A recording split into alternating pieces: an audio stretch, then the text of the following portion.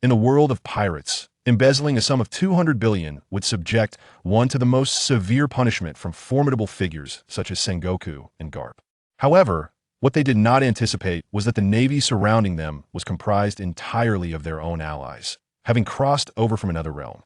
Upon your induction into the navy, you discovered that the lives of the lower-ranking soldiers were fraught with hardship. Not only were they perpetually prepared to engage in life-and-death battles against powerful pirates, but they also struggled with the burdens of daily existence. Upon realizing this dire situation, you resolved to utilize your salary to assist those colleagues in need. Gradually, an ever-increasing number of Navy soldiers became your friends. Whenever you accompanied the commanders on missions to apprehend pirates, those you had aided would invariably rush to the forefront, erecting a protective barrier around you to shield you from harm. As your strength grew and your reputation within the headquarters began to spread, you soon caught the attention of the officers. After a year of executing missions, you had participated in the officer training camp, which concluded a rigorous 6-month program, leading to your promotion to the rank of junior lieutenant. Not only did you gain your own subordinates, but your salary also saw a significant increase. Taking advantage of your position, you began to amass wealth, redistributing your illicit gains to those subordinates in need. Furthermore, you covertly colluded with bounty hunters, intentionally allowing certain pirates to escape, enabling the bounty hunters who were in cahoots with you to swiftly capture them and share the bounty. As time progressed, your strength escalated at a remarkable pace, and your rank soared correspondingly. Within just a few years, you ascended to the rank of Rear Admiral, with a number of soldiers you had aided surpassing tens of thousands. Many of these individuals, having received your assistance, were free of worries and wholly dedicated to the cause of justice, standing alongside you in solidarity. However, this promising situation was short-lived. When you misappropriated a significant amount of public funds to assist certain officers in need, you became the focus of an internal investigation by the Navy headquarters, ultimately leading to your arrest and imprisonment. As you gazed at the closed doors of the courtroom, momentarily lost in thought, the heavy doors suddenly swung open. 2 bailiffs approached briskly, saluting your upright figure, their eyes filled with respect rather than disdain for your current status as a prisoner. Hearing their words, you turned your head, your gentle gaze sweeping over dozens of fervent officers, and a smile graced your lips. Without further hesitation, you lifted your chin and strode into the courtroom. As you entered, the officers seated on either side of the hall rose almost in unison, turning to face you. Some wore expressions of fervor, others clenched their fists, and many gazed at you with eager anticipation. Among them were those who had benefited from your kindness, while those who appeared anxious were the ones who had witnessed the unfolding events over the years that I have maintained a collaborative relationship with you. Once you stand trial, you shall reveal all their deeds. They, too, will face the same dire consequences as you do now. Imprisonment awaits them. You did not notice the officers rising, as they made their way directly to the defendant's stand, then subtly raised their gaze to the presiding judge, who bore 3 heads. The judge of the underworld. The judge struck the gavel, his voice resonating as he declared that the evidence of your embezzlement was irrefutable. According to the findings of the internal investigation, since your induction into the Navy headquarters, you have embezzled a total of 200 billion berries. Do you acknowledge this? You nodded.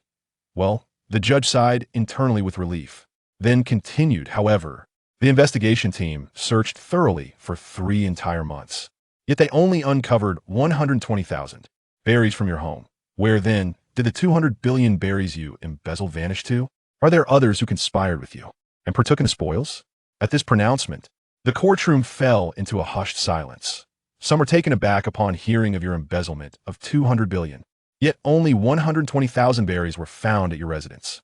They understood how much you had aided them over the years, but could not fathom that you had misappropriated such a vast sum, leaving yourself with nearly nothing. Some were moved, while others grew anxious, nearly suffocating. Upon hearing the judge inquire about your accomplices, no one participated in the spoils. Just then, your voice rang out, clear and resonant, echoing in the ears of all present. It was my own consumption. You lie, thundered the judge, raising his voice. The investigation showed that you possess no assets, residing in a government-issued apartment, with furniture that had not been changed in 6 years. How could one person possibly consume 200 billion? Your expression remained unchanged. I enjoy using berries to light my cigarettes. You did not anticipate that you would conjure such an excuse. The judge was nearly driven to the brink of fury. As Sengoku sat beside him, silently shaking his head. His gaze complex as he regarded you at the defendant's stand. Those officers who had partaken in your embezzlement exhaled in relief, then lifted their eyes to you with grateful expressions. The judge, suppressing his inner rage, intoned that this sum was sufficient to send you to Justice Island, to walk through the gates of righteousness. You must consider your response carefully, that if you cooperate with our investigation and disclose all the officers involved in the embezzlement, we might consider a leniency in your punishment. You hesitated not for a moment, firmly asserting that no one was involved. Very well, very well, very well, the judge repeated thrice, picking up another document and coldly stating that last year, you authorized your subordinates to obtain 3,000 tons of steak from the purser. Do not tell me that you consumed it all alone. Indeed, you nodded once more. I have quite an appetite. You truly dare to claim you consumed it all by yourself. The judge suddenly stood, his eyes furious, shouting, Xia Yu, do you truly intend to bear all the charges alone? If this is the conclusion you desire, then I shall oblige you. Guards, take him to the prison, and tomorrow morning transport him to Justice Island. Upon hearing the presiding judge's intention to remand you to Judicial Island, the ever-composed Fleet Admiral Sengoku abruptly turned his head and solemnly remarked that further investigation is required before any final judgment is rendered. Fleet Admiral Sengoku deemed the case to be already quite evident. The presiding judge waved his hand dismissively, stating that had you not been resting moments ago, you would have heard your unreserved confession regarding the crimes committed. The facts of the case are so clear that additional inquiry is unnecessary. With a brief pause, the judge seized his gavel and struck it down decisively, proclaiming Vice Admiral Xia Yu of the Navy headquarters is hereby sentenced to death for embezzling 200 billion berries and bribing numerous officers within the headquarters.I, on behalf of the world government's judicial department, announced that Xia Yu will be escorted to Judicial Island for execution tomorrow. As the judge's words echoed through the courtroom, chaos erupted instantaneously. The officers seated on either side of the hall rose almost in unison. In the jury box, apart from the two admirals in the front row and their two candidates, many vice admirals seated behind them also stood, incredulously gazing at the judge. Judge, you have no right to sentence Vice Admiral Xia to death, one officer exclaimed. Since I have followed Vice Admiral Xia, I have received a total of 70 million berries from him. Whoever dares to take Lord Xia away must step over my corpse. He is a good man. If it weren't for his generosity in providing us with double salaries each year, we would not have persevered until now. His embezzlement was for our sake. As more and more officers voiced their support, the courtroom descended into utter disarray. Point two officers seized the opportunity to rush toward the defendant's seat, attempting to take you away. Observing the uproar among the officers, the judge narrowed his eyes and declared loudly, Vice Admiral, do you see this? These are the very evidences against you. Not only have you embezzled and accepted bribes, but you have also formed cliques for personal gain. Even if Commander Kong were here, he could not save you now. Suddenly, the imposing figure of Admiral Braserio, seated in the front row of the jury, rose to his feet. An invisible, overwhelming pressure radiated from him, silencing the tumultuous hall. Without lifting his gaze, he leisurely glanced at the outside before stating, Time's up. It's time to clock out. After uttering these words, Admiral Braserio turned without hesitation and strode away. In light of this, Admiral Sakazuki also stood, his piercing gaze sweeping across all present. With a slight frown, he spoke in a deep voice. This is a courtroom disorder, is prohibited. Xia's embezzlement is a fact, and the evidence is substantial. This matter ends here. Anyone daring to cause trouble will not be spared. Having delivered this stern warning, Admiral Sakazuki too made no further delay, swiftly following after Admiral Braserio as they exited the courtroom. Concurrently, the Admiral's candidate rose, glanced at the defendant being shielded by several officers, and silently turned to leave point two esteemed generals and a prospective general have successively departed. The myriad of lieutenant generals and brigadier generals on the jury also rose in unison, exiting in an orderly fashion. Before long, only the prospective general remained in the jury seat. Support, who had not left, gradually stood up after the collective gaze of the assembly fell upon him, and with a measured tone addressed the presiding judge. You are guilty of embezzlement and have conspired with bounty hunters for personal gain. These are undeniable facts. You shall be dealt with according to the law, and we harbor no objections. However, unfounded accusations cannot be levied without due consideration. Should Xia Yu be guilty of forming cliques for personal gain, then I too must be deemed his accomplice, for throughout the years, every time I undertook a mission, it was Xia Yu who graciously tended to my family in my absence. At this juncture, support cast a glance your way before shifting his attention to several officers who had rushed forward. Please remain calm, esteemed colleagues. Unless the Supreme Emperor issues a direct decree, no one can sentence Major General Xia Yu to death. I stake my entire future on this guarantee. If anyone dares to abuse their authority during this period and falsely accuse Major General Xia of forming cliques, not only will I not acquiesce, but my blade at my side will also not permit it. A tempest of dissent quelled due to the departure of the two generals and the words of support, a major general. Given support's stature and the promise of the warring states marshal, the presiding judge refrained from further audacity and ordered that Xia Yu be confined in a cell to await further proceedings. Thus, the trial against Xia Yu quietly drew to a close. Later that evening, within the solitary confines of your designated cell at the headquarters prison, you surveyed your surroundings while shaking your head and letting out a wry smile. The moment the internal investigation team commenced their inquiry, you had anticipated the repercussions that awaited you at that time. A colleague from the headquarters had sent a message urging you to escape Marlin before the investigation yielded results. Yet, you refrained from such an act, fully aware that fleeing the headquarters would brand you a deserter, making you the most wanted by the world government. Moreover, having operated within the headquarters for so many years, you believed that even if accusations of embezzlement were substantiated, your extensive network would likely lead to nothing more than the revocation of your rank and a brief period of confinement. Little did you expect that this trial would not be overseen by the warring states marshal, but instead, the presiding judge from Justice Island had been reassigned to the headquarters. Upon encountering the judge, adorned with three heads, actually three individuals in disguise, you realized someone was conspiring against you. For over the years, while you had cultivated goodwill, you had also encroached upon the interests of many truly corrupt officers within the headquarters.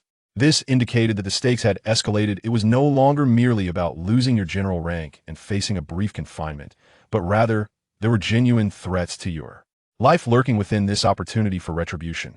Suddenly, the iron door of the cell clanked open, and a procession of 7 or 8 Navy colonels and brigadier generals entered. Major General Xia has just arrived outside your cell, but a group of 7 or 8 officers stood upright, facing you, and saluted respectfully. Immediately after, the foremost officer took an emotional step forward, grasping the iron gate. Lord Xia Yu, I have just acquired some intelligence. The reason the Holy Land dispatched the Chief Justice of Judicial Island here is that CP9's highest commander, Spandam, is secretly colluding with them. Their intent is to see you perish. Spandam raised his eyebrows slightly, reflecting on the myriad adversaries he had encountered over the years, including the notorious Vice Admiral Spider, and those officers who had never benefited from his patronage. However, it never occurred to him that it would be Spandam himself who would be implicated. Although the CP9 organization consists of a limited number of members, it operates as a clandestine agency under the world government, holding an equal status with the Navy. Yet, these details pale in importance compared to the long-standing ties that CP9 has maintained with the Navy. Time and again, CP9 has relied on the assistance of the Navy to fulfill its missions, gradually forming a complex web of mutual interests, particularly in the realm of corrupt dealings. Spandam is a man who stops at nothing in his pursuit of advancement. Over the years, he has garnered immense benefits through his collaborations with the Navy. However, as he rose through the ranks and consolidated his power, many officers from the Navy headquarters ceased their cooperation with him, instead aligning themselves with his rivals. Faced with such a situation, it is only natural for Spandam to devise every possible means to eliminate the threat posed by these dissenters. Undoubtedly, the conspiracy involves more than just Spandam. Numerous officers within the Navy headquarters are likely complicit as well. Lord Xia Yu, as you fell into silence, the officer gripping the iron bars suddenly lifted his head, his expression fervent. They will undoubtedly attempt to frame you with various charges, sending you to Judicial Island. Rather than waiting for our demise, we should take the initiative. As long as you give the command, we shall brave fire and water without hesitation. Upon hearing this, you slowly raise your head, your gaze piercing, fixed upon the officers standing beyond the iron bars. Simultaneously, a subtle chime resounded in your mind, followed by a series of notifications. Fortune favors the deserving. Those who give love shall receive love in return. Congratulations, host. Your efforts over these years have finally borne fruit. The choice system has been successfully activated. IT has detected that all Navy soldiers and officers who have benefited from your kindness are sharpening their blades, preparing to rescue you from prison. You now have two choices. 1. Wait for your subordinates to mount a rescue, successfully escaping from prison, earning a warship as a reward. 2. Initiate a coup d'etat to seize the position of Marshal. If the coup is successful, all your acquired abilities will be elevated to their utmost potential. You certainly will not sit idly by. Even without the system, despite the collusion between the Chief Justice and CP9's highest commander, you refuse to allow your life to end here. Most importantly, after years of strategic maneuvering, you're no longer the naive rookie who merely wished to survive. You have long since begun to lay the groundwork as a vice admiral within the Navy headquarters, as a traveler from another world. How could you remain in a subordinate position for long? Now that the system has appeared at a pivotal moment, there is no reason for you to hesitate. With unwavering resolve, a decision was made deep within your heart. After a brief silence, you rose slowly, approaching the iron bars, gazing at the 7 or 8 officers standing outside, eagerly awaiting your words. You spoke deliberately, conveying that you had a plan which required their immediate execution. This proclamation. The officers present displayed expressions of joy, stepping closer to the bars with fervent anticipation. Neither Spandane nor the 3 judgmental figures masquerading as monstrous entities within Judicial Island were your targets. After surveying the gathered officers, a glimmer of ambition ignited within your eyes. If action was to be taken, it would be done with grandiosity. Your aim was to usurp the warlord of the nation. Upon hearing your intent, the 7 or 8 officers momentarily paused in surprise, only to subsequently salute with fervor, proclaiming their loyalty in unison. In the officers' quarters of the Naval Headquarters, Building Number 8, resided those of the rank of second lieutenant and above, yet below that of colonel. Aside from the officers participating in the training camp, the majority occupied individual rooms, while a few shared quarters. In room 301 on the 2nd floor, a young officer, draped in a colonel's coat from the Naval Headquarters, stood gravely before a desk, his gaze fixed upon a substantial stack of files laid upon it, exactly 12 million documents.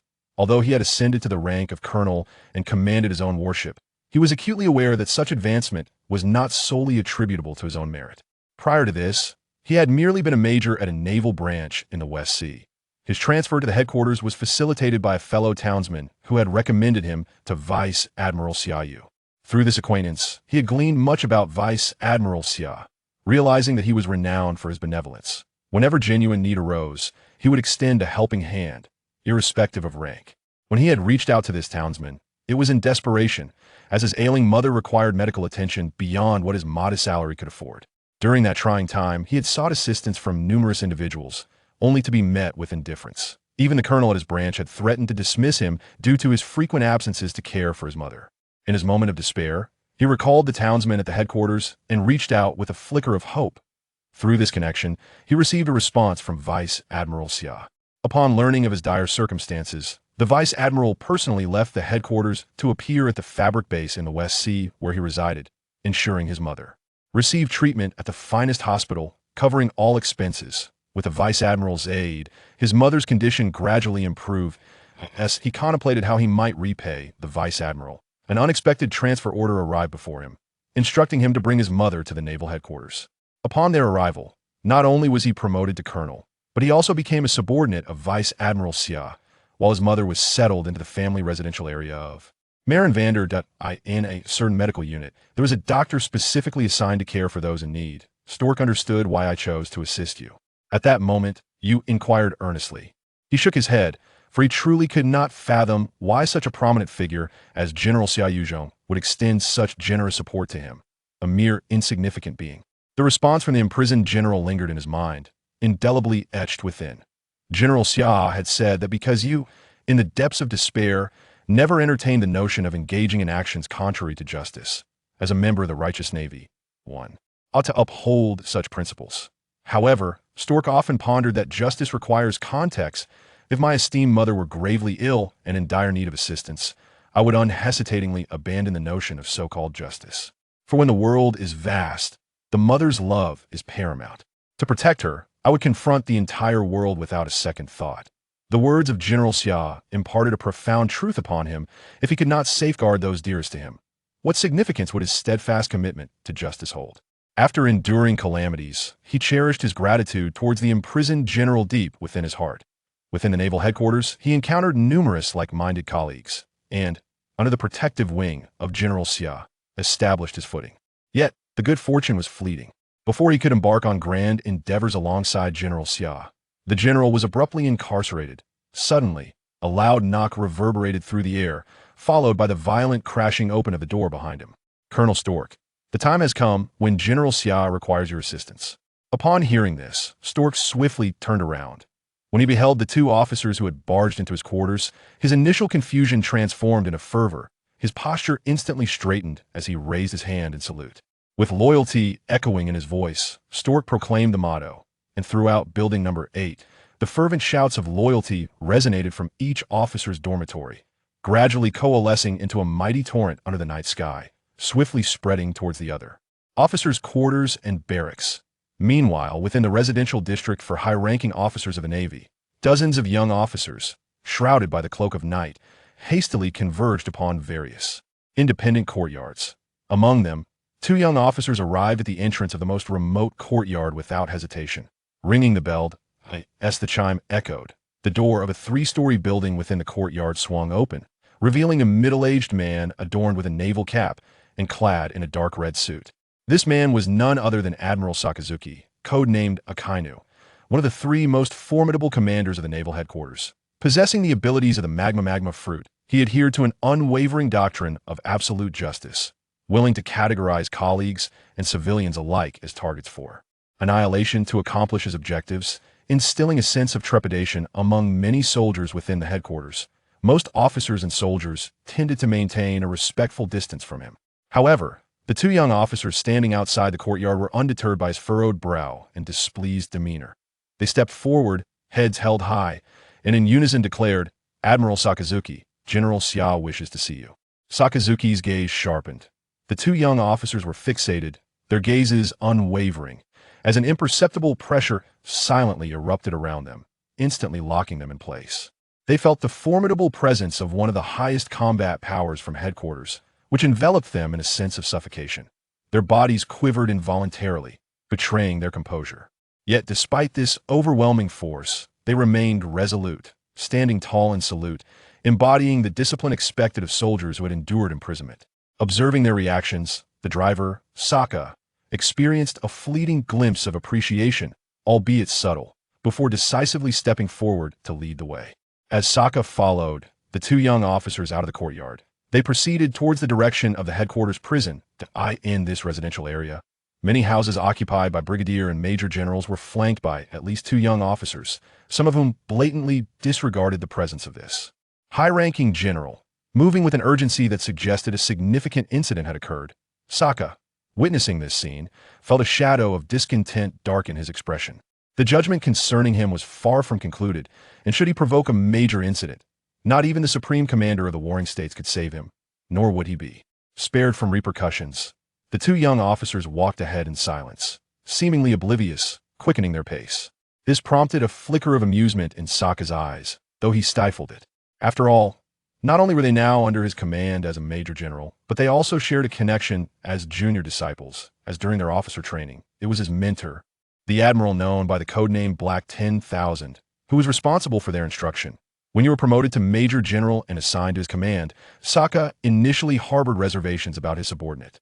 Your operational style, particularly your adeptness at navigating the intricacies of the naval headquarters, baffled him as the embodiment of justice. The naval headquarters ought not to focus on the capture of pirates and the eradication of evil, yet you seem to indulge in the politics of favoritism within the command.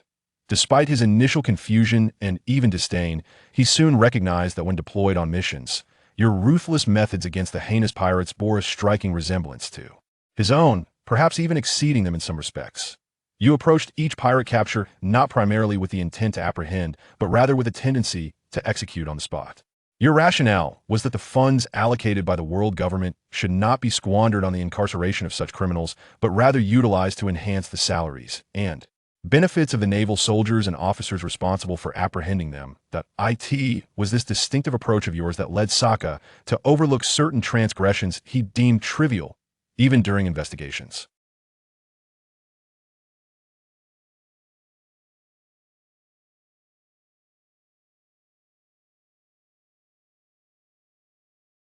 It is precisely this style of action from Xia Yu that allows him to turn a blind eye to some seemingly trivial mistakes made by Xia Yu, even choosing to shut the door and not meet during the investigation team's inquiry and evidence collection process. Soon, Sakazuki left the residential area and arrived at Marinford Square. As he stepped into the square, Sakazuki suddenly stopped in disbelief, staring at the dark mass of figures gathered in the square under the night sky. When he saw that most of the figures gathered there were officers and soldiers who had once followed Xia Yu, an ominous premonition suddenly rose in his heart. Ever since Xia Yu was investigated and arrested by the inquiry team, he had sensed something would go wrong. Over the years, Xia Yu's influence in the headquarters had grown increasingly powerful, with many officers even regarding him as a figure of faith. In many significant events, as long as Xia Yu did not nod, not to mention him, even the orders of the warlord would be selectively ignored by them. He was not very clear why these officers and soldiers revered Xia Yu so much. He only knew that every time Xia Yu led the fleet on missions and encountered criminals, as a vice admiral, Xia Yu was always the one standing at the forefront. This is bad. Looking at the dark crowd in the square from a distance, even Sakazuki couldn't help but tense up. If chaos erupted in the headquarters at this moment, it would be a tremendous blow to both the Navy and the world government, because Xia Yu's influence in the Navy headquarters was indeed too great. If not stopped in time, he believed that these people gathering in Marinford under the cover of night were not simply trying to rescue Xia Yu from prison. With that thought, Sakazuki did not dare to delay, quickening his pace to overtake the two young officers ahead, reaching the prison as quickly as possible. As soon as he entered the prison, Sakazuki's tension heightened again, because at this moment, dozens of officers of various ranks from the headquarters had already gathered in the prison, including a vice admiral from the headquarters. Most importantly, the prison guards who were originally in the prison had also changed into Navy officer uniforms and stood neatly outside the iron bars. Admiral Sakazuki. Without waiting for Sakazuki to react, dozens of officers in the prison almost simultaneously turned and saluted him. "What are you trying to do?" With a sharp gaze sweeping across all the officers present, Sakazuki stepped forward to the cell where Xia Yu was held and said in a deep voice, "All of you, get out." As soon as these words fell, the entire prison fell into silence, with all the officers remaining in their original positions, not moving at all. "Do you want to rebel?" Sakazuki's fists tightened instantly, and he said in a deep voice, "I'll give you one more chance. Leave the prison immediately, or it will be considered rebellion." Just as Sakazuki's words fell, the tightly closed cell door suddenly creaked open. Following that, Xia Yu, who should have been wearing handcuffs and shackles, walked out of the cell with ease and stood in front of Sakazuki. Xia Yu. To his surprise, Xia Yu not only was not wearing handcuffs and shackles, but also swaggered out of the cell. Sakazuki's pupils constricted, and his expression turned pale as he said in shock, "Are you really going to start a rebellion?" If it were just Xia Yu alone, as the highest combat power in the headquarters, he wouldn't worry about Xia Yu causing much of a stir. But the current situation was that not only was the prison controlled by officers loyal to Xia Yu, but there were also tens of thousands of people gathered outside in Marinford Square. Such a large-scale rebellion would be difficult to stop, even for him, one of the highest combat powers in the headquarters. Most importantly, he didn't know how many more people would join in, especially since during the day in the courtroom. The reaction of Admiral Borsalino, who was also an admiral like him, was very intriguing. Furthermore, Admiral Gion, who was a successor admiral, clearly stated his position, refusing to allow the presiding judge to take Xia Yu to Judicial Island. Admiral Sakazuki, it's not yet considered a rebellion. Xia Yu, who walked out of the cell, slightly raised his head to look at the over 3-meter-tall Sakazuki, who exuded an indescribable sense of oppression, and said lightly, "Only when you fail is it called a rebellion. If you succeed, it's called a revolution." Before Sakazuki could respond, Xia Yu continued with a shocking declaration. "Tonight, I will replace Sengoku as the new warlord of the Navy headquarters, uproot all the real tumors hidden within the Navy, and let the light of justice eliminate all darkness in the world. If the coup fails, I will take full responsibility. If it succeeds, I will not enjoy this glory alone." Admiral Sakazuki, are you willing to stand with me? Chapter 005. Seizing the martial position is only part of the plan. As soon as Xia Yu finished speaking, the various officers of the naval headquarters surrounding him took out a red scarf from their pockets and wrapped it around their left arms. They then looked at Sakazuki with fervent expressions, as if ready to pounce on him at the slightest hint of abnormality. However, Sakazuki did not take them seriously. Although everyone present was an officer of lieutenant rank or higher, including a rear admiral, he alone could easily wipe them all out in battle. Of course, he would not choose to do so. He was curious about where Xia Yu got the courage to speak such rebellious words about replacing Fleet Admiral Sengoku in front of him, one of the highest combat powers of the naval headquarters. Xia Yu was well aware that with just a simple statement, he could not only fail to convince Sakazuki to stand beside him, but also provoke Sakazuki's wrath. Seeing that Sakazuki did not react much, Xia Yu turned and walked to a nearby chair to sit down. The two guards who had already changed into officer uniforms quickly brought a chair and placed it behind Sakazuki. Seeing this, Sakazuki also sat down, facing Xia Yu. Without hesitating, Xia Yu got straight to the point. Under normal circumstances, any investigation into corruption and bribery among senior officers should be led by the Chief of Staff of the Naval Headquarters. However, this investigation against me is not led by the Chief of Staff, but is instead executed by Judicial Island. From the moment the presiding judge from Judicial Island appeared in the Naval Headquarters trial hall, I knew that regardless of the outcome, I could hardly escape death. At that time, I simply thought that Vice Admiral Ghost Spider was secretly causing trouble. With his limited tricks, he couldn't stir up much of a storm, so I didn't take it to heart. However, based on the intelligence I have now, the one who wants me dead is not Ghost Spider, but the Supreme Commander of C9, Spandam. Sakazuki should know more about Spandam than I do. Spandam is a coward who fears death. He became the Supreme Commander of C9 through underhanded means, stepping on the corpses of his colleagues to rise. He only sees promotion and power in his eyes, and he will stop at nothing to eliminate any obstacles in his path. Now that they have set their sights on me, how could I let him have his way? Of course, Spandam and his ilk are nothing but petty clowns in my eyes. The reason the presiding judge of Judicial Island came to the Naval Headquarters to judge me is not solely because Spandam is in collusion with him. They alone could not shake my influence within the headquarters. The real mastermind behind this matter is the power room. As for the reason at this point, Xia Yu shook his head and smiled slightly. It is naturally because the power room does not wish for the naval headquarters to be united from top to bottom against the outside. Once the massive war machine of the Navy is united, the threat to the world government will far exceed that posed by the lawless pirates of the Grand Line and the Revolutionary Army, causing turmoil around the world in recent years. Imagine if all three admirals of the naval headquarters, all the rear admirals, and officers of all ranks, along with the 100,000 elite soldiers, were loyal to just one person. What kind of scene would that be? Without the Naval Department, this massive war machine, how would the world government deal with the countless, increasingly rampant pirates since the age of exploration? How would they respond to the newly formed situation of the four emperors in the New World? How would they confront the Revolutionary Army launching revolutions worldwide? The world government must undergo a thorough reshuffle. The celestial dragons, who enjoy all privileges but do nothing, should not exist. And the increasingly powerful pirates of the Grand Line and the Four Seas must be eradicated. And all of this is not a decision made because I am currently facing a life or death choice, but rather because I have been secretly laying the groundwork since I was promoted to lieutenant. To be frank, the money I embezzled and acquired through illegal means is not just 200 billion. I have not detailed the exact amount, but it certainly exceeds 200 billion berries. Of course, I cannot spend such a vast sum myself, and I will not indulge in a luxurious life brought by money, as that is not my pursuit.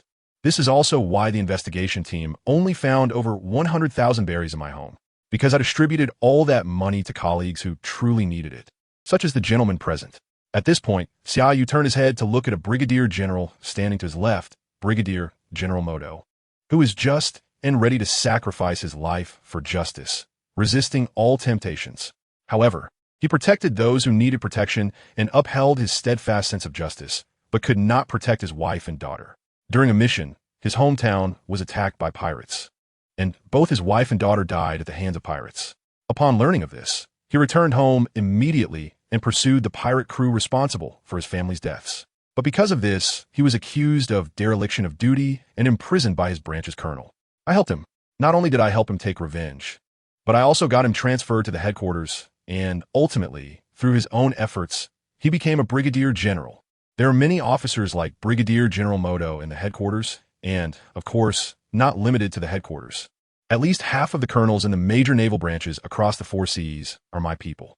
As long as I give the order now, they will rush from all corners of the sea to help me ascend to the position of Marshal. Upon hearing this, Sakazuki's expression instantly darkened. Are you threatening me? No. No. Xia Yu waved his hand, his tone as calm as ever. It is not a threat, but a sincere invitation to you. I believe you have seen my conduct during my missions over the years and have a certain understanding of my style. In my view, harsh measures must be taken in chaotic times. All the criminals bred by the age of exploration must be eradicated, and for this, even some sacrifices are necessary.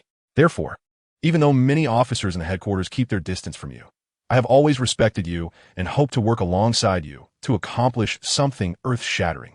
For justice. Hearing this, Sakazuki slowly raised his head, his gaze fixed intently on Xia Yu, and said in a deep voice, "The justice is to instigate a rebellion to seize the position of Marshal?" Xia Yu smiled and shook his head. "I said that I will not enjoy this glory alone. Seizing the position of Marshal is only part of the plan." Chapter 006. With a request comes a response. The latest orders from the Holy Land, meanwhile, at the naval headquarters, Marshal's residence. Sengoku looked solemnly at the uninvited judge. Unlike in a courtroom, had transformed from a three-headed entity into three individuals. Base, Kabir, and another person whose name Sengoku did not know. Only that he referred to himself as Your Highness the Princess. As the Marshal of the naval headquarters, Sengoku naturally understood that the judge was not a monster with three heads. He had always known that they were three people disguised as one. So he was not surprised by their transformation. "Marshal Sengoku, I believe you have already guessed the purpose of our visit." Just as they reached the sofa and took their seats, Base, who was sitting on the left, spoke directly to the point. "That's right. We are here regarding the matter of Rear Admiral Xia Yu.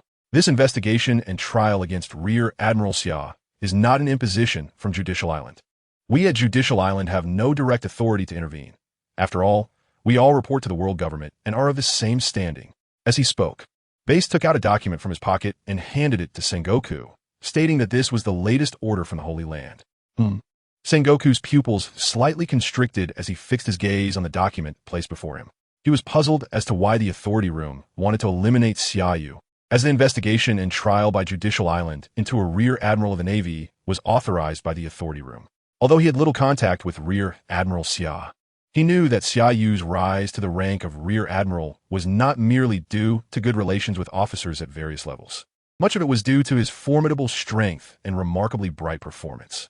In his first year as a major, Xia Yu single-handedly captured over a dozen notorious pirate crews.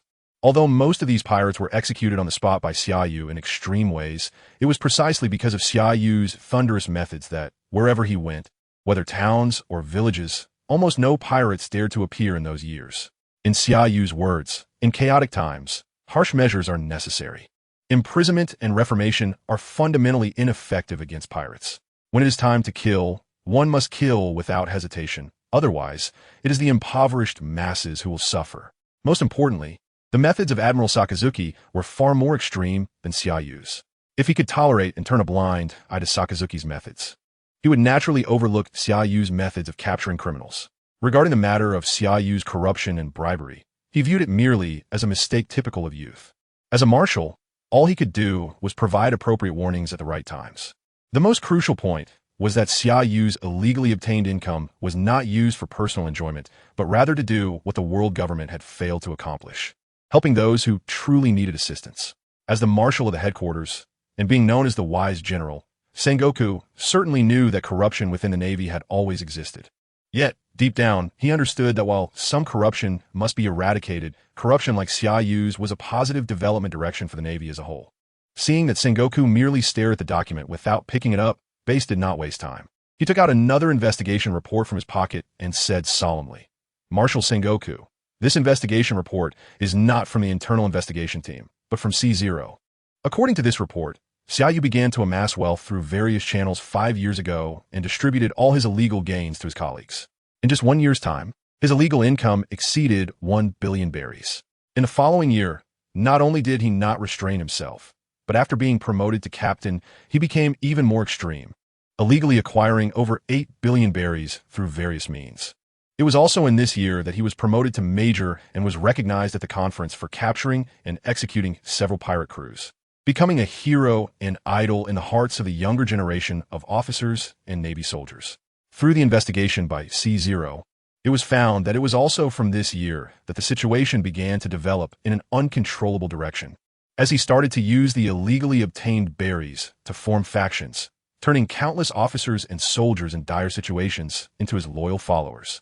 It was also from this year that a saying began to circulate in the Navy headquarters and many branch bases across the seas. Major Xia Yu. With a request comes a response. At this point, Base looked up at Sengoku, whose expression had become extremely serious. Do I need to continue, Marshal Sengoku? I believe you understand some things better than us without me needing to elaborate. For the Holy Land, the Navy is the largest and most efficient department under the world government, and it is also a double-edged sword. The only way to ensure this double-edged sword does not pose a threat to the world government is to have officers at all levels of the naval headquarters perform their duties and maintain checks and balances. However, everything Xia Yu has done is nearing a point of being beyond the Holy Land's control. If we do not suppress him in time, he will surely become a significant threat to the Holy Land in the future. You saw it in the courtroom today. Among all the officers participating in the trial, at least more than half ignored your existence as a marshal and even disregarded our trial to support Xia Yu. This means that these officers only see Rear Admiral Xia Yu. I have no doubt that if Xia Yu had called for action at that moment, not only would the officers in the hall have rebelled on the spot, but the officers and soldiers outside would have stormed in. Even if Xia Yu had no intention of rebellion, he already possesses the ability and strength to do so. Watching Base speak incessantly, Sengoku suddenly sighed.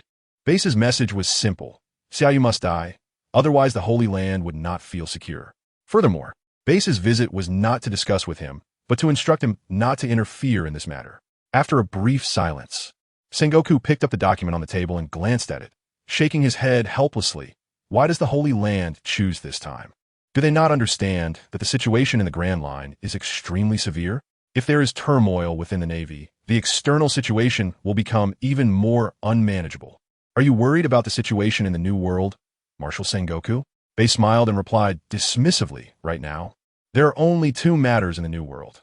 One is that the red-haired pirates Captain Shanks has emerged to stand alongside Whitebeard Edward Newgate, Charlotte Linlin, and Kaido as the new Sea Emperors, and the other is the Elbaf incident. Don't worry, Marshal Sengoku. The Holy Land hopes to see the situation of the four emperors in the New World. As for the Elbaf incident, it is being manipulated behind the scenes by the Holy Land's Knights of God. Sengoku's pupils constricted again as he looked at Base in disbelief. Just then, the transponder snail beside him suddenly rang. Immediately after, a hurried voice came from the transponder snail. Marshal Sengoku, something bad has happened. Over 10,000 soldiers and hundreds of officers have gathered at Marinford Square, and the prison holding Rear Admiral Xia Yu has been occupied by dozens of headquarters officers. Chapter 007. The coup begins. Death to the blockers. What? The sudden report left the warring states Marshal wide-eyed in surprise as he quickly stood up and grabbed the telephone bug. Base, however, reacted calmly, a subtle cunning smile appearing at the corner of his mouth. Warring states Marshal, it seems the concerns of the Holy Land have become a reality. Meanwhile, at the Marinford Square, the headquarters officers and thousands of soldiers stood neatly in the square, each soldier and officer adorned with a red silk scarf. In front of the soldiers stood a dozen brigadier generals and over 30 major generals. Facing these brigadier and major generals stood 3 lieutenant generals from the headquarters, Lieutenant General Weasel, Lieutenant General Stoloberry, and Lieutenant General Bastiu. Lieutenant General Weasel? Great! I didn't expect Lord Weasel to be on our side too. Lieutenant General Stoloberry? The hero who pursued the Sun Pirates back in the day. Why is he here as well? Lord Bastiu, are you also going to fight for Lord Xia Yu? That's wonderful.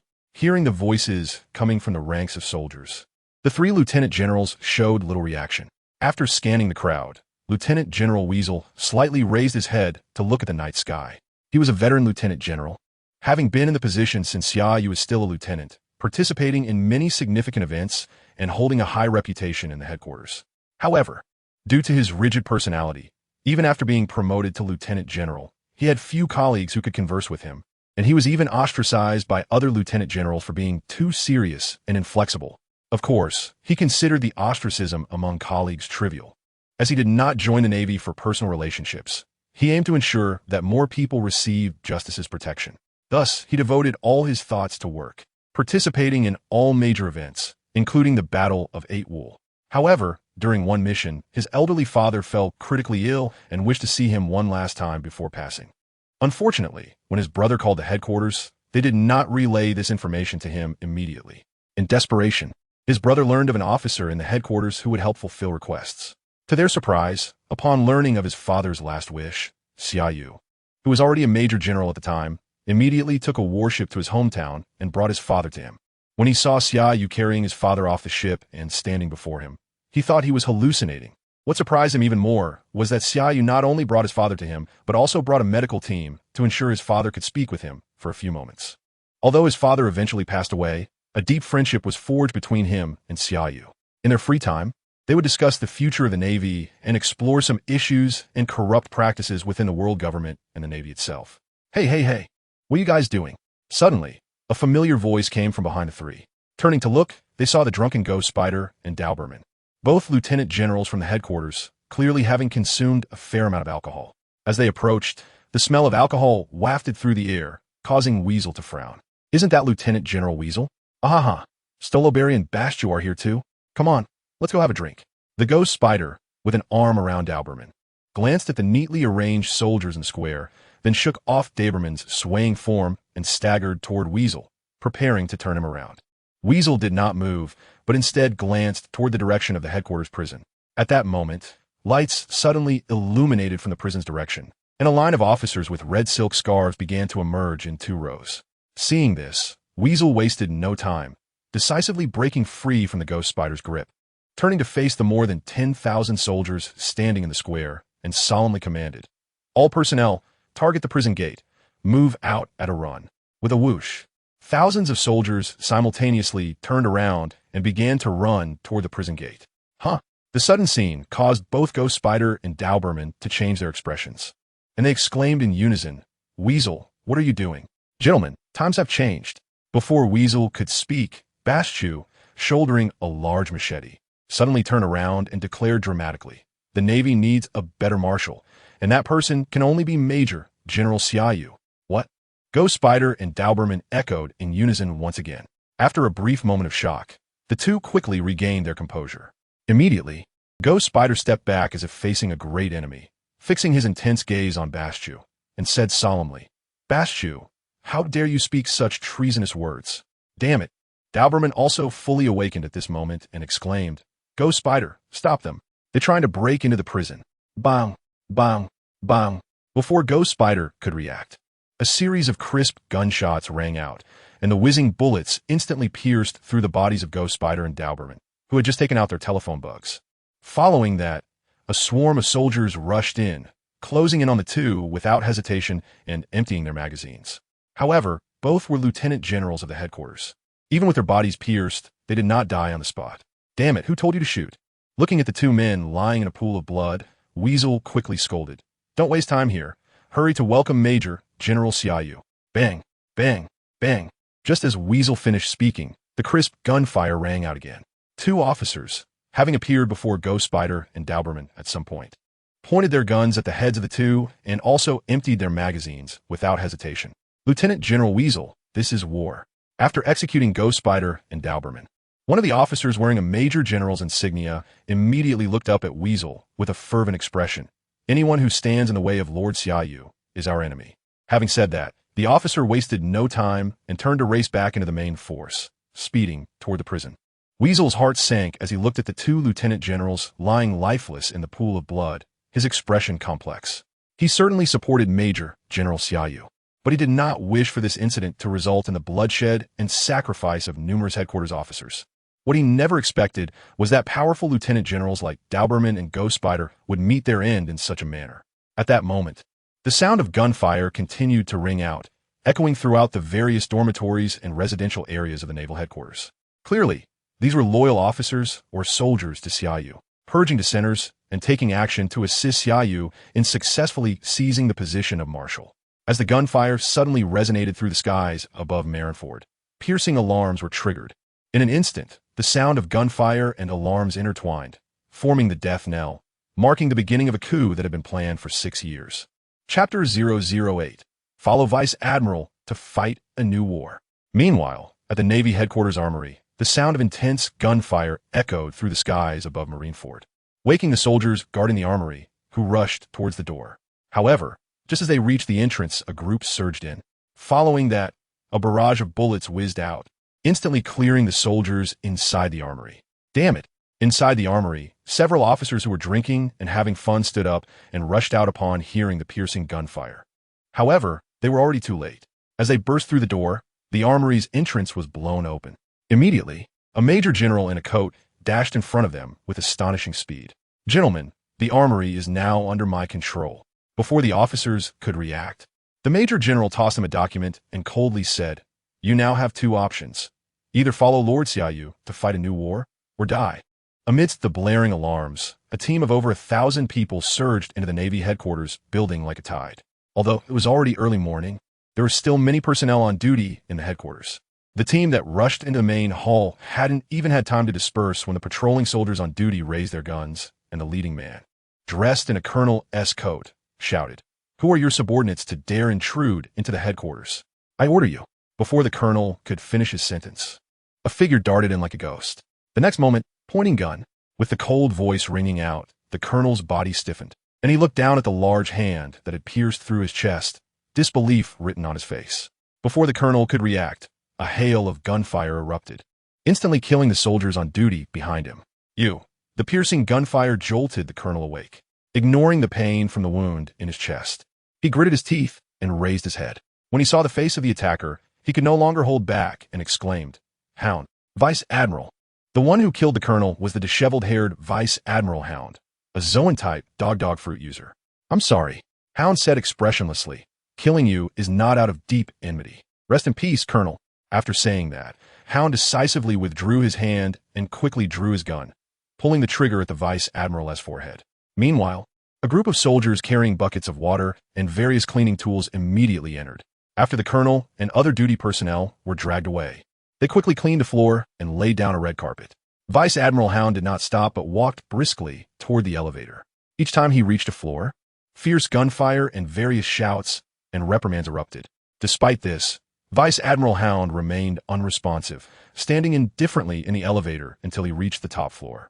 When he stepped out of the elevator, soldiers who had arrived at the top floor first were standing neatly on either side of the corridor. Seeing this, Vice Admiral Hound showed no hesitation, quickly walking through the corridor to the door of an office. Inside the office stood Admiral Poliusolino, draped in an admiral's cloak. Poliusolino stood with his back to the door, slightly raising his head to look at the plaque on the wall that read "Ambiguous Justice," seemingly oblivious to the gunfire outside. His body completely still. Admiral Poliusolino. Upon reaching the door, Vice Admiral Hound raised his hand in salute and then confidently walked into the office. Standing behind Poliusolino, straightened his body, saying, "Lord Xia Yu asked me to convey a message to you." How terrifying! Poliusolino adjusted his glasses and then turned to look at the upright Vice Admiral Hound and the soldiers standing guard outside, languidly saying, "I knew Xia Yu wouldn't just sit idly by, but I didn't expect him to cause such a commotion." After a slight pause, Poliusolino looked at the snail phone on his wrist and casually said, "Speak. Let me hear how he will persuade me not to intervene in this matter." Lord Xia Yu said that if he fails, he will bear all the blame. If he succeeds, he will not enjoy this glory alone.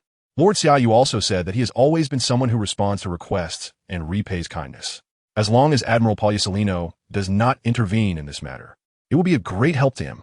Not enough, Poliusolino shook his head, saying that such a verbal promise would not convince an admiral to remain inactive. "Even if you ultimately fail, as an admiral, I will still be held accountable." Vice Admiral Hound seemed to anticipate Poliusolino's response, immediately taking out a document from his pocket and handing it to Poliusolino. Upon seeing this, Poliusolino was first taken aback. Then his expression changed drastically after reading the contents of the document. Not simple after reading the document. Poliusolino spoke seriously. "It seems Xia Yu is not acting on a whim, but has already arranged everything in secret, even investigating my background so thoroughly." After a brief pause, Poliusolino suddenly looked down at Hound, his tone laced with killing intent, asking, "How many people know the contents of this document?" Hound shook his head, saying, "Lord Xia Yu said that if Admiral Poliusolino discovers that this document's seal has been torn open, you can kill me and all the soldiers present." Hearing this, the killing intent in Poliusolino's eyes gradually faded, and he said lightly, "As expected of Xia Yu, as he wishes, I will not intervene in this matter." Just as Poliusolino finished speaking, two young officers suddenly burst into the office and splashed 2 buckets of seawater all over Poliusolino. "Apologies, Admiral Poliusolino." Hound was not idle either, immediately taking out a pair of sea prism stone handcuffs and cuffing them onto Poliusolino, saying, "This is to ensure that you can explain to the Holy Land after our failure. Additionally, if we fail, the contents of this document will also be forever sealed along with our execution. Saying this, Hound casually took the document from Poliusolino's hands and burned it in front of him. Soaked and feeling a chill and losing strength due to the sea prism stone handcuffs, Poliusolino slumped to the ground, his expression comically absurd. However, Hound dare not laugh. The reason they could get Poliusolino to cooperate so willingly was not because of their strength, but because of the documents Xia Yu entrusted to him, which made Poliusolino choose to cooperate. Otherwise, let alone the people present, even the officers and soldiers participating in this coup would not be able to defeat Poliusolino. It should be noted that Poliusolino is one of the highest combat powers in the headquarters, a top-level powerhouse who has developed the natural type glint fruit to its peak. Chapter 009. In my heart, there is no justice. Only Admiral Poliusolino. Glancing at Poliusolino, who was slumped on the floor against his desk, Doghound immediately took a step back and saluted him, then turned around and commanded, "Leave 2 people to stay with Admiral Poliusolino. If the coup fails, you know what to do. Loyalty." The 2 soldiers raised their hands in unison, their expressions fervent. After watching Doghound leave the office, the 2 soldiers immediately turned to Poliusolino and each raised their guns to their own heads. Seeing this, a trace of surprise flashed in Poliusolino's eyes. When he heard Doghound say, "If the coup fails, you know what to do," he thought these 2 soldiers would choose to perish with him. But from their reactions, it was clear that it was not as he imagined. "What are you doing?" Poliusolino blinked, somewhat confused, and asked, "Are you planning to commit suicide if the coup fails?" "Yes." One of the soldiers looked up, his expression resolute. "From the moment we chose to follow Lord Xia Yu, we have been prepared to die for him. If the coup fails, we will not survive." Poliusolino shook his head. "What has Xia Yu done for you that makes you so crazily loyal to him?" In response, the other soldier stepped forward. "Admiral Poliusolino, I was once your subordinate. 2 years ago, I followed your warship to the New World to fight against pirates. However, I believe you do not remember, or perhaps you didn't even know I followed you, as I was just a petty soldier at the time. But Lord Xia Yu not only knew my name, he saved me from despair in my darkest hour." "Oh." Poliusolino looked up at this soldier, tried to recall information about him from memory, but ultimately gave up, as he had no recollection of this soldier. After a brief silence, he took a deep breath and, relying on his strong will to resist the erosion of the sea stone handcuffs, got up and sat in his office chair. "Tell me, how did Xia Yu save you from despair?" The soldier stepped forward, his expression serious. "I was born in the South Sea and was a soldier in the army of a kingdom before joining the Navy. In this kingdom, a soldier's greatest achievement is to protect his majesty when he is in danger. But what if his majesty gets injured while saving a soldier? What would the soldier think?" At this point, the soldier's emotions suddenly became agitated, and he looked intently at Poliusolino. 2 years ago, I followed your warship to the New World to eliminate pirates. And Lord Xia Yu's warship was with us. The battle was fierce. We charged toward the pirate ship under heavy cannon fire, engaging in close combat with the pirates. I saw classmates fall one after another or get knocked into the sea by those damn pirates. In order to avenge my comrades, I recklessly charged towards the enemy captain. But I was too weak. The enemy didn't even care about my existence. A mere shockwave sent me flying into the sea. It was at that moment that you made your move. You defeated the enemy captain with your fruit ability, and the pirate ship was torn apart and sank into the sea due to the damage from your powers. At that time, I was floating on the surface of the sea, helplessly watching the wreckage of the pirate ship crash down on me.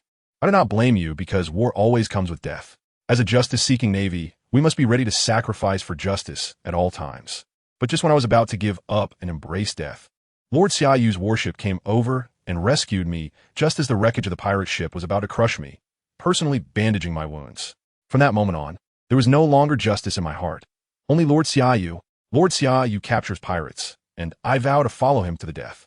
If Lord Xia Yu goes against the world, I will offer him my loyalty and life. In the headquarters prison, the harsh alarm continued to blare, and the sound of gunfire rang out continuously. Sakazuki's expression darkened, his gaze fixed on Xia Yu. He didn't need to look to know that the Navy soldiers and officers who had gathered in the square were now taking drastic measures to control the headquarters. "Xia Yu, must you make such a big deal out of this?" After a brief silence, Sakazuki slowly stood up and said solemnly, "It's not too late to stop now. Otherwise, I can only take you down. As long as I take you down, this rebellion will end." As soon as Sakazuki finished speaking, the phone bug in the arms of the brigadier next to Xia Yu suddenly rang. Brew, the familiar sound of the phone bug, was particularly jarring in the prison. The brigadier did not dare to be negligent and immediately took out the phone bug to speak. Please go ahead. This is Doghound. The excited voice of Doghound came through the phone bug. Please be sure to inform Lord Xia Yu immediately that Admiral Polysolino has been captured. Huh? Hearing the information from the phone bug, Sakazuki's face turned pale with disbelief.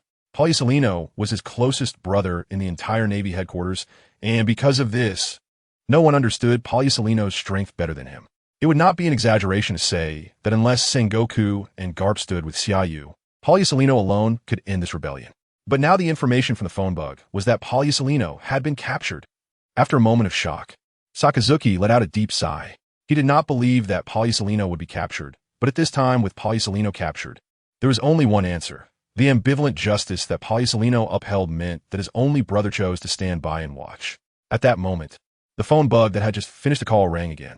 Before the brigadier standing next to Xia Yu could speak, the phone bugs in the hands of other officers present also began to ring. Report. The armory has been secured. Report. Dormitory number 7 has also been secured. Report.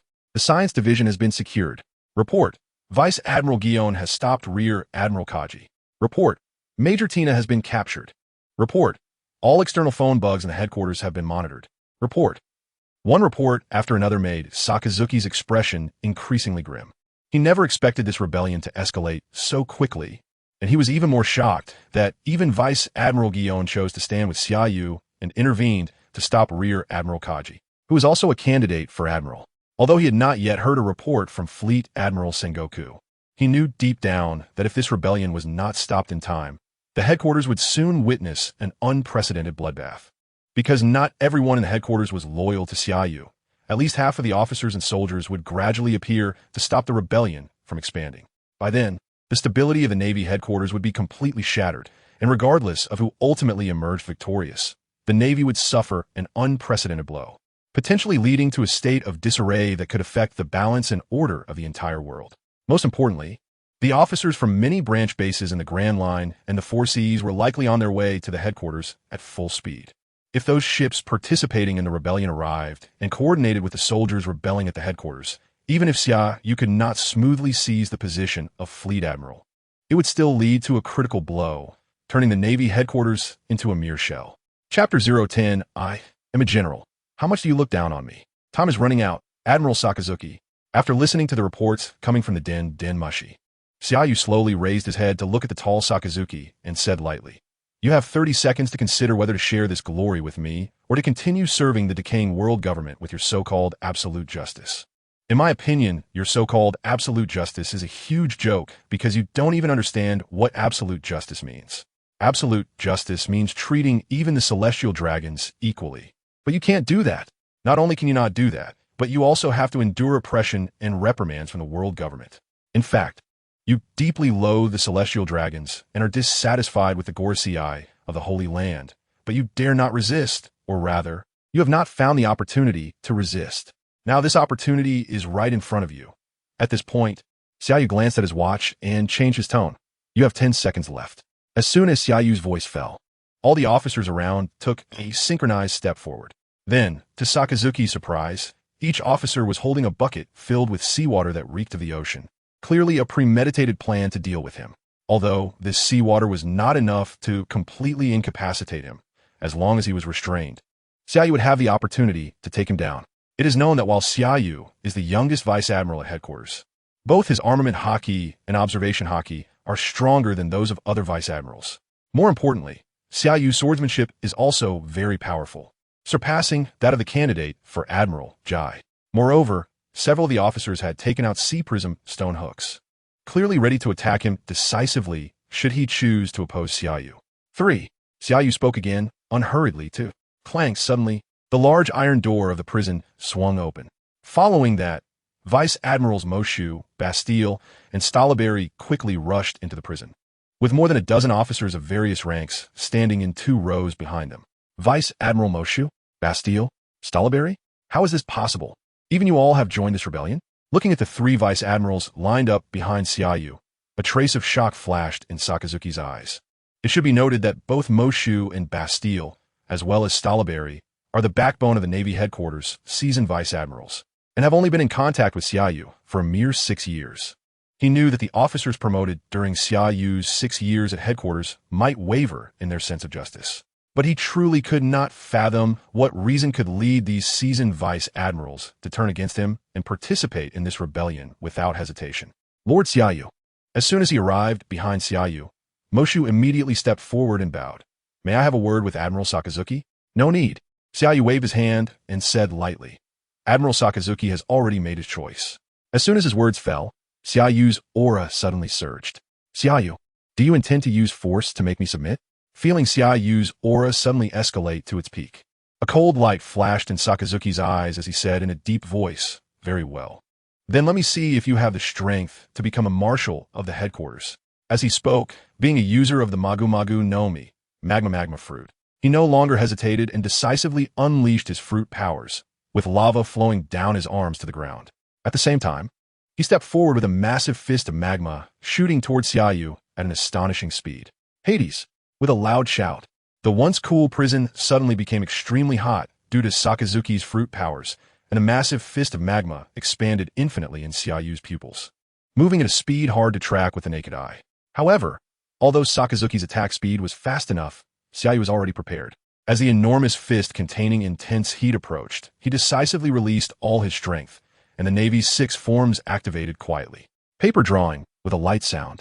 Xia Yu's body suddenly slipped past the incoming massive fist like a thin sheet of paper. At the same time, the officers around him decisively poured out all the seawater from their buckets towards Sakazuki and Xia Yu.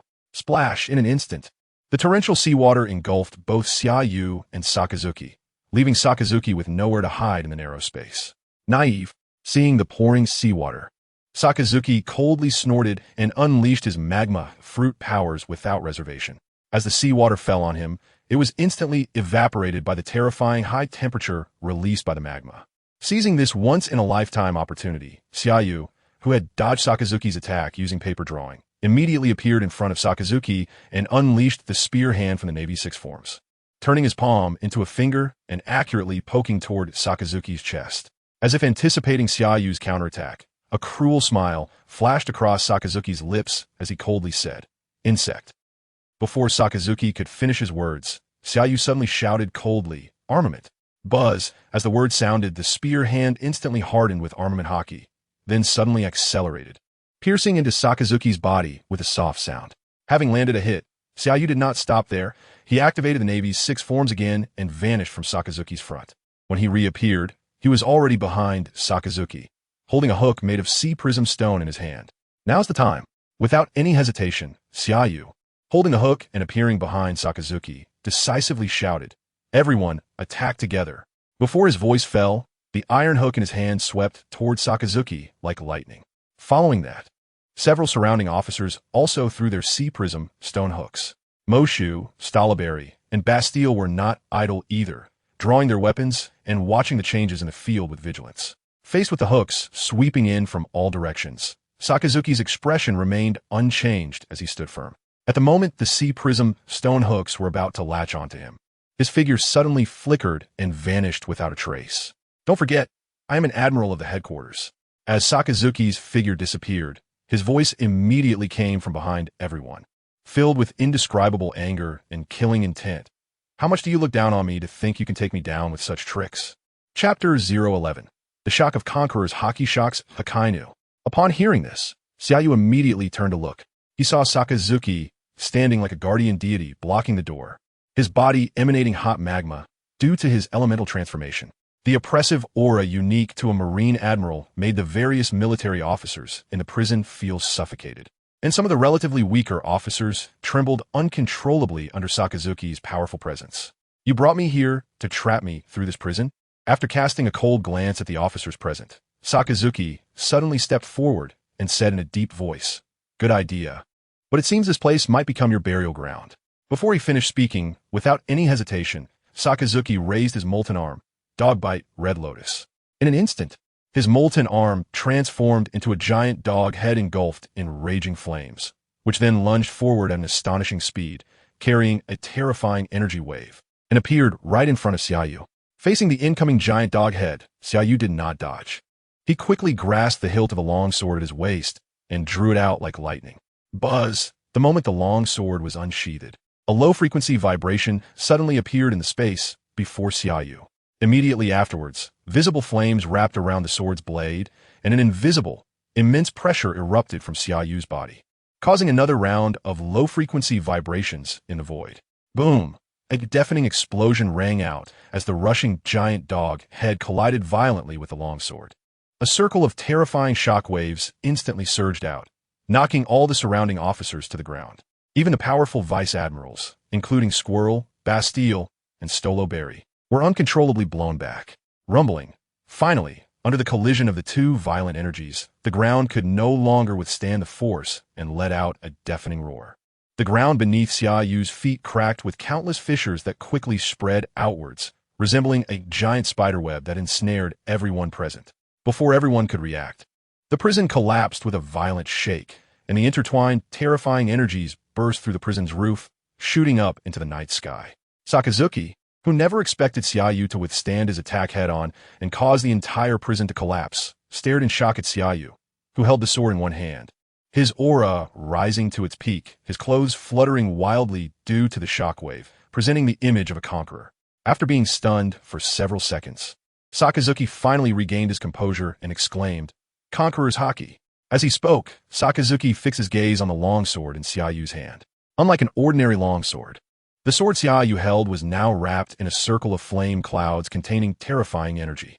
As an admiral, he was not unfamiliar with such flame clouds, but he found it hard to accept, because Xia Yu not only awakened Conqueror's Haki, but also wrapped it around the sword's blade, and, as Sakazuki's direct superior, he was completely unaware. The most important thing was that while there were many with Conqueror's Haki in the latter half of the Grand Line's New World, very few could achieve the wrapping technique, and those who mastered it were either emperors dominating a region of the New World or had become legends. What was most crucial was that Xia Yu not only mastered the wrapping technique, but had also kept it hidden from all of them. Such power, such depth of character. It was no wonder Xia Yu was so confident about this rebellion. Equally shocked were the various officers who had been knocked down, including Squirrel, Bastille, and Stoloberry. Since Xia Yu became a rear admiral, they had grown closer to him for various reasons, having received his help multiple times during several missions. Although they each had their own subordinates and ships, they maintained communication and would often meet up for drinks or practice sparring. They knew that Xia Yu had not only trained his armament Haki and observation Haki to heights they could hardly reach, but also possessed swordsmanship that rivaled that of Gion. And his mastery of the Marine Six styles could be described as superb. They originally thought that was all there was to Xia Yu, but they had no idea he had already awakened Conqueror's Haki. You ask me if I have the strength to become an admiral? With Conqueror's Haki released and using the wrapping technique to block Dogbite Red Lotus, Xia Yu stepped forward, his gaze burning as he looked at Sakazuki blocking the prison door, and said in a deep voice, "Sakazuki, you underestimate me too much." I said, "Becoming the Marine Admiral is just part of the plan." As he spoke, Xia Yu stepped out, raising his longsword high. Lord Xia Yu, seeing that Xia Yu and Sakazuki were about to clash again, Squirrel, recovering from the shock of Xia Yu having Conqueror's Haki, quickly shouted, "Can I talk to Admiral Sakazuki for a moment?" HM. Xia Yu turned his head to look at Squirrel, as if he knew what Squirrel was about to say, and said in a deep voice, "Squirrel, this is not the time for that. No, it has to be now." Squirrel stubbornly stepped forward to stand in front of Xia Yu, and then looked up to face Sakazuki directly, loudly saying, "Admiral Sakazuki, a portion of the funds that Lord Xia Yu has moved over the years includes your share." Squirrel, stop spouting nonsense here. Sakazuki stepped forward slowly and said in a deep voice, "Look outside. Because of your rebellion, Marinford is in chaos. As an admiral, I must stop the situation from worsening." Squirrel seemed to ignore him and continued to raise his voice. "Admiral Sakazuki, your mother is still alive." Before Sakazuki could react, Squirrel pulled out a document from his pocket and waved it. 3 years ago, when then Rear Admiral Xia Yu engaged in a battle with a pirate ship during a mission, he discovered many civilians imprisoned by the pirates when he eliminated the pirates on that ship. Although most of the civilians were sent back to their hometowns by Lord Xia Yu, one elderly woman had lost her memory and was completely deranged, so he could only bring her back to the headquarters. Upon hearing this, Sakazuki's pupils slightly contracted. However, his expression quickly darkened as he sternly said, "Squirrel, my mother was killed by pirates when I was young. I buried her myself. That old woman cannot possibly be my mother." Squirrel offered no explanation and threw the document in front of Sakazuki, saying, This is the result of the investigation ordered by Lord Xia Yu. Chapter 012. Marshal. Times have changed. Looking at the documents thrown at his feet, Sakazuki was momentarily unsure whether to pick them up or not. Memories of his childhood suddenly flooded back. Although many things had become vague over the years, some he couldn't even remember. The image of his mother, closing her eyes in his arms, remained vividly etched in his memory. At that time, he was just a 7 or 8-year-old child, with his parents alive, and life was bearable. However, good times didn't last long. One day, a pirate ship docked at his hometown's harbor. Immediately, the pirates jumped off the ship and began to burn, kill, and loot. His father was beheaded by the wicked pirates while trying to protect him, and his mother, who was also stabbed by a pirate while trying to shield him. Yet, even in her final moments, his mother used her body to cover him, making the pirates believe he had been killed too. In fact, he was so stunned by the sudden chaos that he hid under his mother's body, not daring to make a sound. It wasn't until the pirates finished their rampage and left that he dared to crawl out from under her. Decades have passed, but he still remembers the moment when his mother, with her last breath, stroked his cheek. Since all the townsfolk had fallen victim to the pirates, he could only bury his mother in the backyard of their home. Then, filled with hatred for the pirates, he embarked on an adventure to the naval base, determined to eradicate all pirates from the world. Over the decades, countless pirates had died at his hands, and he had imprisoned many more. Yet he never forgot the vow he made at his mother's grave to eliminate all pirates. After a brief silence, although he was sure that Xia Yu must have made a mistake, he uncontrollably bent down to pick up the documents. As soon as he opened the file, a photograph suddenly caught him off guard. The image showed a stooped, wrinkled old man, looking nearly 70. The old man was sitting on a sofa in the living room with a kind smile on his face. Next to him stood Xia Yu, wearing a Major General S coat. He had heard about Xia Yu rescuing an old man during a mission, but he had never inquired further. Even when Xia Yu was promoted to lieutenant general under his command, he had never visited Xia Yu's home, only knowing that Xia Yu had been taking care of the old man for the past 3 years. Furthermore, as a workaholic, he rarely wandered around the family quarters, spending all his time either at work or on his way to work, so he had never seen the old man Xia Yu brought back. The moment he saw the old man in the photograph, he felt as if he had been struck by lightning and froze on the spot. Then, he eagerly browsed through the investigation report in the file. The deeper he read, the more uncontrollable his hands trembled. After finishing the report, he could no longer contain himself. Raising his head to look at Weasel and Xia Yu, his voice hoarse and incoherent. This is impossible. It was my mother I buried with my own hands. She can't still be alive. Saying this, he picked up the photograph again. Although decades had passed, and the woman in the photo didn't resemble his mother's appearance in his memory, he felt an overwhelming familiarity. His heart raced, almost leaping to his throat, causing him to lose the composure and seriousness he had maintained as a general for decades, and he emotionally demanded, "Xia Yu, where's the old man now?" Hearing this, Xia Yu sheathed his sword slowly, then without looking at Sakazuki, simply said, "Let us go." "No, you can't leave." Sakazuki stepped forward to Xia Yu, stating in a deep voice, "Take me to see her." Seeing this, Xia Yu frowned slightly. Weasel quickly stepped forward and bowed, saying, "Lord Xia Yu, let me take General Sakazuki there." Xia Yu nodded, then bypassed Sakazuki and walked briskly out of the now ruined prison. As they exited the prison gate, thousands of Navy soldiers standing in 2 rows almost simultaneously brought their legs together, raised their hands, and shouted in unison, "Loyalty!" The synchronized and loud voices reverberated through the night sky, echoing over Marineford. Upon hearing the sudden rallying cry, soldiers controlling various dormitories, armories, scientific units, and major fortresses turned to face the Marineford Square, halting their movements. Clearly, an unprecedented rebellion had ended the moment Xia Yu stepped out of the prison gates. Looking at the neatly arranged officers and thousands of soldiers, Xia Yu nodded slightly, then walked forward with his head held high. At the same time, Sengoku, who had rushed from home upon receiving the news, entered the headquarters building and was immediately hit by a strong smell of blood. Before he could react, Vice Admiral Hound led 100 soldiers rushing out. "Marshal Sengoku, please hold on." Hound quickly approached Sengoku, saluted, and then spoke boldly. "Now Marineford is basically under our control. If you don't want it to be destroyed, please stand quietly and wait for Lord Xia Yu to arrive." Sengoku's expression changed slightly, and he quickly scanned his surroundings. When he saw that the familiar figures in the headquarters lobby had disappeared and all he could see were soldiers pointing their guns at him, he could no longer hold back. His marshal's coat seemed to flutter without wind as he shouted at Hound, "Hound, how dare you act so ruthlessly against your colleagues? Speak honestly. Have the duty soldiers in the headquarters building been killed by you? Before Hound could respond, 3 people, BAS and his companions, jumped out beside Sengoku, pointing at Hound and angrily shouting, "Rebellion, rebellion.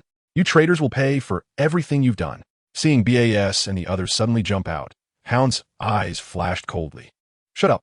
Before he finished speaking, several soldiers behind him rushed forward and pulled the trigger at BAS and his companions. Bang, bang, bang, accompanied by a series of gunshots. BAS and his companions were shot to pieces before they even had a chance to scream. "Damn it, Hound, how dare you!" Hound's ruthless actions left Sengoku nearly spitting blood on the spot. After all, BAS and his companions were the judges of Judicial Island, on par with him in status. As long as they were alive, he had a glimmer of hope to salvage the rebellion. But with their deaths, the situation had become utterly unmanageable. "Marshal, times have changed." Hound gestured for the soldiers to step back, then said lightly, "Lord Xia Yu said, in chaotic times, strict measures are necessary, and the bloodshed must start from our generation. The Navy must undergo reform, and the corrupt elements and parasites of the world government must be purged." Chapter 013. Warring States. Are the 3 generals all controlled? Hound, you're too reckless. Glancing at the 3 bodies of base lying on the ground, Sengoku ignored the guns pointed at him and quickly walked up to Hound, gritting his teeth and saying, "The executioner of Judicial Island, you have no way back from this rebellion. However, I can assure you if you stop now, I will negotiate this matter with the Holy Land." Before Sengoku could finish his sentence, Hound immediately interrupted. "Marshal Sengoku, this is war, not an exercise. Lord Xia Yu said that failure is what constitutes a rebellion. We're not only not failing, but we have basically controlled the situation, achieving this control with minimal sacrifice. By the way, Admiral Borsalino has already been controlled by us. If Marshal Sengoku intends to delay for the 3 admirals to take action, the outcome may disappoint you." "What did you say?" Hearing that Admiral Borsalino had actually been captured, Sengoku's pupils slightly contracted. He had indeed wanted to buy some time, hoping to create an opportunity for the admirals and other officers and soldiers who had not yet allied with Xia Yu to turn the tide. In his view, the reason the various officers participating in this rebellion were so smooth was entirely due to the swift and decisive actions of the officers and soldiers loyal to Xia Yu, especially launching the rebellion in the early hours, which caught many off guard. Once the admirals or others reacted, this rebellion would be quickly suppressed. After a brief silence, Sengoku sighed inwardly and turned to look at the Marinford Square, shrouded in darkness and ringing alarm bells, with a serious expression. "Borsalino, at this time, are you still insisting on your ambiguous sense of justice?" As the chief marshal, he certainly would not believe that just Hound and a few hundred Navy soldiers could control Borsalino. After all, Borsalino was a Logia-type user of the Pika Pika no Mi. As long as Borsalino was a bit serious, Hound and the hundreds of rebels entering the headquarters could all lie down with just one encounter. Borsalino's choice to be captured was obviously to sit on the sidelines or wait for the outcome of this rebellion. Because the war happening in Marinford at this moment was not a contest of justice versus evil, but a power shuffle within the Navy headquarters. "Where's Sakazuki?" Suddenly, Sengoku unwillingly turned back to Hound and said in a deep voice, "Has he also chosen silence?" Hound shook his head and said, "My subordinate is only responsible for controlling Admiral Kazuru and waiting here for the marshal. However, based on the current situation, Admiral Sakazuki should also be under control." All right, Sengoku waved his hand, somewhat speechless. "You think you can control 2 admirals at the same time with just you? Saying such childish things once is enough." Hound smiled faintly, non-committal. It is undeniable that if both admirals took action at the same time, their rebellion would definitely end without success, because whether it was him or the other vice admirals, even if they all joined forces, they would absolutely not be a match for the 2 admirals. However, things were not as simple as they appeared. If everything could be done just by strength, then Marshal Sengoku wouldn't be called a strategist, and the world wouldn't need any schemes or tricks, as direct strength would suffice. After a brief pause, Sengoku said solemnly, "Xia Yu wouldn't want me, this old superior, to just stand here waiting for him, would he?" Hound turned to the side and said straightforwardly, "Marshal, you can go to your office." Sengoku snorted coldly, shook his sleeves, and walked straight past Hound. Hound did not dare to be negligent, and quickly followed him into the elevator. As the 2 entered the elevator, the soldiers remaining in the lobby immediately rushed forward to drag away the bodies of base and the others. Following that, the soldiers responsible for cleaning skillfully cleared away the blood on the ground and quickly laid down a red carpet. Marshal Sengoku at that moment. An officer rushed into the lobby and loudly called out to Sengoku, who had already entered the elevator. This is bad surprisingly. The soldiers participating in the rebellion did not stop him, but allowed him to rush to the elevator door. Looking at the adjutant who had reached the elevator door, Sengoku shook his head with a bitter smile. Is there anything worse than the current situation? The soldier glanced at Hound and said in a trembling voice, all communications from headquarters have been cut off. Marinford is now completely disconnected from the outside world. Hearing this, Sengoku was not surprised and said lightly, it seems that Xia Yu has been preparing for this day for many years.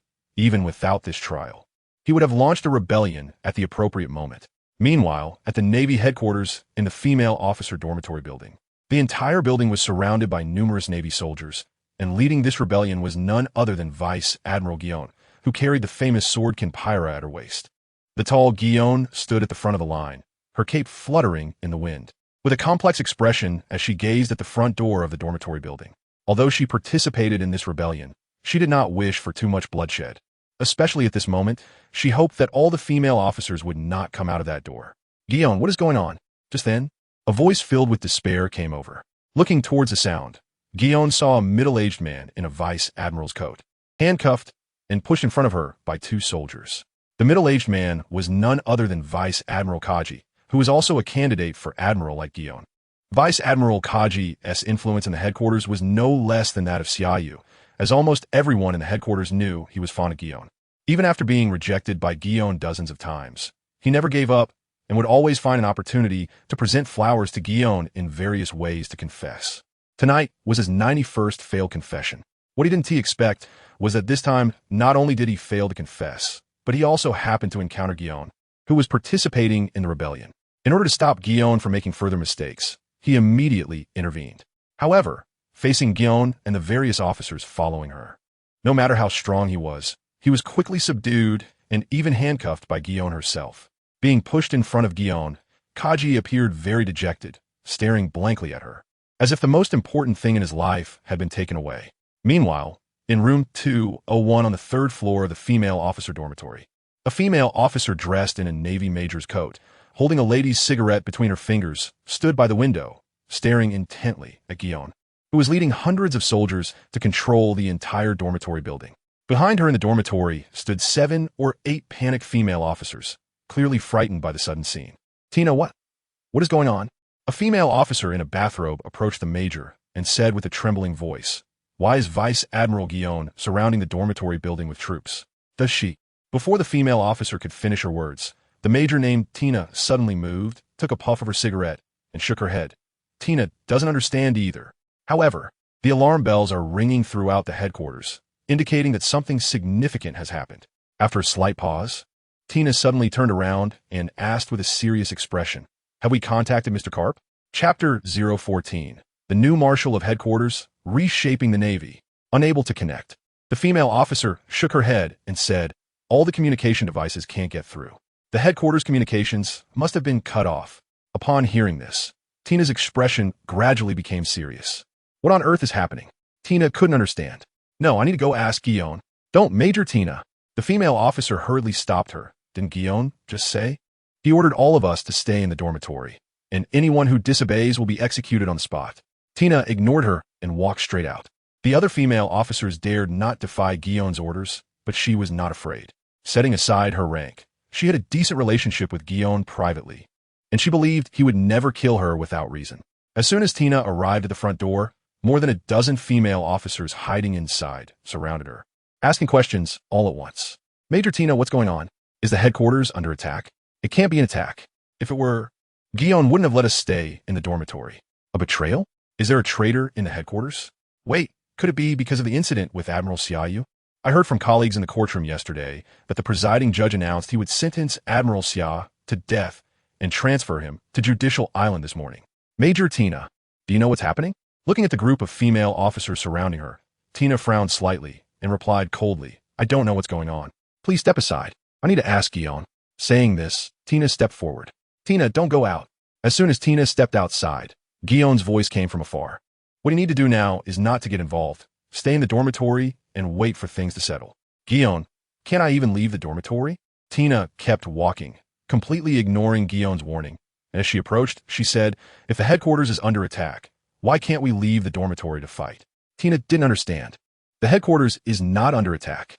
Gion placed his hand on the hilt of his sword, his expression serious. "Tina, go back immediately. This is for your own good."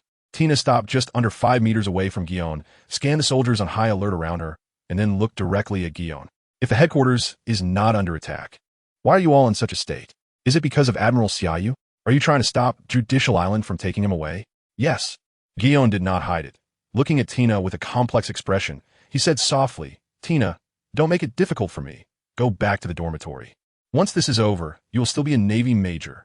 Just as Tina was about to speak, dozens of soldiers standing neatly behind Gion suddenly turned around in unison, raised their hands in salute, and shouted in unison, "Loyalty!" Tina's beautiful eyes narrowed at the sound. In her line of sight, Admiral Sakazuki, wearing a naval cap and dark red uniform, seemed to be in a hurry, accompanied by Admiral Squirrel, walking briskly towards the residential area without even glancing at the crowd. Tina was taken aback that Admiral Sakazuki would ignore everything happening before him and hurriedly leave as if nothing had happened. A hint of confusion flashed in Tina's eyes as she opened her lips and said, "Gion, is Admiral Sakazuki involved too? What on earth is going on?" Tina was very puzzled. Gion did not answer, instead watching Sakazuki, who was heading towards the residential area accompanied by Admiral Squirrel, feeling a huge weight lift from his heart. It was evident that Admiral Sakazuki had been swayed by Xia Yu or had reached some agreement with him. Thus, their operation would face one less significant obstacle. Otherwise, with Sakazuki's temperament and his commitment to absolute justice, he would surely suppress this rebellion at all costs. At that time, he couldn't imagine how many people would die because of this action. After watching Sakazuki and Squirrel disappear, Gion quickly turned his gaze back to the puzzled Tina and said gently, "Tina, after tonight, the headquarters will have a new marshal to replace Lord Sengoku. A new era for the Navy is about to begin. What is happening tonight is not an external invasion, but rather Admiral Xia Yu's plan to reshape the Navy."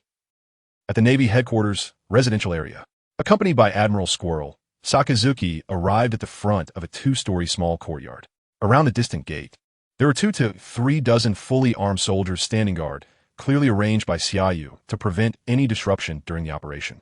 The yard was a mess, and the ground in front of the gate had been dug 3 feet deep, with various flowers and plants thrown all over the place, almost all withered and dying. This was Xia Yu's small yard, and the surrounding land was dug up by the investigation team, as they sought to find any hidden illegal gains buried by Xia Yu. However, Sakazuki was not in the mood to care about such trivial matters. As soon as he arrived at the gate, his gaze fixed on a hunched figure in the yard. He saw the figure trembling as it picked up the scattered flowers and plants, muttering as if cursing the members of the investigation team who had destroyed them. Although the figure was facing away from him, the moment Sakazuki saw it, his heart couldn't help but race. Squirrel, standing beside Sakazuki, was also surprised to see a figure in the yard picking up the destroyed flowers and plants under the cover of night. He was momentarily stunned. Then his expression changed drastically, and without thinking, he dashed past the fence on both sides of the courtyard to stand in front of the old man. "Old man, why aren't you resting yet?" As soon as he reached the old man, Squirrel anxiously took the wilted flowers and plants from the old man's hands and supported him. The old man looked up, bewildered at the suddenly appearing Admiral Squirrel, and hoarsely asked, "Who are you?" "Squirrel, I'm Squirrel." Squirrel carefully helped the old man turn towards the 2-story building in the yard, saying loudly, "I'm your grandson's colleague." Hearing the word grandson, the old man suddenly grabbed Squirrel's arm. His emotions stirred, and he spoke clearly. "Where's my grandson? Where'd he go? Bad people have been coming to the house to cause trouble every day." Okay, I'll go catch them all and throw them in prison." Squirrel nodded repeatedly. Just then, Sakazuki walked in. Looking at the old man so close to him, Sakazuki hesitated, ultimately not saying a word, just staring intently at the old man. "I'm hungry." The old man seemed not to see Sakazuki, as if he had forgotten what he had just said, looking up at Squirrel like a child. "Please come in and sit for a while." Squirrel helped the old man into the house and continued, "I'll go get you." Before Squirrel could finish a sentence, Sakazuki had already turned and walked into the kitchen. Chapter 015. Sakazuki's Mother. Sakazuki entered the kitchen and took a deep breath, then turned to look at the figure sitting in the living room. The sharp gaze that had never shown any emotional fluctuation over the years gradually softened. Although he couldn't be 100% sure that this old woman was indeed the mother who had died in his arms back then, The feeling of a blood connection between mother and son grew stronger. However, he did not recklessly reveal his identity, relying on his nearly faded memories. He decided to make a bowl of the food his mother loved the most back then.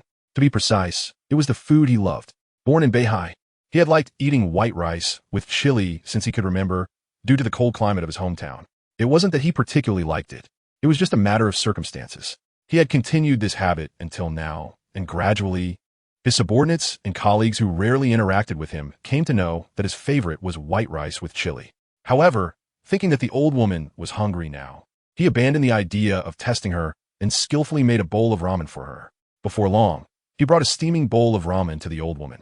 Immediately after, he quickly returned to the kitchen, brought a bowl of rice, picked up some fresh chilies, and sat down opposite the old woman, starting to eat voraciously, as if he hadn't eaten for 3 days.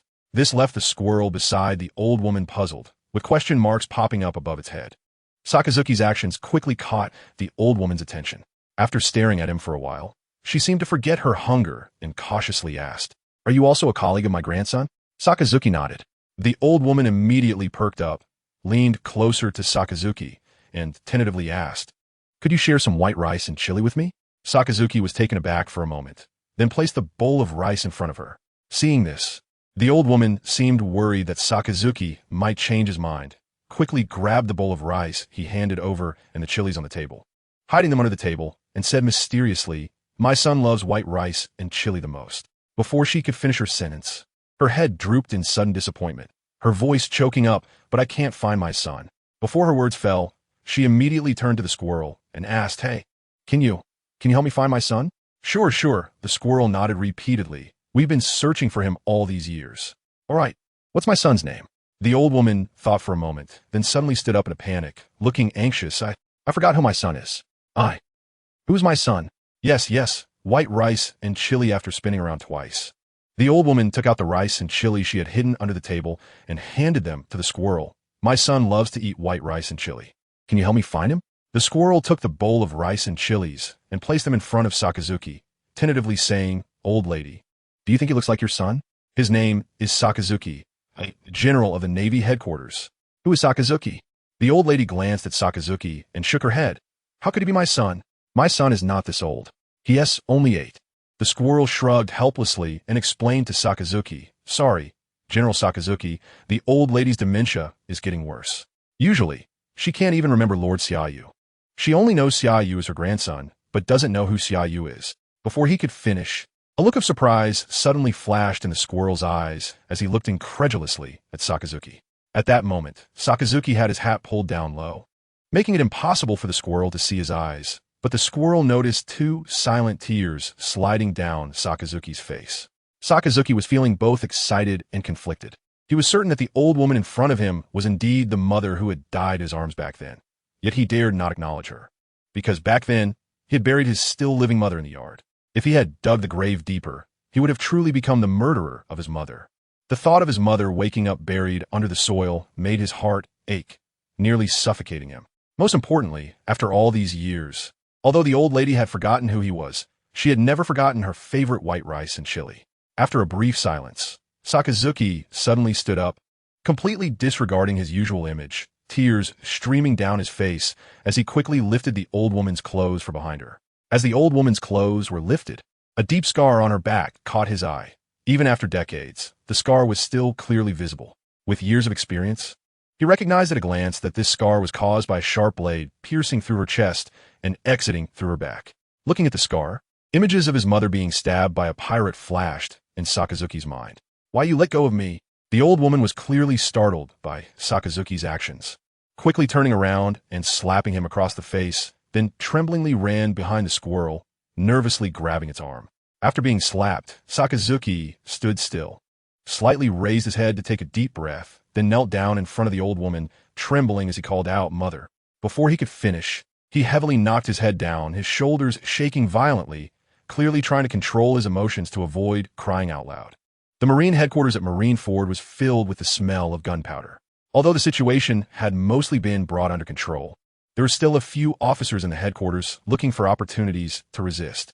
Unlike the sporadic gunfire and explosions echoing through the night sky in various fortresses of Marineford, the courtyard where Xia Yu was located was quiet. Sakazuki had calmed down, relying on the fading memories in his mind and the innate sense of familiarity. He no longer doubted the old woman's identity and quietly stayed by her side. The old woman's memory was severely confused. Just a moment ago, she was tightly guarding the white rice and chili, but now, seeing the tears on Sakazuki's face, she returned the rice and chili to him. Sakazuki said nothing, burying his head as he ate vigorously. Although it was just simple white rice and chili, it was the first time in decades that he found it so delicious. You also like to eat white rice and chili. The old woman didn't move her chopsticks, but stared intently at Sakazuki, saying kindly, just like my son. If you find my son, you mustn't bully him, okay? He has always wanted to be a Marine. By the way, what's your name? Hearing the old lady's constant chatter, Sakazuki, who was eating vigorously, thought of the day he personally buried his still-living mother in the ground. And tears once again streamed down his face. However, he still managed to respond in time. Sakazuki. Sakazuki? The old woman blinked, pondering my son. By the way, do you know what my son's name is? Sakazuki replied again. Sakazuki. Chapter 016. Akainu. Mother is never a multiple-choice question. The old man seemed to have regained his memory, nodding repeatedly. Yes, my son is also named Sakazuki, but he's only 8 years old. No, my son should have grown up by now. Otherwise, where will my grandson come from? At this point, the old man's gaze turned blank again as he tilted his head to look at the flying squirrel, curiously asking, "Who is my grandson?" I seem to have forgotten. Whoa, I forgot my grandson. Saying this, the old man hurriedly stood up and ran towards the bedroom. Seeing this, the flying squirrel did not stop him, but instead looked at Sakazuki with a serious expression. Sakazuki took this opportunity to put down his bowl, looked up at the flying squirrel, and asked, "For the past 3 years, it has been Summer who has been taking care of Mother?" The flying squirrel nodded, explaining that when on missions, Lord Summer would ask Gion to help. Usually, Lord Summer would stay with the old man because many times, just turning around would make the old man forget who he was, and he would mistakenly think he was a bad person and chase him out. Hearing this, Sakazuki turned his head to look at his mother, who was searching the room for her grandson, and his gaze gradually became resolute. He did not think that Summer was doing this intentionally. He had read the investigation report, and before discovering his mother's identity, Summer did not know the relationship between them. This meant that Summer was taking care of the old man without any ulterior motives. Thinking of this, Sakazuki no longer hesitated and said straightforwardly, "Can your telephone bug be used? Help me contact Summer."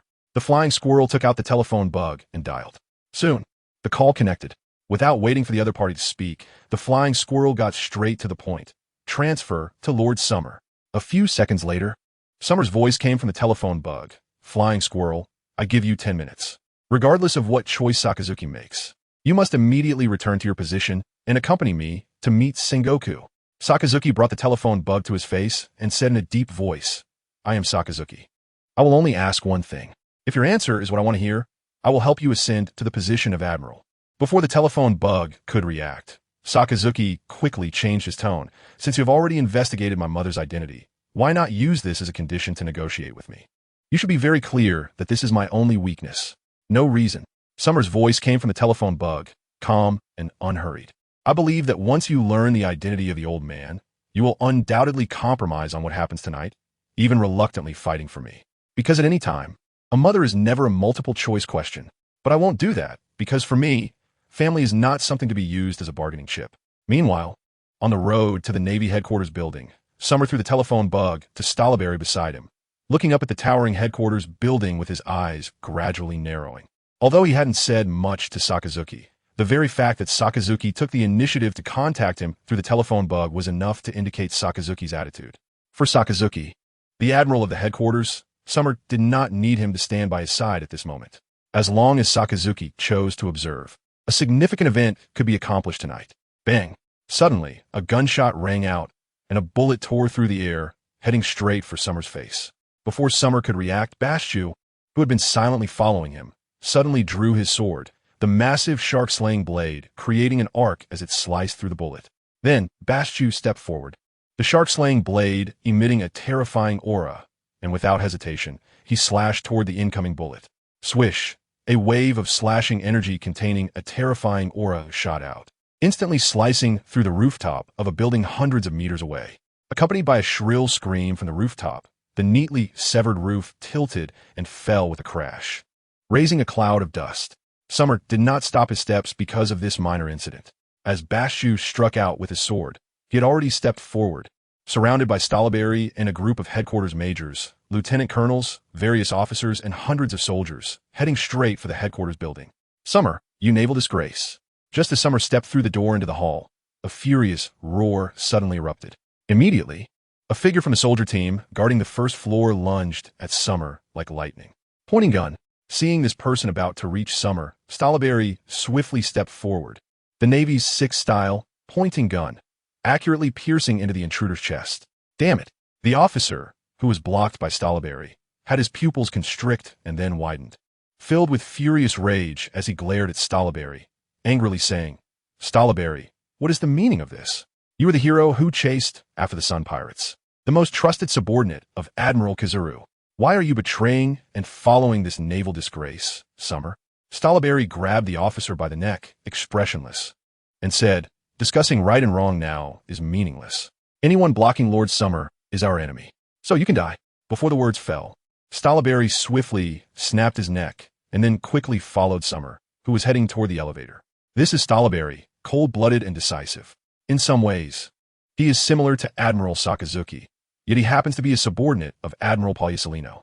Although Admiral Poliusolino trusts him very much, he does not agree with the ambiguous justice of Admiral Poliusolino and finds it hard to integrate into the other major teams under Admiral Poliusolino, which troubles him greatly but leaves him with no one to confide in. So he buries it deep in his heart. Until one time, he went on a mission to the New World with the newly promoted Major Summer, where he saw Summer's methods against pirates. He felt as if he had found a confidant, and after the mission ended, he took the unprecedented step of approaching Summer. After a few interactions, he was completely captivated by the charismatic personality of Summer, the youngest major in the Navy headquarters, and viewed him as a confidant, becoming close friends. Most importantly, he discovered that Summer not only possessed immense strength, but also had grand ambitions that he could only look up to. After fully understanding what Summer wanted, he secretly resolved to become one of Summer's strongest assistants. However, he still underestimated Summer's ambition. What Summer wanted was not merely to become the youngest admiral in Navy history. Of course, none of this mattered anymore. What mattered was that regardless of what action Summer took, he would choose to stand alongside him. A soldier dies for his confidant. Chapter 017, The 5 Elders. Meanwhile, in the round table conference hall of the Navy headquarters, Sengoku still sat in the marshal's seat, surrounded by the Hound and numerous naval officers loyal to Xia Yu, all dispersed on either side.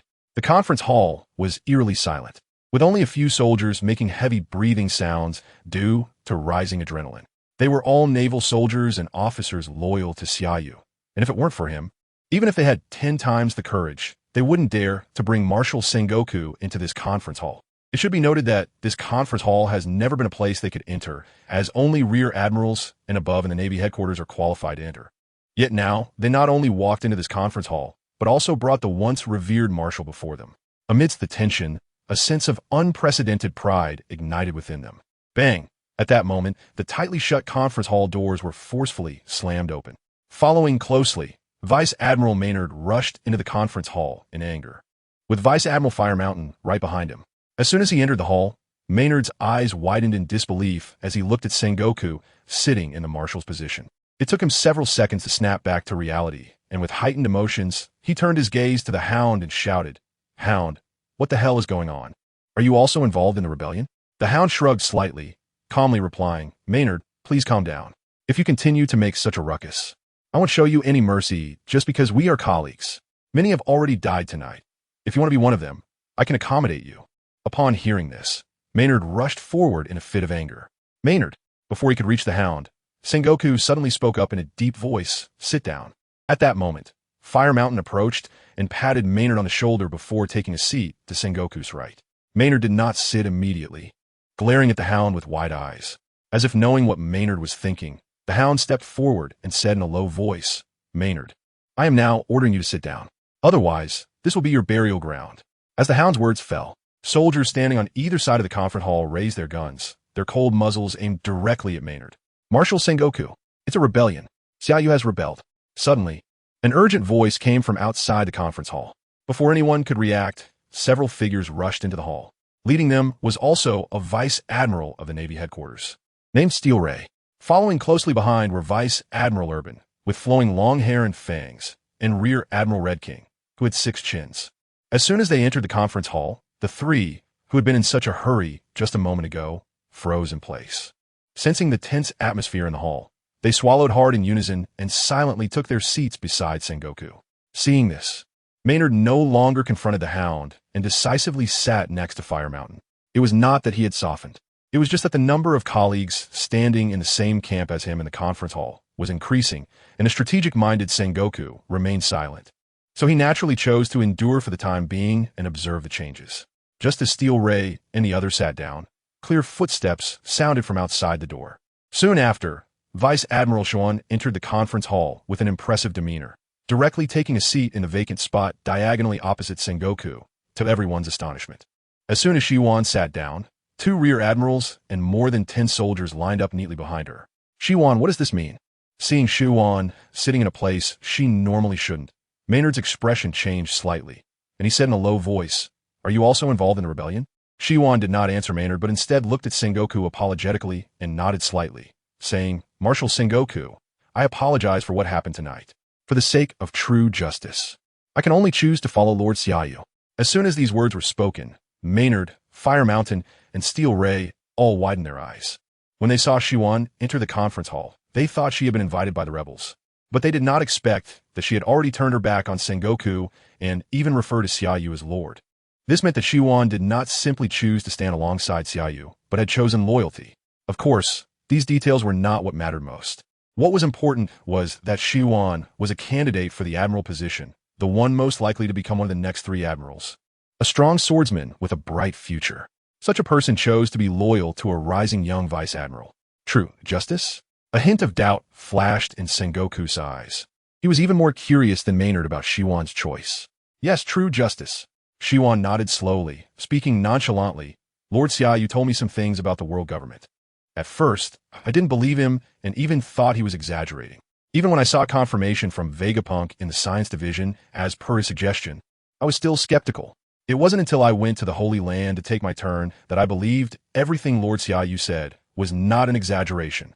Sengoku's expression changed slightly. Vegapunk? The Holy Land? What exactly did he tell you? Gion did not answer directly, but countered, Marshal Sengoku, have you been to the Holy Land Palace? It was built by the 20 kings when they established the world government 800 years ago. In that palace hall stands a throne of void. We all know that no one is allowed to sit on the throne of void, as it represents the equality between the 20 nations that founded the world government, signifying that no one can sit upon it and become a dictator. However, based on the information I have gathered, there have been people over the years who have wanted to sit on the throne of void. This is impossible. Sengoku suddenly stood up, his eyes fixed on the calm Gion, excitedly calling her by her codename. Peach Rabbit, this is a lie fabricated by Xia Yu, hoping you would assist him in launching this rebellion. You should know very well that Xia Yu was able to control the situation so swiftly tonight, not because he was about to be transferred to Judicial Island and was fighting for his life, but because he had long been secretly orchestrating everything. Marshal Sengoku, I am not a child. Gion remained calm. When Lord Xia Yu told me these things 3 years ago, he advised me not to rush to verify everything, as it might put my life in danger. Nevertheless, I have been investigating in secret for the past 3 years. And 4 months ago, I finally found a clue and confirmed that the so-called highest authorities of the world government over the years, namely the 5 elders of the power room, are merely puppets of someone else, because behind them is a puppet master with ambitions of becoming a dictator. At this point, Gion finally showed a hint of emotion, slowly standing up and boldly declaring, this puppet master currently resides in the Holy Land in a place called Between Flowers, and the 5 elders refer to him as Lord'im. Chapter 018. My glory is loyalty. Lord'im. Hearing this unfamiliar name, Sengoku's eyes flashed with confusion. As the fleet admiral of the Navy headquarters, he had traveled back and forth between the Holy Land, Mary Geos, and Navy headquarters in Marinford countless times, and had also been responsible for the security of Mary Geos several times, escorting the World Conference held every 4 years. During this time, he had always taken precautions in Mary Geos to prevent any accidents. Yet, even so, he had never heard of the title Lord'im, since Sengoku was unfamiliar with it. The others present naturally wore puzzled expressions, exchanging glances and casting doubt on Gion's words. At that moment, on the top floor of the headquarters building, as the elevator doors opened, Xia Yu stepped out decisively without hesitation. Following closely behind were Vice Admirals Stalavari and Bastille.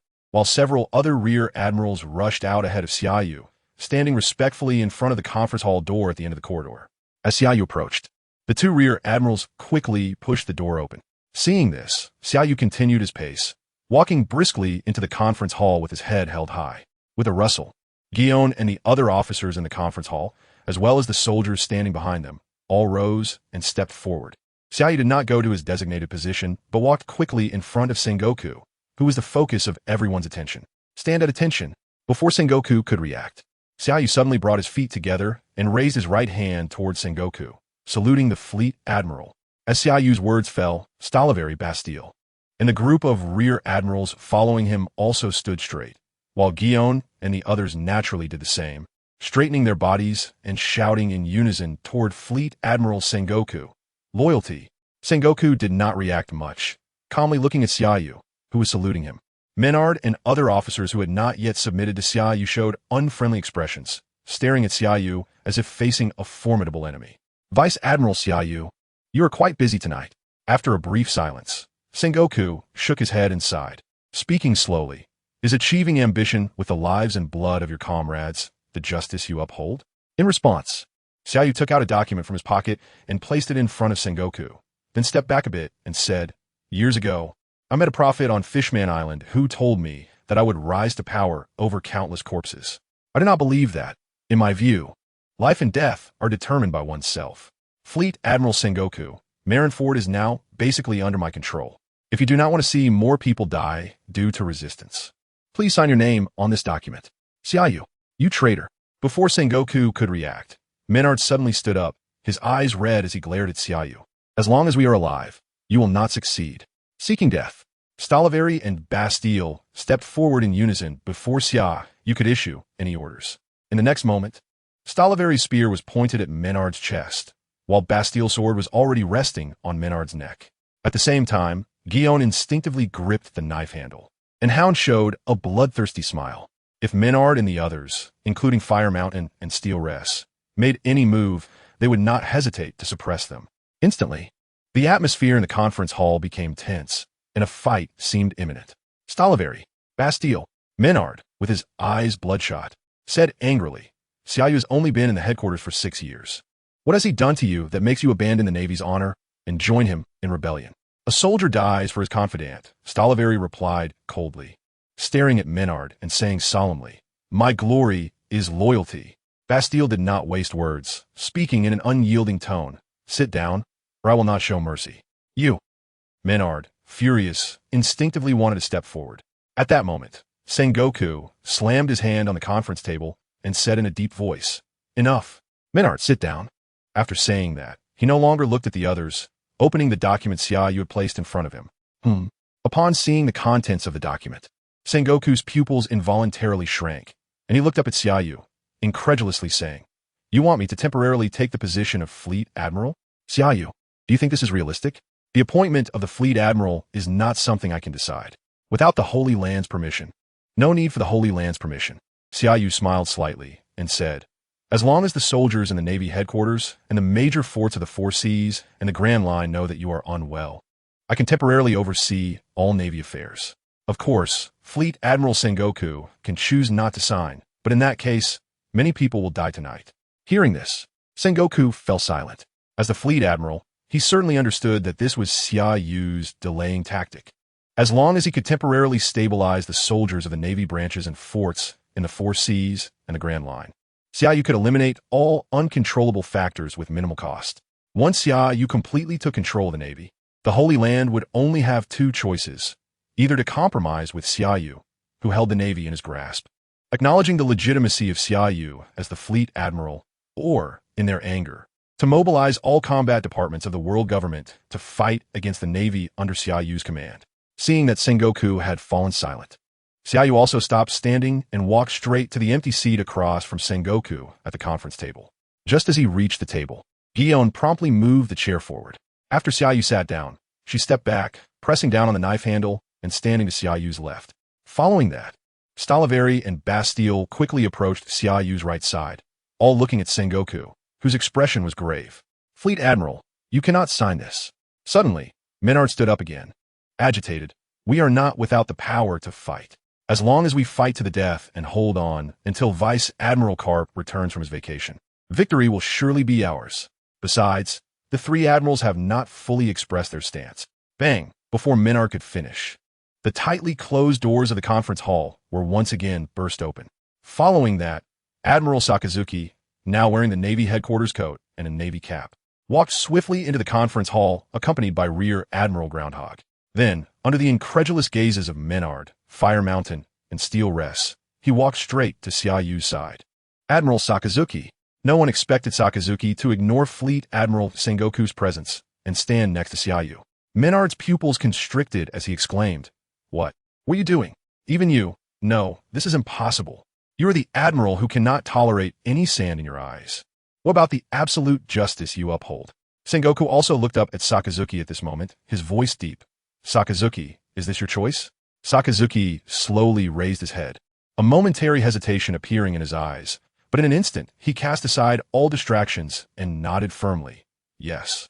Chapter 019. Akainu submits his allegiance. Before the words fell, Sakazuki suddenly appeared in front of Maynard. In the next moment, Maynard was grabbed by the throat and lifted off the ground. Before everyone present could react, his unique Logia-type magma fruit ability was quietly unleashed. As Sakazuki's arm turned to lava, Maynard let out a heart-wrenching scream. "Sakazuki, what are you doing?" No one expected Sakazuki to suddenly make a move. Sengoku stood up in shock and said sternly, "Put down Maynard." Crack! With a crisp sound, Maynard's neck was snapped.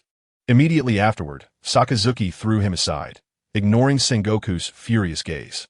His sharp and gloomy eyes swept over the likes of Akainu, Sabo, and others, with a chilling murderous intent. From now on, anyone who disrespects Summer, you will meet the same fate. After a slight pause, Sakazuki's gaze shifted to Sengoku, declaring, "This is my stance. Marshal Sengoku, if you do not wish to see Marineford covered in lava, sign your name on this document." "Sakazuki," Sengoku glanced at Maynard, whose neck was not only broken but also scorched by lava, his eyes filled with rage. "What you are doing will lead the Navy into an irreversible abyss. If the Holy Land learns of this, they will never acknowledge Summer Yu's legitimacy. At that time, countless Navy soldiers will bleed and sacrifice their lives because of you. Marshal Sengoku, it is no longer important to say these things."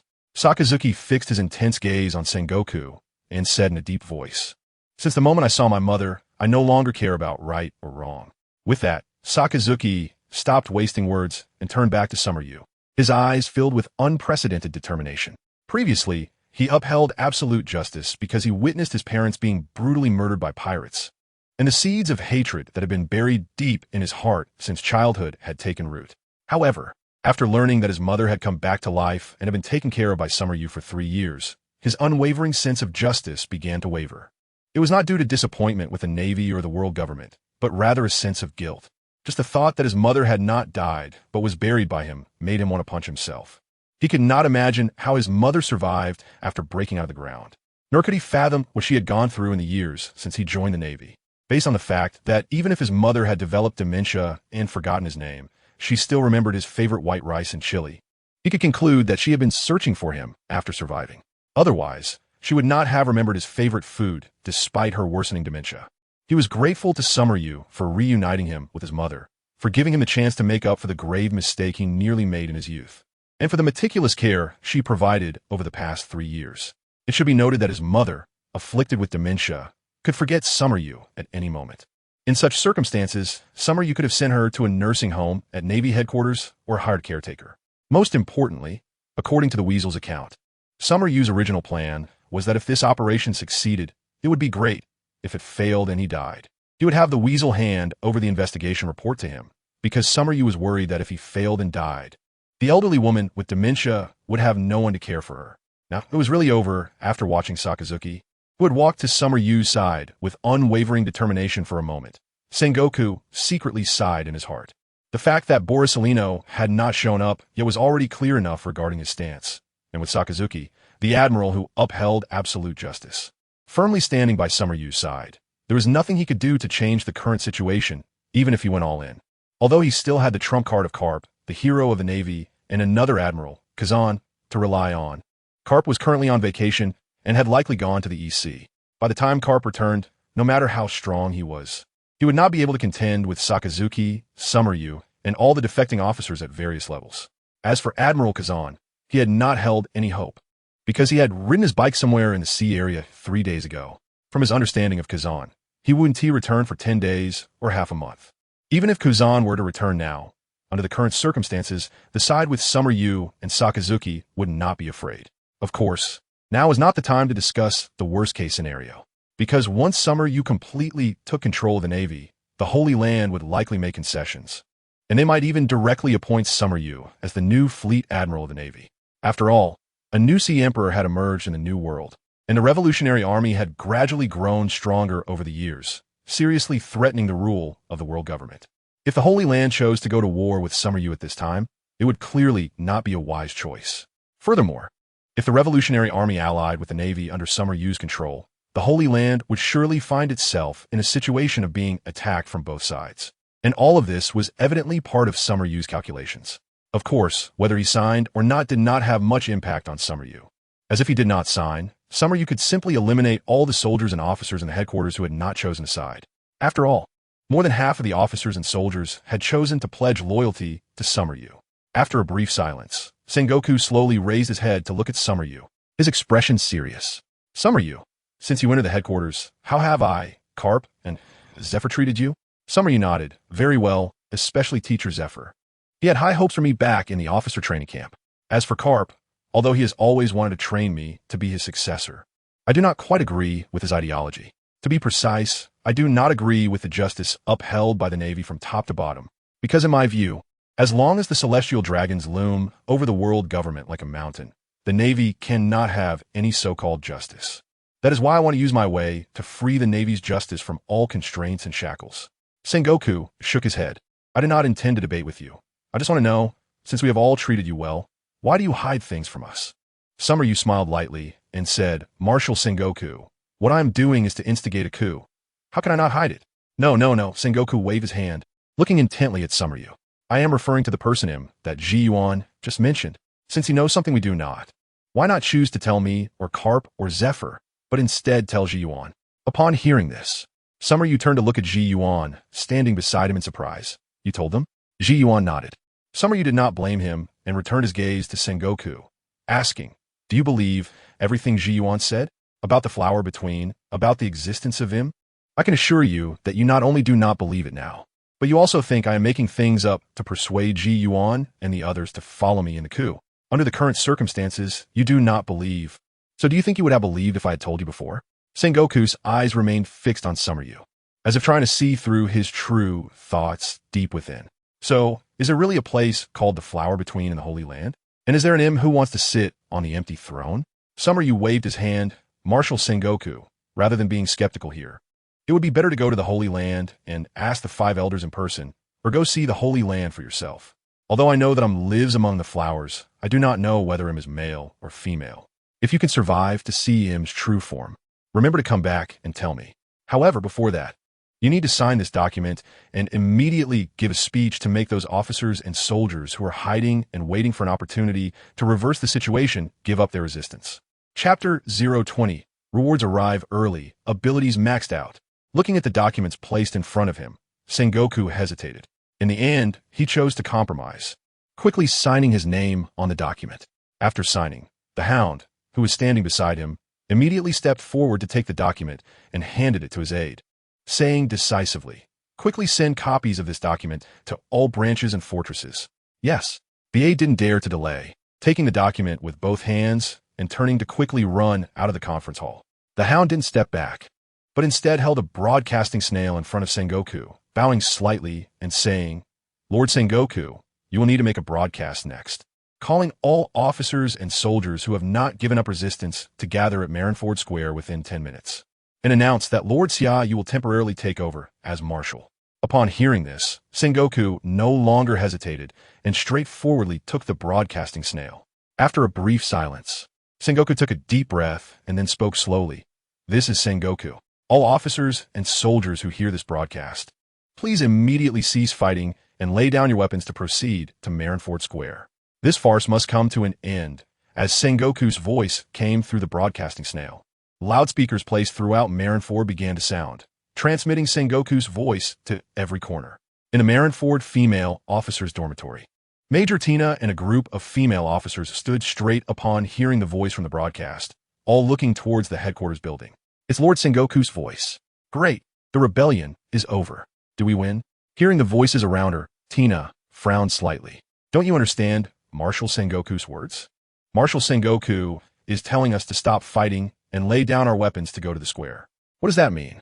A female officer blinked in confusion. Tina didn't explain, but simply turned and walked out of the dormitory.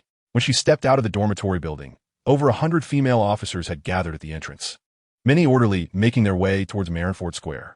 Not only in their dormitory building, but in the nearby male officers' dormitory, countless figures also began to emerge.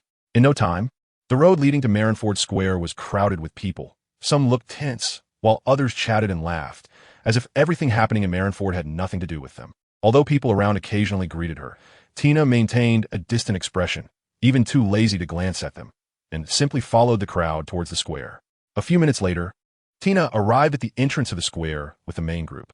The square, which could accommodate 100,000 people, was brightly lit, and the previously bustling crowd fell silent upon entering Marinford Square. It wasn't that they consciously obeyed order, but rather that soldiers armed with guns surrounded the square. Almost every soldier had a red scarf tied around their shoulder, making it easy to distinguish them from the soldiers entering the square. What is going on? A female officer following Tina, upon seeing the armed soldiers around the square and a brigadier or major general stationed at intervals, immediately nervously hid behind Tina, trembling as she said, "Tina, could it be that the rebels won?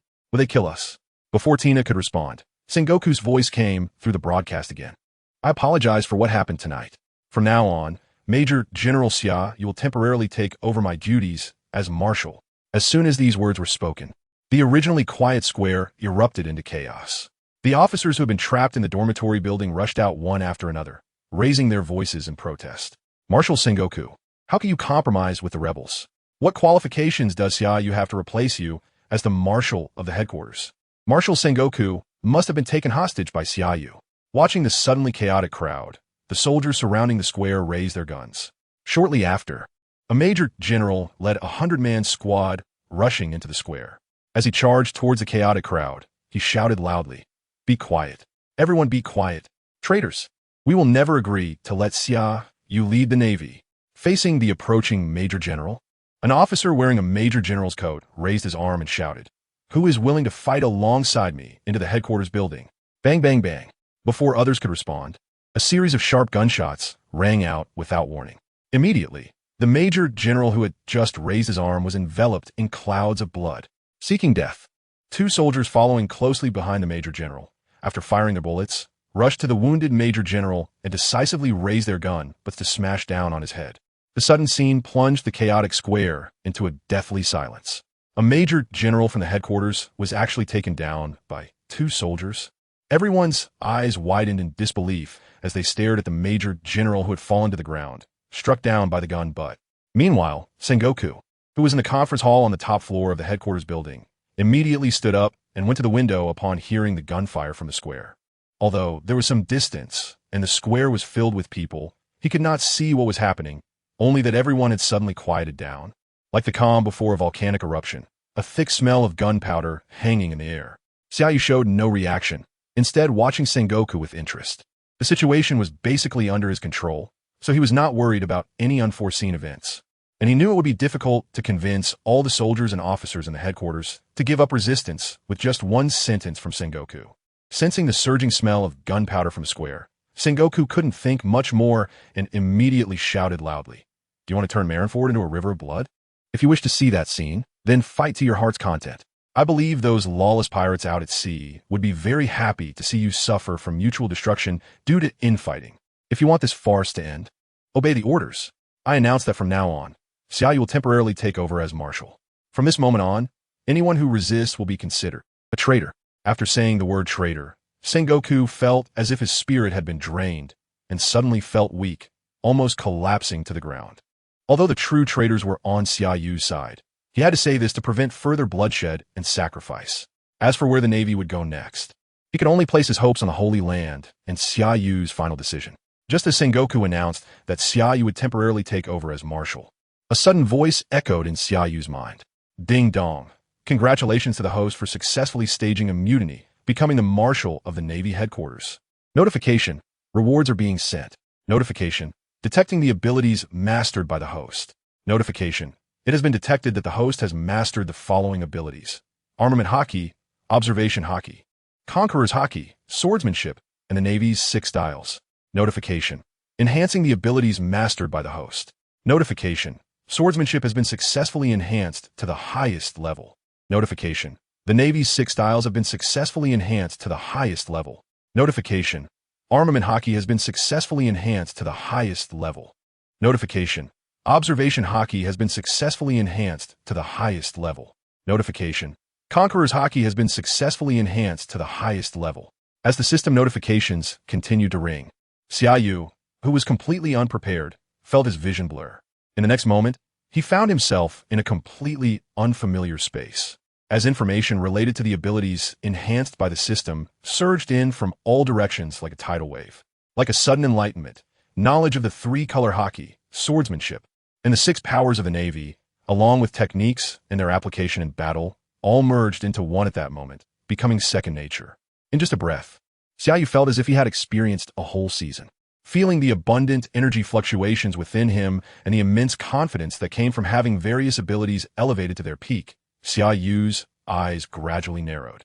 Although he hadn't expected to receive rewards for temporarily holding the rank of Admiral, receiving rewards in advance was certainly a good thing, especially since the feeling after the power boost was simply amazing. After enjoying the thrill of instantly reaching the highest level of ability for a while, Xia Yu stood up calmly and said, "Everyone, the overall situation is basically settled. Gather all departments to Marinford. I have something to say." At this point, Xia Yu immediately turned his gaze towards Fire Mountain and Shirtai Lei Si and the others. As if knowing what Xia Yu was thinking, Shirtai Lei Si and the others, aware that the tide had turned, no longer remained silent. They immediately stood up, straightened their backs, saluted, and shouted in unison. Imitating the earlier behavior of the hunting hounds. Loyalty, Xia Yu nodded, saying, "This will be the wisest choice of your lives." After saying this, Xia Yu no longer wasted time and decisively turned to leave. Chapter 021, Zephyr. He will be an exceptionally outstanding leader. As Xia Yu turned to leave, soon only Sengoku and Sakazuki remained in the conference hall. "Sakazuki, tell me what you really think." Sengoku, seemingly aware that Sakazuki would stay, did not turn around but spoke in a low voice while facing away from him. "You need to think carefully. Xia Yu wants more than just the position of Marshal. Are you really planning to follow this path to the end?" Sakazuki nodded. "Before coming in here, I had a bit of hesitation, but after hearing about Lord M, who is hidden in the Holy Land, I believe my choice is correct." Sengoku's brows furrowed slightly. The existence of M is merely Xia Yu's one-sided claim. It's too early to make a definite statement. Sakazuki did not hesitate at all and replied firmly, "I believe." After saying that, he no longer lingered and strode out decisively. As he reached the door of the conference hall, he suddenly stopped and looked back, saying, "Even without the existence of this behind-the-scenes figure M, it does not affect my choice, because Xia Yu has given me the opportunity to serve my family and bring joy to my knees." Upon hearing this, Sengoku abruptly turned around, staring intently at Sakazuki. "The elderly person that Xia Yu has been taking care of these past 3 years is your mother?" Sakazuki did not answer, but simply stepped out. After watching Sakazuki disappear outside the door, Sengoku shook his head with a bitter smile, saying to himself, "What a good strategy. Xia Yu, to have found Sakazuki's only weakness." After pausing for a moment, Sengoku withdrew his gaze and looked around the empty conference hall before strolling over to the window, gazing down at the brightly lit Marinford Square. At this moment, the square had quieted down, with all soldiers and officers standing in an orderly line, waiting for the arrival of Xia Yu, the new marshal. Just then, Xia Yu and his group walked out of the headquarters and into Sengoku's sight. Watching the young figure walking towards Marinford, surrounded by Gion and others, Sengoku felt a strange sense of anticipation rising within him. In that instant, he suddenly wanted to see how high this young man, who excelled in cunning, means, and winning people's hearts, could rise. If the Holy Land were to compromise and recognize Xia Yu's legitimacy as marshal, perhaps Xia Yu would seize this opportunity to fight for more rights for the Navy, freeing its justice from any shackles and restraints. As the marshal of the Navy headquarters, how could he not know that the current world government is no longer the same as before? The celestial dragons, who claim to be descendants of gods, have become increasingly arrogant due to their supreme privileges, treating human lives as mere trifles, and committing acts like forcibly taking wives is just part of their entitled privileges. Even if such incidents lead to chaos, the Navy headquarters generals must unconditionally rush to maintain their safety and cannot offer any protection to the oppressed lower-class civilians. As Xia Yu said, as long as the celestial dragon's mountain looms over the world government, the Navy, under its command, cannot achieve true justice. He understood all these truths, but he did not have the courage to break it all, because pulling one thread could unravel the whole tapestry.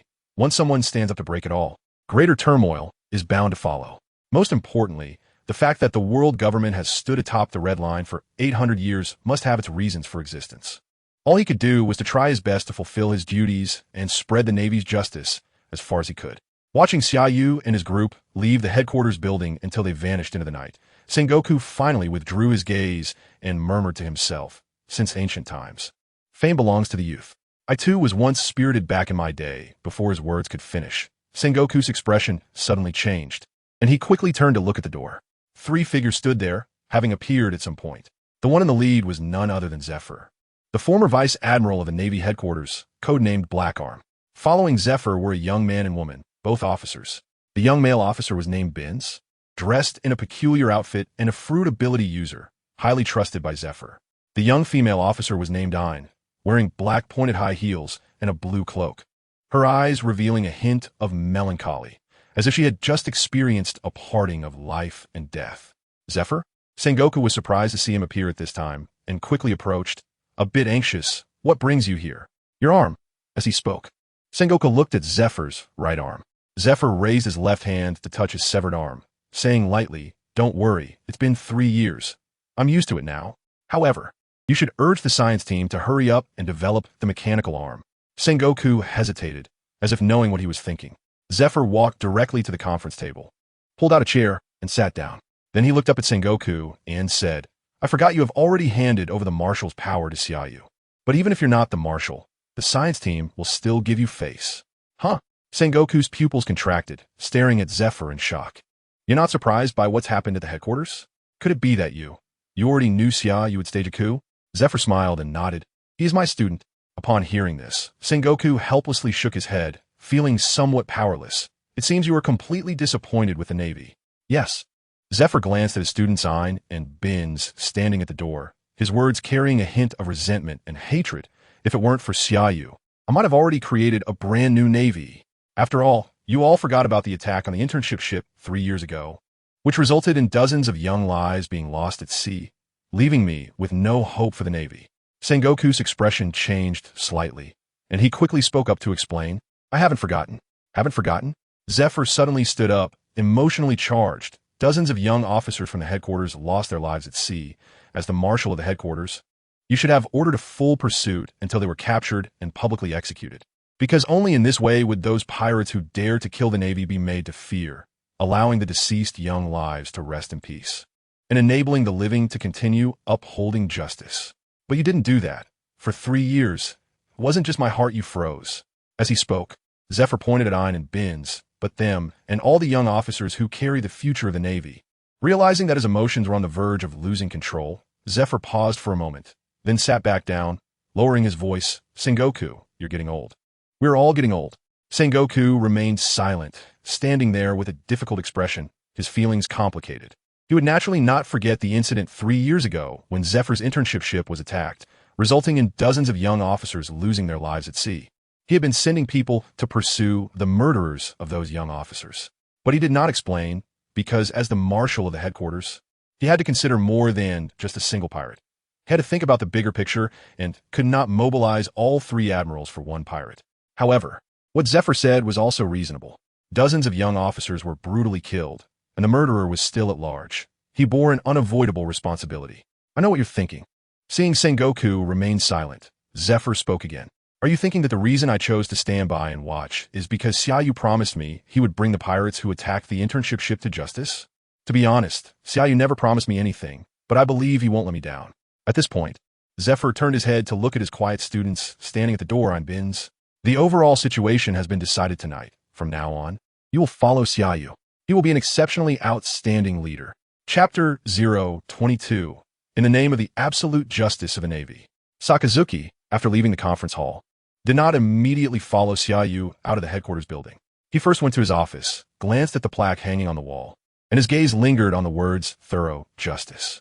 After a brief silence, he suddenly exhaled a heavy breath, as if he had laid down his final burden, and a smile appeared on his face that had not been seen for decades. Then, without further delay, he turned and walked out of his office. As he passed by Borsalino's office, two soldiers standing at the door quickly stood at attention and shouted in unison, "Loyalty!" Sakazuki raised his hand in return and asked, "Is Admiral Kazuru inside?" One of the soldiers nodded and replied, "Yes, Admiral Sakazuki." Without hesitation, Sakazuki said in a deep voice, "Open the door." The two soldiers, clearly aware of Sakazuki's current status, immediately opened the office door. Inside the office, Borsalino sat at his desk, looking weak and lethargic. Perhaps due to the sea-stone handcuffs he wore, or perhaps it was just his demeanor. "Oh!" Upon seeing Sakazuki enter, Borsalino's eyes flashed with surprise, and he lazily straightened his body, saying, "How terrifying. I didn't expect Xia Yu to even persuade you. Did you not also choose to stand by?" Sakazuki looked down at Borsalino from above his desk and said in a deep voice, "Tell me your true thoughts. What can I think?" Borsalino raised his handcuffed hands with an expression of helplessness. As a fellow devil fruit user, he could not normally touch the sea-stone handcuffs. Sakazuki, without hesitation, turned to the two soldiers standing nearby who were responsible for guarding Borsalino and commanded, "Unlock the handcuffs. Also, your mission is over. Report to the square immediately." "Yes." The two soldiers saluted and quickly helped Borsalino remove the handcuffs. After the two soldiers left the office, Sakazuki looked seriously at Borsalino and said, "You should know very well that you are my only brother in the Navy headquarters. If you accept the choice I am making now, can you continue to stand by my side?" Borsalino did not answer immediately. He simply moved his wrist a little, then slowly stood up and walked to the window, looking down at the brightly lit Marinford Plaza. At this moment, at least 50,000 people had gathered in the plaza. Surprisingly, no one made a sound, all standing neatly in anticipation. "I want to know what means Xia Yu used to make you make such a choice." After a brief silence, Borsalino did not turn around, his gaze slowly moving towards the figure leaving the headquarters building and heading straight for the plaza. "Don't tell me he found out about your crimes. He found my mother." Before Borsalino could finish his sentence, Sakazuki immediately interjected and took care of her for 3 years. "Huh?" Borsalino turned his head in disbelief. "Is it the elderly person Xia you rescued 3 years ago? I met her once. She seemed to have severe dementia, forgetting everyone around her and wandering away from home looking for her grandson. At that time, I didn't know who her grandson was, so I arranged for 2 soldiers to accompany her." At this point, Borsalino seemed to have forgotten what he was saying, abruptly changing the topic. "By the way, what did you say before that?" Sakazuki had a question mark appear over his head, uncertainly saying, "Can you continue to stand by my side?" Borsalino shook his head. "The one before that." Sakazuki thought for a moment and tentatively said, "Brother, let's go see our mom." As soon as he finished speaking, a flash of light shot out from the office and instantly landed in front of Xia Yu's home in the residential area. Xia Yu and his group also arrived at the entrance of Marinford Plaza after leaving the headquarters building. As soon as Xia Yu reached the entrance, the soldiers standing neatly on both sides raised their hands in salute. The thousands of soldiers standing in the plaza, along with officers of all ranks from the headquarters, also turned to look. Among the crowd, the female soldiers in Tina's squad anxiously looked towards Xia Yu. Xia Yu did not stop. Walking into the plaza, surrounded by a group of vice admirals, including Gion, Weasel, Bastille, Stoloberry, and Hound, heading toward the platform at the center of the plaza. As Xia Yu's group passed by the first row, all the soldiers and the officers standing at the front immediately stepped forward, straightened their backs, and shouted in unison, "Loyalty!" Xia Yu raised his hand in return. When he passed the second row, the soldiers in the second row also stepped forward and shouted fervently and excitedly, "Loyalty!" Xia Yu still did not respond, but smiled warmly and returned the gesture. Just as Xia Yu passed the third row, before the soldiers in this row could shout their slogan, a tall figure suddenly burst out from the fourth row, followed by a shout that resonated and made many people's ears ring. "Xia Yu!" With an angry shout, the tall figure stood in front of Xia Yu, emanating a powerful aura like a moving mountain. Gion. Before Xia Yu could react, Stoloberry, who stood close to him, changed color but did not hesitate. Stepping forward into a battle stance alongside Gion, who was on Xia Yu's left. Weasel, Hound, and Bastille, although not immediately in front of Xia Yu, still watched the imposing figure that had suddenly emerged with vigilance. It was not that they were overreacting. The one blocking their path was Gion, a powerful warrior from the giant race, and a vice admiral of the Navy headquarters. Most importantly, Gion possessed strength and endurance several times that of an ordinary person and had the authority to command all subordinates within headquarters. Faced with a fellow vice admiral and a strong warrior from the giant race, they had to be fully prepared. If Gion made any move, they would undoubtedly rush forward without hesitation, giving him no opportunity. What a reckless act, Xia Yu, faced with 5 vice admirals who could attack at any moment. Gion did not dare to rashly advance, instead standing there using his height advantage to look down at Xia Yu. However, in the name of the absolute justice of the Navy, I must stand up to stop you.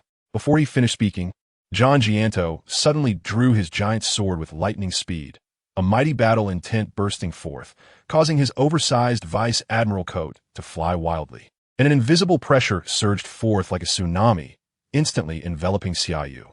Gion! Xia Yu raised his hand to stop Stoloberry and the others from rushing forward. His expression calm as he said, "You should have stood up to fight for justice earlier, because if you act now, you will bear the label of a traitor." As he spoke, Xia Yu stepped forward. Boom! At the moment his foot landed, the ground trembled. Immediately, a terrifying wave of energy erupted from beneath him, quickly forming a cloud of red and black flames, and an invisible, overwhelming pressure caused the air to emit a low-frequency vibration. In the next second, Gion, who had just drawn his sword, felt as if his body was being imprisoned, unable to move, as if an invisible mountain was pressing down on him, forcing him to kneel before Xia Yu with a thud. This is Gion, kneeling on both knees, supported his body with a giant sword, then used all his strength to lift his head to look at Xia Yu, his face filled with horror as he said, "Conqueror's Haki. You actually awakened Conqueror's Haki." Chapter 023. Offering loyalty to the Marshal.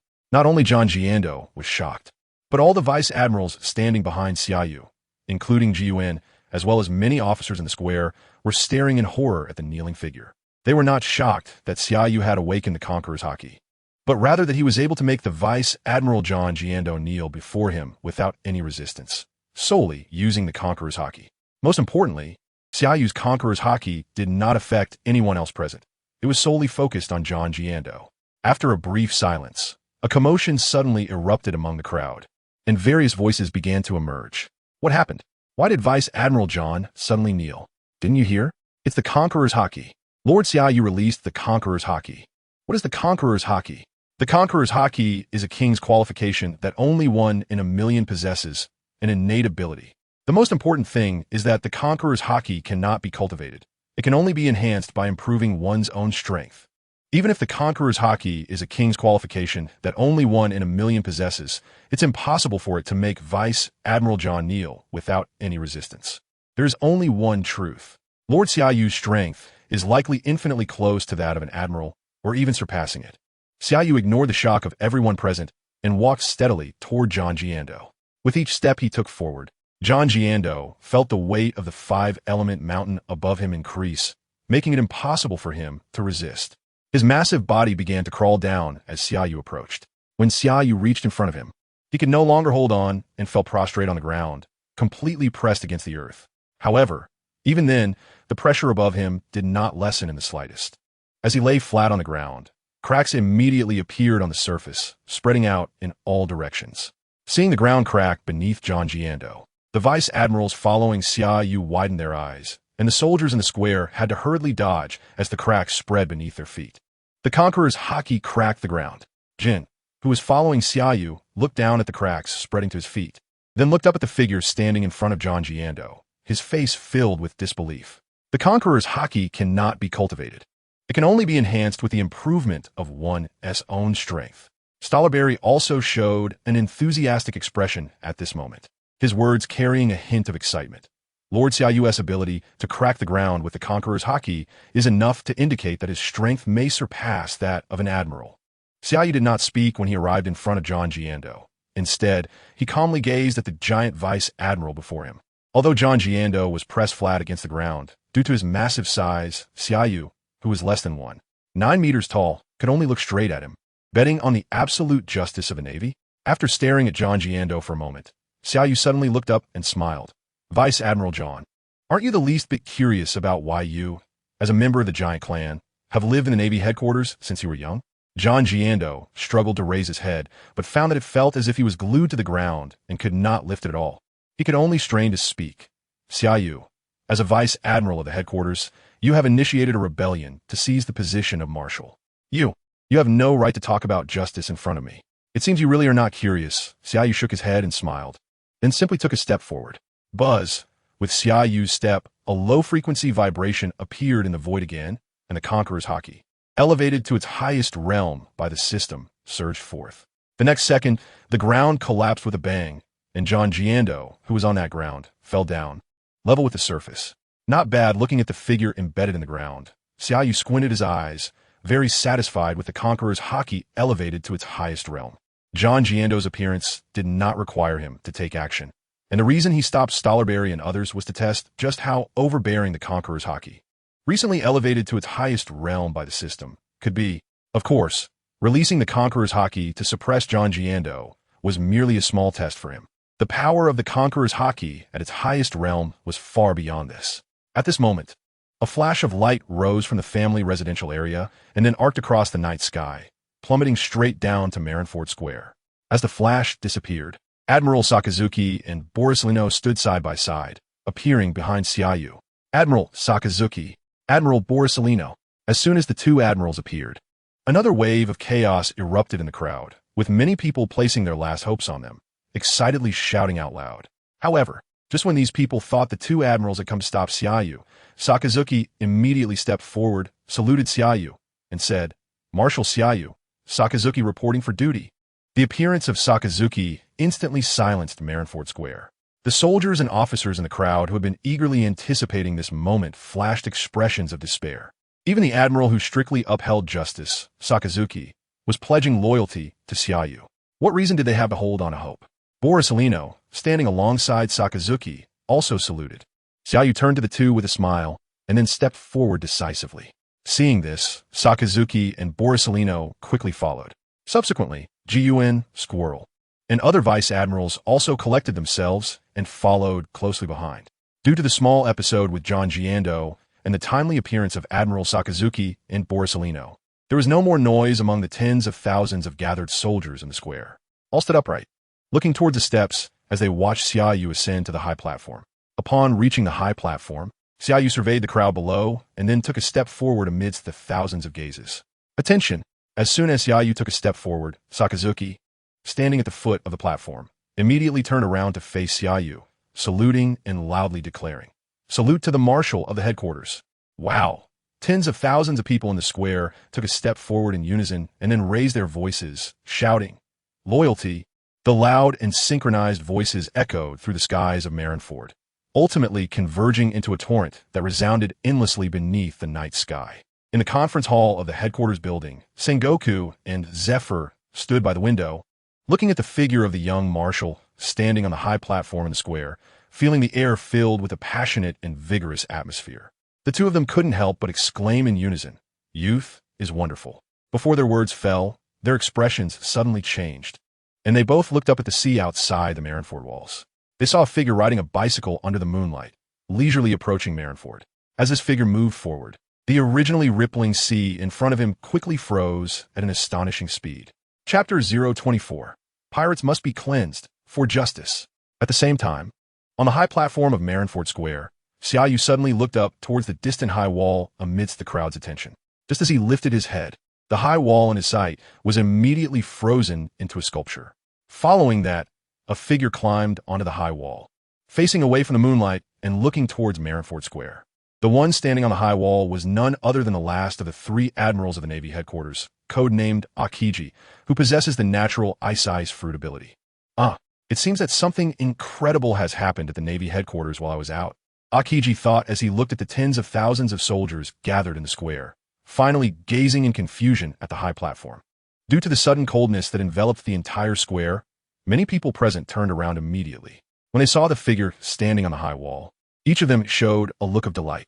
However, they quickly calmed down, retracting their gazes to focus on the new admiral standing on the platform. On the platform, Borsalino and Sakazuki also noticed Akiji suddenly appearing on the high wall. However, neither of them spoke. One remained vigilant while the other seemed lazy and indifferent, as if all of this had little to do with him. Akiji. At that moment, a line of squirrels standing behind Sakazuki and Borsalino decisively turned around and stepped forward, their expression serious. You're back just in time.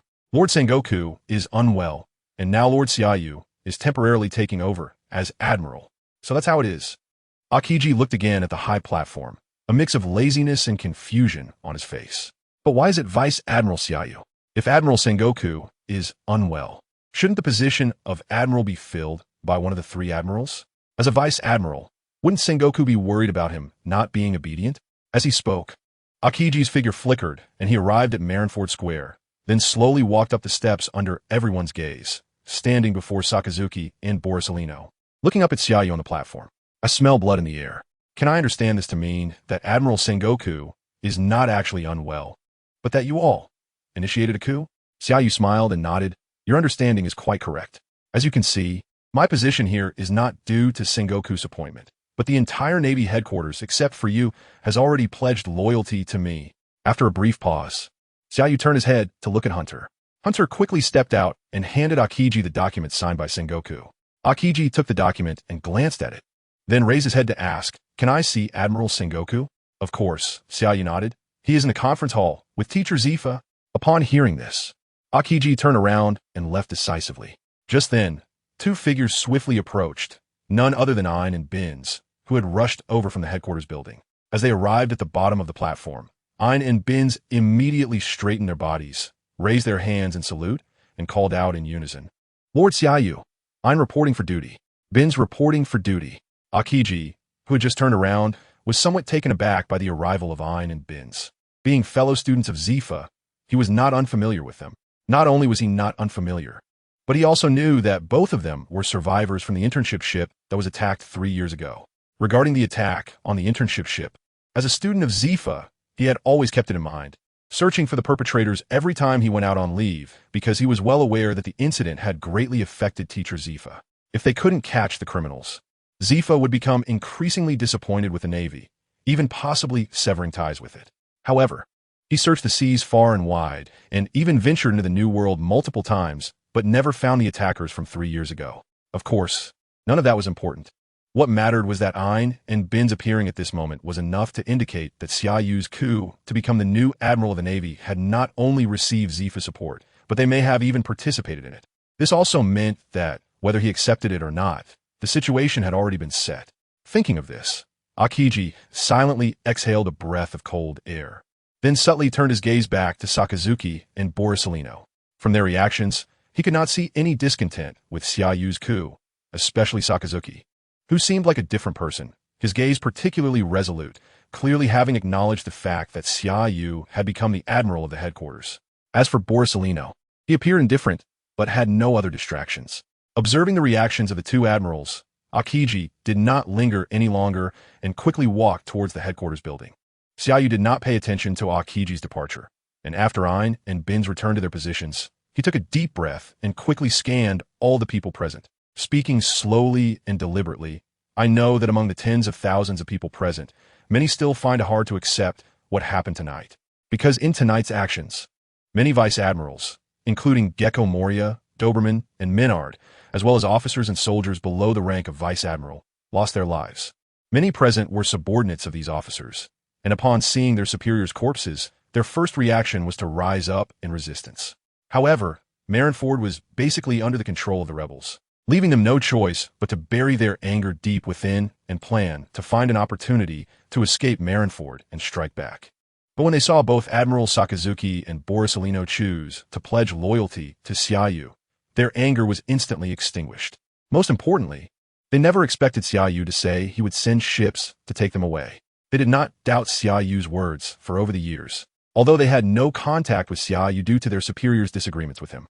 They knew through their colleagues that Xia Yu was not only responsive to requests, but also kept his promises.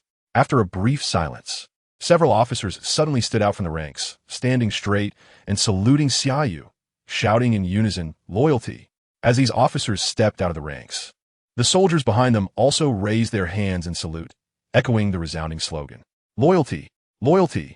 In an instant, the word loyalty echoed back and forth among the ranks, and not a single person chose to step forward and leave. This was, of course, within reason. If even the admirals chose to pledge loyalty, what could they, of lower rank, do to risk their lives? Watching the figures continuously stepping forward to pledge their loyalty, Xia Yu narrowed his eyes and quietly activated the highest level of observation haki enhanced by the system. In just a blink of an eye, the observation haki silently covered the entire Marinford, and everyone's inner thoughts were under the scrutiny of the observation haki, with nowhere to hide. After listening to the inner voices of everyone, especially those currently pledging loyalty, a smile gradually appeared on Xia Yu's face, and he raised his hand to signal those soldiers and officers who had shown their loyalty to join the ranks. Although there were a few individual voices that did not fully pledge their loyalty, these were merely concerns about him taking revenge afterward and did not have any other thoughts. Xia Yu did not take this to heart, and slowly said, "You have made the wisest choice of your lives. Of course, I will not keep this glory to myself." After a brief pause, Xia Yu once again unleashed his observation haki. However, this time he was not using it to listen to the thoughts of everyone present, but rather to deliver a brainwashing-style speech through his observation haki. Because the observation haki, enhanced to its highest realm through the system, not only possesses the ability to foresee parts of the future, but also has the rare capability to convey one's consciousness to others, influencing their minds and thoughts, and even changing their values and consciousness. After a brief silence, Xia Yu stepped forward, releasing his observation haki once more, and raised his voice, "Everyone, the future of the Navy has arrived. I firmly believe that it is our great mission in this era to eliminate the corrupt practices of the old times and to build a harmonious, free, and equal new world. The era of the celestial dragons, enjoying all privileges, must come to an end, and those evil pirates on the seas must be eradicated, for the sake of justice." Chapter 025, Gion. Answer me. Do you wish to stand by my side? Xia Yu's speech was highly persuasive, and coupled with the influence of his observation haki, the atmosphere in the square was quickly ignited, with the slogan of loyalty echoing again and again. The most excited were the soldiers and officers who had followed Xia Yu over the years. Each one seemed to be on fire, shouting the slogans until their voices were hoarse. Some even exaggeratedly shouted the slogan of Storm, the Holy Land, break away from the world government, elevating the atmosphere in the square to an unprecedented height. The reaction of tens of thousands of soldiers in the square left the two generals standing below the platform and the middle-ranking officers led by Gion completely taken aback. Xia Yu's speech was indeed passionate, but this was a skill that every commander must possess. For example, Gion, who would always give speeches during major events at headquarters to motivate the soldiers and officers. Before Xia Yu, General John's speeches were recognized as the most inciting. However, the scene before them now was even more exaggerated than during General John's speeches. Almost every soldier and officer, even several generals standing in a row with Gion, seemed enchanted, continuously raising their arms and shouting the slogan of loyalty. Not only were the two generals and Gion in disbelief, but Sengoku and Zephyr, who were in the conference hall, were also stunned by the rising waves of shouts from the square. However, they soon noticed something unusual. Rare observation haki? The observing Sengoku retracted his gaze and smiled bitterly. He conveys his thoughts and consciousness through his speech, allowing everyone present to resonate with him. No wonder he could make so many people unwaveringly loyal in just 6 years. Zephyr did not respond, but suddenly turned to look at the door. Seeing this, Sengoku quickly turned to look as well. He saw Gion standing outside the conference hall door, holding a document signed by Sengoku, with a complex expression. "Zephyr, do you support everything Xia Yu is doing now?" Gion entered the conference hall and went straight to the point. "I believe you all heard Xia Yu's speech just now. He said the era of celestial dragons enjoying privileges should end. If this is known to the Holy Land, the Navy will fall into an irretrievable abyss." Zephyr's expression changed slightly, and he said in a deep voice, "Gion, do you want to stop all this?" "No." Gion's expression remained unchanged, and he said lightly, "I just want to know your true thoughts." Upon hearing this, Zephyr shook his head and smiled. "Gion, my thoughts are not important. You are one of my most prized disciples and the one who knows me best. In my heart, the former Navy is already dead. Of course, I also know you best. After you returned from O'Hara, you have been troubled by Sakazuki's actions, even privately letting the only survivor from O'Hara Nico, Rob, and Go. In changing the justice you insisted on from burning justice to lazy justice, aren't you also very disappointed in the Navy? Kazan exhaled coldly and said leisurely, Teacher Zephyr, I wait. Before Kazan could finish, Sengoku suddenly stepped forward, looking at Kazan in disbelief. It was you who let Nico, Rob, and Go? Kazan, how could you do this? If this is known to the Holy Land, your future will be over. You should know very well that the Holy Land's greatest taboo is historians researching that 100 years of history. As a commander of the headquarters, you actually let Nico, Rob, and Go. What are you thinking? As soon as Sengoku finished speaking, Zephyr immediately stood up. Kazan, don't listen to his nonsense. Now the headquarters is under Xia Yu's command. So what if you let Nico, Rob, and Go? It's not a big deal. As long as you continue to stay in the Navy headquarters to assist Xia Yu, with the three of you generals helping, plus the unprecedented unity in the Navy because of Xia Yu, it wouldn't matter even if the Holy Land knew. Kazan nodded. I understand Teacher Zephyr's choice. So no matter what Xia Yu does next, even if it means going to war with the world government, Teacher Zephyr will fully support Xia Yu. Zephyr's gaze was firm. That is natural. After the military coup, the Navy headquarters gradually returned to calm after Xia Yu's speech ended. Accompanied by the two generals and a group of middle-ranking officers, Xia Yu returned to the top floor of the headquarters building. However, he did not head to the conference hall, but went straight to the door of the marshal's office. Before Gion, who was following him, could push open the office door, the tightly closed office door suddenly opened. Immediately after, the nearly 3-meter-tall Kazan walked out of the office. General Kazan? The unexpected appearance of Kazan from the marshal's office caused Gion, who was about to open the door, to step forward warily and say in a deep voice, How did you end up in the marshal's office? Kazan glanced at Gion, then turned his gaze to Xia Yu, lazily saying, Xia Yu, no, I should call you Marshal Xia Yu now. If I leave now, I want to know who you will appoint to take my place among the three generals of the Navy headquarters. Leaving now? Xia Yu shook his head with a smile. General Kazan, you cannot leave now. After all, you're a Logia-type ice-size fruit user, and your strength is incredibly powerful. If you leave, it poses a potential threat to me. So, you have two choices. 1. Stay and pledge loyalty to me, continuing to serve as a general at headquarters. 2. Be eliminated by us. Kazan furrowed his brow slightly, and his gaze swept over Sakazuki, Borsellino, Gion, and others. Are you worried that I will go to the Holy Land to inform the 5 elders about what you have done? You want to have the chance to go to the Holy Land. Xia Yu waved his hand and walked past Kazan to stand in front of the desk. I have already sent the news about you letting Nico, Rob, and Go during the O'Hara incident to the Holy Land. As soon as you step out of this building, the 5 elders will know about it. After a brief pause, Xia Yu suddenly changed his tone, and his tone softened a bit. Kazan, times have changed. You chose to wait for me here after meeting Sengoku and Teacher Zephyr, which means you have already made your choice. Now, coming to ask me an inconsequential question is just that you need me to give you a way out. After all, the situation in the Navy headquarters is already settled, and you don't have many choices left. I want to give you a way out. I now formally extend an invitation to you. If you don't want to continue being lost and wish for the justice you once insisted on to reignite, then stay and help me. There's an ancient saying in my hometown. Nobles and generals, do they have any kind? 800 years ago, 20 kings were able to unite to establish the world government. As long as we work together, we can create a better era 800 years later. After saying all this in one breath, Xia Yu turned around and sat down at the marshal's desk, then looked up at Kazan, suddenly raising his voice. So, General Kazan, please answer me. Do you wish to stand by my side? Chapter 026 MVP Settlement. The establishment of the 3 armies of the Navy headquarters. The darkness before dawn has passed, and the sun rises as usual. Navy headquarters, Marshal's office. Kazan ultimately chose to stay, standing side by side with Sakazuki and Borsellino. As Xia Yu said, the situation at Navy headquarters is already set, and his choices are limited.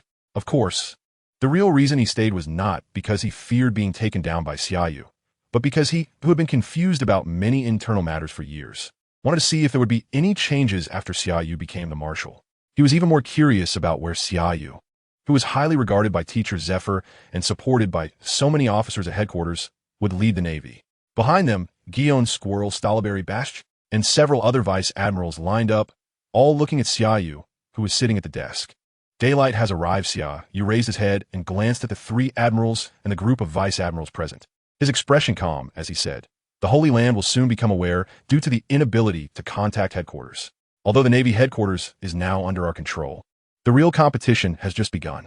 After a slight pause, Xia Yu turned his head to look at the vice admirals behind the three admirals, saying, Gion, you go to the monitoring room. All communications from the Holy Land will be personally handled by you. Also, let Ein and Bins come in. Yes. Gion raised his hand in salute and turned to leave. Just as Gion left, Ein and Bins quickly walked into the office and approached Xia Yu, both raising their hands in salute. Marshal. Xia Yu looked up at the two, his gaze gradually softening. 3 years ago, while eliminating a pirate crew and rescuing civilians, including Sakazuki's mother on the way back to headquarters, he unexpectedly encountered Ein, Bins, and Teacher Zephyr, who had lost his right hand in an attack on the training ship. It was because of his appearance that the three of them were able to return to headquarters smoothly. Although this event happened 3 years ago, neither Ein nor Bins, nor even Teacher Zephyr, had moved on from it. During these 3 years, Xia Yu often visited Teacher Zephyr for drinks, naturally leading to conversations with Ein and Bins. At first, Ein was taciturn, harboring hatred in his heart, and rarely participated in discussions. Bins was relatively optimistic. Every time Xia Yu visited Teacher Zephyr, Bins would actively join in and occasionally seek opportunities to spar with him, perhaps due to Xia Yu's dazzling charisma, or perhaps because they were all students of Teacher Zephyr. Ein, who also excelled in swordsmanship, gradually stepped out of the shadows after seeing Xia Yu sparring with Bins, and began to take turns with Bins to practice swordsmanship with Xia Yu. Later, when Xia Yu went out on missions, Ein and Bins helped take care of the elderly suffering from dementia, becoming friends with little communication but a strong tacit understanding. Ein, from now on, you will replace Menard as the new Vice Admiral of Headquarters. After observing the two for a moment, Xia Yu picked up an appointment letter and handed it to Ein, then continued. The only thing you need to do next is to select the most elite subordinates from the officer training camp to go out to find the assailants of the training ship. Marshal, Ein did not expect Xia Yu to directly promote him to Vice Admiral of Headquarters, his eyes widening in surprise as he stammered. I've been at headquarters for 3 years and have not made any contributions. Xia Yu waved his hand, saying, So, I am giving you the opportunity to achieve merit now. Saying this, Xia Yu immediately turned to Bins. Bins, I appoint you as Ein's aide, to accompany Ein on this mission. Upon their return, you will be promoted to Vice Admiral of Headquarters, replacing the position of the Ghost Spider. Yes. Bins stepped forward and saluted. Loyalty. Xia Yu nodded. It's settled. You may leave. Ein and Bins did not dare to delay, glancing at the seasoned vice admirals and admirals standing nearby, feeling somewhat guilty as they turned to leave. After watching them exit the office, Xia Yu immediately turned his attention to the 3 admirals standing in the front row, getting straight to the point. Headquarters need some adjustments. I have decided to establish 3 units led by you 3. The unit led by Sakazuki will be renamed the Akainu Army. The unit led by Palusalino will be renamed the Kizaru Army, and the unit led by Kazan will be renamed the Akiji Army. Each of the 3 units will be assigned 6 vice admirals from headquarters, and all officers below the vice admiral rank will follow a 3-to-1 structure. As soon as he finished speaking, Xia Yu immediately picked up 3 documents and handed them to the 3 admirals, which included the lists of vice admirals and rear admirals under their command, as well as lists of officers who needed promotion. There is no need to question these promoted officers. They're all the heroes from last night. Meanwhile, in the Holy Land Mariehua, the Room of Authority, as the highest authority of the world government, the 5 elders began a new day of work. In the spacious and bright Room of Authority, Science and Defense God J. Garcia Saturn sat on one side of the sofa, idly watching the snail phone on the coffee table in front of him. Behind him, the Finance God Izing Baranvi Nashiro stood by the large floor-to-ceiling window, looking at the increasing figures in Pangu Plaza outside, yawning with boredom. The Agriculture God Shepherd X Peter, dressed in a suit, wore a serious expression, as if pondering something important, staring intently at a newspaper in front of him. The Environment God Marcus Maz leisurely held a cup of coffee, walking to a single sofa to sit down, occasionally glancing at the Agriculture God, reading the newspaper, and the Science and Defense God lost in thought. It seems I am late. At that moment, a voice abruptly appeared, breaking the silence of the Room of Authority. Following that, the Law God Topman watchfully entered, quickly walking to the central sofa and sitting down, asking Saturn, who was staring blankly at the snail phone, "Is there anything important to handle today?" Saturn shook his head, somewhat puzzled. So far, this snail phone hasn't rung at all. Not only have there been no reports from the major sea organizations, but it's also very quiet from headquarters. In the past, at this time, we would already have a pile of documents in front of us, and headquarters would report relevant matters through the snail phone. Hearing this, Topman straightforwardly shifted the topic. no intelligence from the New World, either. It's not that he is very reassured about headquarters, but rather that headquarters does not report every day. Even if there is a report, it first goes to the commander-in-chief, and only after the commander-in-chief reviews it does it enter the room of authority. Saturn shook his head again. Recently, only two things have happened in the New World. One is the Elbaf incident, and the other is the rise of red-haired Shanks as one of the Sea Emperors in the New World. However, neither of these matters is being handled by us, but rather by the Knights of God. Topman's eyes lit up, not expecting Shanks to have grown to such an extent. Not only suppressing Prince Loki of Elbaf, but also becoming a new Sea Emperor. If Figurando Green-Ku shows up now, is there a possibility of making Shanks work for us? Didn't T. Shanks live in the Holy Land before? Saturn looked up at Topman, helplessly saying, at that time, his twin brother Shamrock tried hard to persuade him to stay in the Holy Land, but he ultimately chose to leave, as there were no important matters to handle. The five elders, as the highest authorities in the world, began to gossip like ordinary people. Unknowingly, a few people had spent a relatively pleasant morning in the room of power. Just as they were about to get up and head to the restaurant for a meal, the phone bug, which had been quiet all morning, suddenly rang. Then, a voice that seemed to deliberately disguise itself and thus sounded somewhat neutral emerged.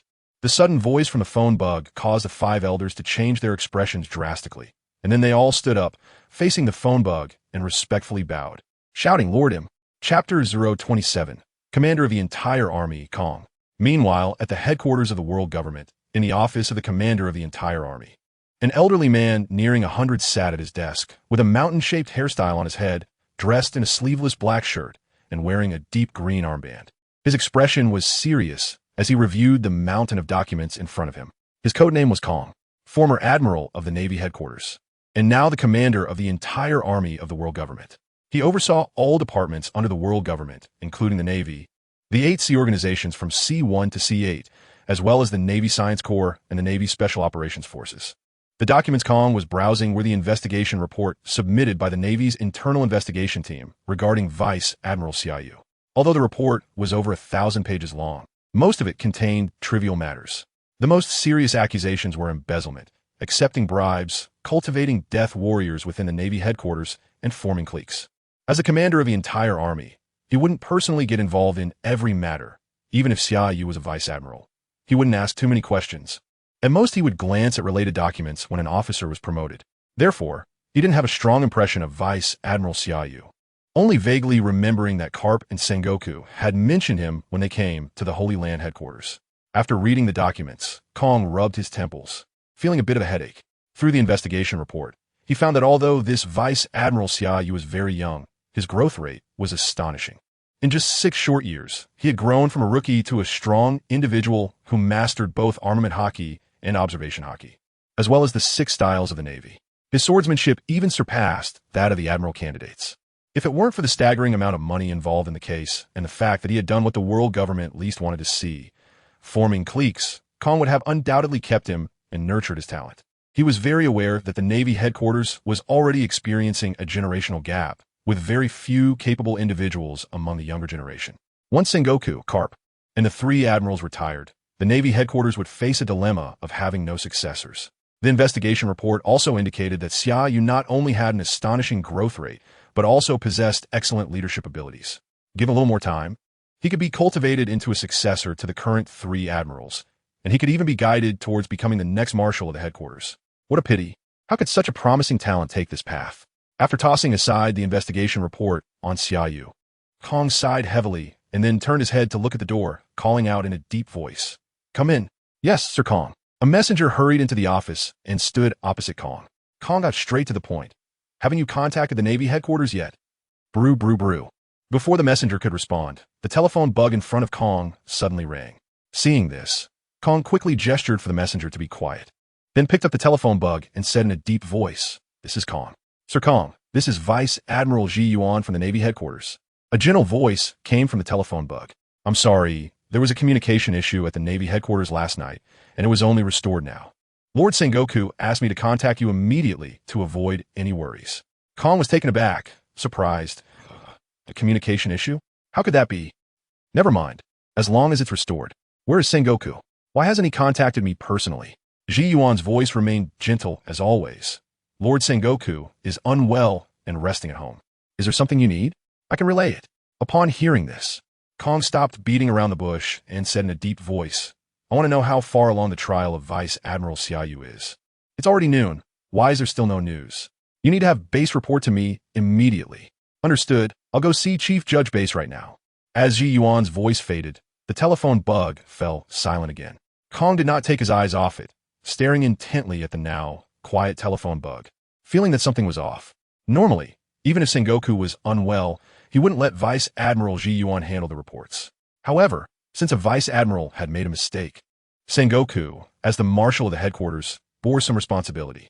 Sengoku being unwell at this time was likely just an act. Just as Kong was imagining Sengoku pretending to be sick at home, the previously silent telephone bug rang again.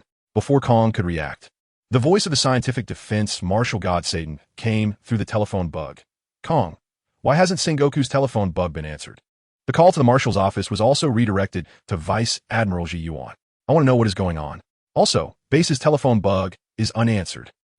Kong's pupils constricted, a sense of unease rising in his heart. Meanwhile, at the Navy headquarters in the Marshal's office, Xia Yu, who was busy redeploying the Navy, let out a sigh of relief, then leaned back tiredly in his chair.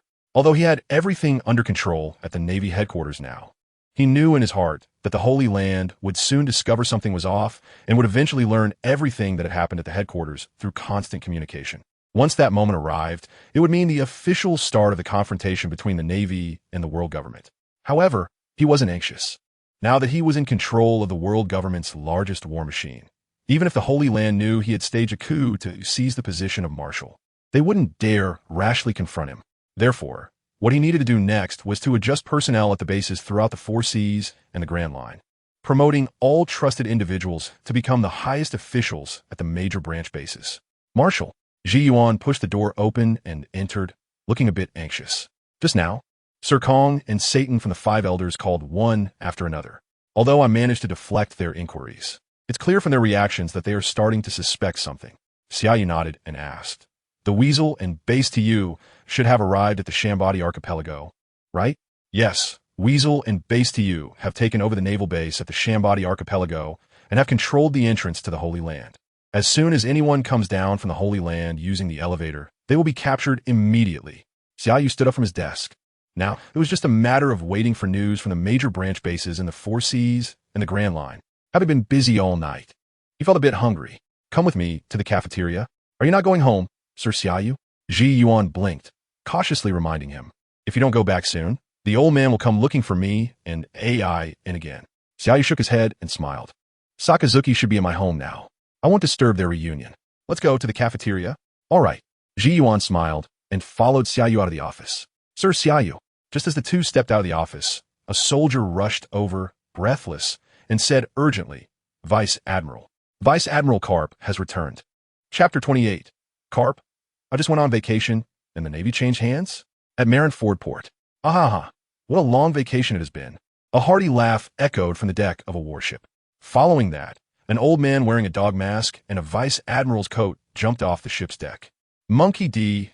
Karp, the legendary Vice Admiral of the Navy headquarters, had once pushed Pirate King Roger to the brink multiple times and became a hero in the eyes of countless Navy personnel after suppressing the Rocks pirates during the shocking God Valley incident that had shocked the world government. As soon as he jumped off the deck, Karp immediately took off the dog mask and pulled out a box of senbei, savoring the snack. Sir Karp, you have finally returned. A Navy soldier waiting at the port hurried over, excitement evident on his face. Lord Sengoku knows you are back today and specifically sent me to wait here. Huh? Karp blinked, confused. How would Sengoku know I was coming back today? That's impossible. I cut my vacation short to return. He definitely couldn't have known. Wait, who are you? Where are my soldiers? Sir Karp. The soldier blinked, feeling wronged. I am your subordinate. Is that so? Karp chuckled awkwardly. Looks like I really am getting old. I can't remember you young kids anymore. You go on ahead. I'll find Sengoku myself. With that, Karp tossed the dog mask to the soldier and strode towards the headquarters building. The soldier who watched Karp walk towards the headquarters didn't leave immediately. Instead, after Karp had gone a distance, he quickly picked up a den mushy. His smile instantly vanishing as he said seriously, Vice Admiral Karp is about to enter the headquarters building. Understood.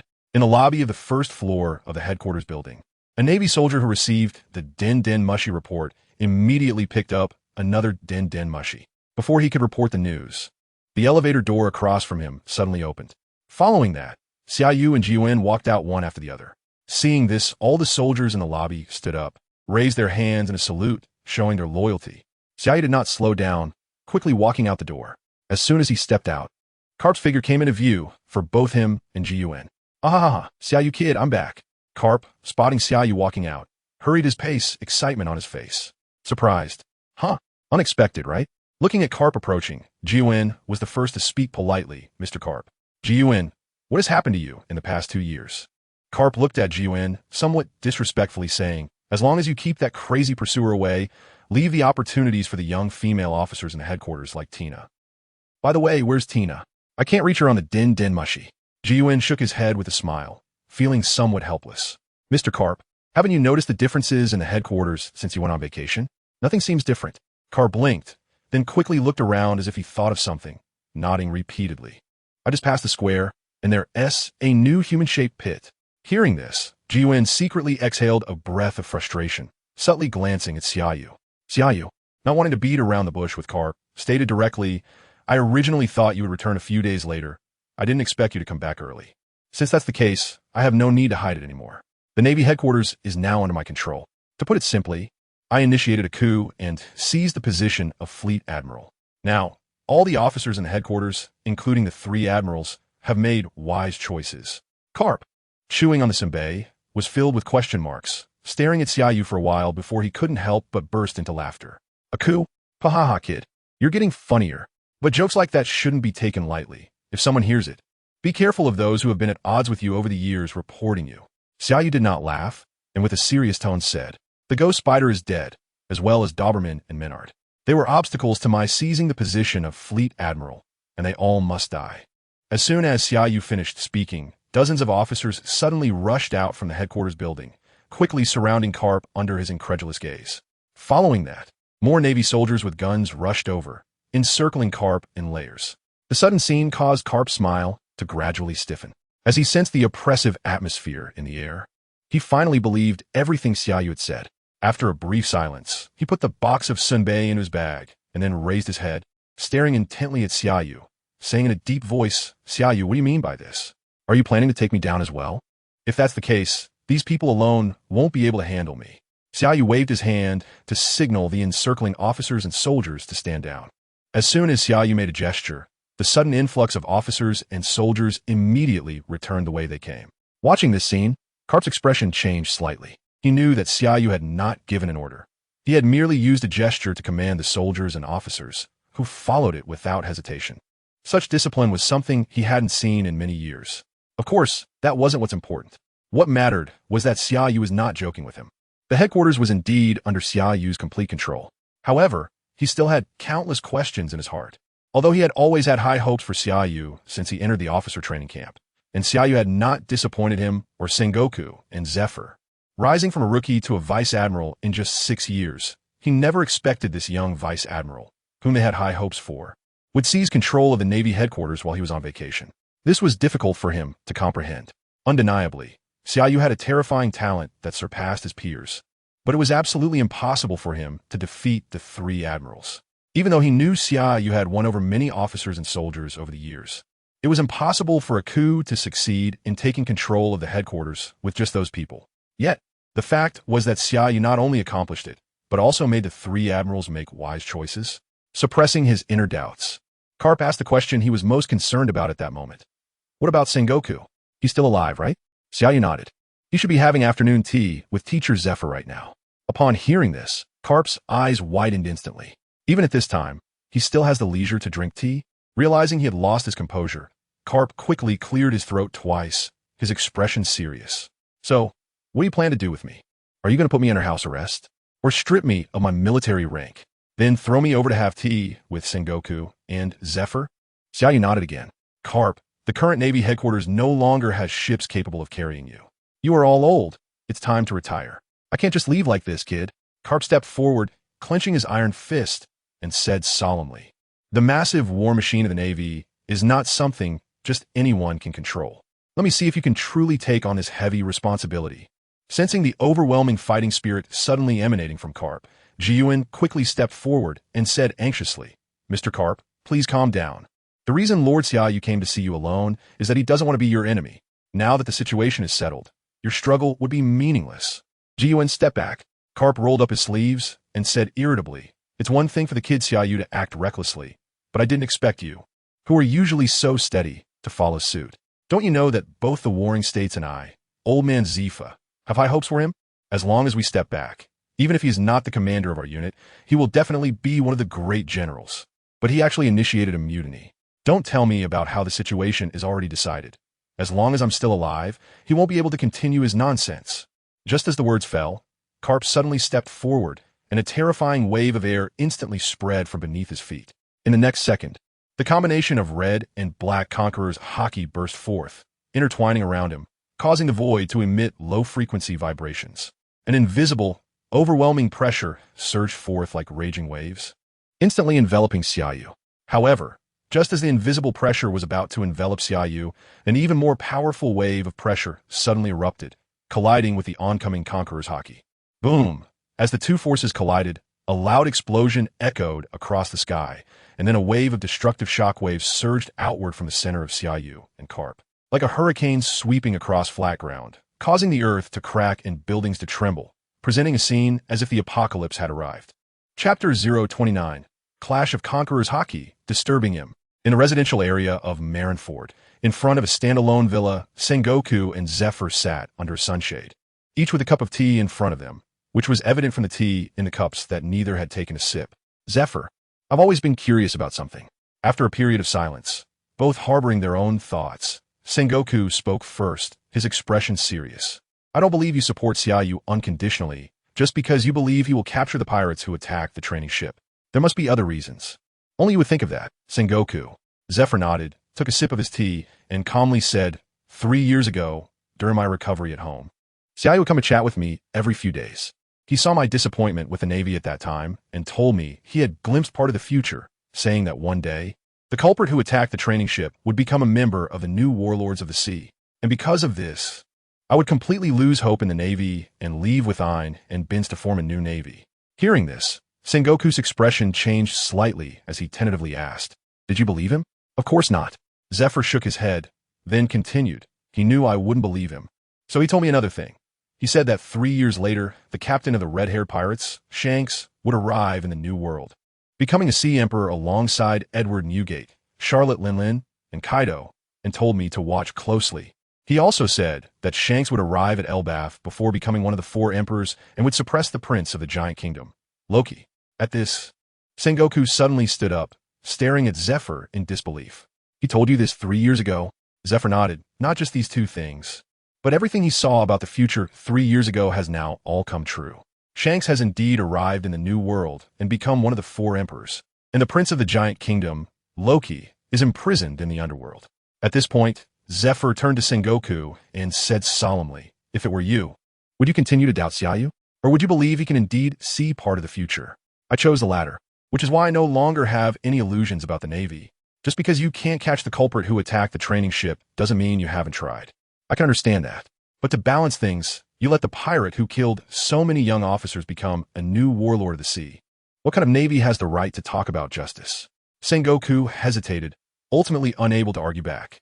Although this incident had not yet occurred, Xia Yu had foreseen 3 years ago that Shanks would become one of the 4 emperors in the New World, as well as Loki's fate, which was enough to prove that Xia Yu was not just sensationalizing, but that one day, in the future, the pirate who killed the training ship could indeed become a new warlord of the sea. Of course, discussing these matters was not very important now. What mattered was that Xia Yu could see such a distant future. Sengoku could not imagine how Xia Yu accomplished this. He knew that mastering observation haki at its peak could allow glimpses of the future, but there were limitations in time.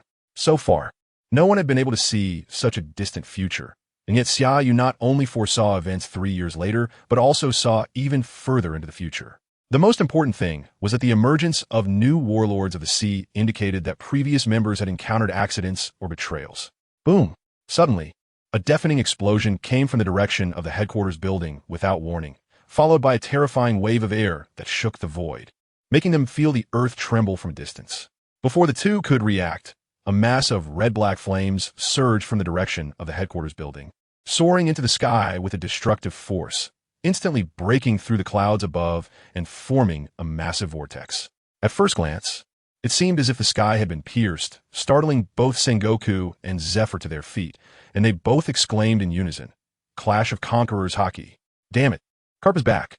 Meanwhile, in front of the headquarters building, Xia Yu, who had decisively unleashed his Conqueror's Haki to counter Carp's attack, stepped forward. With a thud, an even more overwhelming destructive shockwave erupted from beneath his feet, suppressing Carp's released Conqueror's Haki with unstoppable force. How is this possible? Carp, shocked to find his Conqueror's Haki instantly suppressed, looked up at Xia Yu in disbelief. "It seems you've been hiding your strength all these years. Even I was deceived." As his words fell, Carp, unwilling to back down, stepped forward, unleashing his Conqueror's Haki without reservation. As the two Conquerors' Haki clashed again, the ground beneath them immediately cracked with numerous fissures, resembling a giant spiderweb. The invisible, immense pressure was crazily compressing the ground, causing it to explode inch by inch, rapidly collapsing downwards. Even the powerful Gion was pushed back uncontrollably by the clash of their Conqueror's Haki, the chaotic shockwaves whipping her cape around, making her look quite disheveled. However, at that moment, she could not care less about her appearance, for if Carp continued to fight Xia Yu, the headquarters building behind her and the entire Marinford could be destroyed. "Mr. Carp, Lord Xia Yu, please stop. Marinford will be destroyed." Meanwhile, at Xia Yu's home, Sakazuki, who had been unable to rest from the guilt he felt towards his mother and had been staying by her side, suddenly turned around, staring in horror at the flames soaring towards the sky from the direction of the headquarters building. He shouted to the ever-sleepy Palyasalino sitting beside him, "Carp is back.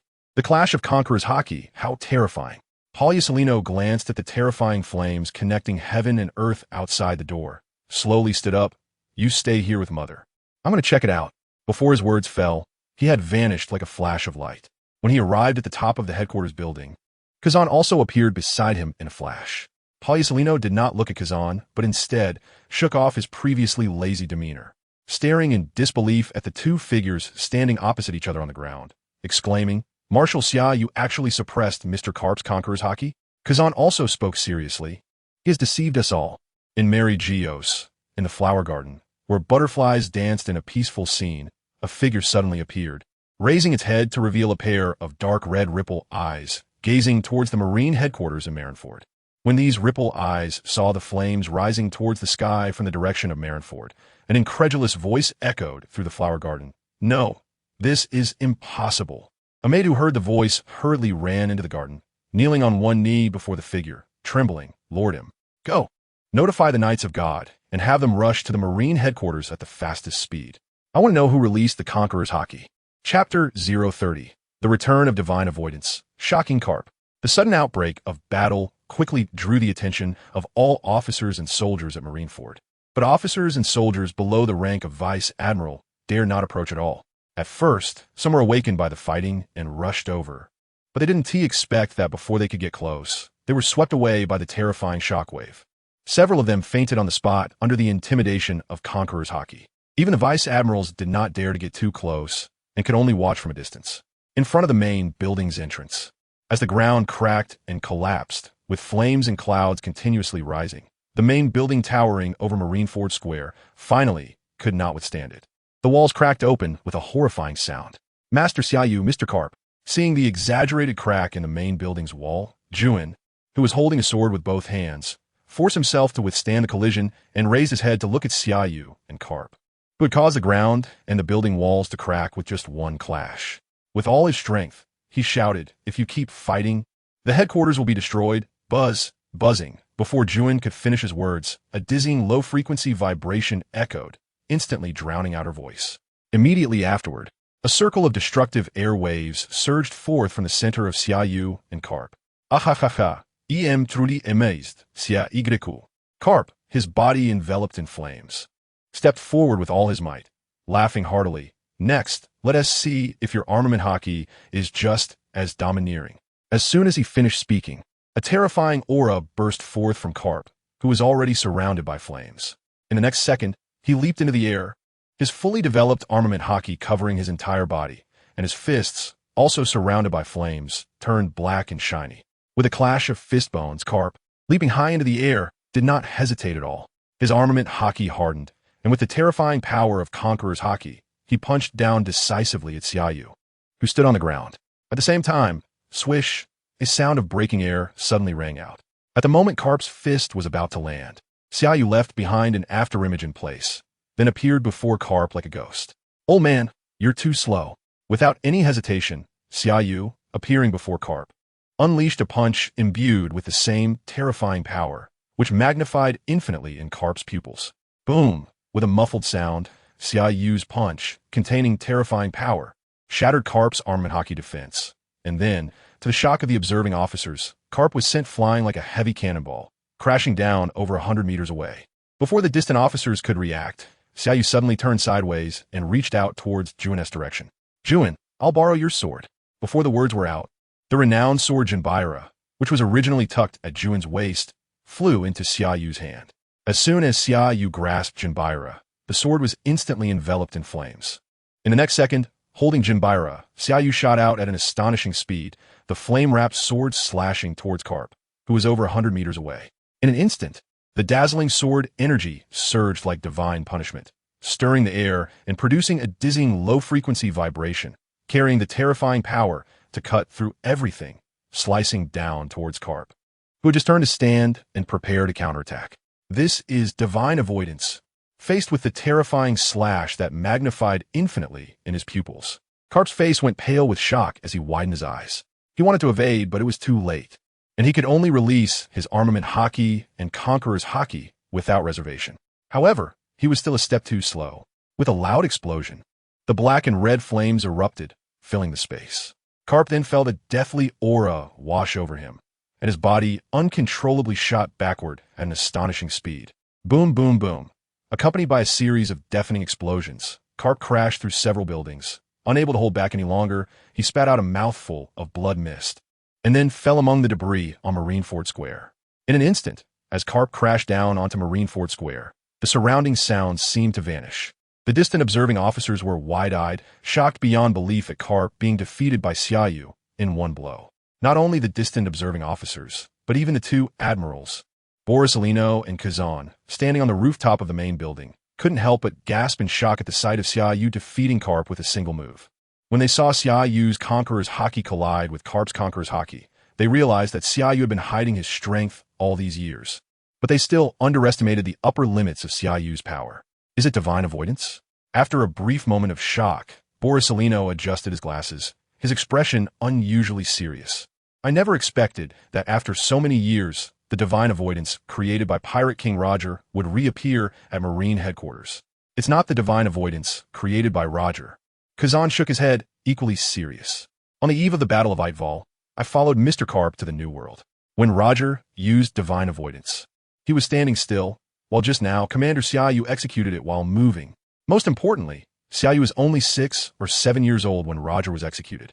He definitely hadn't seen Roger, let alone learned swordsmanship from him. Though it was hard to imagine, it was clear that this was divine avoidance created by Commander Xia Yu himself. The most shocked was Gion. Gion was astonished because Xia Yu's first exposure to swordsmanship was when she was a temporary instructor at the officer training camp. When she discovered Xia Yu's high talent in swordsmanship, she tried to teach him for a while.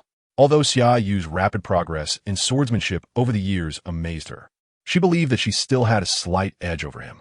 However, after witnessing Xia Yu's unprecedented strike, she finally understood that Xia Yu had grown to a level she could hardly reach. Cough, cough, cough. Suddenly, a series of violent coughs broke the sudden silence of the square. Then, Karp flipped over and sat up, completely ignoring the shocking wound on his chest.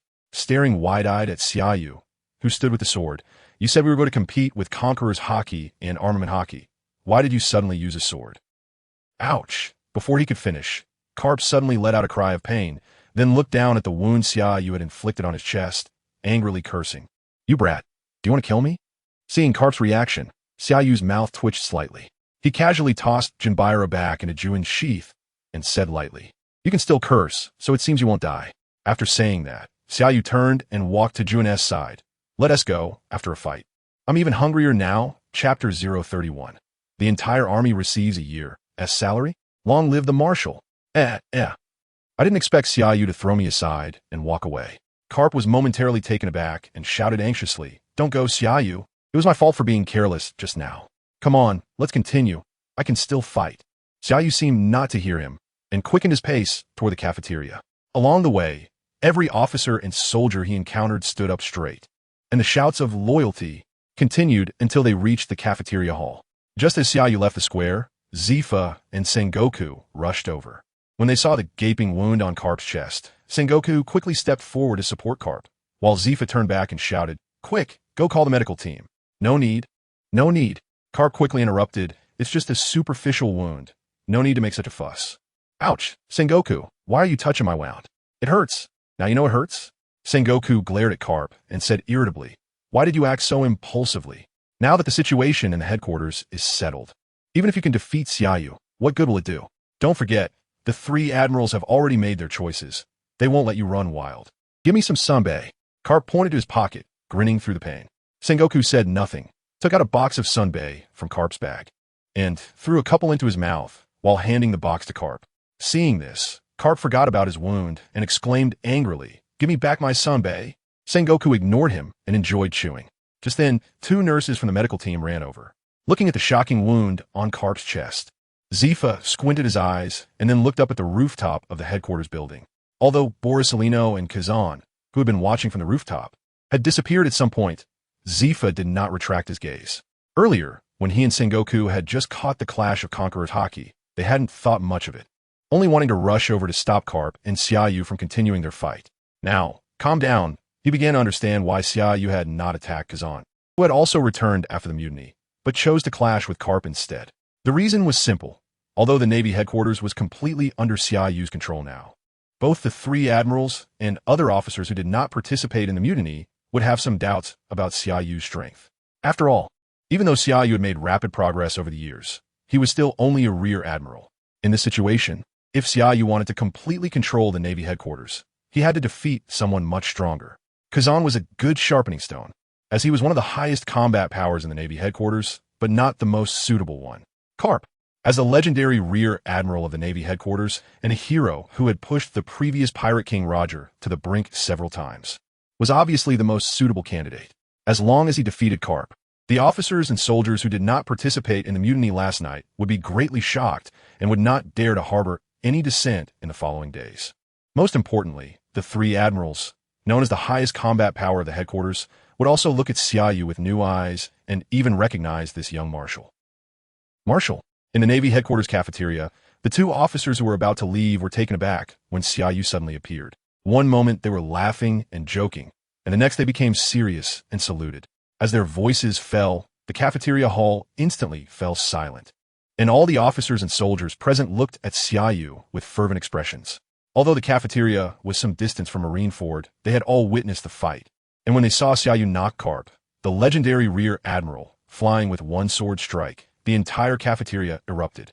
While there were a few who had to choose loyalty due to the overwhelming circumstances, after witnessing Xia Yu's displayed strength, their determination to follow him was unwavering. Xia Yu scanned the cafeteria hall and showed no signs of fatigue after the battle with Carp. With a warm smile, he said, "It's mealtime. Everyone doesn't need to be so formal." Loyalty. All those in the cafeteria raised their hands and saluted simultaneously. By the way, Xia Yu suddenly remembered something, waved his hand to signal everyone to be quiet, and said softly, "Although we still have many tough battles ahead, we can't let our brothers fight on an empty stomach. Gion, go to the finance team later, raise the salaries of all officers and soldiers, and distribute a year's salary to everyone all at once." Before Gion could respond, the cafeteria erupted once more. "Long live Marshal Xia Yu. Ha, great. We can get a year's salary again. Woo, long live Marshal Xia Yu. With this money, I won't have to worry about my brother's wedding. Marshal Xia Yu, you must come to my brother's wedding." Among the crowd, some soldiers who did not participate in the mutiny last night were also extremely excited, but some still couldn't believe this was true. After all, if they hadn't been trapped in the dormitory at that time, they might have followed their superiors' orders and fought against the soldiers who had mutinied with Xia Yu. Especially a young man wearing a brigadier general's uniform, standing in the crowd, looked left and right, then mustered his courage to squeeze through the crowd and quickly came to Xia Yu. "Marshal, last night, those of us who did not participate, can we also receive the salary for the coming year?" "Of course." Xia Yu smiled and nodded. "Now that the situation in the headquarters is settled, it won't change whether you participated in the action last night or not." "That's great. The young brigadier general's eyes turned red with excitement, and he choked. "Thank you, Marshal. This money is really important to me. I. I. The young brigadier general was clearly a loss for words due to his overwhelming excitement. After stuttering I 3 times, he suddenly stood up straight, raised his hand, and faced Xia Yu, shouting from the bottom of his heart, "Loyalty." He had originally been a subordinate of Rear Admiral Ghost Spider. His younger sister had been ill for a long time, and every month he needed exorbitant medical fees to keep her alive. At first he could manage, but soon he couldn't hold on anymore and had borrowed from all his colleagues, which ultimately led to them avoiding him. In desperation, he had to seek help from Rear Admiral Ghost Spider, but all he received was a cold scolding. Fortunately, there was still hope. The mutiny led to Xia Yu becoming the new marshal, who actually distributed a year's salary to every officer and soldier at once. At that moment, he finally understood why Xia Yu gained the loyalty of so many officers and soldiers. Not just because Xia Yu had the strength to defeat the legendary Rear Admiral Carp with a single blow, but because Xia Yu's kindness towards his subordinates was evident to all. With the distribution of a year's salary, the atmosphere in the cafeteria became even more lively. However, neither the officers nor the soldiers dared to disturb Xia Yu again. After Gion brought the food, Xia Yu, sitting by the window, picked up his chopsticks and began to eat voraciously. It was not that he disregarded his image, but rather that he had not had enough to eat during the recent investigations and was even imprisoned. And now that his abilities had been upgraded to max by the system, his stomach was in an uproar, and his appetite had increased significantly. Gion did not pick up his chopsticks, but rested his chin on his hand, watching the youngest and first marshal in Navy history who had started a mutiny. He couldn't help but recall how Xia Yu had looked when he first entered the officer training camp. At that time, Xia Yu just turned 18, still youthful and curious about everything. Although her interactions at the officer training camp made her very confident that Xia Yu would eventually amaze everyone, she did not expect Xia Yu to emerge in such a way. By the way, suddenly, Xia Yu put down her chopsticks and looked at Gion, asking if the headquarters could still issue salaries. Gion nodded and said it should be enough. However, if the headquarters breaks ties with the world government, we won't be able to issue salaries next year. I'm not worried. Hearing that we can still get a year's salary, Xia Yu felt relieved. The Holy Land might not be so angry as to sever ties with us. For them, it doesn't matter who becomes the commander of the headquarters. As long as the Navy still belongs to the world government, they might make some compromises. At that time, we will maximize our interests. Upon hearing this, Gion did not relax, but instead looked worried and said, "The headquarters is currently under control, so I'm not worried about that. What I'm concerned about are the various branch bases in the 4 Seas and the Grand Line, because until now, none of the branch bases have sent any news." Chapter 032. Only follow the orders of the Marshal of the Navy Headquarters. Holy Land, Mariewa, World Government Headquarters Building. Office of the Supreme Commander of the Army. Kong walked back and forth in front of the desk with a solemn expression. On the other side of the desk, several officers from the Intelligence Department were nervously communicating with various departments under the world government, each holding a den mushi. Report. Suddenly, one officer put down the den mushi, looking troubled as he glanced at Kong. "Sir, we are unable to contact the Navy Scientific Corps. Report. We cannot reach the Navy's Special Operations Unit. The Navy's Special Science Team is unreachable. Report. We just received news from Judicial Island that they also cannot contact Chief Judge Base. Report. We have successfully established contact with Impel Down." Hearing report after report, Kong immediately returned to his position and sat down, saying in a deep voice, "No need to contact the Navy headquarters and related units anymore. Immediately contact the bases of the Grand Line and the 4 Seas." An officer cautiously asked Sir Kong, "What is going on? Why has the Navy headquarters suddenly lost contact with the Holy Land?" Kong did not answer, but shot a glare at the officer. Seeing this, the officer dared not ask further and picked up the den mushi to start contacting the major branch bases outside the Navy headquarters. East Sea, Marine Base 153 in Shellstown. A group of over a dozen soldiers rushed into a dormitory, holding confidential documents sent from the Navy headquarters. With a loud bang, the tightly shut dormitory door was rudely pushed open. A few officers resting inside quickly got up and looked at the soldiers who had broken in. The leading soldier did not hesitate and raised the document in his hand, declaring appointment from headquarters. Sergeant Monka stepped forward. As soon as the soldier finished speaking, a tall and sturdy officer stepped forward.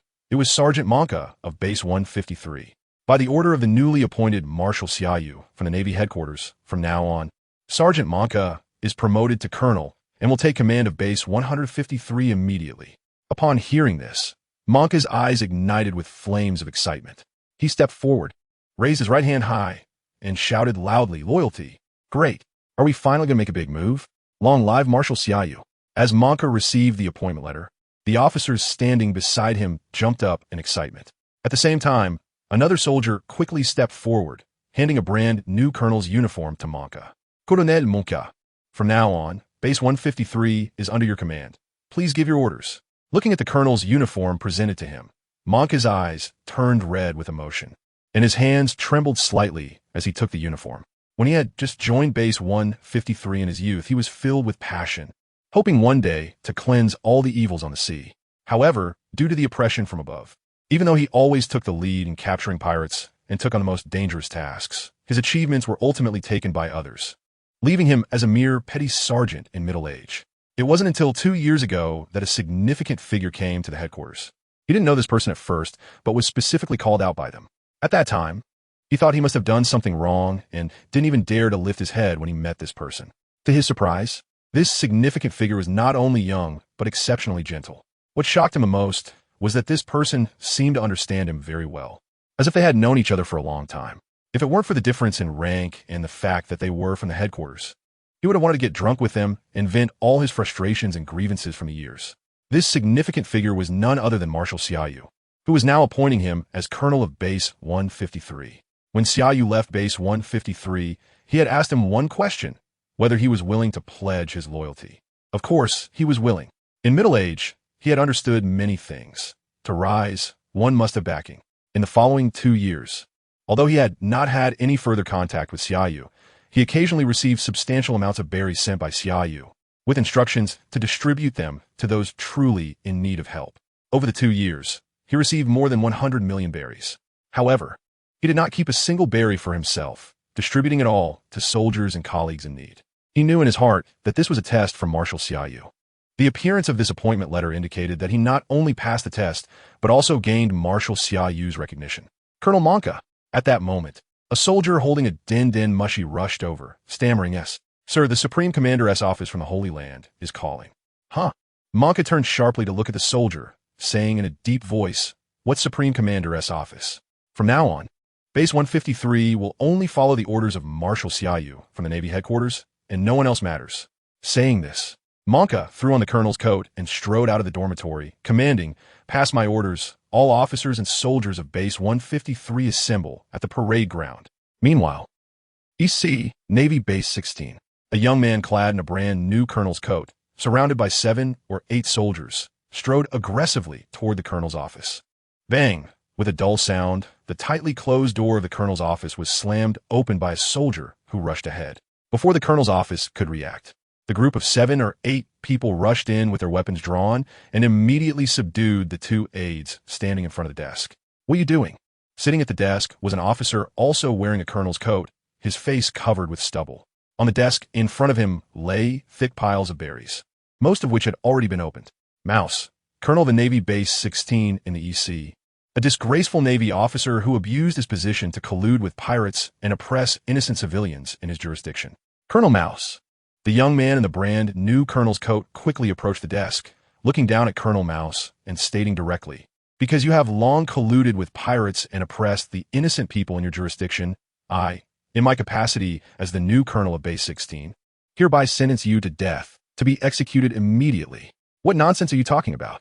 Upon hearing that the young man claimed to be the new colonel of Base 16 and was sentencing him to death, Colonel Mouse jumped up, shouting, "I'm the colonel of Base 16. Someone arrest this man." "Stop shouting, Mouse." The young man waved his hand. "Base 16 is now under my control. You can go die." As soon as the young man's words fell, the 7 or 8 soldiers beside him did not hesitate and almost simultaneously pulled the triggers. Bang, bang, bang, bang. The sound of gunfire erupted, and in an instant Colonel Mouse, who had not fully comprehended what was happening, was turned into a sieve by the soldiers who emptied their magazines. The young man walked over and kicked Mouse's corpse aside, then turned to his subordinates, standing at attention with their guns lowered, and shouted, "By the order of Marshal Xia Yu from the headquarters, our next mission is to eradicate all pirates in the jurisdiction of Base 16, leaving no one behind." Chapter 033. The Internal Purge of the Navy begins. EC, Rowtown Naval Base. Colonel Smoker, who had just been appointed as the highest commander of Road Town, looked at the mountain of documents piled in front of him with a furrowed brow. As a colonel in the Navy headquarters and a natural-type smoke fruit user, he was extremely dissatisfied to be reassigned to the East Sea as a base commander. His mood worsened upon seeing the mess left behind by his predecessor. At that moment, the office door was suddenly pushed open, and a girl who looked to be around 17 or 18 rushed in, holding a confidential document and hurriedly approaching the desk. Confidential document? Smoker was taken aback and took the document, tearing it open.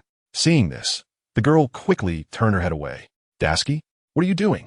Smoker looked at the girl and said in a deep voice, "You are my adjutant.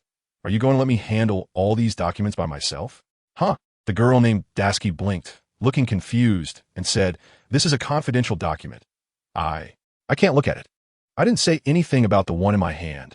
Smoker's forehead was covered in sweat as he pointed to the mountain of documents in front of him. "You have half an hour to find useful documents." With that, Smoker stopped talking and began reading the confidential document he had just received. After reading the first few paragraphs, Smoker suddenly stood up, looking incredulously at the contents of the document. Marshal Sengoku is unwell, and Admiral Xia Yu is temporarily assuming the authority of the Marshal of Headquarters. Report. Before Smoker could react, a loud shout came from outside the door. A messenger rushed into the office, stuttering, "I just received news that Colonel Rad of the 16th Division was executed on the spot by the newly appointed colonel. The reason is colluding with pirates and oppressing the people. Also, there has been a change in the 153rd Division. The current colonel is an officer named Monka." Hearing this, Smoker abruptly turned his head and stared intently at the messenger.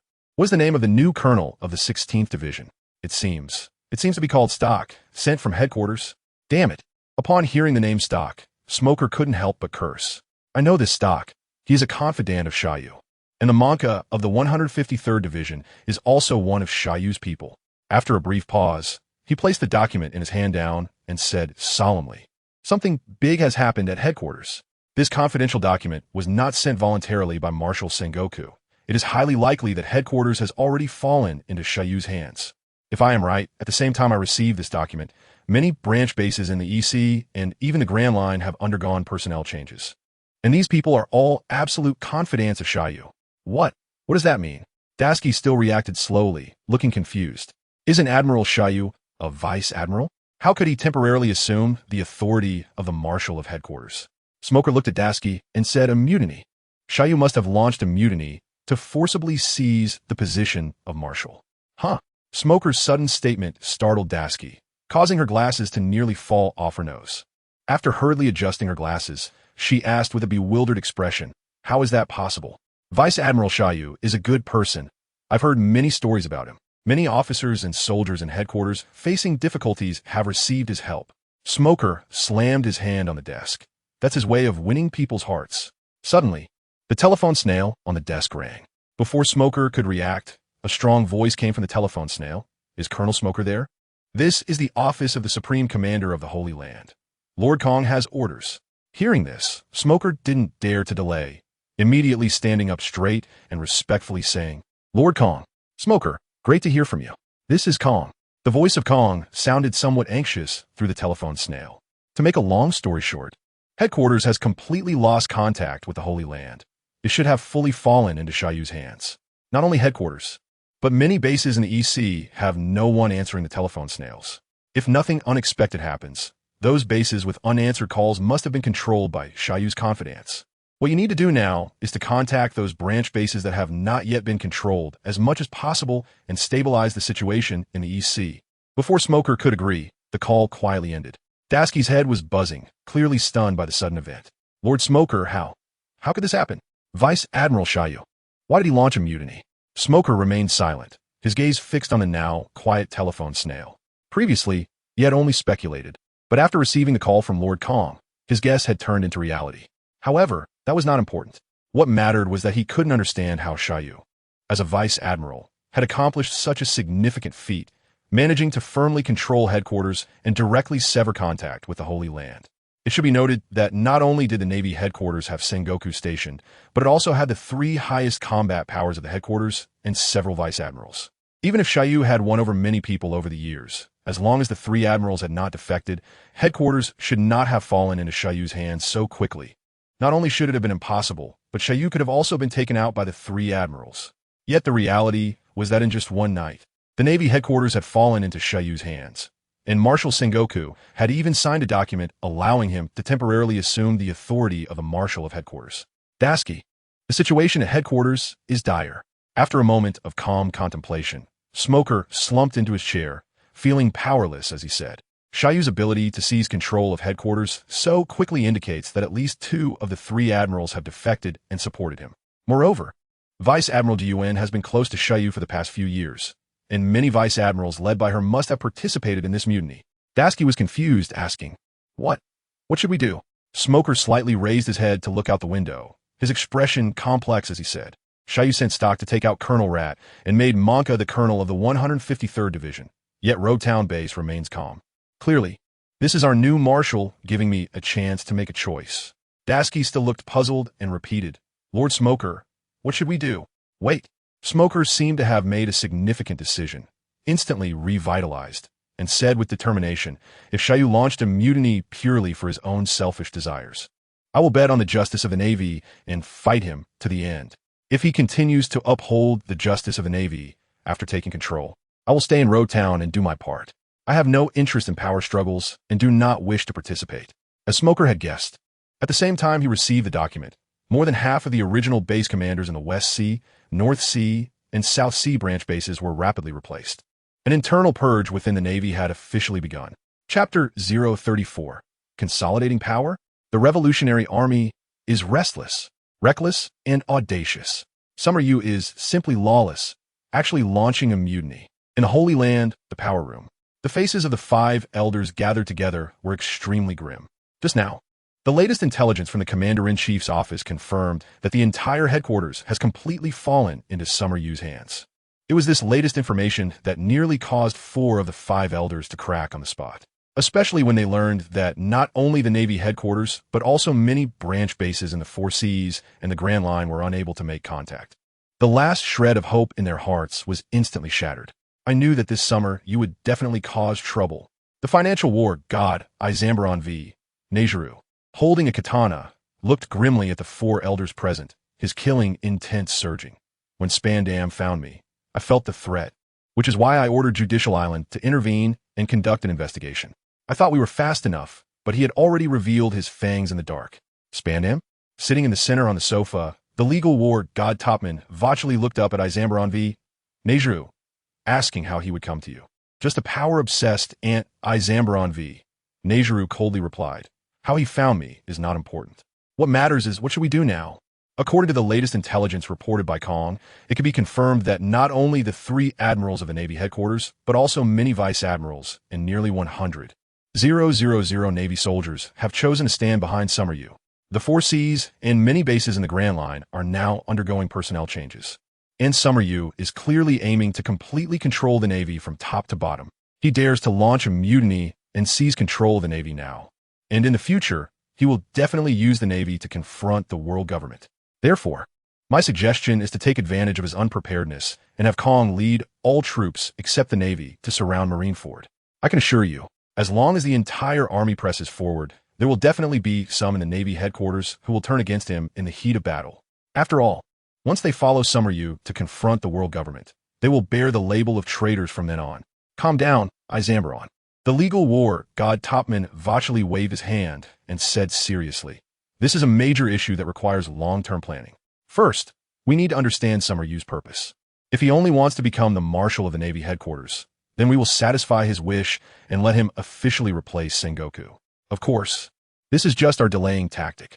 As long as he becomes Marshal and behaves himself, listening to the orders from the Holy Land, we can slowly divide the Navy from within, and when the time is right, we will arrest and execute him. Because right now he has just taken control of the Navy, his momentum is booming. Even if Kong personally leads the entire army to attack, even if we ultimately win, it will end up being a situation where we lose 800 men to kill 1,000. And once we go to war with a Navy led by Summer Yu, it will inevitably lead to unprecedented chaos in the Grand Line. If the pirates, the 4 emperors of the New World, and the Revolutionary Army take advantage of the situation to strike, we will be in a passive position, and it could even lead to some wavering countries among the allied nations turning against us. I don't think so. Izumbaron Vei. Nejiru stepped forward and said in a deep voice, "The situation you described is that Kong and the Navy led by Summer Yu are in a stalemate. It cannot be denied that there are currently 3 admirals and many vice admirals along with nearly 100,000 Navy soldiers at the Navy headquarters. It is almost impossible for Kong to suppress them in a short time." After a slight pause, Izambaron suddenly raised his head. "But what if the Knights of God intervene? With such a significant change occurring at the Navy headquarters, Figurand Greenku has no reason not to show up. As long as Figurand Greenku leads the Knights of God to the Navy headquarters to restrain the 3 admirals, other Navy leaders will be insignificant. As for the lawless Summer Yu, he is just a vice admiral. Additionally, we still have Department C, especially C9 led by Rob Lucci. Lucci is the strongest and most ruthless killing machine in C9's history. They have been lurking in Water 7 for the past year and can definitely act as a surprise force to infiltrate the Navy headquarters. Speed is essential in warfare.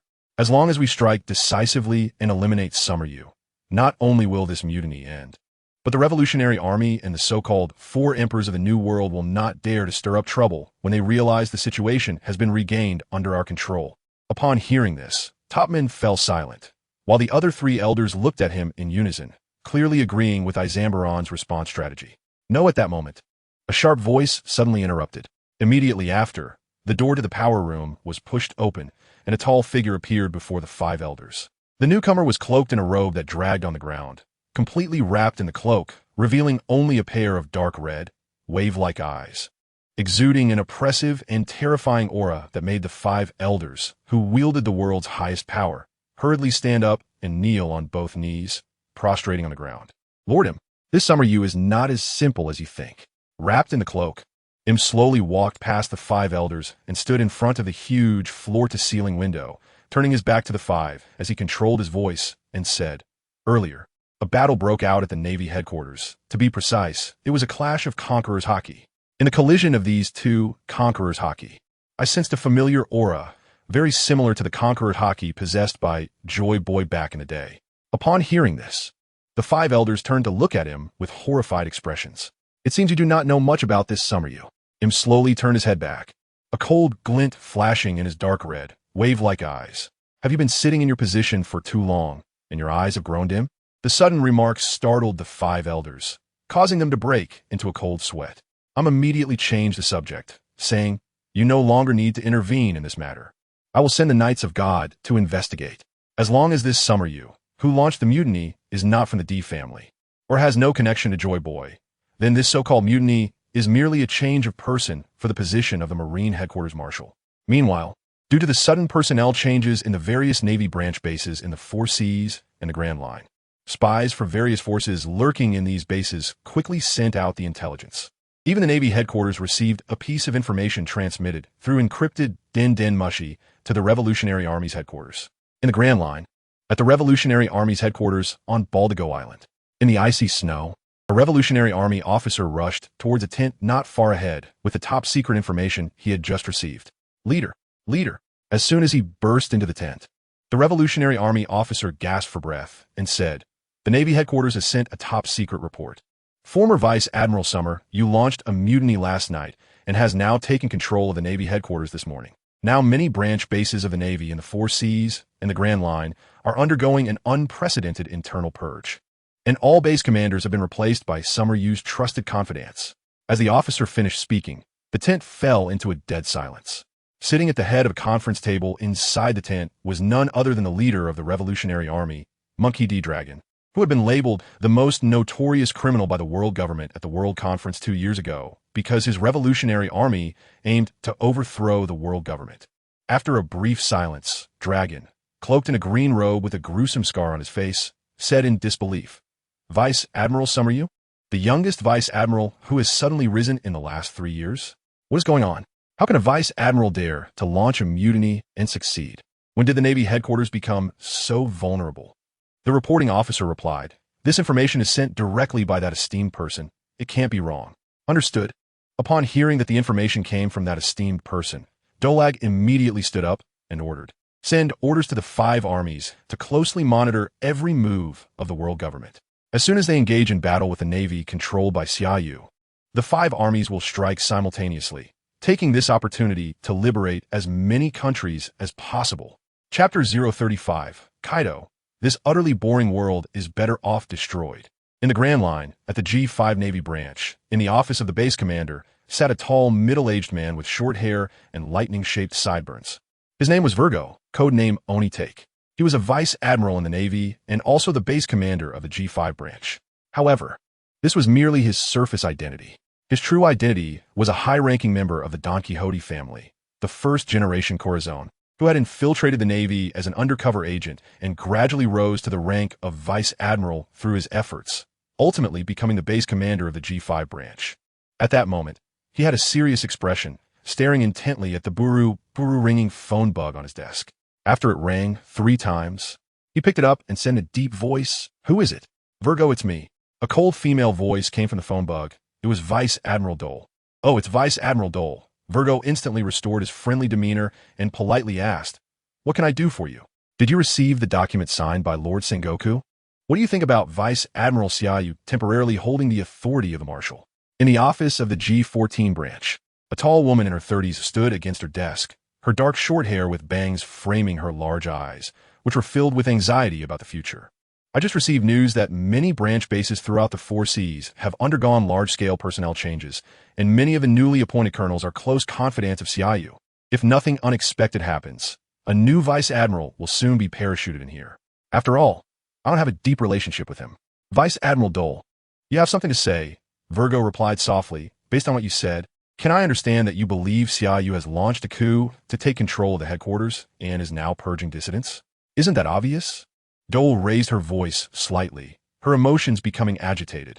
The fact that Xia Yu can quickly take control of the headquarters and initiate large-scale personnel changes in all bases of the 4 seas and the Grand Line indicates that more than half of the officers in the headquarters, including the 3 admirals, have sided with Xia Yu. It might even be more serious than I imagined. In this case, no matter which side we choose, we might face retribution. Why choose? Virgo shook his head.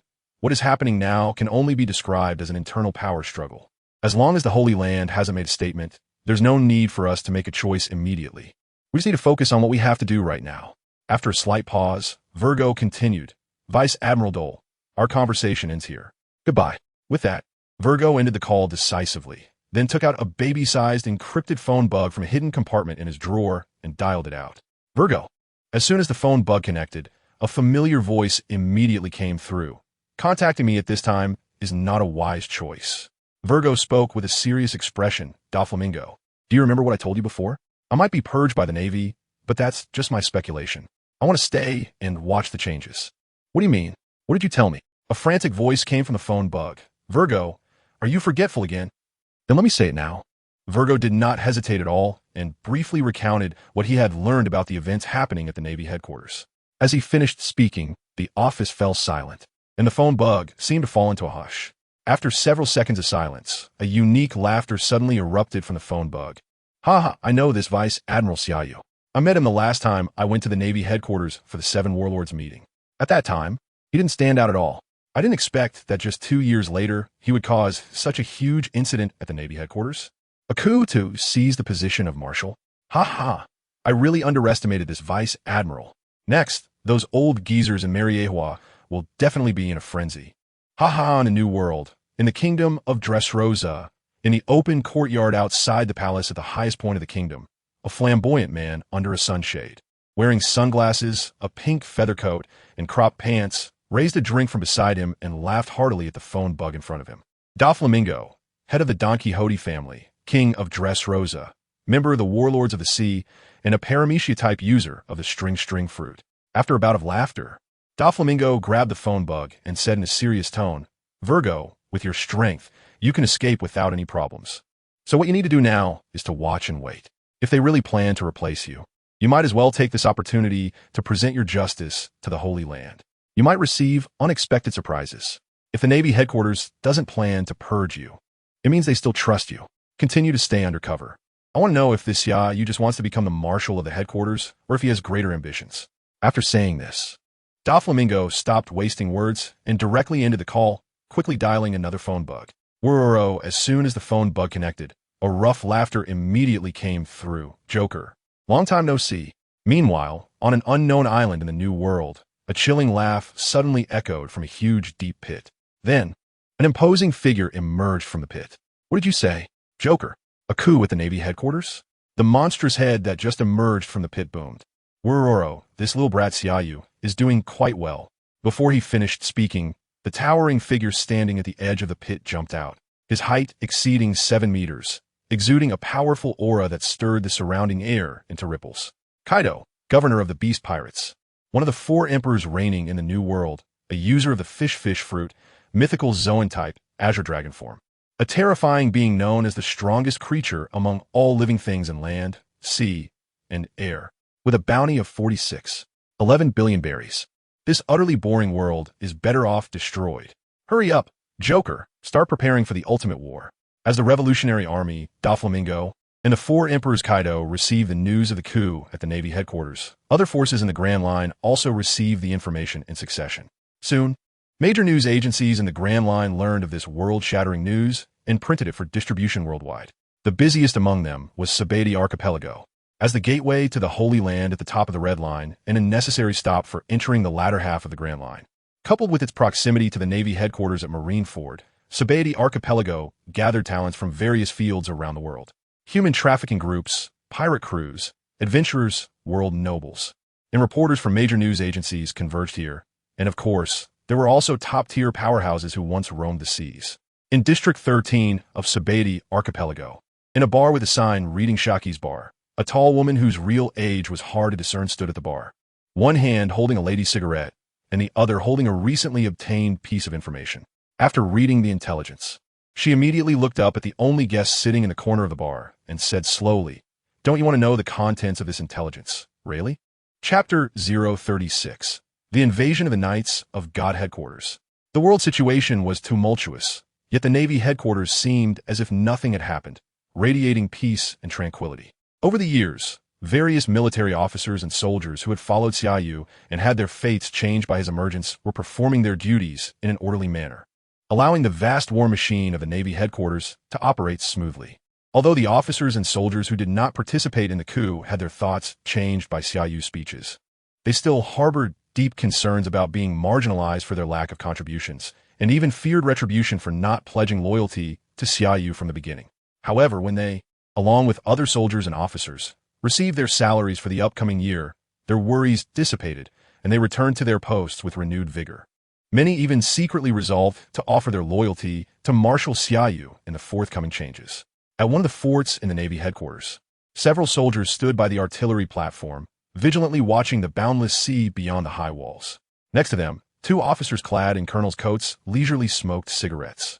They had once been subordinates of Vice Admiral Dauberman, but since Dauberman was eliminated at the onset of the coup, they naturally became potential threats as his subordinates. However, when the officers and soldiers participating in the coup surrounded their dormitory, they did not immediately attack, but instead strictly forbade anyone from leaving the building. Many were unaware of what was happening and rushed out of the dormitory to intimidate the others with their officer status, only to be gunned down as soon as they stepped outside. At that moment, they realized the coup had taken place within the headquarters. Faced with the sudden encirclement, no one dared to leave the dormitory. Even a powerful brigadier general who attempted to fight his way out was ultimately killed one by the encircling officers outside the dormitory. At that time, they felt hopeless and feared they would face retribution after the coup ended. But to their surprise, Xia Yu, who had instigated the coup to become the new marshal, not only spared them, but also ensured they received the same salary as the officers and soldiers who participated in the coup. He even entrusted them with guarding the fort. "Colonel Oak, how do you plan to spend this salary? Once this incident settles, would you like to travel with me?" One colonel pulled out a pack of cigarettes he usually refrained from buying, handed one to Colonel Oak while shaking his head and smiling. "To be honest, I envy those colleagues who pledged loyalty to Lord Xia Yu from start. Do you know Stork? During the coup, he secretly led a warship to the East China Sea. I saw him walk out of the dormitory wearing a colonel's coat. If nothing unexpected happens, he must be heading to take over as base commander at some branch. You know, when he first joined the Navy headquarters, he was serving under me. Many other officers who participated in the coup were all promoted 2 ranks due to this event.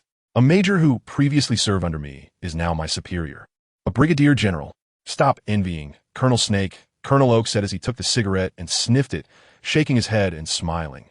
"Lord Xia Yu not only spared us, but also let us receive a year's salary. What more could you want?" After a brief pause, Oak took out a lighter, lit the cigarette, took a deep puff, and exhaled, continuing, "As for traveling, I've already sent all my salary back home. You know my family situation. My parents are unwell, and I have 3 younger siblings. If I take this money to travel, they will go hungry. By the way," Snake suddenly recalled something, uncertain. "I think I heard Lord Xia Yu mention something about a children's school while at the cafeteria with General Gion. The gist was that once this incident is over, he plans to build schools near the headquarters and major branch bases. As long as they are the children of officers from the headquarters or branches, they can attend for free, with all expenses covered by the headquarters and branches. After finishing their studies at the children's school, officers' children can choose to join the Navy for military training or return to their hometowns to contribute to its development." "Really?" Ak's eyes brightened, excitedly saying, "Lord Xia Yu." Before he could finish, Oak suddenly stopped and quickly grabbed the binoculars hanging from his neck to look at the sea. On the horizon, several massive warships were rapidly approaching Marinford, with the flagship flying a banner emblazoned with the word Judiciary. Warships from Judiciary Island? Upon seeing the word Judiciary through the binoculars, Ak's eyes flashed with confusion.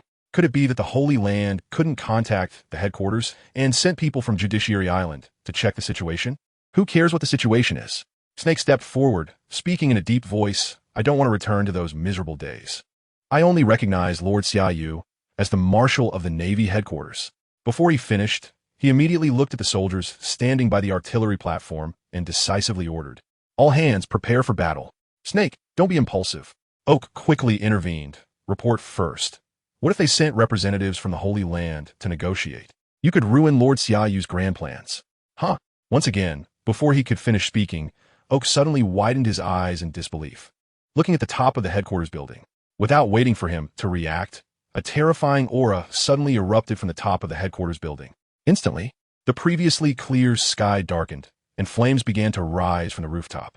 That was, after a brief moment of stupor, Oak suddenly cursed loudly. "Damn it. Someone is invading the headquarters. Quick, sound the alarm." Meanwhile, atop the Navy headquarters building, a massive pentagram teleportation array appeared out of thin air, accompanied by rising flames, causing strange ripples in the surrounding void. Soon after, a figure stepped out of the pentagram teleportation array. As this figure emerged from the array, the once peaceful Navy headquarters suddenly sounded alarm bells, the piercing alarm startling all the officers and soldiers present. In the direction of the cafeteria, Xia Yu, who had just finished his meal and stepped out, was not surprised by the sudden alarm. He merely raised his head slightly to look at the top of the headquarters building and calmly said, "Teleportation array? Knights of God? Chapter 037, Miss Junzi. What I want you can't provide." In the Marine headquarters, due to the sudden alarm ringing, the 3 elders of the Navy headquarters, who had just sat down, didn't even have time to take a sip of tea before they rushed out to the courtyard. Looking up at the rooftop of the headquarters, Karp's pupils constricted when he saw several strangely dressed figures. "The Knights of God." Sengoku, looking puzzled and somewhat exasperated, said, "How could the teleportation array of the Knights of God appear on the rooftop of the headquarters? Is there an undercover agent summoning them? Or did they mark it after the building was completed?" Zifa's reaction was relatively calm. He silently observed the figures on the rooftop before slowly speaking. "Karp, do you know these people? Several of them are members of the Knights of God who participated in the God Valley hunting game 32 years ago." Karp nodded and continued. "To be precise, except for one young woman, the other 5 have appeared in the God Valley incident back then." On the rooftop of the Marine headquarters, the first to step out of the teleportation array was an exceptionally young woman with dual-colored eyes and long legs. She wore a newsboy cap with goggles, draped in a cloak, and donned a double-breasted top with unusually long sleeves, but only wore extremely short shorts resembling a bikini on her lower half, revealing her long legs without reservation, paired with cylindrical boots, giving her an impressive yet slightly provocative appearance. Junzi, member of the Knights of God, user of the arrow fruit. Just as she stepped out of the teleportation array, the flames and clouds behind her surged again, and an invisible pressure rippled out in circles, distorting the very void. Looking particularly eerie, following her, several figures emerged from the teleportation array. Right behind Junzi was a masked man wearing a mask marked with the number 46, holding a western sword, his face hidden from view. After him was an elegant woman in a crop top with a seductive figure and a quiet-looking short-haired woman. As the 3 stepped out of the teleportation array, the flaming cloud-covered array immediately vanished, leaving 2 oddly dressed men standing in place, vigilantly surveying their surroundings. One of the strange men, wearing a skull mask and shouldering a long-handled scythe, emitted a suffocating aura of death, as if the Grim Reaper had descended, despite standing still the entire time. Standing alongside the skeleton man was a hooded boy carrying a long spear, looking like a neighbor boy. As the group of 6 led by Junzi appeared on the rooftop of the headquarters, they were immediately surrounded by soldiers attracted by the alarm from the Marine headquarters. Then, a flash of light shot up, instantly appearing opposite Junzi and the others. It was Admiral Borsalino of the Marine headquarters. Before Junzi and the others could react, Sakazuki and Kuzan also stepped out from the rooftop exit. The 3 admirals of the Marine headquarters, watching the 3 appear one after another. Junzi did not hesitate and spoke first. It seems you have not been affected at all by the coup. Therefore, can I infer that you all participated in this unprecedented coup in the history of the Navy last night? In response, Borsalino, who had arrived on the rooftop first, glanced around at the unexpected guests and lazily said, "The Knights of God? Quite terrifying indeed, to have directly arrived at the Marine headquarters through a teleportation array." Borsalino, don't get me wrong. Before Junzi could speak, the long-haired woman beside her stepped forward. "We are not here to hold you accountable, but to negotiate with Vice Admiral Xia Yu on behalf of the Holy Land." Upon hearing this, Borsalino and Sakazuki exchanged knowing glances. Although they had anticipated this outcome, they were still surprised that it was members of the Knights of God who came to negotiate. As admirals of the headquarters, they not only knew about the Knights of God, but also understood that their main responsibility was to protect the celestial dragons living in the Holy Land and maintain order among them. Even if the Knights of God occasionally left the Holy Land for special missions, it was always directly related to significant matters concerning the celestial dragons. For a coup to happen at the Marine headquarters, it would usually be when the 5 elders of the power room felt particularly troubled that they would mobilize the Knights of God. At this time, the 5 elders had not made any statement, yet the Knights of God had directly arrived at the Marine headquarters through a teleportation array, and 6 of them at once. This left the admirals uncertain about the situation in the Holy Land and their stance towards it. "Let's see how you see us." At this moment, Junzi stepped forward to stand beside the long-haired woman, her expression cold as she said, "If he wants to secure his position as the Marshal of the Marine headquarters, he better not keep us waiting too long." What a bold statement. As soon as Junzi's words fell, a chilling voice suddenly rang out. Immediately after, 2 figures walked out from the rooftop exit. It was Xia Yu and Gion.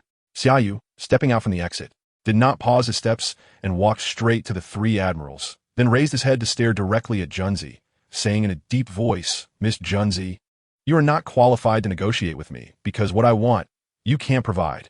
You know me?" Surprised that Xia Yu directly called her name, Junzi's pupils involuntarily constricted, her eyes fixed on Xia Yu without blinking. It should be noted that the Knights of God rarely appeared before the public, and even many in the Holy Land did not know how many members the Knights of God had.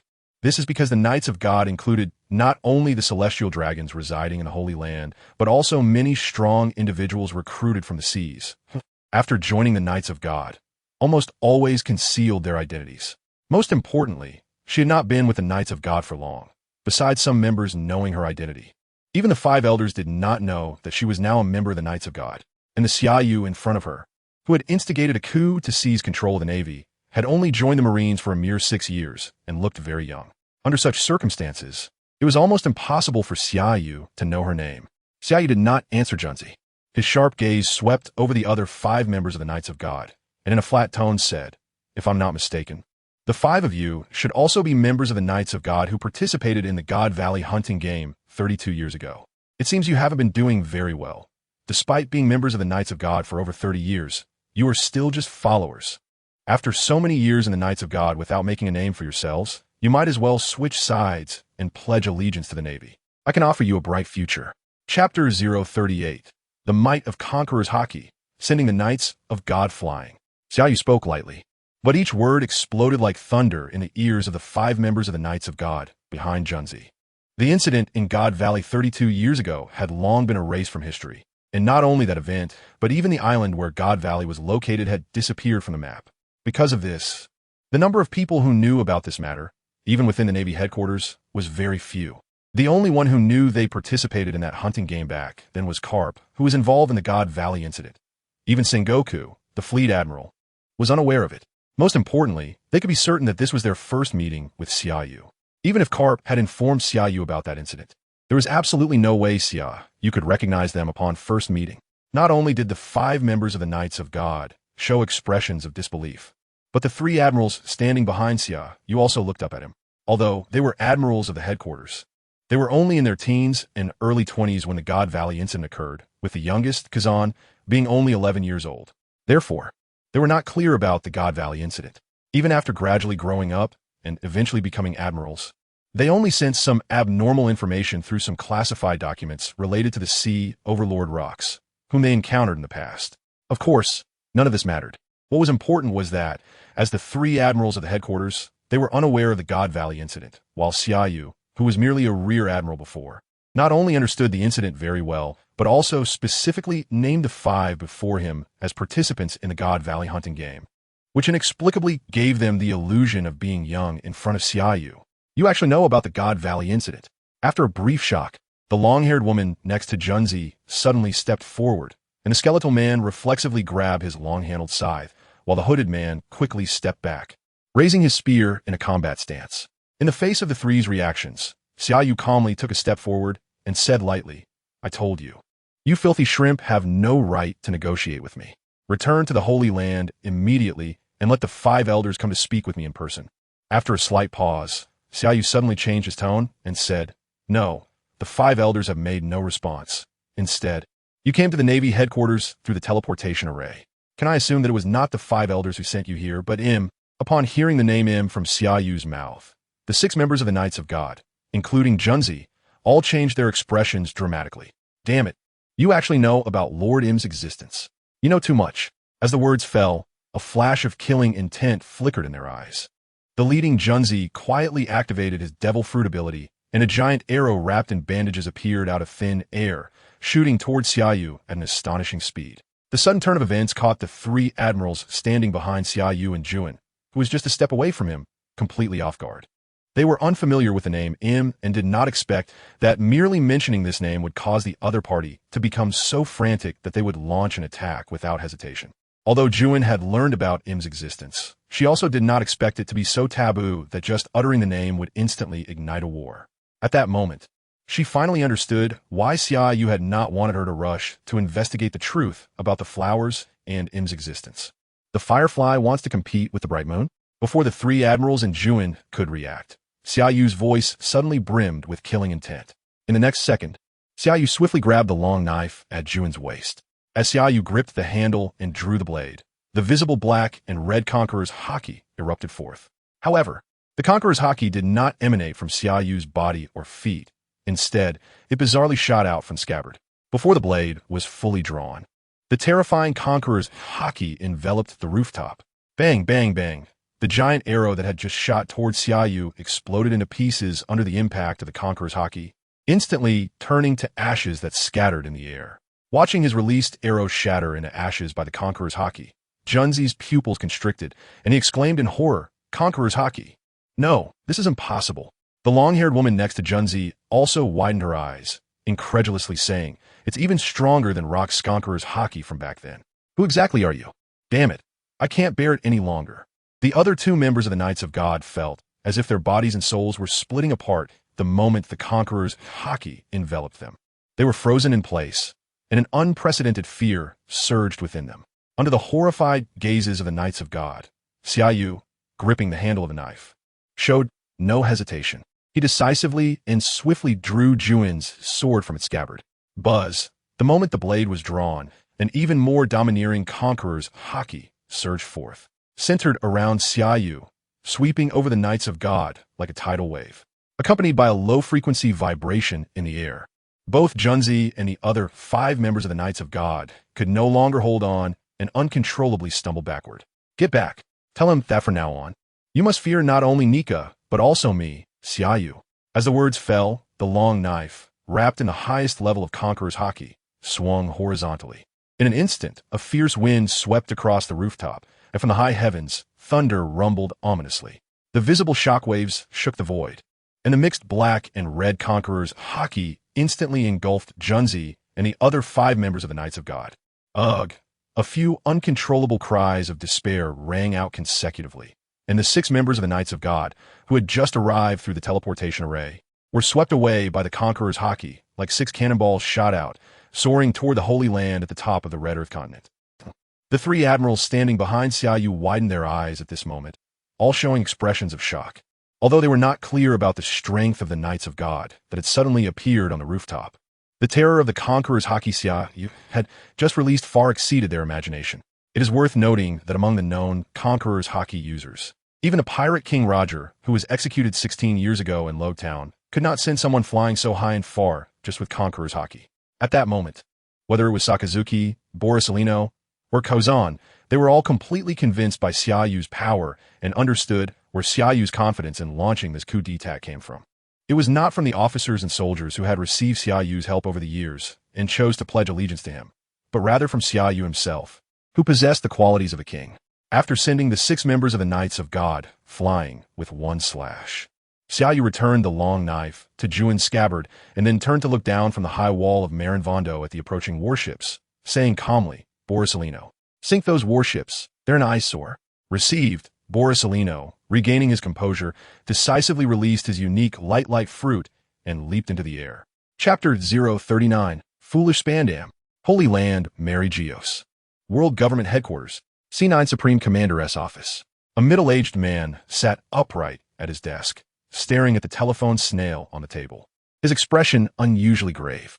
Spandane, a man whose personal strength was not formidable, but who rose to become the C9 Supreme Commander through ruthless political maneuvering and the elimination of opponents, was a scheming individual. Becoming the C9 Supreme Commander was not his ultimate goal.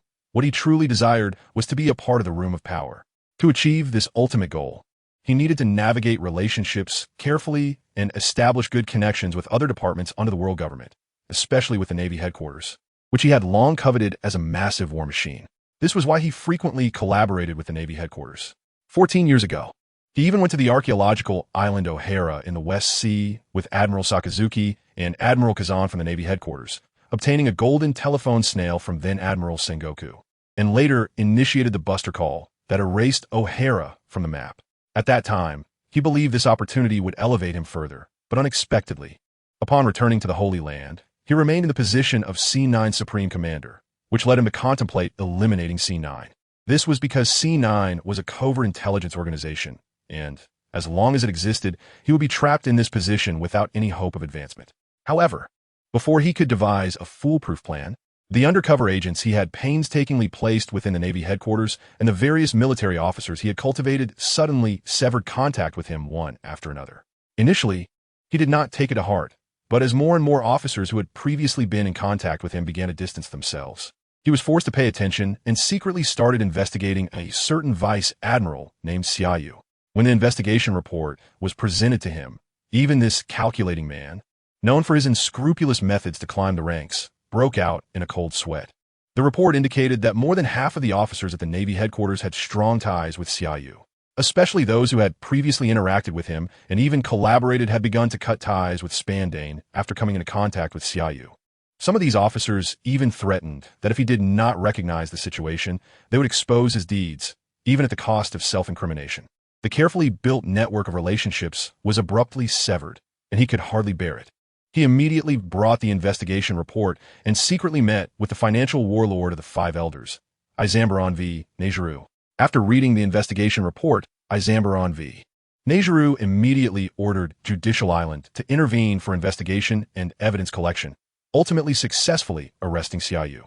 However, what he did not expect was that just as Xia Yu was about to be transferred to Judicial Island for execution, the Vice Admiral in the Navy headquarters prison boldly staged a coup and successfully seized the position of Fleet Admiral overnight. Not only was this unexpected for him, but it was also unforeseen by the 5 elders of the Room of Power. Because while Xia Yu's coup was not frightening, what was alarming was that he completed the transfer of power in just one night, monopolizing the authority of the Navy headquarters.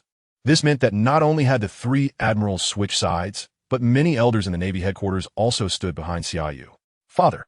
Suddenly, the tightly closed office door was forcefully kicked open, and a man with half his face covered in leather rushed to the desk, urgency written all over him. It's bad. That damned Vice Admiral Xia Yu has staged a coup and taken the Fleet Admiral position. If he finds out that we, father and son, were behind his investigation and trial, he will definitely not let us go. Spandam, Spandan's foolish son, though not yet the supreme commander of C9, had been the one representing Spandane in public and executing the powers of the C9 supreme commander all these years. Spandane frowned slightly and said solemnly, Spandam, how many times have I told you to remain calm in the face of events? There is nothing that cannot be resolved. How can you manage C9 in the future if you panic at the slightest issue? Father, don't you realize? Spandam slammed his hands heavily on the desk and roared. The Holy Land hasn't made any moves yet, clearly because Xia Yu has controlled the Navy and made them wary. What we are facing now is not just someone's betrayal, but the entire Navy. Upon hearing this, Spandane fell silent. He certainly understood that this matter was extraordinary. It was no longer merely an individual's betrayal, but a situation that could lead to the Navy completely breaking away from the world government, thus becoming the greatest threat to the world government.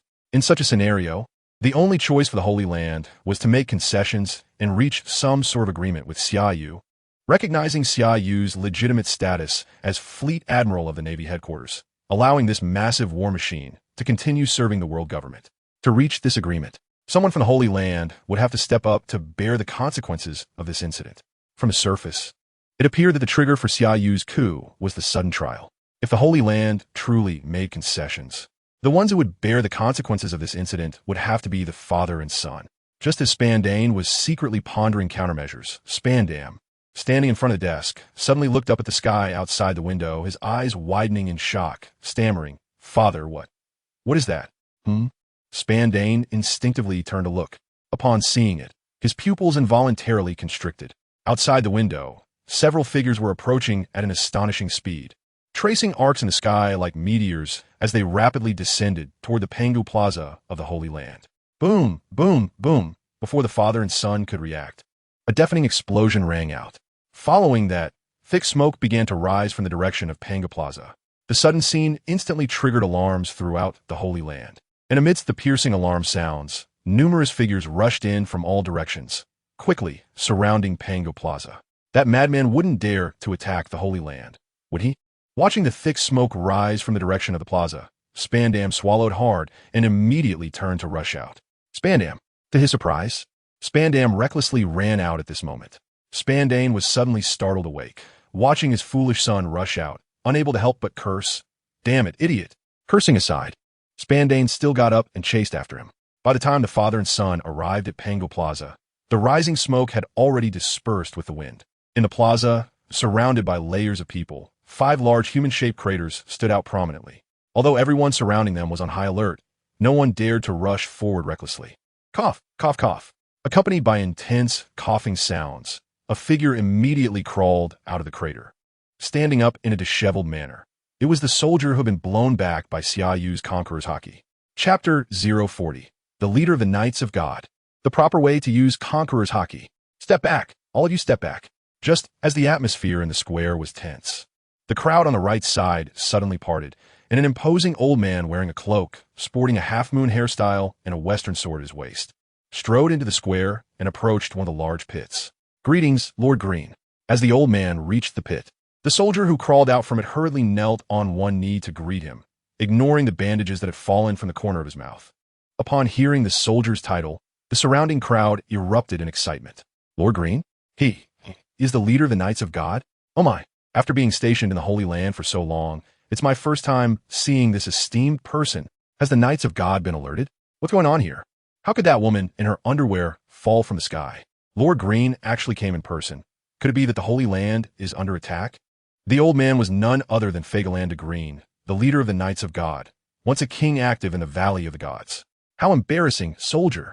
Green looked down at the soldier and then turned his head to the crowd surrounding the square, saying in a deep voice, Everyone return to your places.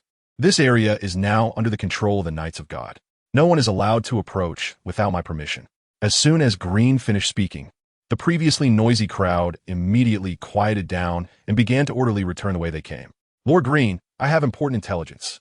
While everyone was returning, Spandam, who had rushed from the World Government Headquarters building, pushed against the flow of people and quickly approached Green. Stop!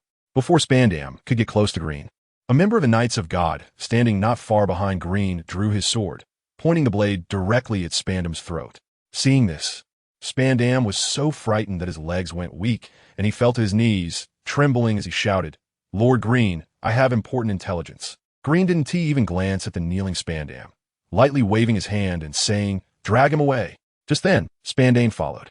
Not waiting for the Knights of God member to act, he hurriedly ran in front of Spandam, saying urgently, "Lord Green, please calm your anger. I will take him away." With that, Spandane, not daring to delay, dragged the clumsy Spandam away.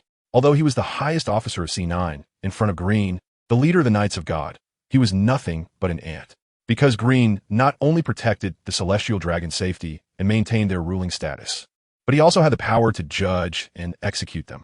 Faced with such a significant figure, even with his overwhelming ambitions, Spandane could only bow and scrape until those ambitions were realized. As soon as Spandane and his son left the square, Green got straight to the point. "What happened? How did you—" At this point, Green suddenly looked up at the sky, a hint of confusion flashing in his eyes. The soldier dared not hide the truth and spoke while maintaining his kneeling posture. "In response to your lordship, we were blown back by the Conqueror's hockey." Green's pupils constricted as he looked at the 5 members of the Knights of God behind the soldier. Was it that Vice Admiral Xia Yu who incited the mutiny? You 6 couldn't resist together? The soldier lowered his head in shame. "We didn't have the chance to act." Before he finished speaking, the soldier suddenly remembered something and looked up at Green, lowering his voice as he said, "Lord Green, Xia Yu knows about Lordham's existence." The sudden revelation left Green stunned, his eyes widening in shock. "What did you say?" Meanwhile, at Marine headquarters in Marinford, on the rooftop of the main building, Xia Yu stood with his hands behind his back, gazing at the warships slowly sinking into the sea, his eyes gradually narrowing. Although these warships were flying the Judicial flag, he knew that not all the people aboard were from Judicial Island. Most were members of C9. Long before these warships headed straight for Marinford, he had sensed them using observation hockey and even listened in on the thoughts of some personnel aboard, learning that these warships had been dispatched by Spandane, the highest officer of C9. Spandane, with his eyes slightly narrowed, a cruel smile appeared at the corner of Xia Yu's mouth. Spandane dared to send people to appear simultaneously with the Knights of God at this time, clearly indicating that he had learned about the Knights of God's movements through his intelligence network. This also meant that Spandane's influence had reached not only the Marine headquarters, but many departments within the Holy Land had already been infiltrated by him, setting aside his character. Just considering that Spandane had achieved this with his lackluster combat ability, Xia Yu had to give him credit. However, credit aside, since Spandane dared to reach out to him, especially colluding with Judicial Island and a high-ranking individual in the Holy Land to try to eliminate him, he must have already prepared for death. "Lord Xia Yu, what should we do about this teleportation array?" Standing silently beside Xia Yu, Gion didn't ask why Xia Yu wanted to eliminate those warships, but focused intently on the teleportation array that had already disappeared across the rooftop. Her expression serious as she said, "Leaving the teleportation array here is always a threat. Is there any way to remove it?" Before Xia Yu could respond, Palyasolino stepped forward. "I can stay here to guard it." "Not necessary." Xia Yu waved his hand. "I'll give it a try." With that, Xia Yu turned and walked toward the spot where the soldier had previously stood, looking around before suddenly coming up with a countermeasure. He said decisively, "Gion, go get 2 seals." "Huh?" Gion's beautiful eyes widened in surprise, thinking she had misheard, and she muttered to herself in confusion, "But this is the teleportation array of the Knights of God, Admiral." Similarly, the 3 admirals standing on the other side were also caught off guard and turned to look. Sakazuki's facial muscles twitched. Although he was a Marine admiral, he didn't know the principle behind this teleportation array, but he was sure that seals couldn't contain it. Palyasolino turned his head, but hesitated to speak, ultimately remaining silent and observing. Kazan's reaction was relatively calm, merely frowning habitually. The sudden stillness in the air made Xia Yu think he hadn't made himself clear, and he asked in confusion, "What? Do I need to repeat myself?" "No. No need." Gion snapped back to her senses and smiled awkwardly. Confirming that Xia Yu wasn't joking, she immediately turned and ran out. Soon, Gion returned with 2 seals in front of Xia Yu. Xia Yu took the seals and pressed them in his palm, quietly releasing his conqueror's hockey. As the surrounding air began to vibrate with a slight, low-frequency rumble, the released conqueror's hockey did not scatter chaotically as it had when it blasted back the members of the Knights of God led by the soldier, but instead was strangely absorbed into the seals pressed in Xia Yu's palm. Seeing this unbelievable scene, the 3 admirals and Gion once again widened their eyes, while Palyasolino was left speechless, his mouth agape, eyes bulging like saucers, incredulously staring at this miraculous moment. Although Sakazuki and Gion weren't as exaggerated, they were also left stunned by Xia Yu's actions, and a thought involuntarily surfaced in their minds. Conqueror's Haki can be used like this? Seeing the reactions of the three admirals and Gion, Xia Yu couldn't help but chuckle. However, despite his professional training, he still endured it. After all, he is now a marshal of the Navy headquarters and can no longer act as a jester like before. Under the gaze of the three admirals and Gion, Xia Yu solemnly recited incantations while infusing the seal with Conqueror's Haki. As Xia Yu's speed of speech increased, the Conqueror's Haki he crazily injected into the seal caused the surrounding air to emit low-frequency vibrations, and the buzzing sound was incessant. The three admirals and Gion had question marks popping up above their heads. Who uses Conqueror's Haki like this? Although puzzled, the four dared not ask or make any noise at this moment, just as they were feeling the intensity of the Conqueror's Haki and tacitly backing away. Xia Yu suddenly raised his voice. Great might heavenly dragon, Prajna Buddhas, world-honored K. Itagarba, Prajna Bami Boom. As soon as he uttered the word boom, Xia Yu raised the seal infused with Conqueror's Haki and slammed it heavily onto the ground, accompanied by a wave of air rippling outward. The seal was directly embedded into the ground, as if it had merged with the surface. Done. Looking at the seal embedded in the ground, infused with Conqueror's Haki, Xia Yu nodded in satisfaction. With this seal, if they dared to use this teleportation point next time, they would go back to where they came from. Chapter 041. I want to talk to him. In the dimly lit palace hall of Marineford, sat on the void throne, his cold gaze fixed on the five elders and the somewhat disheveled military officer, Figurando Gringu, who stood beside them. The military officer's hands were tightly gripping the armrests of the throne, emanating an invisible pressure that was suffocating. After relaying everything that had happened at the Navy headquarters to him, the military officer hunched over, not daring to stand up straight. This time, she had led 5 other members of the God Knights to the Navy headquarters, but not only had she failed to negotiate successfully with Xia Yu, she had also been sent flying back by him. Fortunately, Figurando Gringu was accompanying her. Otherwise, she wouldn't have dared to stand in this hall, even if she had 10 times the courage. Of course, without Figurando Gringu, she wouldn't have dared to enter this palace at all. After a brief silence, suddenly stood up after hearing the military officer's report, his piercing gaze fixed on the people present as he said in a deep voice, "To think he knows of my existence. Who exactly is this Xia Yu? Let him. This person must not be left alive." The finance warlord Izambaron V. Najaral raised his head cautiously, his killing intent palpable. He has launched a coup to take control of the Navy. We can compromise, but this matter cannot be tolerated. Knowing of your existence, Xia Yu must die. Upon hearing this, Figurando Gringu, who stood beside him, frowned slightly. Although he was the leader of the God Knights, commanding powerful members, and his own strength was not weaker than that of the elders present, he did not agree with Izambaron V. Najaral's suggestion. The fact that Xia Yu dared to launch a coup and seize control of the Navy headquarters with minimal cost meant that he definitely had a trump card to confront the world government, a point that had already been partially verified. Just relying on his Conqueror's Haki, he had sent the military officer and the other 5 God Knights flying back from the Navy headquarters to Marineford. Xia Yu's strength could no longer be judged by the standards of a vice admiral, or even the so-called 4 emperors of the seas. Because so far, even the powerful Rocks, who had raided God Valley in the past, or Roger, who later became the new pirate king, despite their unparalleled Conqueror's Haki, could not use it to such an extent. If the world government rashly went to war with Xia Yu, who possessed such terrifying strength and monopolized the Navy, even if they ultimately achieved victory, they would still suffer heavy losses, giving the Revolutionary Army and the lawless pirates of the Grand Line a chance to take advantage of the situation and make matters worse. Thinking of this, Gringa looked up at the figure standing before the void throne, then slightly bowed and said, "Lord Xia Yu directly mentioned your name in front of the 3 admirals and an admiral candidate, indicating that those who know of your existence are not just those 4. It is likely that Sengoku, Garp, and Zifa are also aware. To continue keeping this secret, we can only go to war with Xia Yu and the Navy he controls, and ensure that we eliminate them all in one go. Clearly, the current situation does not allow us to do so. According to the latest information I have, the news of Xia Yu's coup at the Navy headquarters has already been printed and distributed by major news agencies in the Grand Line. Before these news agencies learned of this, I believe the Revolutionary Army or other malicious forces had already grasped this intelligence. Before Gringu could finish speaking, the transponder snail in his arms suddenly rang. The moment the transponder snail rang, Gringa's expression changed immediately, and he anxiously tried to cut off the call. However, he was still a step too late. Brew brew. The transponder snail made two sounds, and a deep voice immediately came through. Father, this is Shamrock. I've just received the latest intelligence. The Revolutionary Army's East, West, South, and North armies are mobilizing almost simultaneously.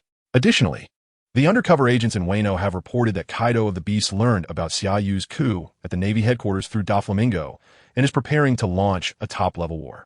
Understood. Because M was present, Gringu did not dare to say much. He dropped that sentence and decisively ended the call, then looked up at the figure before the throne.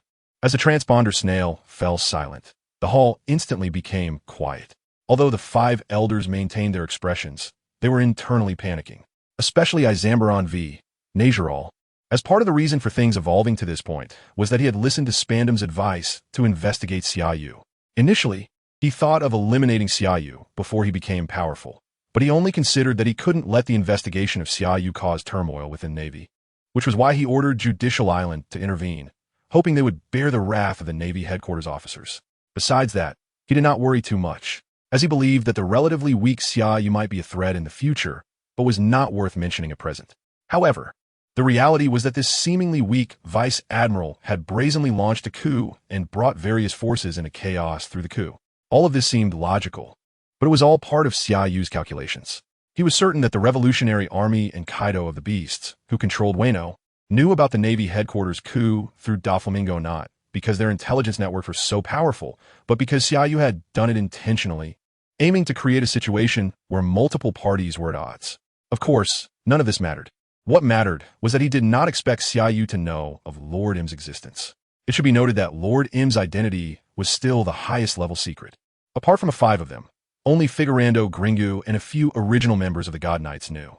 Just as Izambaron v. Najural was secretly pondering how to respond to the current situation, M, standing before the throne, slowly turned his back to everyone. A chilling aura flashing in his dark red eyes as he said in a deep voice, "Tell Xia Yu that I want to talk to him." Meanwhile, at the Navy headquarters building, in the operations conference room, due to the sudden appearance of the God Knights, the 3 elders, Garp, Sengoku, and Zifa, had also come to the conference room, except for a few vice admirals who had left the headquarters for missions. All vice admirals and the 3 admirals present at the headquarters were in attendance. Lord Xia Yu, there's one thing I don't quite understand. Before the meeting began, Gion, who was seated beside Xia Yu, took the opportunity to ask with some confusion, "Why did you tell those members of the God Knights that they should be wary not just of Nika? Were you deliberately provoking them, or was there another purpose?" "It wasn't provoking, and there is no ulterior motive," Xia Yu smiled and replied. "I just felt that if I didn't say something, it would lack some dominance." Chapter 042. The maneuvering of all parties in a vast situation. I didn't expect Xia Yu to respond like this, and Gion widened her beautiful eyes in surprise, then shook her head with a wry smile. As expected, the Xia Yu she knew had not changed despite seizing control of the Navy through a military coup. From the moment Xia Yu entered the headquarters until before the coup began, he gave off the impression of a humorous and witty young man. Even when facing the presiding judge on the stand, Xia Yu would say something amusing like, "I like to use berry to light a cigarette. Is everyone here?" Xia Yu did not continue on this topic and instead looked around at the attendees, saying leisurely, "Before the meeting starts, there is something I need to inform you all. If nothing unexpected has happened, the Revolutionary Army and one of the 7 warlords, Don Quixote Doflamingo, should already know about the coup and have taken corresponding actions. Of course, their ability to obtain this news immediately after the coup is not because their infiltrator in the Navy headquarters is particularly capable, but because I intentionally made it so." After a brief pause, Xia Yu glanced at Borisolino and continued, "The Revolutionary Army might know even earlier than Doflamingo because their infiltrator in the Navy has a high rank. As for Doflamingo's infiltrator, since he is not in the headquarters, I used another vice admiral from a different branch to inform him about what happened in the headquarters, or rather, to compel him to make a choice." Hearing Xia Yu bring up infiltrators before the meeting even started, Sengoku, who was listening nearby, looked up in surprise. Having once been the fleet admiral of the Navy, he certainly knew that there were many infiltrators from various factions within Navy. Although he had quietly exposed some of these infiltrators through his own means, he believed there were still many he did not know about. Xia Yu's mention of this at this moment clearly indicated that he had already grasped the details of these infiltrators. Compared to Sengoku's silence, many of the vice admirals present began to voice their thoughts. "Doflamingo actually has infiltrators in the headquarters?" Who could this infiltrator be? Not in the headquarters? Could it be the commander of a branch base? Admiral, why not root out these infiltrators? Xia Yu raised his hand to signal everyone to quiet down, smiling gently as he said, infiltrators do not necessarily need to be exposed. Often, it is more useful to leave them in place. Their usefulness has already begun to manifest. Just now, we received news from the Sabiti archipelago that the Revolutionary Army has mobilized 5 armies in response to the internal coup within the Navy. I can assure you that as long as the Holy Land stirs because of my coup, they will definitely seize this opportunity to expand their territory and influence. And after Doflamingo obtains this intelligence through his infiltrator, he will immediately inform Kaido, one of the 4 emperors ruling over the New World. You heard that right, Doflamingo. A warlord of the sea also has another identity, codenamed Joker, not only as an intermediary in the underworld, but also closely connected with Kaido. What will Kaido do once he learns through Doflamingo that our relationship with the world government has broken down? He has always been looking forward to the destruction of this world.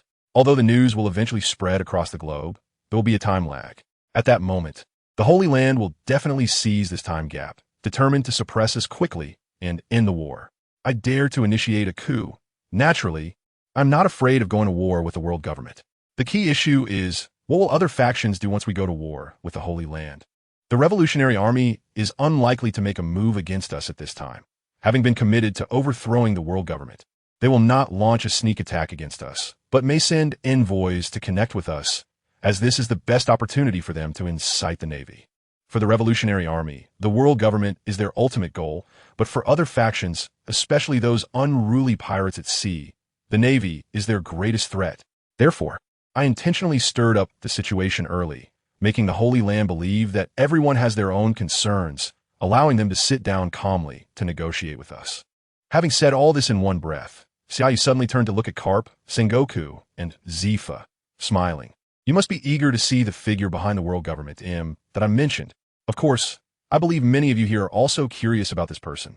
As long as the Holy Land is willing to talk, everyone will see this person soon. Because once I sent those members of the God Knights back to the Holy Land, Im's existence is no longer a secret to us.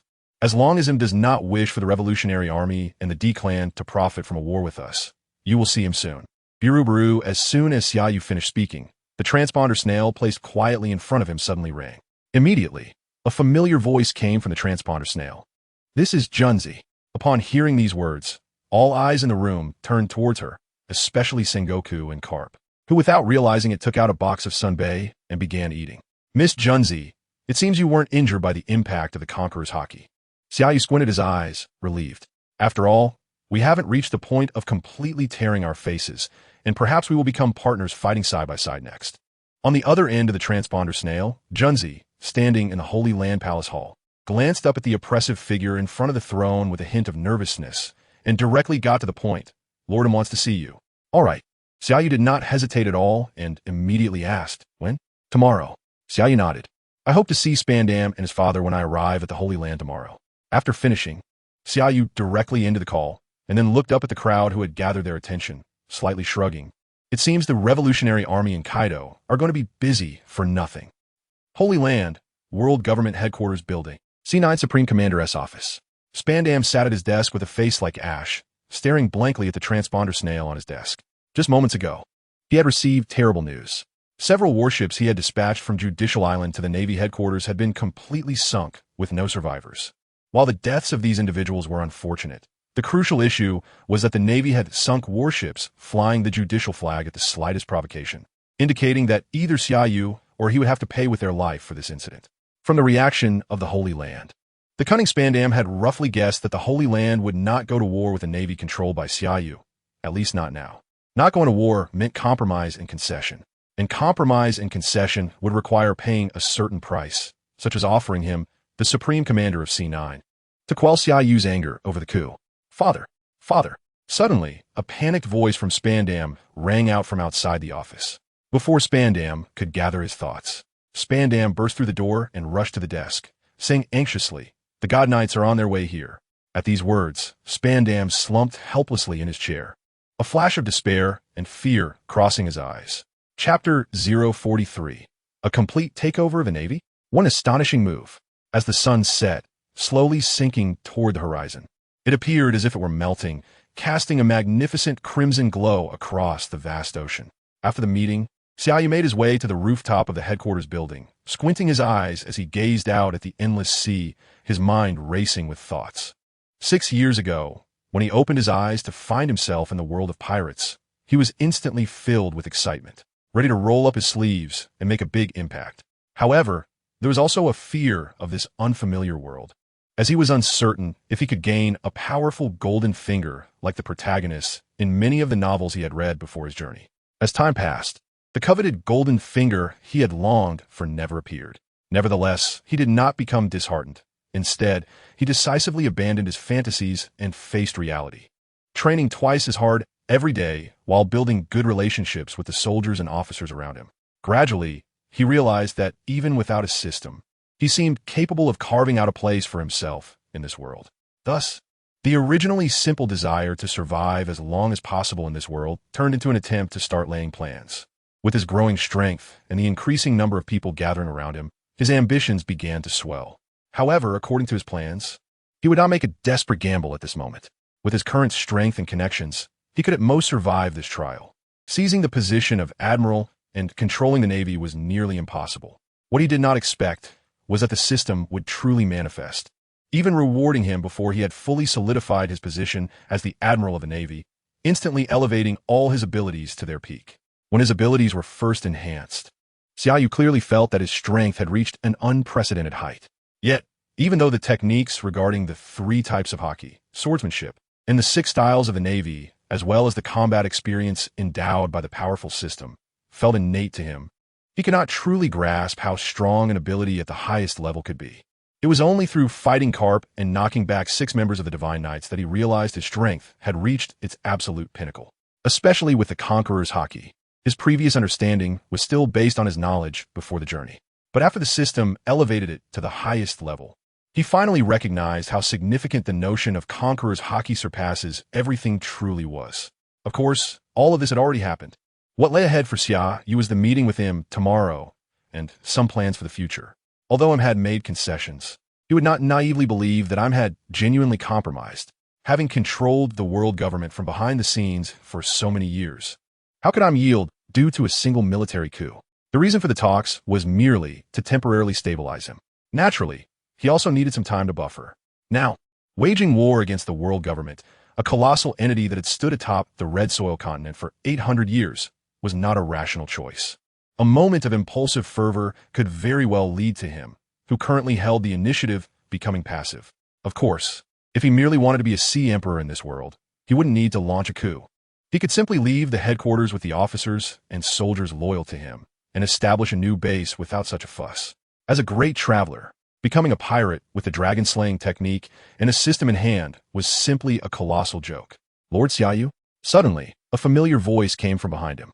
Turning around, he saw the striking figure of Gion, the vice-captain of the red-haired pirates, briskly approaching him in a major's coat, with a sword named Kinbaira at his waist.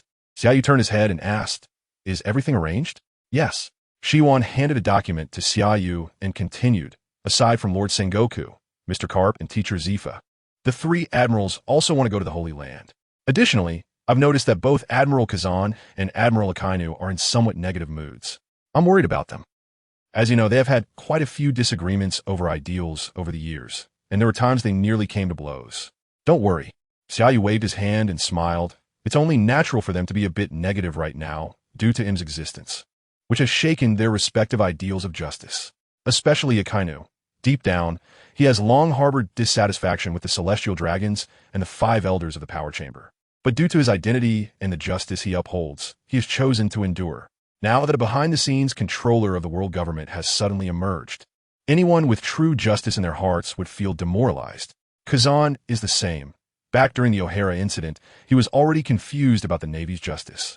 And now learning about Im's existence will undoubtedly amplify his confusion. However, once we go to the Holy Land, I believe both Akainu and Kazan will no longer be lost. Shion's eyes lit up as she tentatively said, "So you mentioned Im's existence in front of the Divine Knights when you knocked them back. Not just to confront Im and the world government, but also to compel Admiral Kazan and Admiral Akainu to make a final choice?" Xia Yu nodded. "Not just them, but Sengoku and Carp as well. For these old-timers and powerful individuals, Mere brute force and some usual tactics are insufficient to make them completely choose to stand with us. Only by allowing them to see the situation clearly and understand the truth, combined with everything we are doing now as a foundation, will they be able to abandon all illusions and face reality. Hearing this, Gion slightly tilted her head to look at Xia Yu. Xia Yu was still the same Xia Yu, but at this moment, he felt somewhat unfamiliar. It was worth noting that Xia Yu's age was roughly the same as Tina's. Yet in terms of maturity and cunning, he was beyond what ordinary people could compare. His ability to read people's hearts was exceptionally refined, rivaling even Sengoku, known as a genius strategist, if not surpassing him.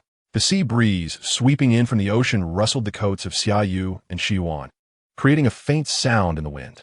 Xia Yu glanced at the contents of the document and handed it back to Gion, then looked up into the distance. Squinting slightly as he softly said, "The wind has picked up. A new day arrived, and the sun rose, as usual."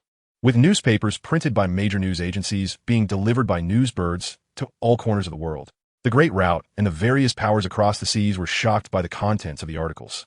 In the New World, the territory of the red-haired pirates.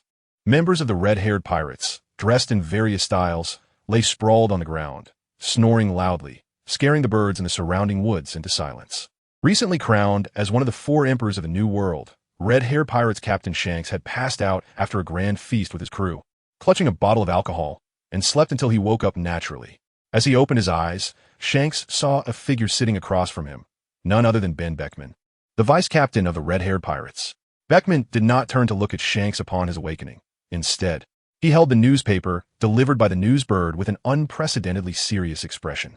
"Beckman, good morning." Rubbing his slightly swollen eyes, Shanks dragged the bottle and approached Beckman, grinning. "Up so early? Didn't have enough fun last night?" Beckman remained silent, instead handing the newspaper in his hands to Shanks. "Huh." As soon as Shanks glanced at the headline on the newspaper, his pupils instantly contracted, and he snatched the newspaper away, wide-eyed in disbelief as he read aloud. "A military coup at the Navy headquarters. Major Xia Yu seizes the position of Admiral."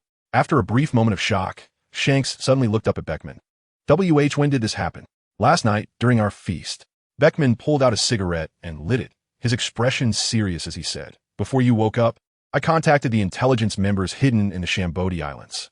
Not only the Navy headquarters, but also the majority of naval branch bases along the Grand Line launched a thorough cleansing operation simultaneously with overwhelming force. All the officers who became base commanders at this time are trusted confidants of this vice admiral." After a slight pause, Beckman looked up at Shanks, saying, "To take full control of the Navy in just one day. What an astonishing feat.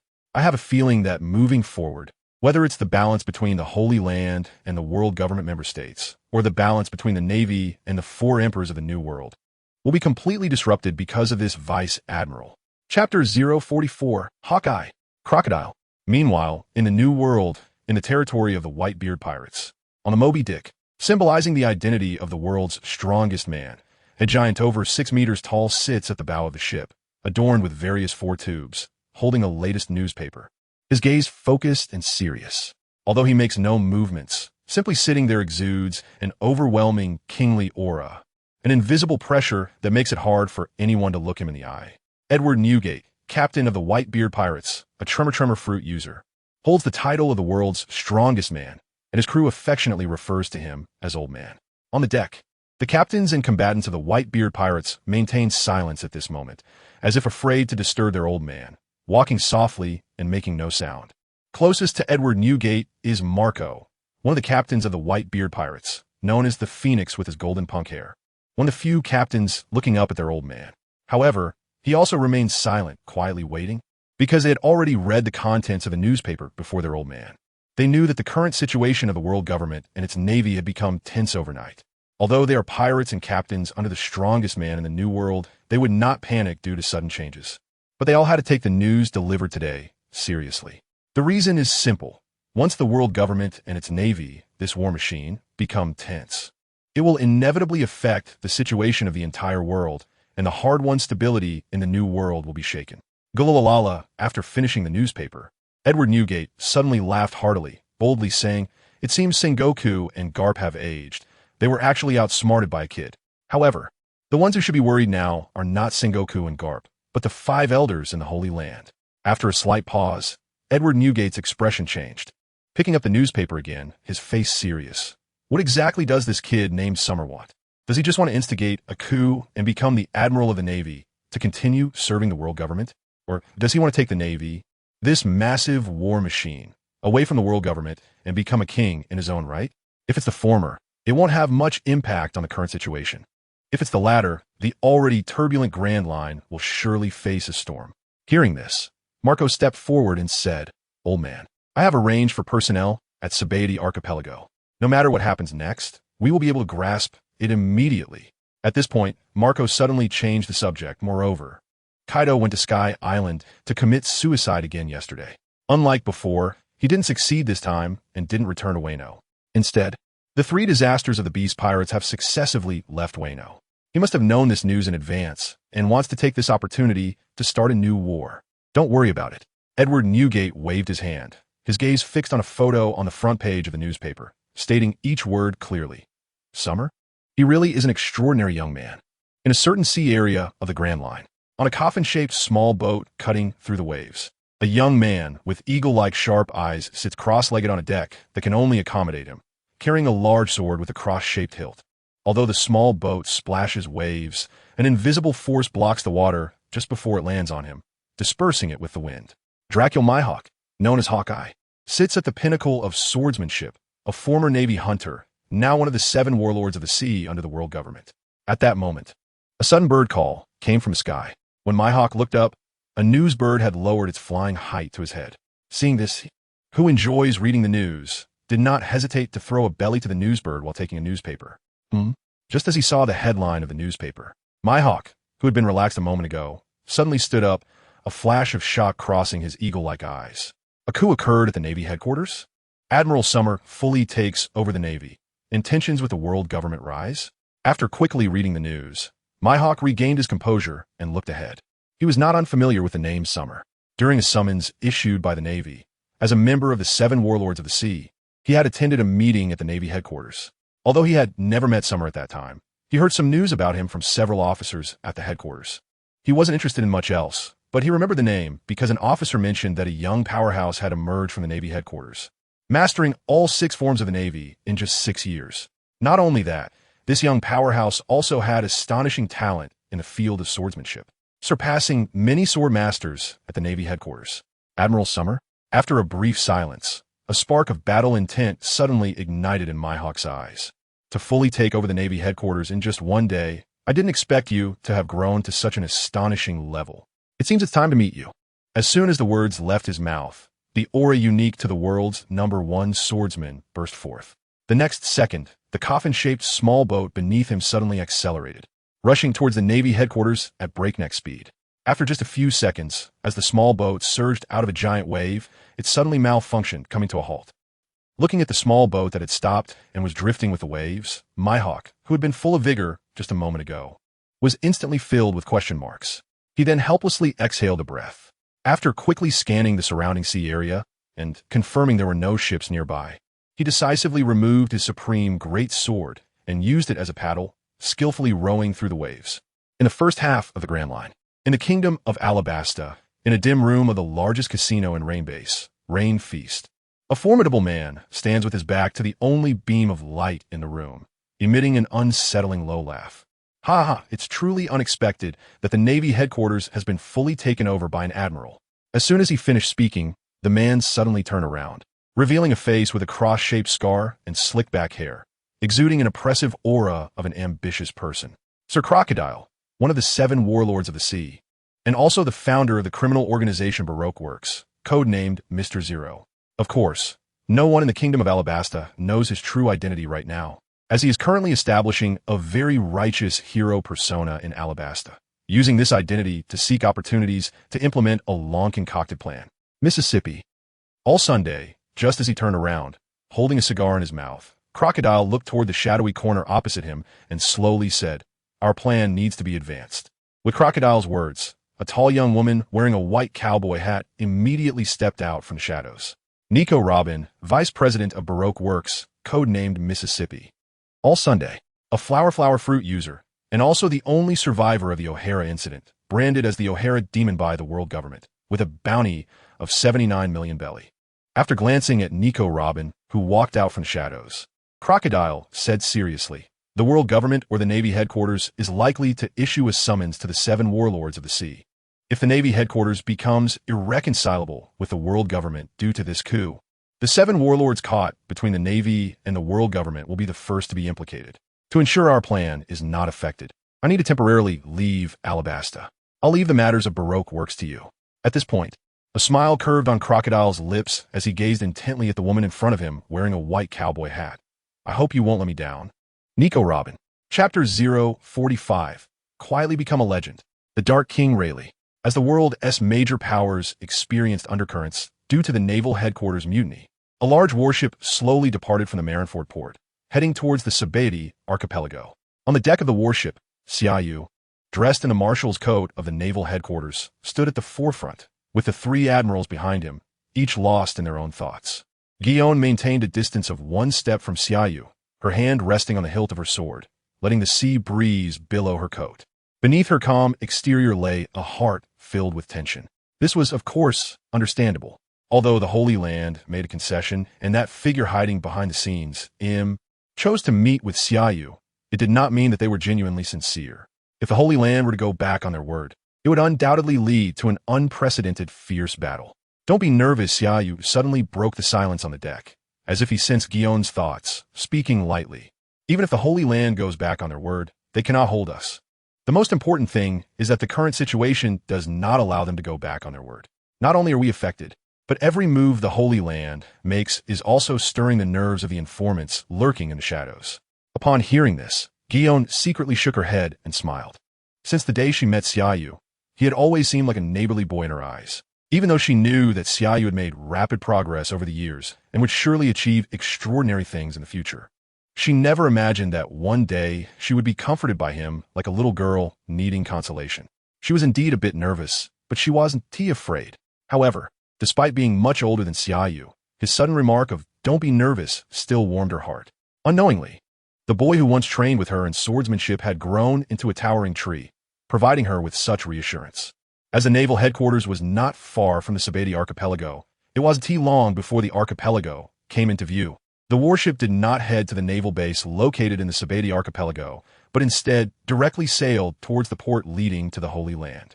As the warship approached the port, the calm facade of the Sabeti archipelago suddenly stirred with undercurrents, and informants from various factions lurking here began to move, secretly observing the large warship coming from the naval headquarters.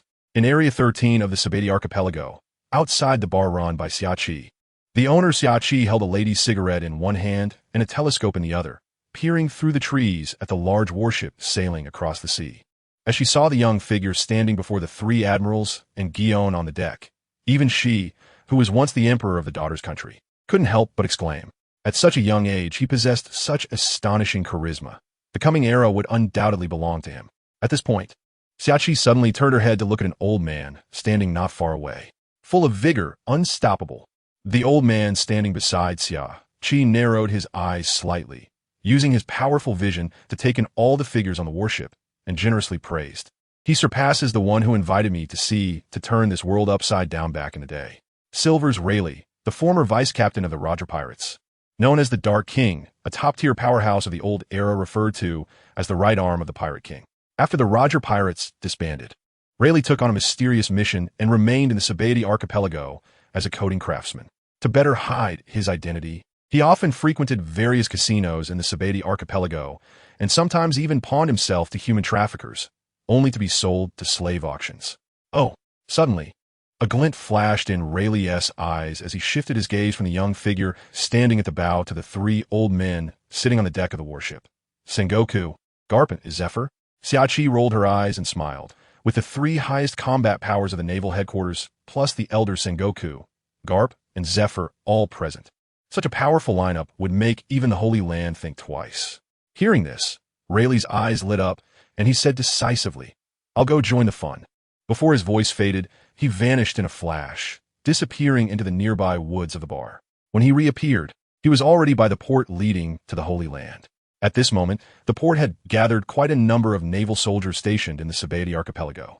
Under the leadership of Vice Admirals Stoloberry and Bastille, over 100 naval soldiers stood in 2 neat rows, their military posture orderly, and their eyes fervent.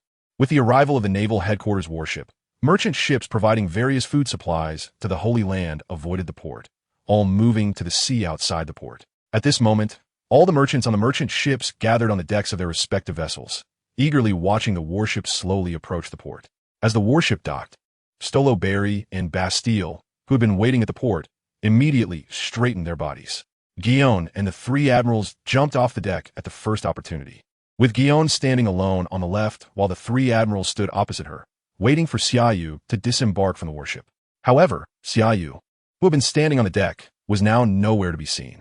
Rayleigh, standing in an inconspicuous corner in the distance, did not pay attention to the three admirals and Gion Vice Admiral disembarking from the warship, but quietly released his observation hockey to cover an area of 100 meters around him.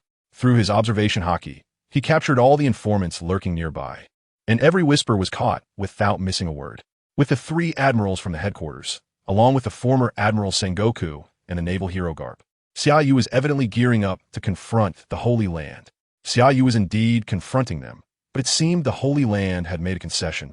Otherwise, he wouldn't have appeared in this manner, but would have led the naval forces to storm the Holy Land.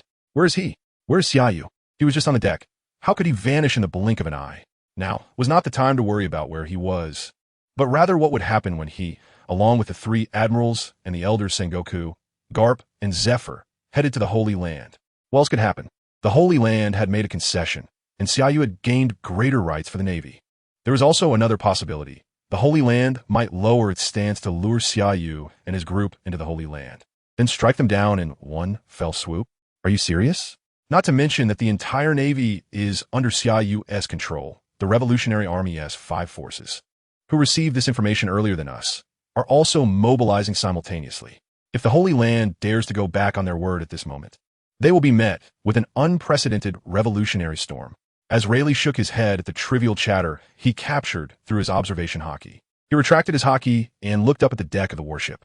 Meanwhile, inside the warship's cabin, Xia Yu walked out of the restroom, took the handkerchief handed to him by the waiting soldier to wipe his hands, and said straightforwardly, "Let us go." With that, Xia Yu strode out of the cabin. As soon as he stepped onto the deck, a look of surprise suddenly flashed in Xia Yu's eyes, and then he discreetly turned his head to look in the direction where Rayleigh was. Just then, Rayleigh also happened to retract his observation hockey and looked towards the warship. When he saw Xia Yu, who had just stepped out of the cabin and stood on the deck, suddenly turned his head in his direction, a jolt ran through Rayleigh's heart. From Xia Yu's reaction and gaze, it was clear that he had already noticed his presence. If he were just an ordinary coding craftsman, it wouldn't be a big deal to be exposed. The problem is, after arriving here, he had completely concealed his aura, and with the cover of the leaves, let alone Xia Yu on the warship, even the 2 informants lurking 10 meters to his right hand detected him. Yet, Xia Yu stepped out of the cabin and looked at him, which was enough to indicate that Xia Yu had long since discovered him. Indeed, just as Rayleigh felt a jolt in his heart, an indistinct voice abruptly echoed in his mind, saying, "Since you've retired, don't stir up trouble anymore. Quietly become a legend. King of the underworld, Rayleigh." The sudden voice left Rayleigh unable to maintain his composure, his face turning pale as he widened his eyes in shock. It was evident that Xia Yu not only discovered him, but also knew his true identity. Chapter 046. The Vice Admiral holds the sword, the General bows. Xia Yu certainly did not discover Rayleigh's presence long ago, when he walked out of the ship's cabin onto the deck. He simply wanted to use his observation hockey to cover the entire island and understand the situation. He did not expect to find Rayleigh, the former right-hand man of the Pirate King, amidst the vast sea of voices. Of course, he could completely ignore Rayleigh's existence, as Rayleigh did not pose a threat to him at this moment. The reason he chose to communicate with Rayleigh through observation hockey was that he felt it was necessary to interact with this famous Dark King and see Rayleigh's reaction. Everything went as he expected, but he did not anticipate that not only would he be discovered, but Rayleigh's expression upon realizing Xia Yu knew his true identity would be quite remarkable, filled with shock and disbelief. Before Rayleigh could regain his composure, Xia Yu's voice echoed in his mind again. "Once this matter is settled, I will find time to visit the former emperor of the Women's Kingdom, Xia Qi, at her bar. As an intelligence expert, she might be able to help me." Once again, Rayleigh was taken aback by Xia Yu's knowledge of Xia Qi's identity and background, stirring up a storm in his heart. After a brief moment of shock, Rayleigh suddenly shook his head and laughed. "What a terrifying young man. Is this a warning for me?" Rayleigh did not leave, since he had already been discovered by Xia Yu. He no longer hid and stepped out of the shadows into the sunlight, gazing at the figures standing on the warship's deck. He also used observation haki to convey, "I hope your journey goes well. The new Marine Marshal, Xia Yu." On the deck, a smile appeared on Xia Yu's face. He no longer interacted with Rayleigh and simply stepped forward. As soon as Xia Yu stepped off the warship, the waiting Navy soldiers, along with Vice Admirals Stoloberry and Bastille, immediately raised their hands in salute, shouting in unison, "Loyalty!" Meanwhile, Gion also unsheathed his famous sword, Kinpyra, holding in both hands and stepping forward to bow. "Marshal." Xia Yu blinked, puzzled. "Gion, what are you doing?" Gion maintained his bowing posture, his expression serious. If the Marshal is not armed with a sword, he will lack some of his imposing presence. Saying this, Gion raised Kinpyra high above his head and presented it to Xia Yu. Seeing this, the three Vice Admirals standing opposite Gion all bowed their heads, clearly hoping Xia Yu would carry the sword. Xia Yu did not hold back, taking Kinpyra and fastening it to his waist, pressing down on the hilt with one hand as he walked past Gion and the three Vice Admirals. As Xia Yu stepped out, Gion immediately followed, with the three Vice Admirals closely behind. The last ones to leave the deck, Sengoku, Garp, and Zephyr, watched this scene unfold with smiles on their faces. Especially Zephyr, seeing Xia Yu walk toward the lift leading to the Holy Land, surrounded by the three Vice Admirals and Gion, felt an inexplicable mist rise in his eyes. He did not expect that the things he had wanted to do, but had always been afraid to do over the years, would be realized in a swift manner by his student, Xia Yu. He believed that the Navy would undergo a complete transformation under Xia Yu's command, becoming a truly just Navy. Watching Xia Yu, who had received the long sword from Gion and walked out with vigor, Rayleigh was once again astonished. The Vice Admiral held the sword, and the three Vice Admirals bowed. Sengoku, Garp, and Zephyr stood behind him. A supernova unique to the Navy was rising. At that moment, Rayleigh seemed to see the curtain of a new era slowly unfolding before his eyes. Holy Land, Mariehua. Upon learning that Xia Yu and his group had arrived at the port via the lift, the Marines did not dare to slack off for a moment and immediately rushed to the entrance with several members of the God's Night Brigade. When they arrived at the entrance, a familiar figure was already waiting there ahead of them. "Shamrock?" the Marine exclaimed in surprise. "What are you doing here?" The man standing at the entrance was none other than Shamrock, the eldest son of the leader of the God's Night Brigade, Figurando Green. Unlike the Marines and other members of the God's Night Brigade, Shamrock was also cloaked in black, but his cloak was different because it had a hood. If the strong from the Grand Line were to see the face beneath the hood, they would surely be shocked, because Shamrock had a face identical to that of Shanks, who had just become one of the 4 emperors in the New World. Shamrock's gaze did not leave the lift across from him, and he said lightly, "I'm also a member of the God's Night Brigade. You shouldn't be here at this time." The Marine frowned and said solemnly, "Joining Xia Yu at the Holy Land are not just Gion, but also the 3 Vice Admirals, Sengoku, Garp, and Zephyr. If they see your face, how many secrets do you think we still have?" Shamrock suddenly interrupted. "Even the existence of Lord M is no longer a secret. Does my identity matter to them?" Hearing this, the Marine stopped speaking, turned around, and stood shoulder to shoulder with Shamrock, looking toward the lift opposite them. Feeling the lift slowly moving, the Marine suddenly felt a wave of tension, and his breathing became somewhat rapid. Noticing the Marine's abnormality, Shamrock furrowed his brow slightly and turned to ask, "Are you nervous?" The Marine nodded awkwardly, his expression serious. "You should know what I fear the most. They're almost here." The long-haired woman, standing next to the Marine, suddenly looked up, her expression tense as she stared ahead. Soon, the lift rose steadily and stopped at the entrance. Following that, Gion and the 3 Vice Admirals stepped out first, with Xia Yu following behind, standing on either side. Sengoku, Garp, and Zephyr were just about to step out when they caught a glimpse of Shamrock, standing next to the Marine and froze in place. Shanks? After a brief moment of daze, Garp was the first to snap back to reality. In the next second, he clenched his fists and charged out of the lift angrily, roaring at Shamrock, "You bastard, don't think that just because you're wearing a hood, I won't recognize you. It's bad enough that you led my grandson astray, but you actually dared to come to the Holy Land." "Garp." As if knowing what Garp was about to do, Sengoku quickly spoke up, "Don't be impulsive. He is not Shanks." Garp turned his head to look at Sengoku. Sengoku did not explain. He had never seen Shamrock before, but reason told him that the person before him was not the captain of the Red Hair Pirates, who had just arrived in the New World. Of course, whether or not this person was Shanks was not important, because compared to Garp and Shanks' grievances, he wanted to see with his own eyes him, who had been controlling the world government behind the scenes all these years. The three vice admirals and Gion also noticed Shamrock. And although they showed surprise upon seeing Shamrock's face, it was limited to surprise. Because with the cloning technology mastered by the world government, it was not difficult to clone a person. At that moment, Xia Yu also walked out of the lift, wearing a warm smile as he explained to Garp. Sengoku is right. This person is not Shanks, but Shank's twin brother, Stinks. Almost simultaneously, the Marine, Shamrock, and the long-haired woman standing beside them all widened their eyes in disbelief. Clearly, as Shamrock had guessed, Xia Yu knew of Im's existence and thus knew his identity. However, the question remained, what the hell was Stinks? Chapter 047. Emptying the magazine in 1 second is not my limit. Shamrock, choked by Xia Yu's remark, pressed his hand against the hilt of his western sword at his waist, wanting to explode but holding back. Of course, he was not afraid of Xia Yu's formidable strength that could send 6 members of the Divine Knights flying with his conqueror's haki, but rather worried that losing his composure would ruin the matter at hand. After taking a deep breath, he took a step forward and slightly bowed, saying Fegalan to Shamrock, "At the behest of Lord Im, I am here to await Marshal Xia Yu." Xia Yu glanced around, his brows furrowing as he ignored Shamrock, and turned to Junzi. "Miss Junzi, it seems my words did not reach you.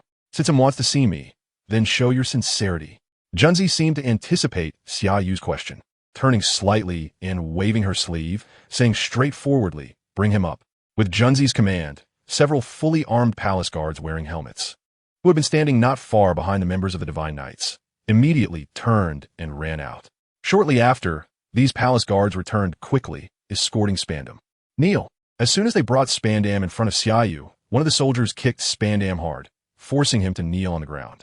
"You can't treat me like this. I am Spandam, who has made significant contributions to the world government." Spandam, kicked to the ground, struggled to stand up, but was immediately pressed down by 2 palace guards. Even so, he continued to struggle fiercely, roaring defiantly, "Let go of me. Damn it, you bunch of useless fools." Finally, after a fierce struggle, although Spandam still couldn't stand up, he managed to lift his head again. However, he did not look at Xia Yu, but turned his head to Shamrock and Junzi, who were watching coldly from the side. "Ha ha ha, I never expected this. I never expected that the world government, which has stood for 800 years on the Red Earth continent, would actually fall to the point of compromising with a traitor. The Divine Knights? The 5 Elders? Ha! Sooner or later, you will pay a painful price for this compromise. Xia Yu dares to instigate a rebellion today. He will definitely trample the world government underfoot one day." Enough. Junzi's brows furrowed, and with a flick of her sleeve, her unique fruit ability was unleashed. In the next second, an arrowhead wrapped in bandages flew out silently, instantly wrapping around Spandam's neck and lifting him high into the air. Shamrock quickly intervened to stop Junzi from killing Spandam, suppressing his anger at having just been ignored, and said slowly, "How to deal with him is up to you." "Is it just Spandam?" Xia Yu glanced at Spandam, who was being choked and hung up, his calm tone carrying a hint of cruelty. "That's not enough, Shamrock. To cut the grass, you must remove the roots. If I remember correctly, Spandam has a son. What's his name?" "Spandam. M? Yes, that's it. Xia Yu." Spandam, whose neck was being choked, struggled wildly and shouted, "This has nothing to do with Spandam. A person does their own deeds. That's not how it works." Xia Yu waved his hand, signaling Junzi to let him down, then stepped forward, looking down at Spandam, who was gasping heavily on the ground. "If I kill you here, it will indeed concern your foolish son. He will surely hold a grudge against me and be used by the 5 Elders in the future. I could be made a target. And then even if I rage, the 5 Elders can say this was Spandam's personal act of revenge for his father. Spandam, you cannot deny that you are quite capable, managing to connect with the 5 Elders, getting them to order Judicial Island to judge me. If it weren't for the connections I've built over the years, I might have really fallen into your hands this time. However, it's a pity that even if you were good at scheming, you wouldn't expect me to instigate a rebellion. Nor would you think I could take over the Navy completely in just one day. To the victor belong the spoils. You must acknowledge it. Of course, I must thank you. If it weren't for your intervention at this moment, I might not have made my decision so quickly. To show my gratitude, I must reunite you and your son." Upon hearing this, a flash of despair crossed Spandam's eyes as he shouted frantically, "Xia Yu." Bang, bang, bang. Before Spandam could finish a sentence, one of the palace guards standing nearby suddenly stepped forward, quickly raised his gun, and decisively pulled the trigger at Spandam's head. The sudden turn of events left everyone present wide-eyed in shock, and Shamrock instinctively pressed down on the hilt of his sword, preparing to draw. Marshal Xia Yu. Before Shamrock could draw his sword, the palace guard who had emptied his magazine immediately stood tall, saluting Xia Yu. Please forgive my subordinate for executing this person in front of you. Emptying the magazine in 1 second is not my limit. I hope to show you my loyalty. What does this mean? Xia Yu blinked in confusion. Over the years, although he wanted to cultivate a few trusted aides in the Holy Land, the Navy stationed there had been drawn from the Navy headquarters and special forces before he became an admiral, directly commanded by the Grand Commander Kong. Moreover, before instigating the rebellion, he was only a vice admiral and could not access the Holy Land freely to carry out his plans. If he couldn't win over the Navy stationed in the Holy Land, there was no way he could win over the palace guards.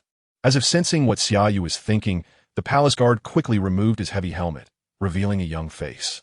Marshal Xia Yu, this is our first meeting. However, I have long heard of your deeds. They all say you are someone who helps those in need. My parents were brutally killed by pirates a few years ago. My sister was saved, but due to severe injuries, she became disabled. For all these years, I have wanted to take revenge for them, but at this point, the palace guard kicked away the helmet he had just removed, his expression resolute. I want to take this opportunity to ask you to take me away from the Holy Land. I understand. Xia Yu nodded. You want to leave the Holy Land to take revenge for your parents and sister, right? Yes. The palace guard nodded vigorously. All right. Xia Yu stepped aside to make way for the palace guard. The path is right in front of you. Just walk forward boldly.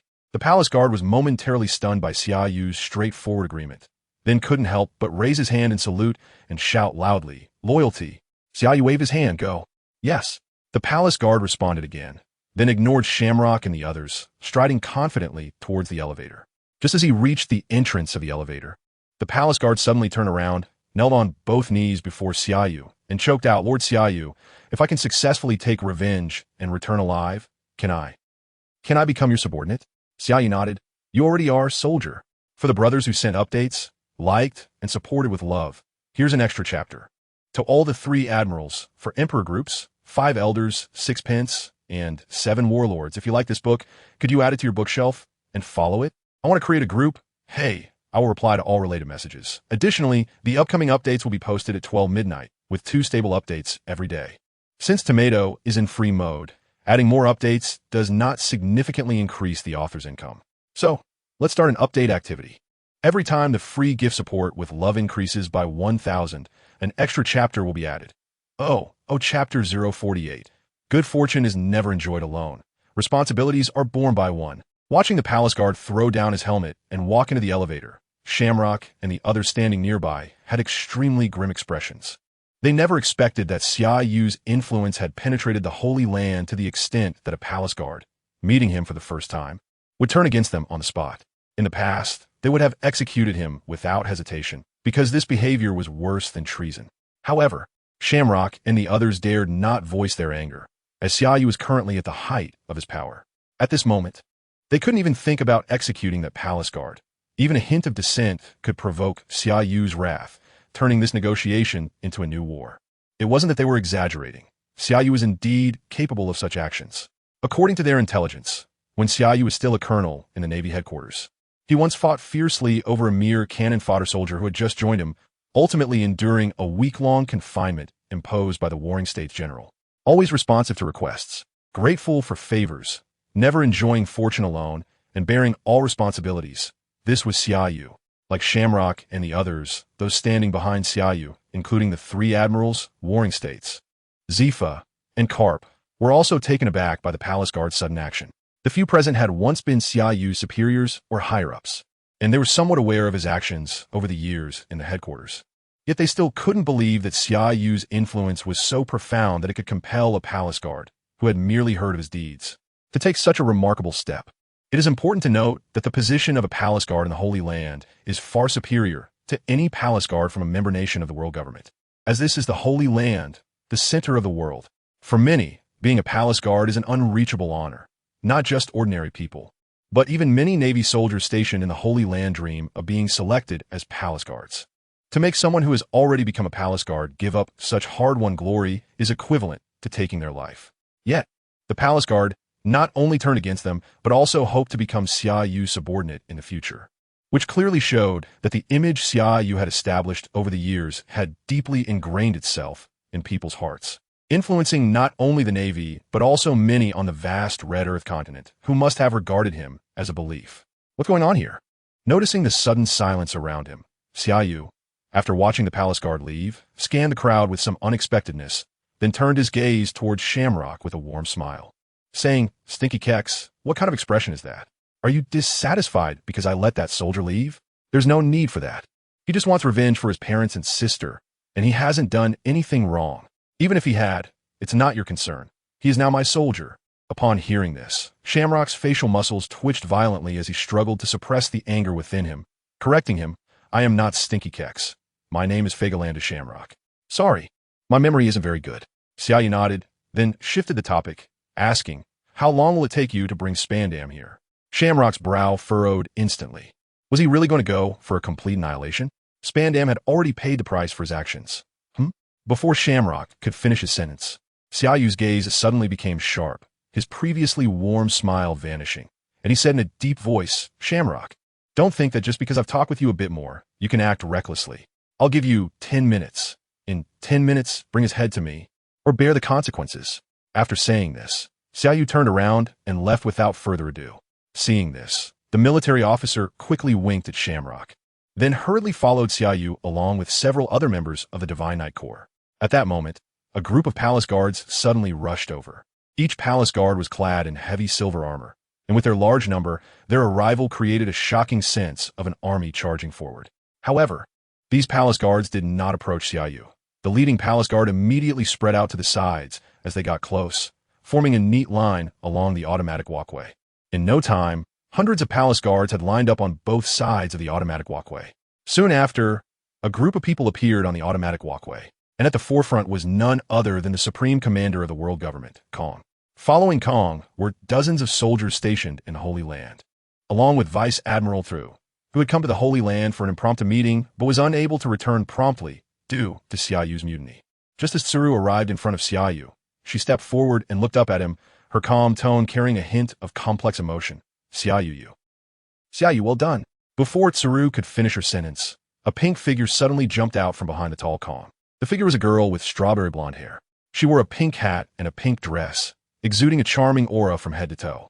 Peacock, Tsuru's granddaughter, had just turned 20 this year and was a paramecia-type whip fruit user, capable of commanding anything that had been whipped, including buildings. Of course, none of this mattered. What mattered was that before becoming a fruit user, Peacock was an adorable pink little girl, but as she grew older and gained the abilities of the whip fruit, she gradually became Xia Yu's nightmare. During officer training camp, Xia Yu would often go to Tsuru's home for meals, which led to a growing familiarity with Peacock. After Xia Yu left the officer training camp, Peacock would occasionally come to his office and create chaos wielding her steel whip, her behavior becoming increasingly uninhibited, causing misunderstandings among many colleagues. Moreover, Vice Admiral Tsuru's favoritism towards Xia Yu led to a rumor spreading throughout the Navy headquarters. It began with claims that Xia Yu was Tsuru's chosen grandson-in-law, and, as it spread, it became more ludicrous, suggesting that they had secretly married when Peacock was 18 and that a newborn baby in the family courtyard was actually their child. Left with no choice, Xia Yu decisively used a little trick to send her to a confidential special unit, out of sight, out of mind. To Xia Yu, marriage was absolutely out of the question. Women would only become a burden on his path to greatness, until his great cause was accomplished. What was there to consider about family? Chapter 049. Put away your high and mighty attitude. Let him come. The sudden appearance of the peacock and the words "well done" directly caused General Crane and the Xia of Kong to fume. The two nearly 200-year-old elders turned their heads in unison, their facial muscles twitching. "Peacock, if you don't want to be left out to dry on the clothesline, then shut up." After sharply rebuking her granddaughter, who was too old to be kept at home, General Crane immediately cast her gaze towards Xia Yu, who had once been highly anticipated but had now committed a mutiny. She wanted to say something, but swallowed her words at the last moment. At this point, it was meaningless for her to say anything. Xia Yu also broke his silence, stepping forward to look at Kong. "Supreme Commander, I hope you are well. Did you come by order, or do you simply want to ask why I have come to this point? After all, I am the Supreme Commander of the entire army." Kong suppressed the anger in his heart and said in a deep voice, "You made such a big scene. How could I not come forward? Let go of me. You guys let go of me. Ouch, my hand. It's about to break." At that moment, a sudden wail came from nearby. Following that, Spandam, half of his face covered with a mask, was forcibly brought over by two members of the Knights of God. Xia Yu, Spandam, pushed in front of Xia Yu, was enveloped by the fear of death. Although it was his first time meeting Xia Yu, he recognized him immediately and frantically lunged to hug Xia Yu's thigh. Trembling as he pleaded, "Lord Xia Yu, it has nothing to do with me. Please spare me. I promise I will never seek revenge on you again." "What are you doing?" Xia Yu frowned as he was taken aback by the Knights of God bringing Spandam over. He said coldly, "I want his head," not to hear him wailing in front of me. Hearing this, the two Knights of God who brought Spandam immediately looked up at Shamrock. Shamrock did not speak, merely nodding slightly.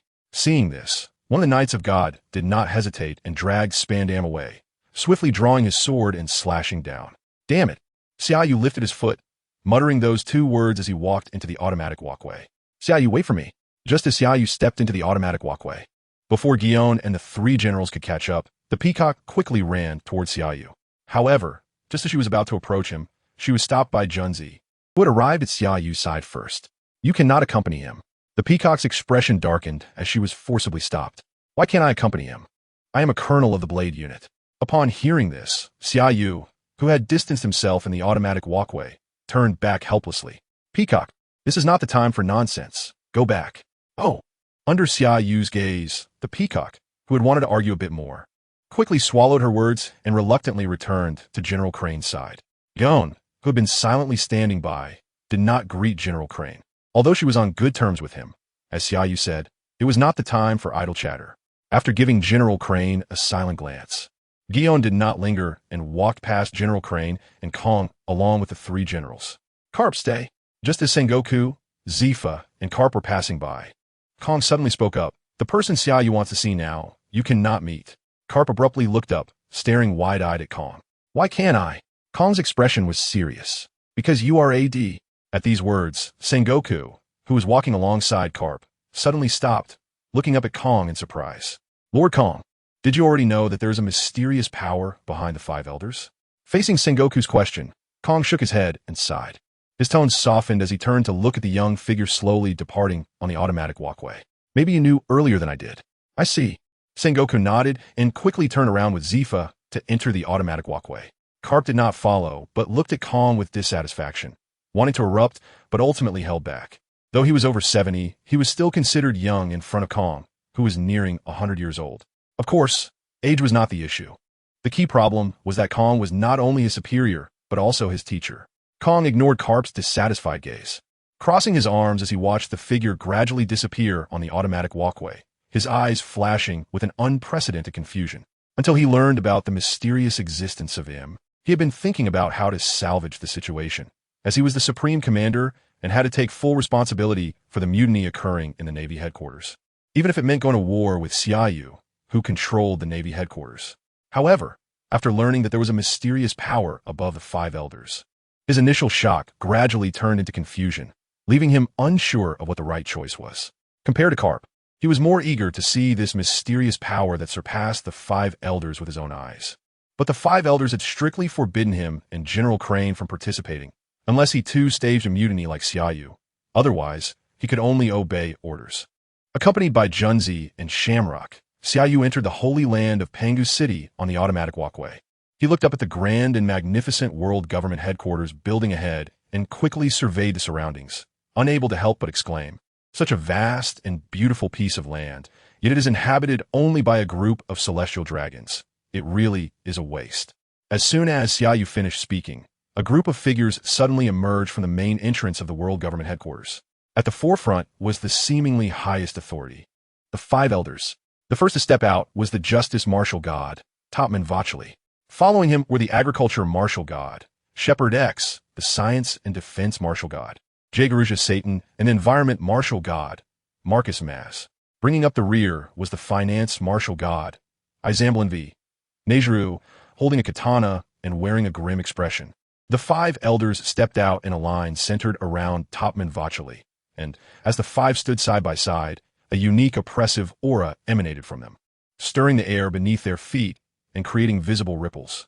As soon as the Five Elders came to a stop, the leader of the Knights of God, Feigelinda Green, immediately led several members of the Knights of God to complete their formation beside the Five Elders. Taking advantage of their elevated position on the steps, They looked down at Xia Yu. TSK, TSK, TSK. What a grand display. Feeling the air suddenly solidify around him, Xia Yu narrowed his eyes as his conqueror's haki quietly erupted, instantly dispersing the invisible pressure that had momentarily solidified the air. He then raised his head to gaze at the 5 elders and the Knights of God, whose formation had some semblance of elegance, his own momentum steadily rising, forcefully suppressing theirs. A gentleman does not stand beneath a dangerous wall. Since I dare to come, it signifies that not only can you not keep me, but you might also be completely wiped out by me. Before his words fell, the overwhelming conqueror's haki surged forth like a tidal wave, engulfing and enveloping the 5 elders in green. Then, Xia Yu stepped forward, hand resting on the hilt at his waist, and declared, "Put away your high and mighty attitude. You have no right to negotiate with me from the perspective of strength and status." At this point, Xia Yu suddenly looked up and said with emphasis, "Let him come." Chapter 050. Sakazuki only bows to Marshal Xia Yu. The black and red overlord's haki swept across the 5 elders and all the god knights led by Green Bull without restraint, and it did not stop there. Instead, it surged outward from Xia Yu at an astonishing speed in all directions. In an instant, the entire Pengu city was enveloped in the overlord's haki. The young Marine headquarters marshal stood at the center of this pure energy vortex, his marshal's coat billowing in a shockwave, exuding an unmasked aura of dominance that felt innate. Powerful, overbearing, unmatched. This was the visual impact that Xia Yu brought to everyone present. Standing behind Xia Yu were Gion, Sakazuki, Borsellino, and Gion. Although they were all middle-aged, upon seeing the young commander in front of them, they seemed to return to their youthful and reckless days, with long-lost blood boiling quietly, igniting a fire within, especially Sakazuki. He did not expect Xia Yu to confront the 5 elders and the god knights head-on upon their first meeting, even declaring, "You have no right to negotiate with me from the perspective of strength and status," a statement that stirred his blood. Since becoming an admiral, he had endured various reprimands and criticisms from the 5 elders. If he were reprimanded for not being diligent in his work, it would be one thing. But each time he was scolded, it was never due to any mistakes he made in his duties. Even though he harbored 1,000 grievances, he could only suppress his anger. After all, in the eyes of the world, he was one of the 3 top admirals of the Marine headquarters. But in the eyes of the 5 elders and the celestial dragons residing in Marineford, he was no different from anyone else. Many times, he wished to have a confrontational dialogue with the 5 elders like Xia Yu was doing now. Of course, the 5 elders were the highest authority of the world government, entitled to reprimand and punish him due to their status and power. However, even so, he should at least be given the most basic respect. After all, he was also an admiral of the headquarters. The reality was that over the years, he had never received any respect in Marineford, not even from Celestial Dragon, who acted like a worthless bum, who would arrogantly point fingers at him and even insult him. But those days were now a thing of the past. The current him was an admiral of the Marine headquarters under Commander Xia Yu, the dignity he had lost before. He would reclaim it all. Thinking of this, a fierce flame ignited in Sakazuki's eyes, and he took a step forward to stand shoulder to shoulder with Xia Yu, positioning himself at Xia Yu's right side. Accompanied by a surge of intense energy, his magma fruit ability suddenly activated. Borsellino also stepped forward to stand beside Sakazuki, dazzling brilliance bursting forth. Yar, are we going to fight first and then negotiate? Seeing Sakazuki and Borsellino step forward to stand with Xia Yu, Gion, who was also awakened by Xia Yu's sudden, overbearing presence, did not want to fall behind. He adjusted his glasses and stepped forward to stand beside Gion on Xia Yu's left. In the next moment, his ice fruit ability was quietly released, and with a crisp sound, the ground beneath him immediately froze, rapidly spreading out in all directions. In the blink of an eye, all buildings, squares, and trees within 100 meters were frozen. As the ground froze, dark clouds suddenly rolled in from above, followed by a dense shower of sparks emerging from the clouds, covering the entire Pengu city in a blaze. With the heavens ready to unleash a meteor shower of fire, and the ground frozen in an ice age, the ice and fire from the Marine headquarters arrived at Marineford without warning. Unexpectedly, the 3 admirals unhesitatingly unleashed their fruit abilities to stand alongside Xia Yu, causing a drastic change in the expressions of Shamrock and Junzi, who were responsible for welcoming Xia Yu's group. They wanted to react, but found it extremely difficult to even draw their swords or assume a fighting stance under the overwhelming pressure of Xia Yu's conqueror's haki. Compared to the newcomers Shamrock and Junzi, The 5 members of the God Knights who had previously participated in the God Valley incident stood behind them with a bit more ease. However, they still did not dare to make any moves. Although they could still move, they felt as if invisible eyes were watching them, creating an illusion that any slight movement would result in them being the first to be eliminated. Faced with the overbearing Xia Yu and the historic unity of the 3 admirals, the 5 elders in Green Bull, naturally, could not show weakness. Green Bull, under the pressure of Xia Yu's conqueror's haki, took a step forward, drawing his sword and pointing it directly at Xia Yu, saying in a deep voice, "Xia Yu, what are you trying to do? We came to welcome you, yet you adopt a fighting stance. Do you really think we are afraid of you? Welcome?" Xia Yu sneered coldly. "The grand spectacle you put on is merely to test my strength and to increase your bargaining chips for the upcoming negotiation. I'm just satisfying your test." After a slight pause, Xia Yu looked around and said solemnly, "So how about it? Is our attitude satisfactory to you?" Before Green Bull could respond, Isan Baron suddenly stepped forward, looking down at the 3 admirals with his sword in hand, sternly rebuking Sakazuki, Borsellino, Kazan. "Are you really going to follow Xia Yu to the end? Shut up." To everyone's surprise, even at this moment, the 5 elders still maintained their superior demeanor. Sakazuki suddenly looked up, and all the accumulated resentment over the years erupted at that moment. "I know what you are thinking. In your outdated thoughts and perceptions, you believe we cannot unwaveringly follow Marshal Xia Yu. To be honest, I am very dissatisfied with your various orders and policies over the years. But due to your status and position, I could only endure it because you are the highest authorities of the world government, my superiors. Obeying orders is a soldier's duty. But those days are now a thing of the past. You no longer have the right to point fingers at me from the perspective of status and position. From now on, Sakazuki only bows to Marshal Xia Yu. Brothers are mighty, almost 400 gifts. Although we haven't reached 1,000 powering with love. Many brothers have sent updates, flower blades, and likes. Therefore, we cannot disappoint everyone's support and will add a chapter first. Chapter 051.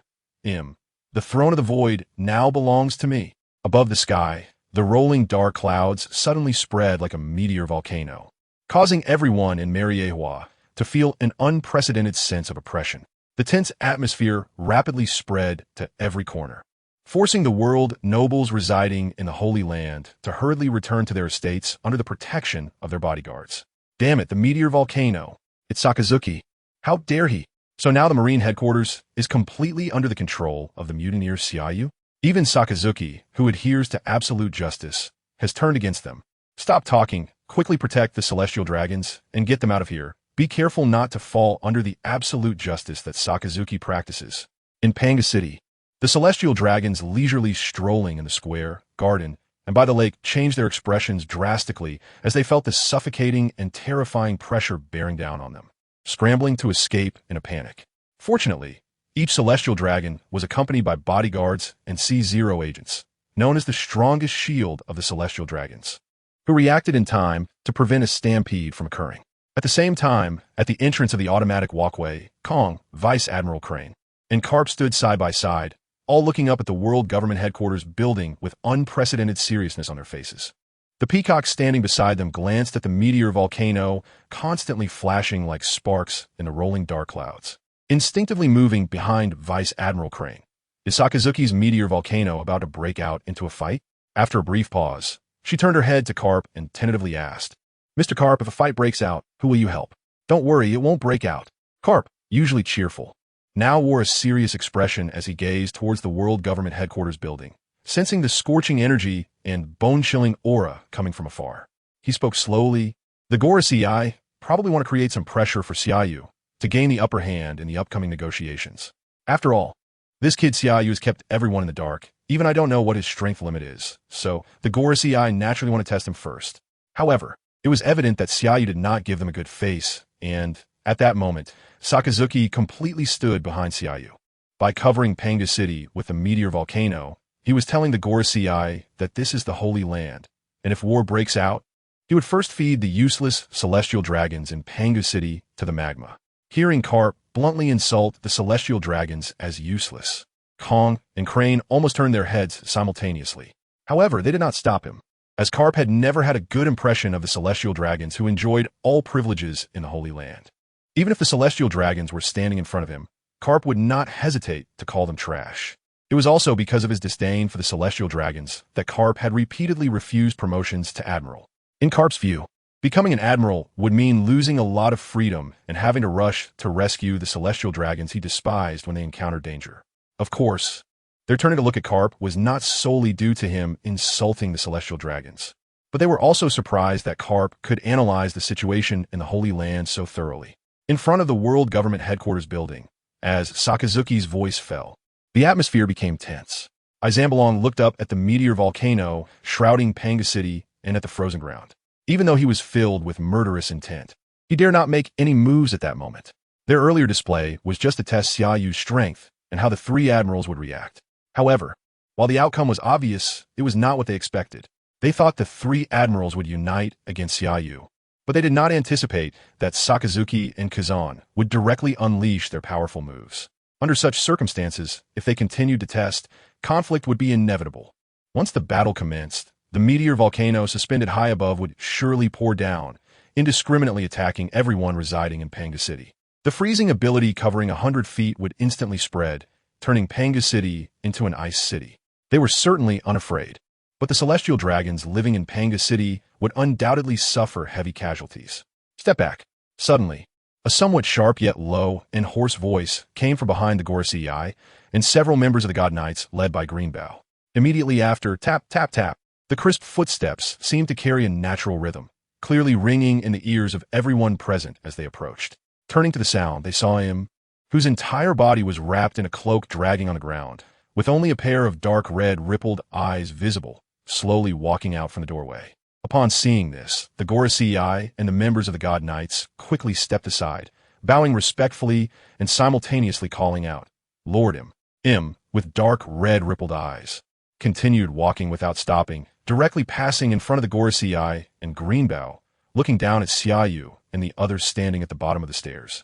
Almost simultaneously, the three admirals, along with Sengoku and Zifa standing behind them, raised their heads, staring in disbelief at the tall figure that made the Gorosei and Greenbow bow.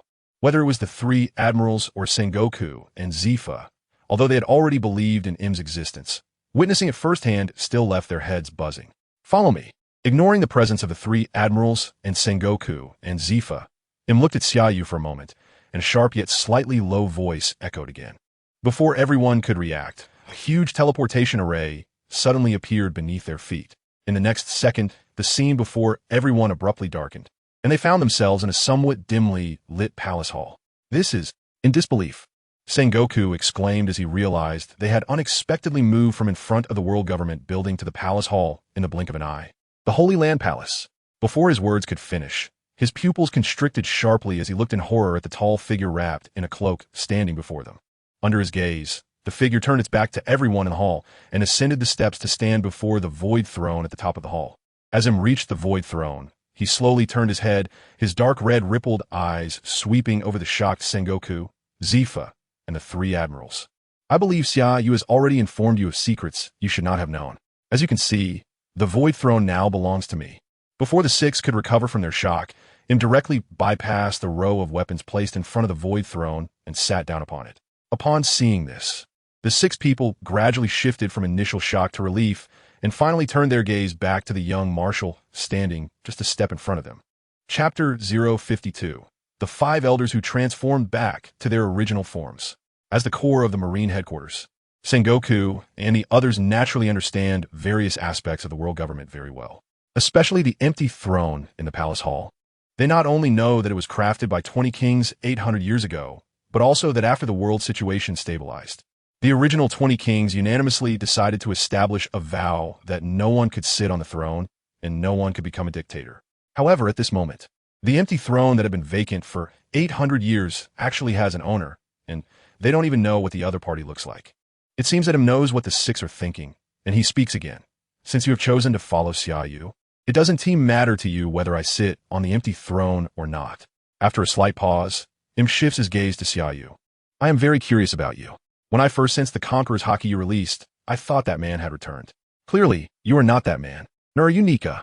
At this point, suddenly changes his tone, raising his voice by 2 decibels. "So, who exactly are you? Where do you come from? And where do you want to go?" Upon hearing this, Xia Yu slightly furrows his brows and then looks up at the figure sitting on the throne. Before asking others who they are, should you also take off your mysterious veil so we can see your true face? After all, we are having a fair conversation. Before he finishes speaking, two almost tangible black-red lights suddenly burst forth from Xia Yu's pupils, instantly enveloping him. The next second, Xia Yu has appeared in front of him, swiftly reaching for the veil that covers Im's face. Presumptuous. Although Xia Yu's sudden attack took him by surprise, and his speed was incredibly fast, Im also reacted very quickly. At the moment Xia Yu reached for the veil, Im let out an angry shout. Immediately after, an arrow infused with terrifying energy surged forth, targeting Xia Yu's forehead. Faced with the arrow that instantaneously magnified infinitely in his vision, Xia Yu had no choice but to give up on Im's veil and caught the arrow that was about to pierce his forehead. Buzz, the moment he grasped the arrow. A collision sound erupted, followed by a visible shockwave that swept out, centered around Xia Yu and Im, instantly spreading throughout the entire palace hall. Before everyone present could react, a huge black shadow suddenly appeared, materializing on the wall behind the throne, looking down at Xia Yu, who was holding the arrow.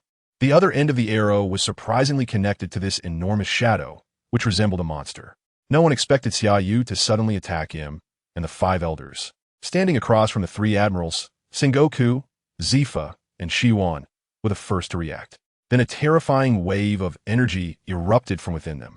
In an instant, the five elders almost simultaneously completed their transformation. Damn, what is this?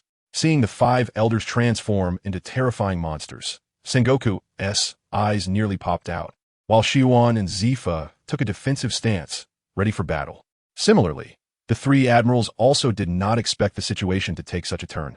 Nor did they expect the five elders, whom they had in mind, to transform into horrifying and grotesque monsters, their eyes widening in shock. The first to complete the transformation was the financial warrior, Esteemed, whose lower body became the limbs of a skeletal horse, while his upper body remained largely unchanged, presenting a fearsome centaur form. Standing alongside Esteemed, the agricultural warrior, Shepherd X, Pite, transformed into a massive sandworm, covered in black flames, resembling a creature that had escaped from hell. The legal warrior, Topman Vachali, also transformed into a large warthog shape, wrapped in flames, with sharp tusks glinting ominously in the dim hall. The environmental warrior, Marcus Maz, made an even more exaggerated transformation, turning into a bird-snake hybrid called Eisenmanton, hovering above the other four elders, watching Xia Yu, who had audaciously attacked him, with fierce eyes. What terrified the three admirals and Gion the most was the scientific defense warrior, Jagor Ligia Satan, whose lower body transformed into a massive black spider while his upper body sported gigantic bullhorns. The invisible pressure, along with the simultaneous transformation of the five elders, recklessly filled the palace hall, deeply shocking Sengoku, Zifa, and the three admirals who had once served and devoted themselves wholeheartedly, making them feel as though they were falling into hell.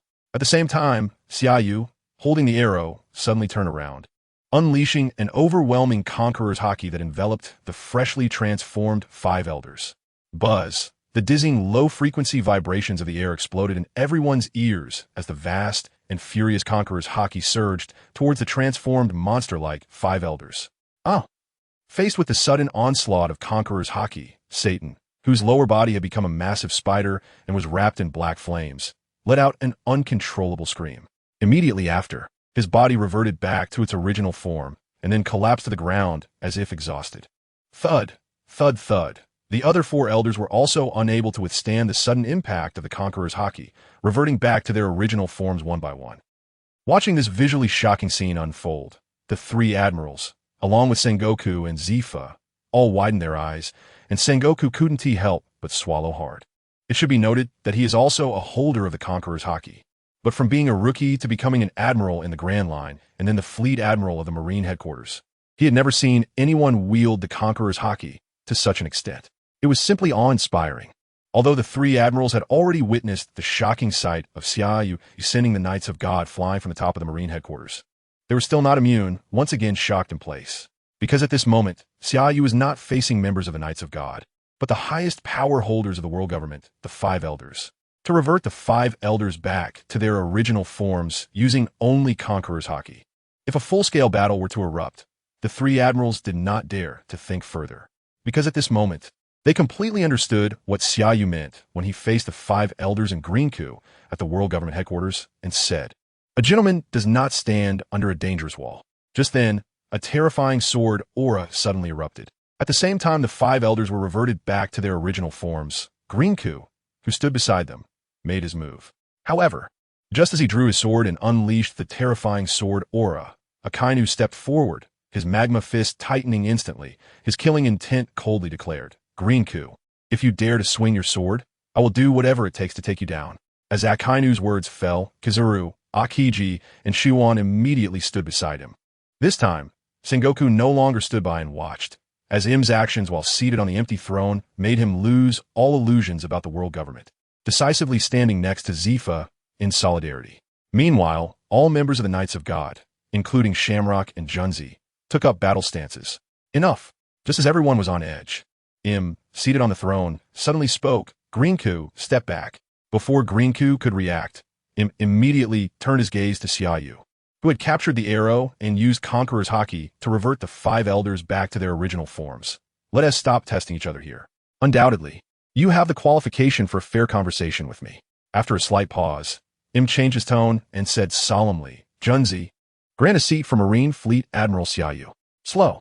Xia Yu spoke up in time, shaking off the arrowhead he held in his hand, and walked down the steps to stand beside Sakazuki and the others under the watchful eyes of the crowd.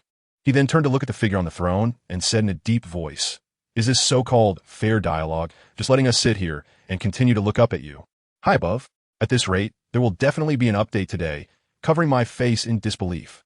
I thought about adding another chapter for 1,000 love-powered updates. Actually hoping it would be hard to reach, but you guys are relentless. Starting tomorrow, regardless of whether we hit 1,000 love-powered updates, I will continue to add more."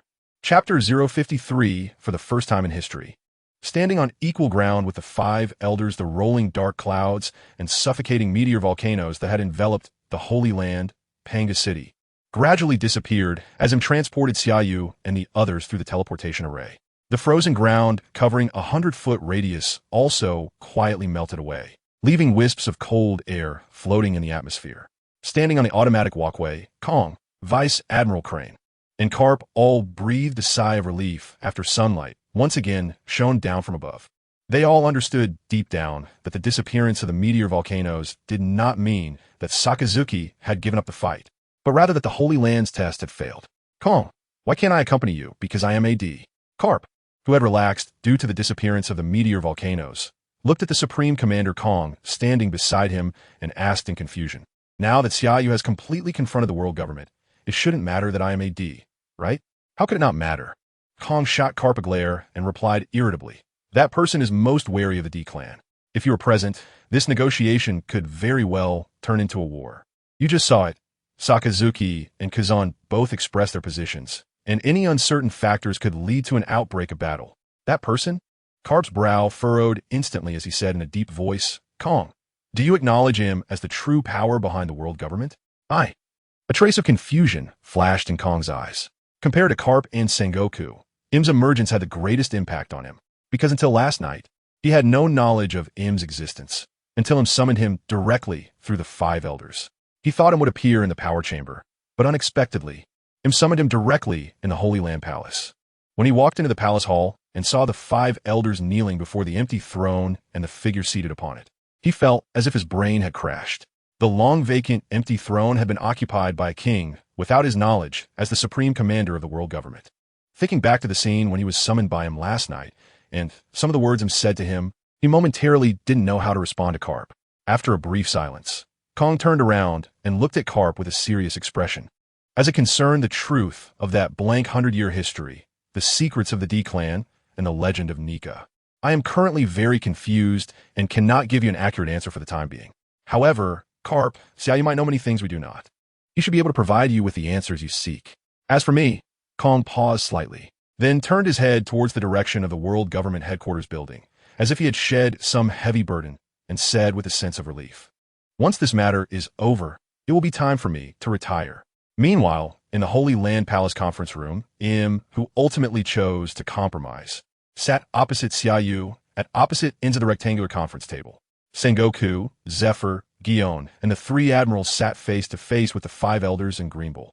Although the five elders had been struck back to their true forms by Xia Yu's conqueror's haki, they were not seriously harmed. Each one sat upright, glaring at Sengoku and the others across from them. Sengoku chose not to make eye contact with the five elders. Instead, he leisurely took out a box of sunbae from his bag and handed a piece to Zephyr. Seeing that Zephyr did not reach out to take it, he was not polite and tossed it into his own mouth in front of the five elders and him. It felt great to eat sunbae so recklessly in front of the five elders. Thinking back to the past, he was once a spirited young man, but after becoming an admiral and later promoted to the commander-in-chief, he gradually forgot his former self, dedicating himself to the Navy and the world government, trying to maintain humility and caution in front of the five elders. Now, with the emergence of this brash young man, Xia Yu, and having witnessed him's existence, he naturally felt unrestrained. Most importantly, he inexplicably felt a sense of satisfaction, as if the child he had watched grow up had made a name for himself, giving him a sense of vindication. He couldn't explain why he felt this way, but it felt really good. After throwing another piece of sunbae into his mouth, he enjoyed the moment, squinting his eyes, and turned his head to look at Xia Yu under the fiery glares of the five elders, seemingly with an expression of knowing this kid would make him proud since childhood. The three admirals were also different from how they used to be during meetings at the Navy headquarters, especially Borsellino and Gion. In the past, they would either be dozing off or counting down the time until they could leave work, but now they were all alert. The reason was simple. This was the first time in history they were sitting on equal footing with the five elders. Of course, the one feeling the most vindicated was Sakazuki. Because of his strict adherence to absolute justice, he had been scolded by the five elders multiple times, either directly or through the den mushi. And despite the raging anger in his heart, he could only endure. Now, he no longer had to endure that previous humiliation, sitting steadily beside Xia Yu, staring at the one who had reprimanded him the most, Satan. The atmosphere was somewhat subtle. Xia Yu and him looked at each other. One wanted to take off the other's mask to see what kind of face was hidden beneath, and the other racking his brain to guess who the other was and where they came from. And was genuinely curious about Xia Yu. Based on the intelligence he had gathered and the previous tests, it could be basically ruled out that Xia Yu came from the D-clan. Although his conqueror's haki had similarities to that of the man from back then, based on his understanding of that man, it was unlikely that they had any connection. Without any connection to that man, it was even less likely he was Nika, because Xia Yu is not a devil fruit user. Of course, it was precisely because he ruled out the above possibilities that him was willing to sit down and talk with Xia Yu. For him, the only significant threats in this world were the D-clan and Nika. Other than that, even the top powerhouses on the seas could be invited to join the Knights of God if they could be recruited. If they couldn't be recruited, then they would find a way to eliminate them. If they couldn't recruit them and couldn't eliminate them, then they would have to sit down for talks. Enough, Sengoku. Suddenly, Izambalin could no longer tolerate the sound of Sengoku munching on senbei, and he glared at Sengoku with wide eyes, saying in a deep voice, "This is not the time to eat senbei." Sengoku, chewing on senbei, replied somewhat indistinctly, "You have no right to give me orders right now." As soon as he said this, the three admirals sitting beside him almost simultaneously turned their heads. The five elders and Green Bull across from them also widened their eyes in surprise. Seeing the reactions of everyone, Sengoku felt a sudden, inexplicable joy and couldn't help but laugh out loud, finally expressing what I wanted to say for all these years. Ah. After a brief pause, Sengoku suddenly turned his head and glared at the three admirals. "What are you looking at me for? We're at a meeting. So intense. Too intense. Almost 700 gifts, adding more first. If we reach 1,000 before midnight tonight, we will continue to add more tomorrow." Chapter 054. Sakazuki is very angry. Let's begin. Xia Yu no longer tangled over whether the face hidden under him's mask was that of a man or a woman, and simply said, "Since this is a negotiation, everyone should show their sincerity. As the hosts present, shouldn't you all express yourselves first? Let's start with the Navy funding issue, which has always been allocated by the Holy Land's Finance Department. Starting this year, the funding allocated to the Navy by the Holy Land will be increased tenfold." As soon as Xia Yu finished speaking, his son Baron suddenly stood up, exasperated. "What? Increased tenfold? Do you know how much the Navy's funding is each year?" Before he could react further, Sakazuki stood up first, completely letting go of any restraint, and sternly said, "You'd better shut up before Marshal Xia Yu finishes speaking. Otherwise, I will not hesitate to take you down." "Sakazuki, you are outrageous." Satan looked up at Sakazuki and said in a deep voice, "Sit down. Who do you think you are?" Sakazuki took off his military cap and leaned forward fiercely. with a killing intent. The most detestable among the 5 old geezers is you. If you keep pointing fingers at me, I will take you down too. Sensing Sakazuki's murderous intent, Borsalino and Kuzan, who were sitting beside him, exchanged glances filled with confusion. What has gotten into Sakazuki? He is so angry. Xia Yu also didn't expect that Sakazuki would want to take down anyone at the slightest disagreement. First Green Bull, then Isan Baron, and now Satan. He's biting anyone he can. Satan was furious, his chubby face twitching as he clearly struggled to suppress the anger within. Isan Baron was also infuriated by Sakazuki's remark about old geezers, gripping the hilt of his sword tightly, while Topman Vacheli and the other 2 elders were also stirred up by the mad dog like Sakazuki and stood up. Don't you want to talk anymore? As soon as all the elders stood up, a cold glint flashed in Xia Yu's eyes, and he slammed the table, suggesting they have a fight first. 7 versus 7, very fair. Unexpectedly, Xia Yu also stood up at this moment. Sitting opposite him, had the muscles in his face twitch slightly under the mask, but he did not stand up.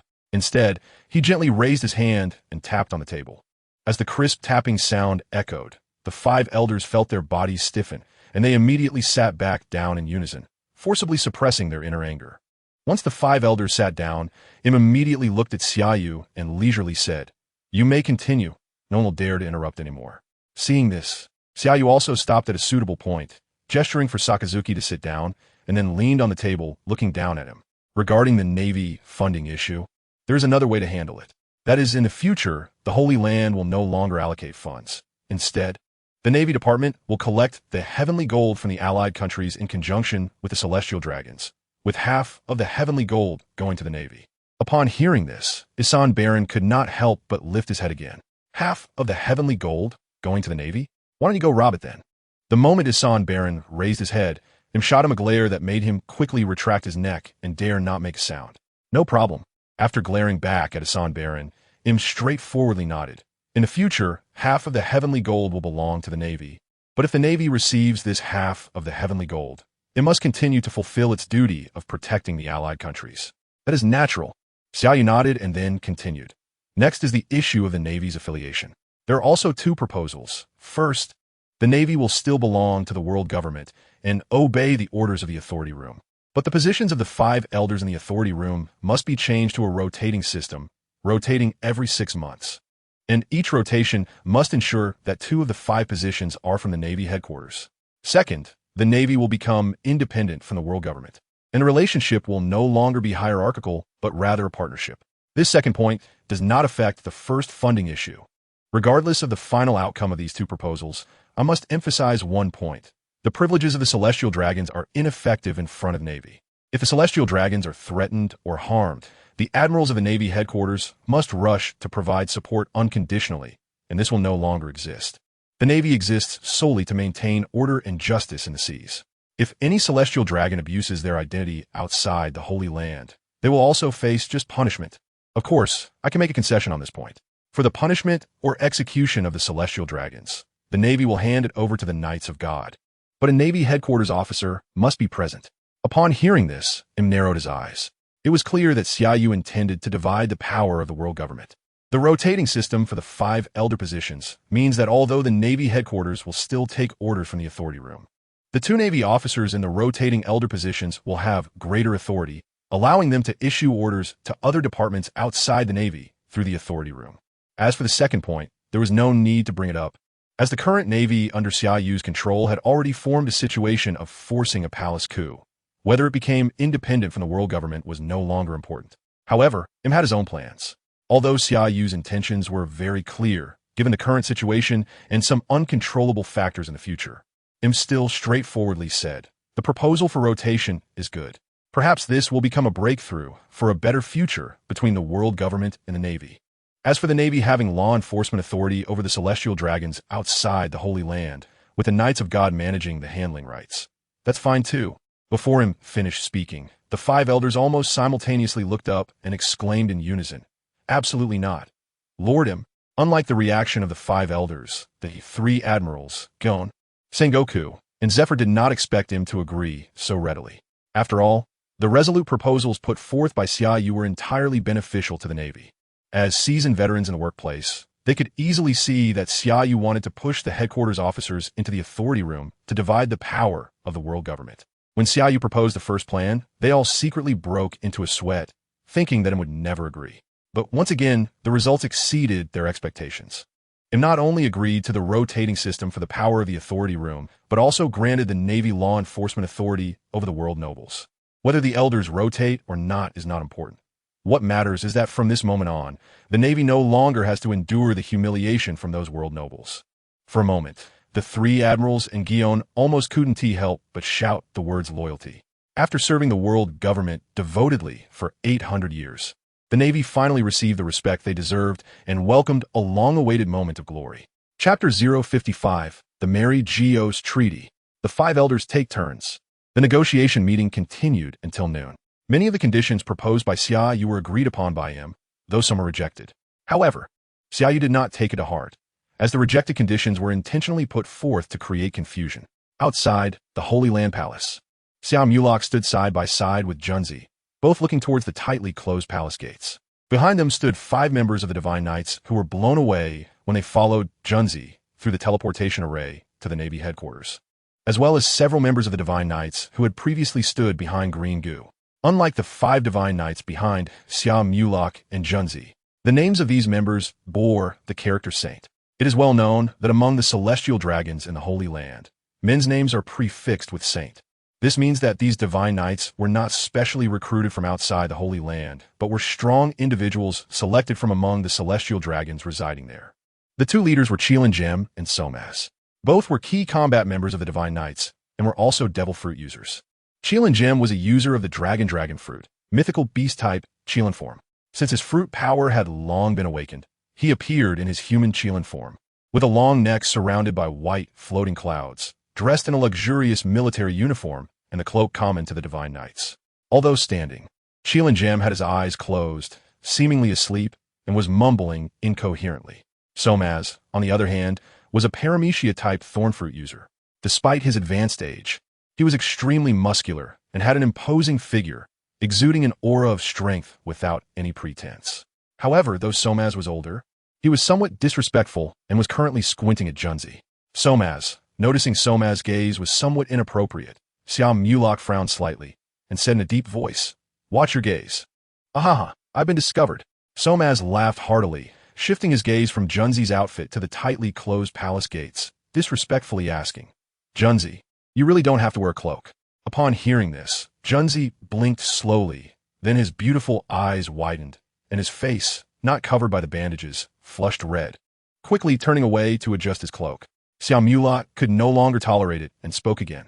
"Somas, please be serious at this time." "I'll be serious too," Somas said innocently, shrugging, but Junzi's outfit is just too eye-catching. Before he finished speaking, Somas suddenly changed the topic and, with a serious expression, asked Xia Yu, "Do you have any thoughts on this incident?" "I think Lordum has no need to negotiate with Xia Yu. Undeniably, his strength is formidable, especially his Conqueror's Haki. He is the strongest among all the Conqueror's Haki users I have seen over the years. However, there are only 7 of them. While the Holy Land has not only the Divine Knights, but also the 5 Elders and Lordum, the entire Holy Land has a complete advantage over their 7. So why not take this opportunity to crush them once and for all? As long as we eliminate Xia Yu and control the 3 admirals, the Navy headquarters will be no threat. Jem and I could go and subdue them all." Upon hearing this, Xia Yu shook his head, stating that the matter was far from simple. Xia Yu dared to come to the Holy Land with only 6 people, not just because of his own strength, but because he had loyal naval officers and soldiers standing behind him. You can understand it this way. The Navy could be without the world government, but the world government absolutely cannot let the Navy go easily. Forget it, forget it." Somas waved his hand, wanting to look at Junzi, but was shot a glare from Xia Yu, eventually shrugging helplessly and saying, "Such a high-level event is beyond our authority. With Lordum personally overseeing it, I believe this matter will be resolved properly soon." Inside the Holy Land Palace conference room, Im, who had agreed to all of Xia Yu's proposed conditions, glanced at Xia Yu, who suddenly stood up and walked directly past the 5 elders to stand in front of him. The dark red ripples in his eyes involuntarily shrank as he said in a deep voice, "Xia Yu, enough is enough. Don't worry, I didn't intend to take off your mask." Upon reaching him, Xia Yu placed the document on the conference table and smiled warmly. saying, "Although you have agreed to all the conditions I proposed, it's not credible without proof. I need you to sign this document." "What is this?" Im looked at the document placed in front of him. Seeing the prominent title, his mouth twitched under the mask. "The Mary Geo's Treaty?" Xia Yu smiled and nodded. "Once you sign the Mary Geo's Treaty, our negotiation will end here. Of course, in addition to your signature. The 5 elders also need to write their names, as this treaty needs to be copied and sent to all member countries. I'm refused decisively. My existence is currently limited to the Navy headquarters and the Holy Land." "Ah," Xia Yu blinked and then nodded in understanding. "Sorry, I overlooked that. The nominal highest authority of the world government is still the 5 elders." Saying this, Xia Yu placed the document in front of the leading topman virtually. "Let's have you all sign this treaty." Hearing this, Topman virtually quickly looked at him, and upon seeing him nod, he picked up the document to look at its contents. The contents of the treaty were all matters that him had previously agreed to, and there was not a single item that him had refused. Clearly, the conditions Xia Yu proposed that were rejected by Im were merely a smokescreen. What Xia Yu truly wanted was the content of this treaty that had long been drafted. After reading the contents of the treaty, Topman virtually raised his head and looked at Xia Yu with deep meaning. Previously, when Xia Yu had released his overwhelming conqueror's haki at the entrance of the world government headquarters, he almost mistakenly thought he was just a reckless young man relying solely on his immense strength. Now, it seemed that this young man, whom he had judged to be reckless, had calculated every step perfectly, and his cunning and tactics were chilling. Before long, the Mary Geo's Treaty was signed. "Everyone, let's go." After the last 5 elders signed the treaty, Xia Yu quickly put away the document, as if worried that Im and the 5 elders might have a change of heart, and turned to leave decisively. "Wait," Sengoku, Zifa, and the 3 admirals along with Gion had just stood up when Im suddenly spoke. "Xia Yu, can we talk alone?" Xia Yu turned back to meet Im's gaze, and with a serious expression said, "Are you going to take off your mask and be honest with me?" Without waiting for Im to respond, Xia Yu eagerly waved to Sengoku and the others. "You all wait for me outside." Im also ordered the 5 elders in green goo, "You all go out." The 5 elders in green goo did not dare to be slow, quickly standing up and leaving the conference room. Seeing this, Sengoku and the others also did not linger and followed suit. Soon, only Xia Yu and Im were left in the conference room. As soon as the conference room door closed, Im immediately raised his head, his gaze piercing as he looked at Xia Yu, and spoke nonsensically. "You do not belong to this era?" Xia Yu met Im's gaze, somewhat at a loss. Before Xia Yu could react, Im began to rationalize. "If you were born in this era, your conqueror's haki could not possibly be so strong.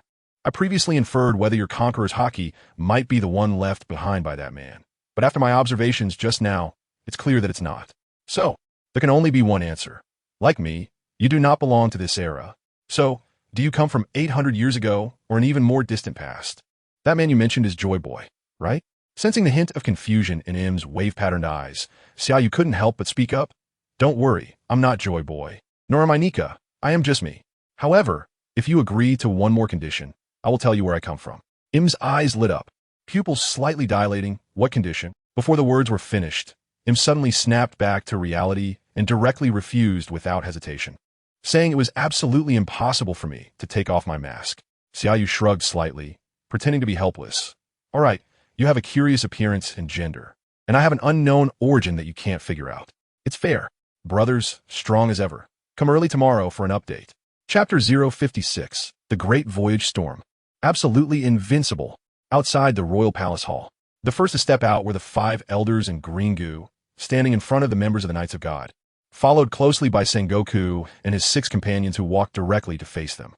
The hearts of the 5 elders were extremely complicated at this moment. Regarding the conditions proposed by Xia Yu, none of the other conditions had much impact on them.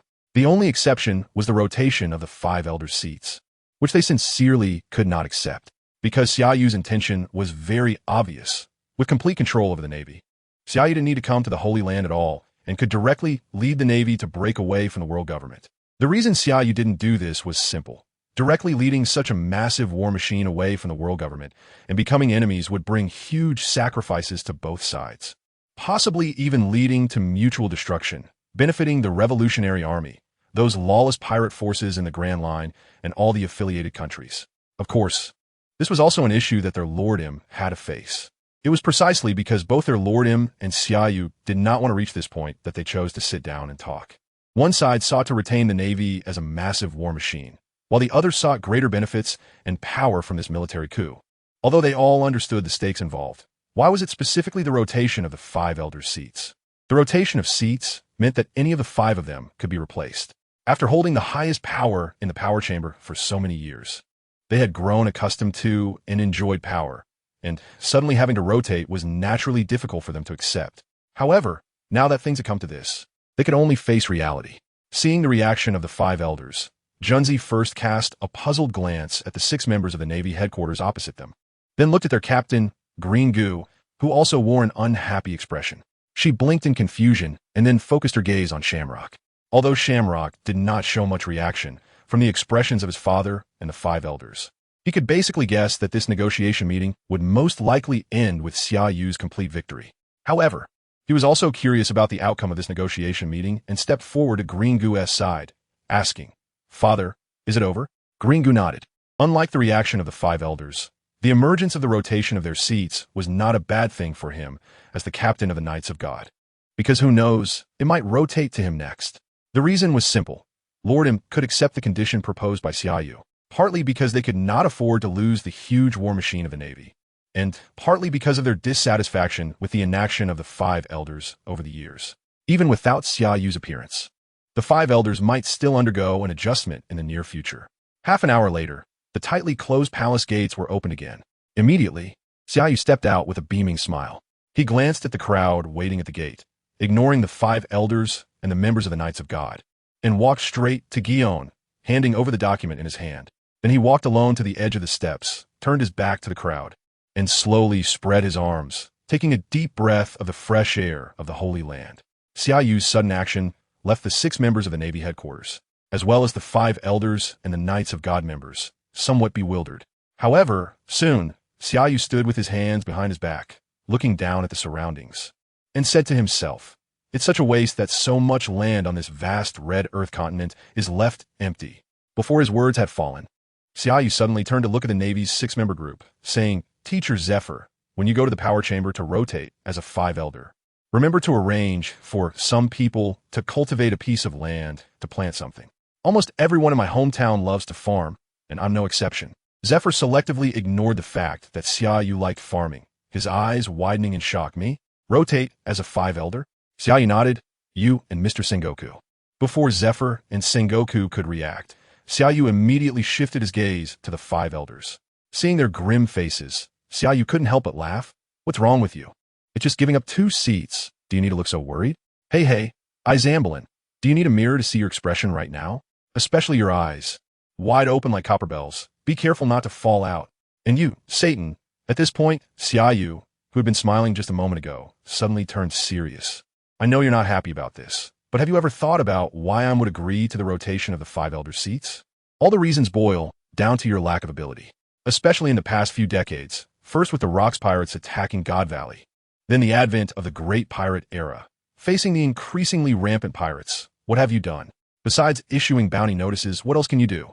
Since you don't have better means, just vacate the position for those more capable, without giving the 5 elders a chance to refute or react." Xia Yu waved his hand decisively and turned around, saying, "Let us go."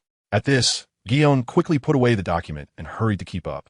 Following that, the 3 admirals turned without hesitation and followed closely behind.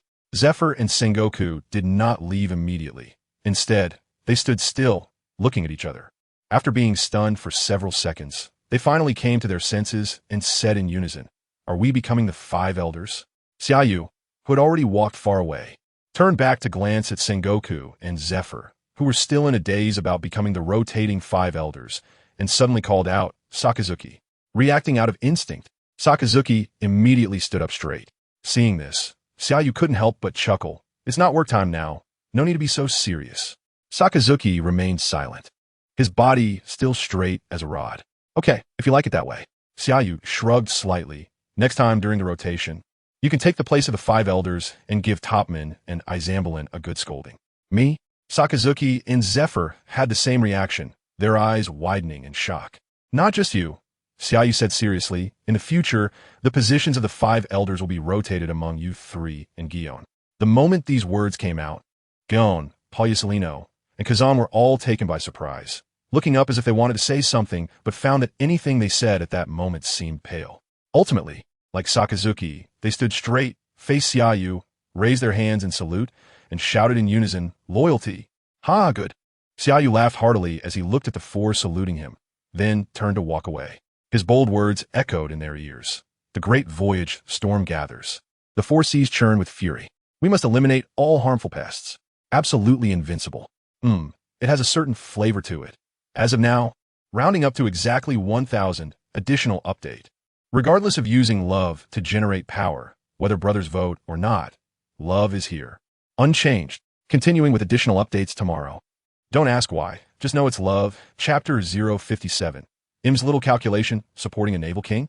After Xia Yu and his group left, Im immediately summoned the 5 elders in green goo. In the dimly lit palace hall, Im sat motionless on the void throne like a statue, his dark red, ripple-like eyes showing no emotional fluctuation as he looked down at the 5 elders in green goo. The 5 elders did not stand, but all knelt on both knees, prostrating before the void throne, in green goo, as the leader of the Knights of God. Also knelt, but in a single knee salute. I know what you are thinking. After a brief silence, Im's voice slowly echoed in everyone's ears. Are you all wondering why Xia Yu, who plotted rebellion, should not be sent to the execution platform? Yet I agreed to a series of his conditions. Not only relinquishing 2 seats of the 5 elders in the power chamber, but also granting him privileges equal to yours. Upon hearing this, the 5 elders straightened their bodies. They indeed held such thoughts in their hearts, but they did not dare voice them. The reason was simple. Since Monkey D, Garp of the D clan, could become a naval hero, and those who should have long since died could become the 5 elders wielding the world's highest power. With the Grand Line continuously producing so-called sea emperors, why couldn't I support another naval king? As more people become aware of my existence, the world will surely stir again, and it may even accelerate the resurgence of Nika on the Grand Line. 800 years ago, there was a union of 20 original kings against Nika. Now, the world government, 800 years later, is already in turmoil. Can it rely solely on you? Xia Yu has ambition, and it is a great ambition, but that is not entirely a bad thing. Ambition means he has needs. As long as he is not of the D clan, not Nika, then I will satisfy his needs. Don't mention just 2 seats of the 5 elders. As long as he could be of use to me, letting him replace you all is not out of the question. Upon hearing this, the 5 elders were immediately frightened, sweating profusely, and dared not make a sound. It was evident that Lord Im was not very satisfied with their performance over the years and wanted to take this opportunity to give them a wake-up call, while also testing whether he could cultivate new substitutes for them. If they continued to do nothing in the future, their fate would certainly not be to leave the power chamber unscathed and live out their days. Death would be the only outcome facing them. Because if Im wants them to live, they can live for a long, long time. If he deems them useless, even if they are thousands of miles away, he can easily turn them to ash. Watching the 5 elders' reactions, I'm stopped at that. He then stepped forward and turned to gaze at the void throne, narrowing his eyes and speaking to himself. Is what you want to become the master of this throne? Then let me see how far you can go, Xia Yu. At the same time, at the port directly connecting the Sabeti archipelago to the Holy Land. Attention, stand at ease.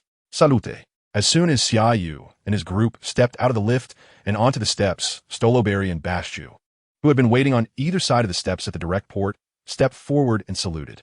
With their voices fading, the Navy soldiers standing at both sides of the steps straightened their bodies, and a loud shout echoed through the skies, lingering over the port. Xia Yu raised his hand in return and quickly walked to Stoloberry and Bastiu, pulling them to him and giving them a big hug. Hey, Marshal! Stoloberry and Bastiu were taken aback, their eyes widening in surprise as they simultaneously exclaimed, No. No way. Well, no way. Xia Yu released them, speaking earnestly. When we are working, I am the Marshal, but privately we are still brothers. Come, follow me back to the headquarters.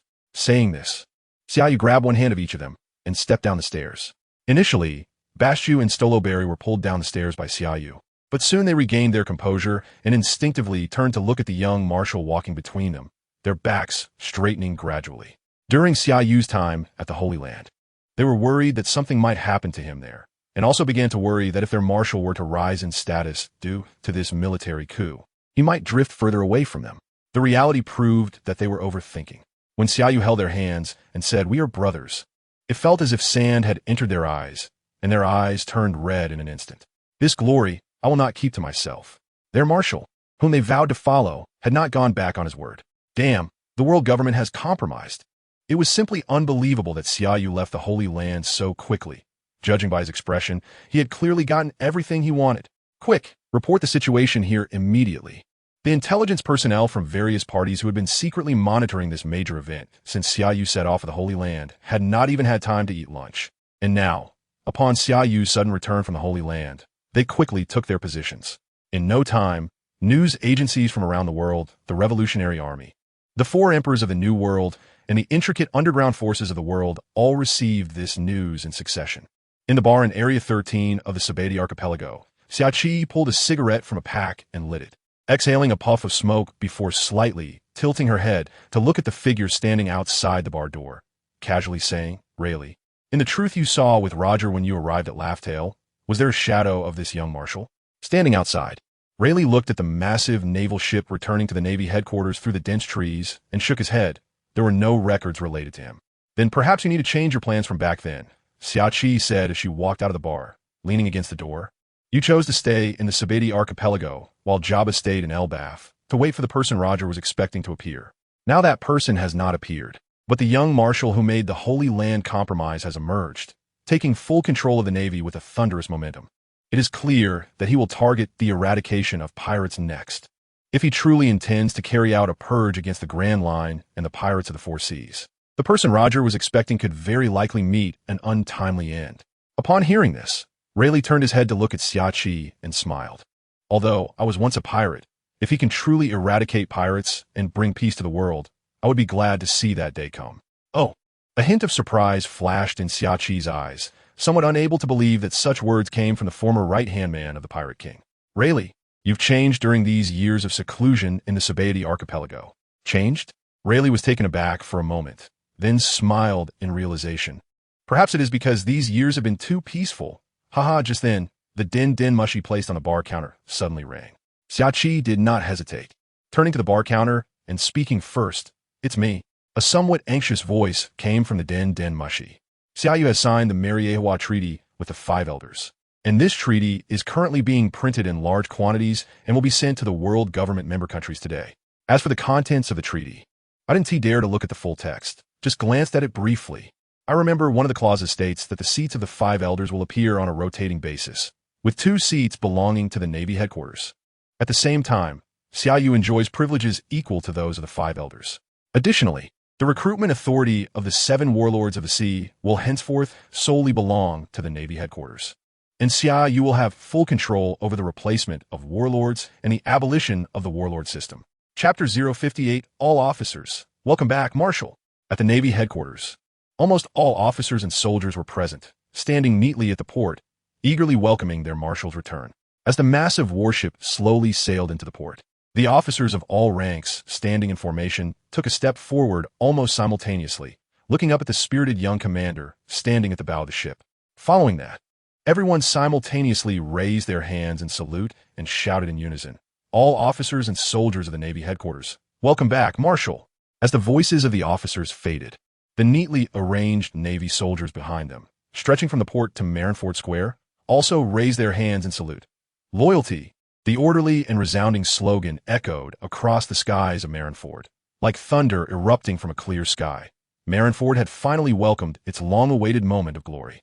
Standing at the bow of the warship, Xia Yu looked down at the officers of the headquarters standing neatly and the densely packed soldiers who had shouted the slogan with fervent expressions, an involuntary smile appearing on his face as he passionately spoke. "Gentlemen, the moment of glory for the Navy has finally arrived." At this point, Xia Yu suddenly turned his head to look at Strawberry, Baschu, and the 3 admirals and Gion, who were following him, as if they knew what Xia Yu was thinking. Strawberry and Baschu quickly stepped forward to stand beside Xia Yu, hand in hand. Before the 2 could react, Xia Yu grasped Strawberry's hand.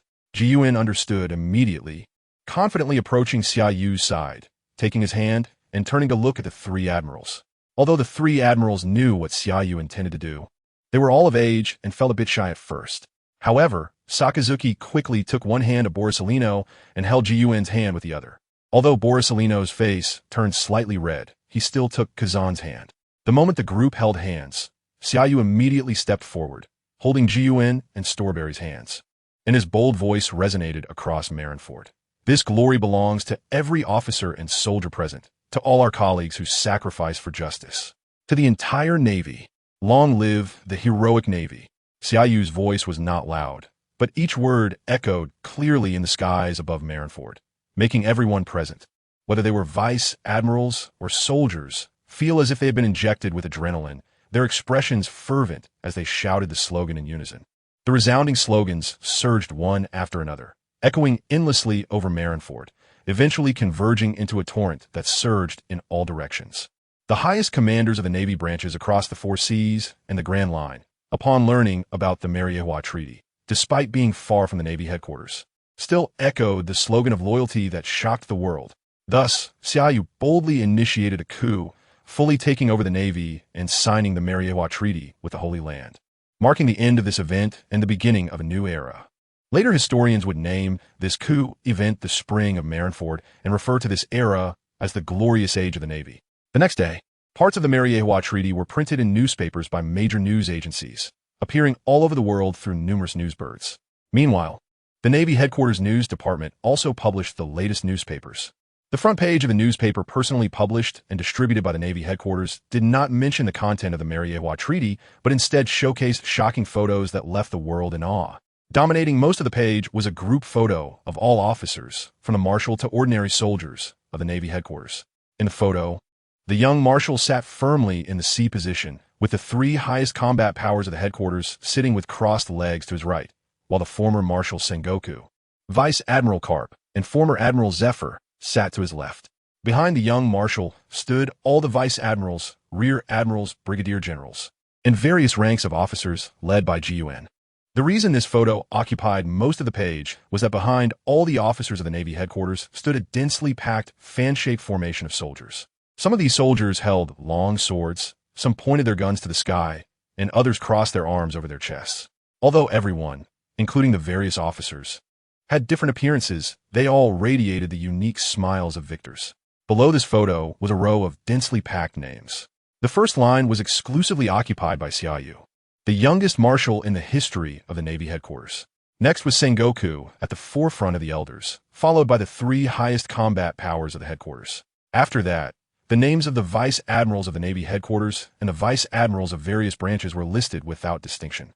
Everyone who saw this newspaper for the first time, whether it was the unruly pirates on the seas or the four Emperor's pirate crews ruling the New World, were stunned by this photo on the spot. Especially those like Whitebeard, Edward Newgate, Charlotte Linlin, or Kaido, who had surged through the old era. This was the first time they had seen a Navy marshal with such terrifying cohesion since they could remember. Before this young marshal, whether it was Sengoku, known as the Wise General, or the former Marshal Kong, who was the overall commander of the world government's military, the Navy they managed seemed unstoppable. But in reality, it was just a facade.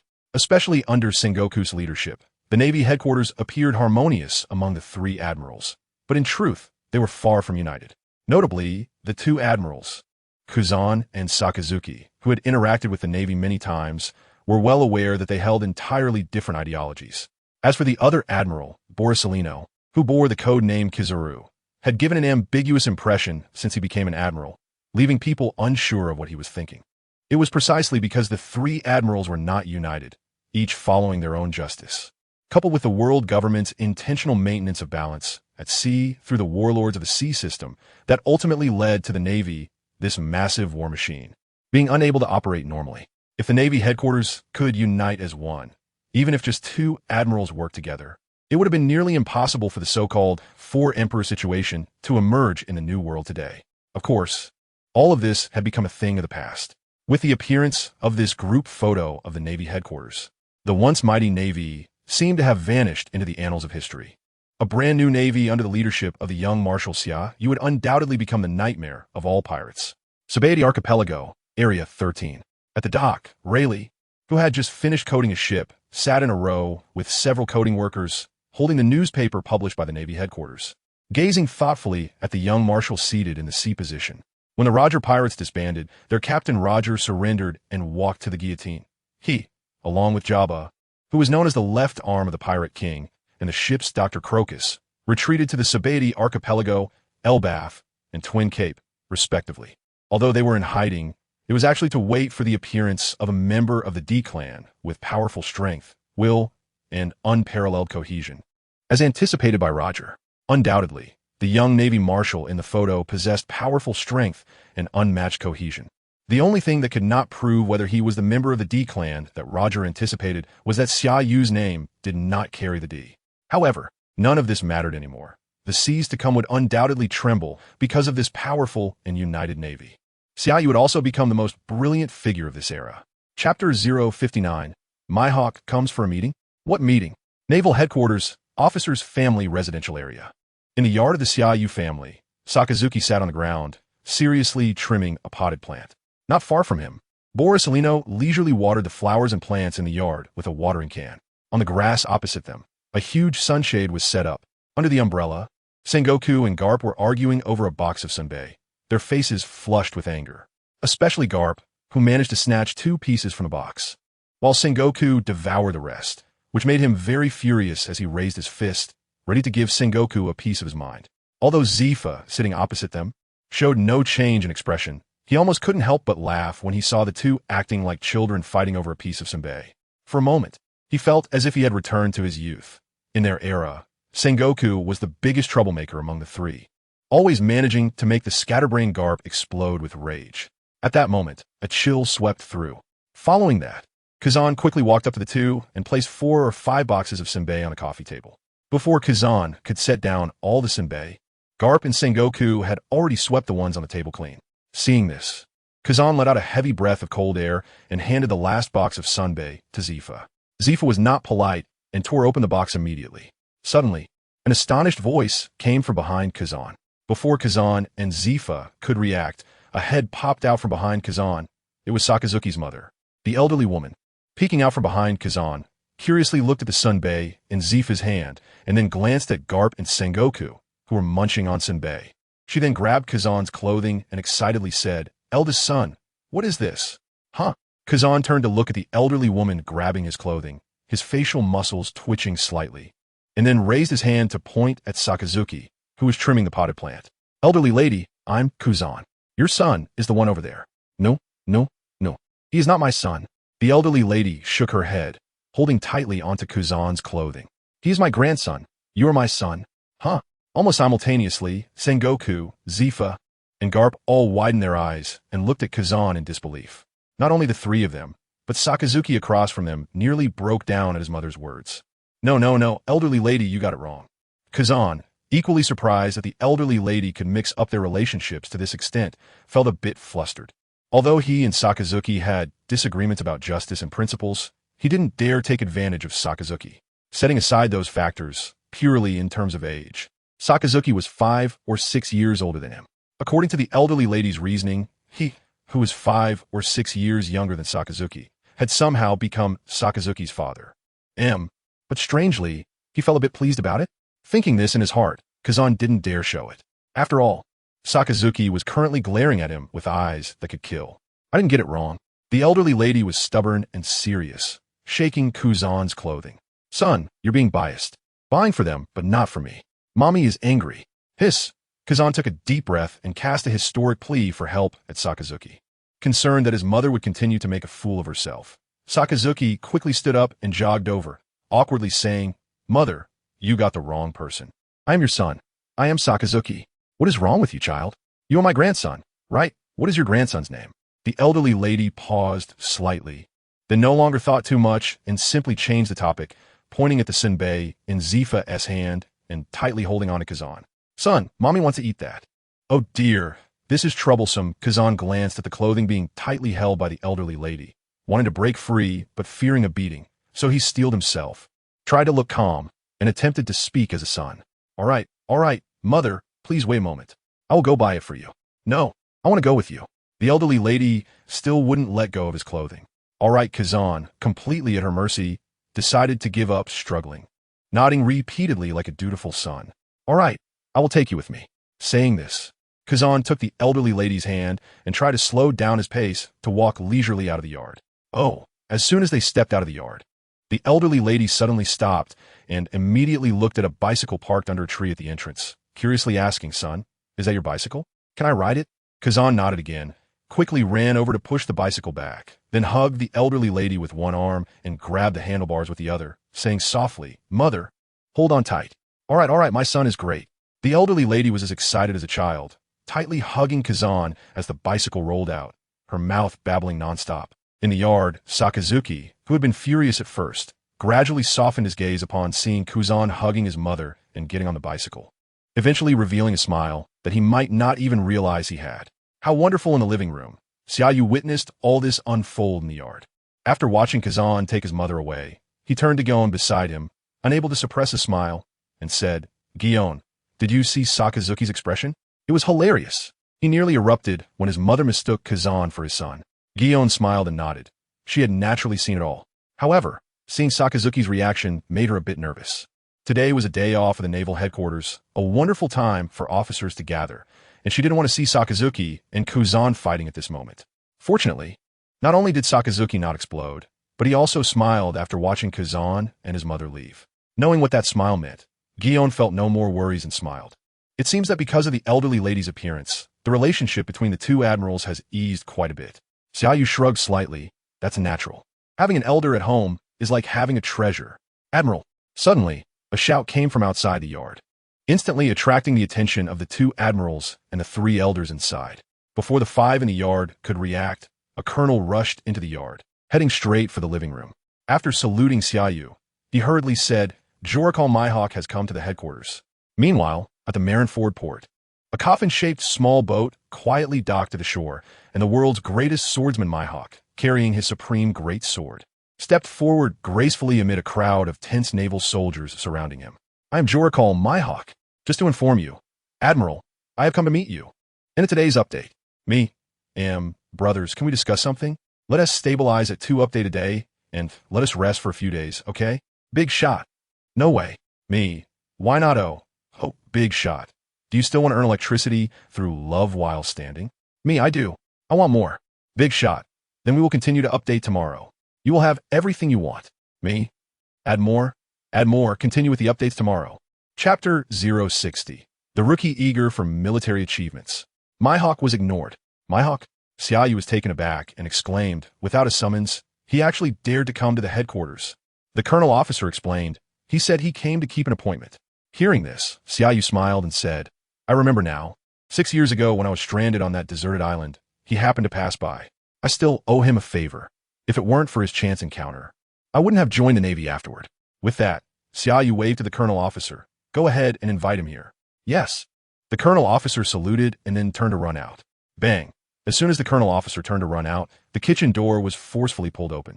Immediately, a strong smell of cooking oil wafted out, followed by Stolo Berry, the weasel, and the hound, who rushed out of the kitchen, coughing violently. "Lord Xia Yu, are you sure this is the hot pot base you want?" The hound, smelling of oil smoke, was the first to reach Xia Yu, excitedly saying, "It's way too spicy." Stolo Berry and the weasel didn't even bother talking to Xia Yu, rushing straight to the courtyard to breathe in fresh air. "What's wrong? Not spicy enough?" Xia Yu looked up at the hound, seeing tears streaming from his eyes, couldn't help but chuckle. "Look at you in my hometown, this is how we eat hot pot. If it's spicy, it must be numbing." All right, the hound drooped his head, slightly helpless. "The base is ready. What's next?" Seeing the hound's reaction, Gion, who was sitting nearby, shook his head and smiled. "Leave the next steps to me. You guys got to get some fresh air." "Fresh air." Xia Yu stood up, rolled up his sleeves, and carried the hot pot base to the courtyard. "Just throw whatever you like in." Saying this, Xia Yu ran back into the kitchen, bringing out the prepared vegetables and meats to the courtyard. Seeing this, the hound didn't dare to slack off, rushing to move tables and chairs. Soon, various vegetables, meats, and fruits were all brought to the courtyard, smelling the aroma wafting from the boiling hot pot base. Carp and Sengoku immediately felt the sunbae in their hands lost its appeal, quickly sitting at the dining table, grabbing their favorite vegetables and meats to toss into the pot. As Sengoku, Carp, and Zifa settled down, the weasel, Stolo Berry, and the hound also gathered around the dining table.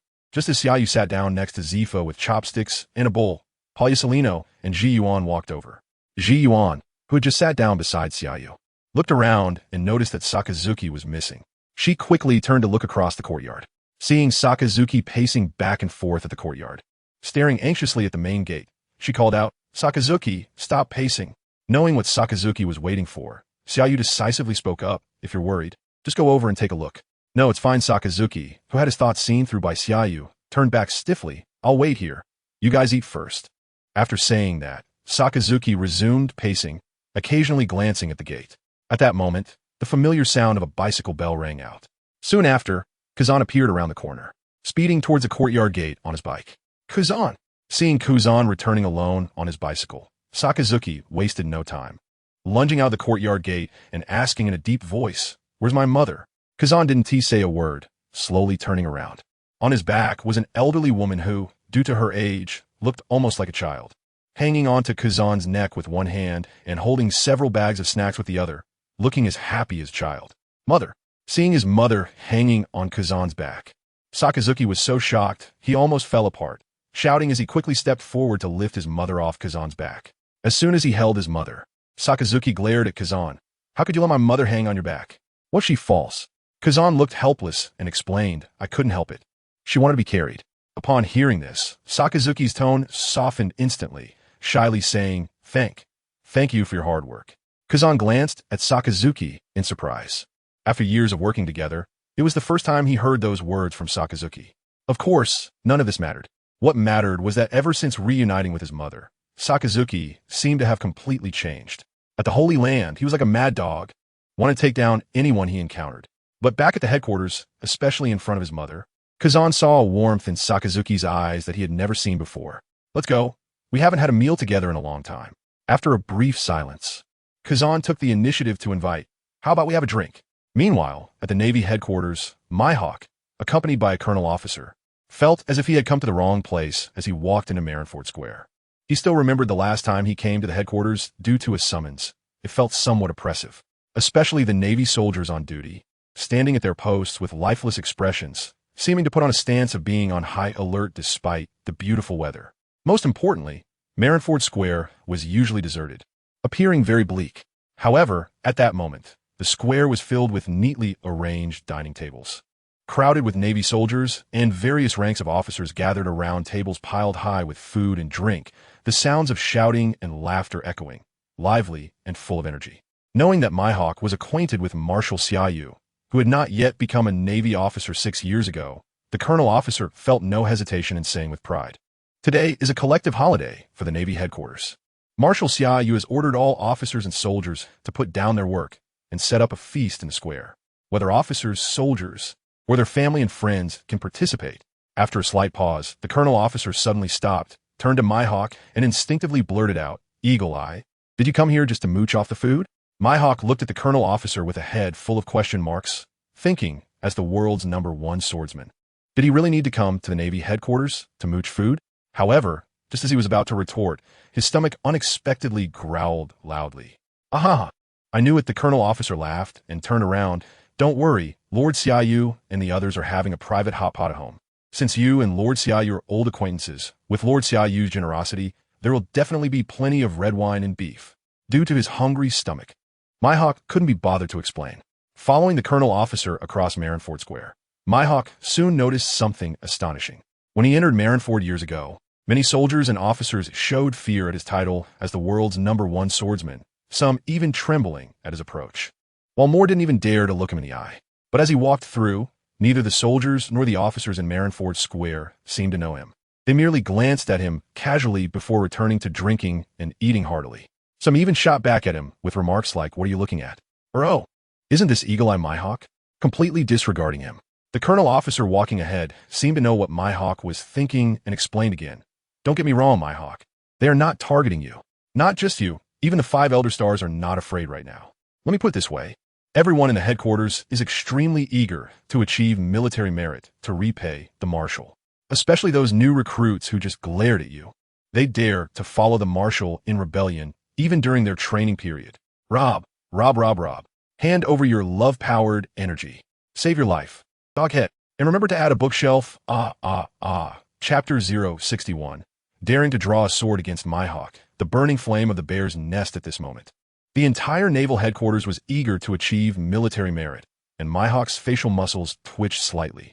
He never expected that the boy he had helped 6 years ago, by coincidence, would rise to prominence in the Navy headquarters in just 6 years. even completely taking over the Navy with a military coup and becoming an idol and belief for countless naval soldiers.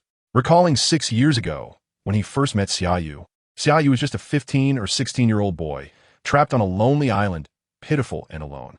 By chance, he passed by that island and, for the first time, felt a pang of compassion and took him off the island to a town. After that, he had no further contact with him and had long forgotten about it. It was not that he was forgetful. It was simply that such matters were insignificant to him. Even when Xia Yu expressed that he would remember his rescue, he did not take it to heart. After all, he was the world's #1 swordsman, and such small favors were nothing to him.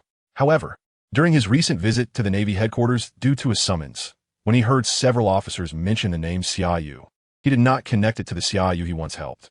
He merely remembered the name and thought that the Navy headquarters had produced an exceptionally talented young powerhouse, whose swordsmanship surpassed that of the Admiral candidates. It was not until he saw the newspaper published by the Navy headquarters, featuring a group photo with a young marshal sitting in the center, that he suddenly realized that the two Xia Yus were the same person. It was also for this reason that he uttered the words here to keep an appointment upon arriving at the port of Marineford. Of course, he had no prior agreement with Xia Yu.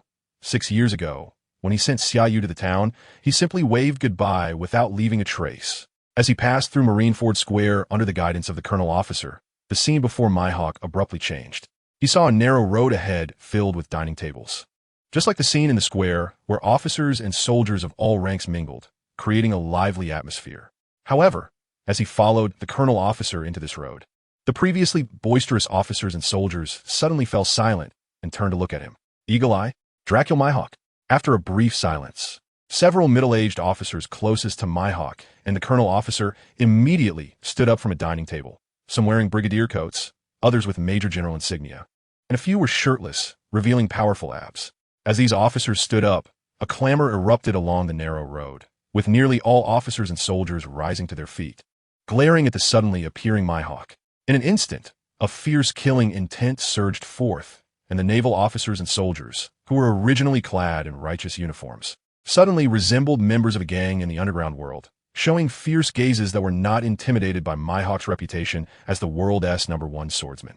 For a moment, Mihawk felt as if he had not arrived at the Navy headquarters, but had entered the headquarters of some gang organization. Hey, what are you all planning to do? Realizing the atmosphere was off, the colonel officer quickly stepped forward. Can't you see who he is? He is a member of the 7 warlords of the sea, the world's #1 swordsman, Dracula Mihawk. We certainly know he is one of the 7 warlords. A major general stepped forward and said in a deep voice, "Not only do we know he is one of the 7 warlords, but I also know that he used to be a Navy hunter." After a brief pause, the major general suddenly drew his sword from its sheath, raising his voice. "Eagle Eye, do you remember the colonel you killed back in the day? He was the person I respected the most besides Lord Xia Yu. All these years, I have been waiting to seek revenge on you. But I never expected you to become one of the 7 warlords. But it doesn't matter. After Lord Xia Yu signs the Treaty of Mariewa, the system of the 7 warlords will soon cease to exist."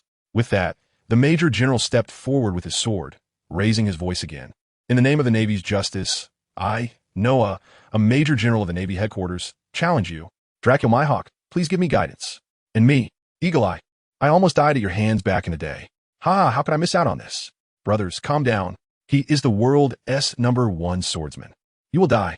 Although many in the crowd tried to dissuade, their bodies obediently moved, all standing up behind Major General Noah, some even standing shoulder to shoulder with him, all showing expressions as if they were ready to gang up on Dracula Mihawk.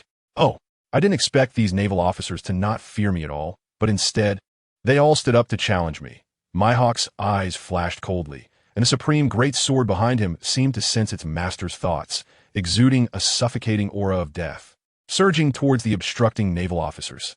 Is this the Navy led by Xia Yu? After scanning everyone present, Mihawk took a sudden step forward, reaching back to grasp the hilt of his sword, a sharp glint flashing again in his eagle-like eyes. Though commendable in courage, even in 100 years, you will still not be my match. However, I never refuse any swordsman challenge. Since you wish to fight, I will grant you that. As soon as his words fell, the terrifying might unique to the world's #1 swordsman suddenly erupted, instantly forcing back the officers and soldiers facing him. In the next second, the world's strongest black blade erupted with a purple flame cloud as it was drawn, the sword's edge pointing directly at the retreating naval officers and soldiers. Mihawk, Sensing the overwhelming killing intent, the colonel officer responsible for welcoming Mihawk's expression changed slightly, and despite the enormous pressure, he stepped forward and said solemnly, "Do you want to start a massacre at the Navy headquarters?" Without waiting for Mihawk to respond, the colonel officer immediately looked up at the officers and soldiers who remained in place despite the terrifying pressure and shouted, "All of you step back." Mihawk's current identity is not that of a Seven Warlord, but rather a guest invited by Lord Xia Yu. If you wish to make Lord Xia Yu furious, just go ahead and draw your swords and fire your guns. Upon hearing that Mihawk was invited by their marshal, the officers exchanged glances. Although they were puzzled, they knew the colonel officer would not lie and quickly made way for Mihawk. "Mihawk, please." Seeing this, the colonel officer secretly breathed a sigh of relief. Although he knew everyone at the Navy headquarters was eager for military merit, this person beside him was the world's #1 swordsman and one of the Seven Warlords. If those colleagues on the opposite side acted recklessly under the protection of Lord Xia Yu, the casualties would be secondary. Lord Xia Yu would surely find himself in a dilemma, because Xia Yu had explicitly stated that he had received help from Mihawk back in the day. It was well known that Lord Xia Yu would respond to requests and repay kindness. If the officers and soldiers before him rushed forward to fight Mihawk, it would surely damage their marshal's reputation. "Attention! Stand at ease! Salute!"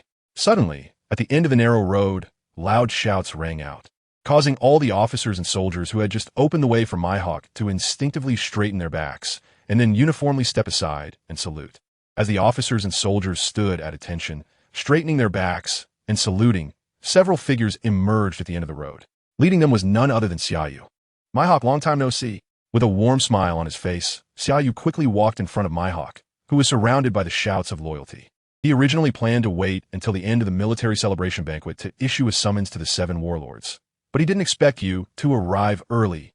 Glancing at the naval officers and soldiers of all ranks who stood straighter and saluted as soon as Xia Yu appeared, Mihawk calmly sheathed his supreme great sword and remarked, "It's truly remarkable how 3 days apart can change one's perspective, Xia Yu. In the past, these officers and soldiers would bow their heads in fear upon seeing me, but now they dare to draw their swords because of your presence. Impressive." Xia Yu shrugged slightly. "There's nothing I can do. It's a bear's den." Mihawk looked Xia Yu up and down.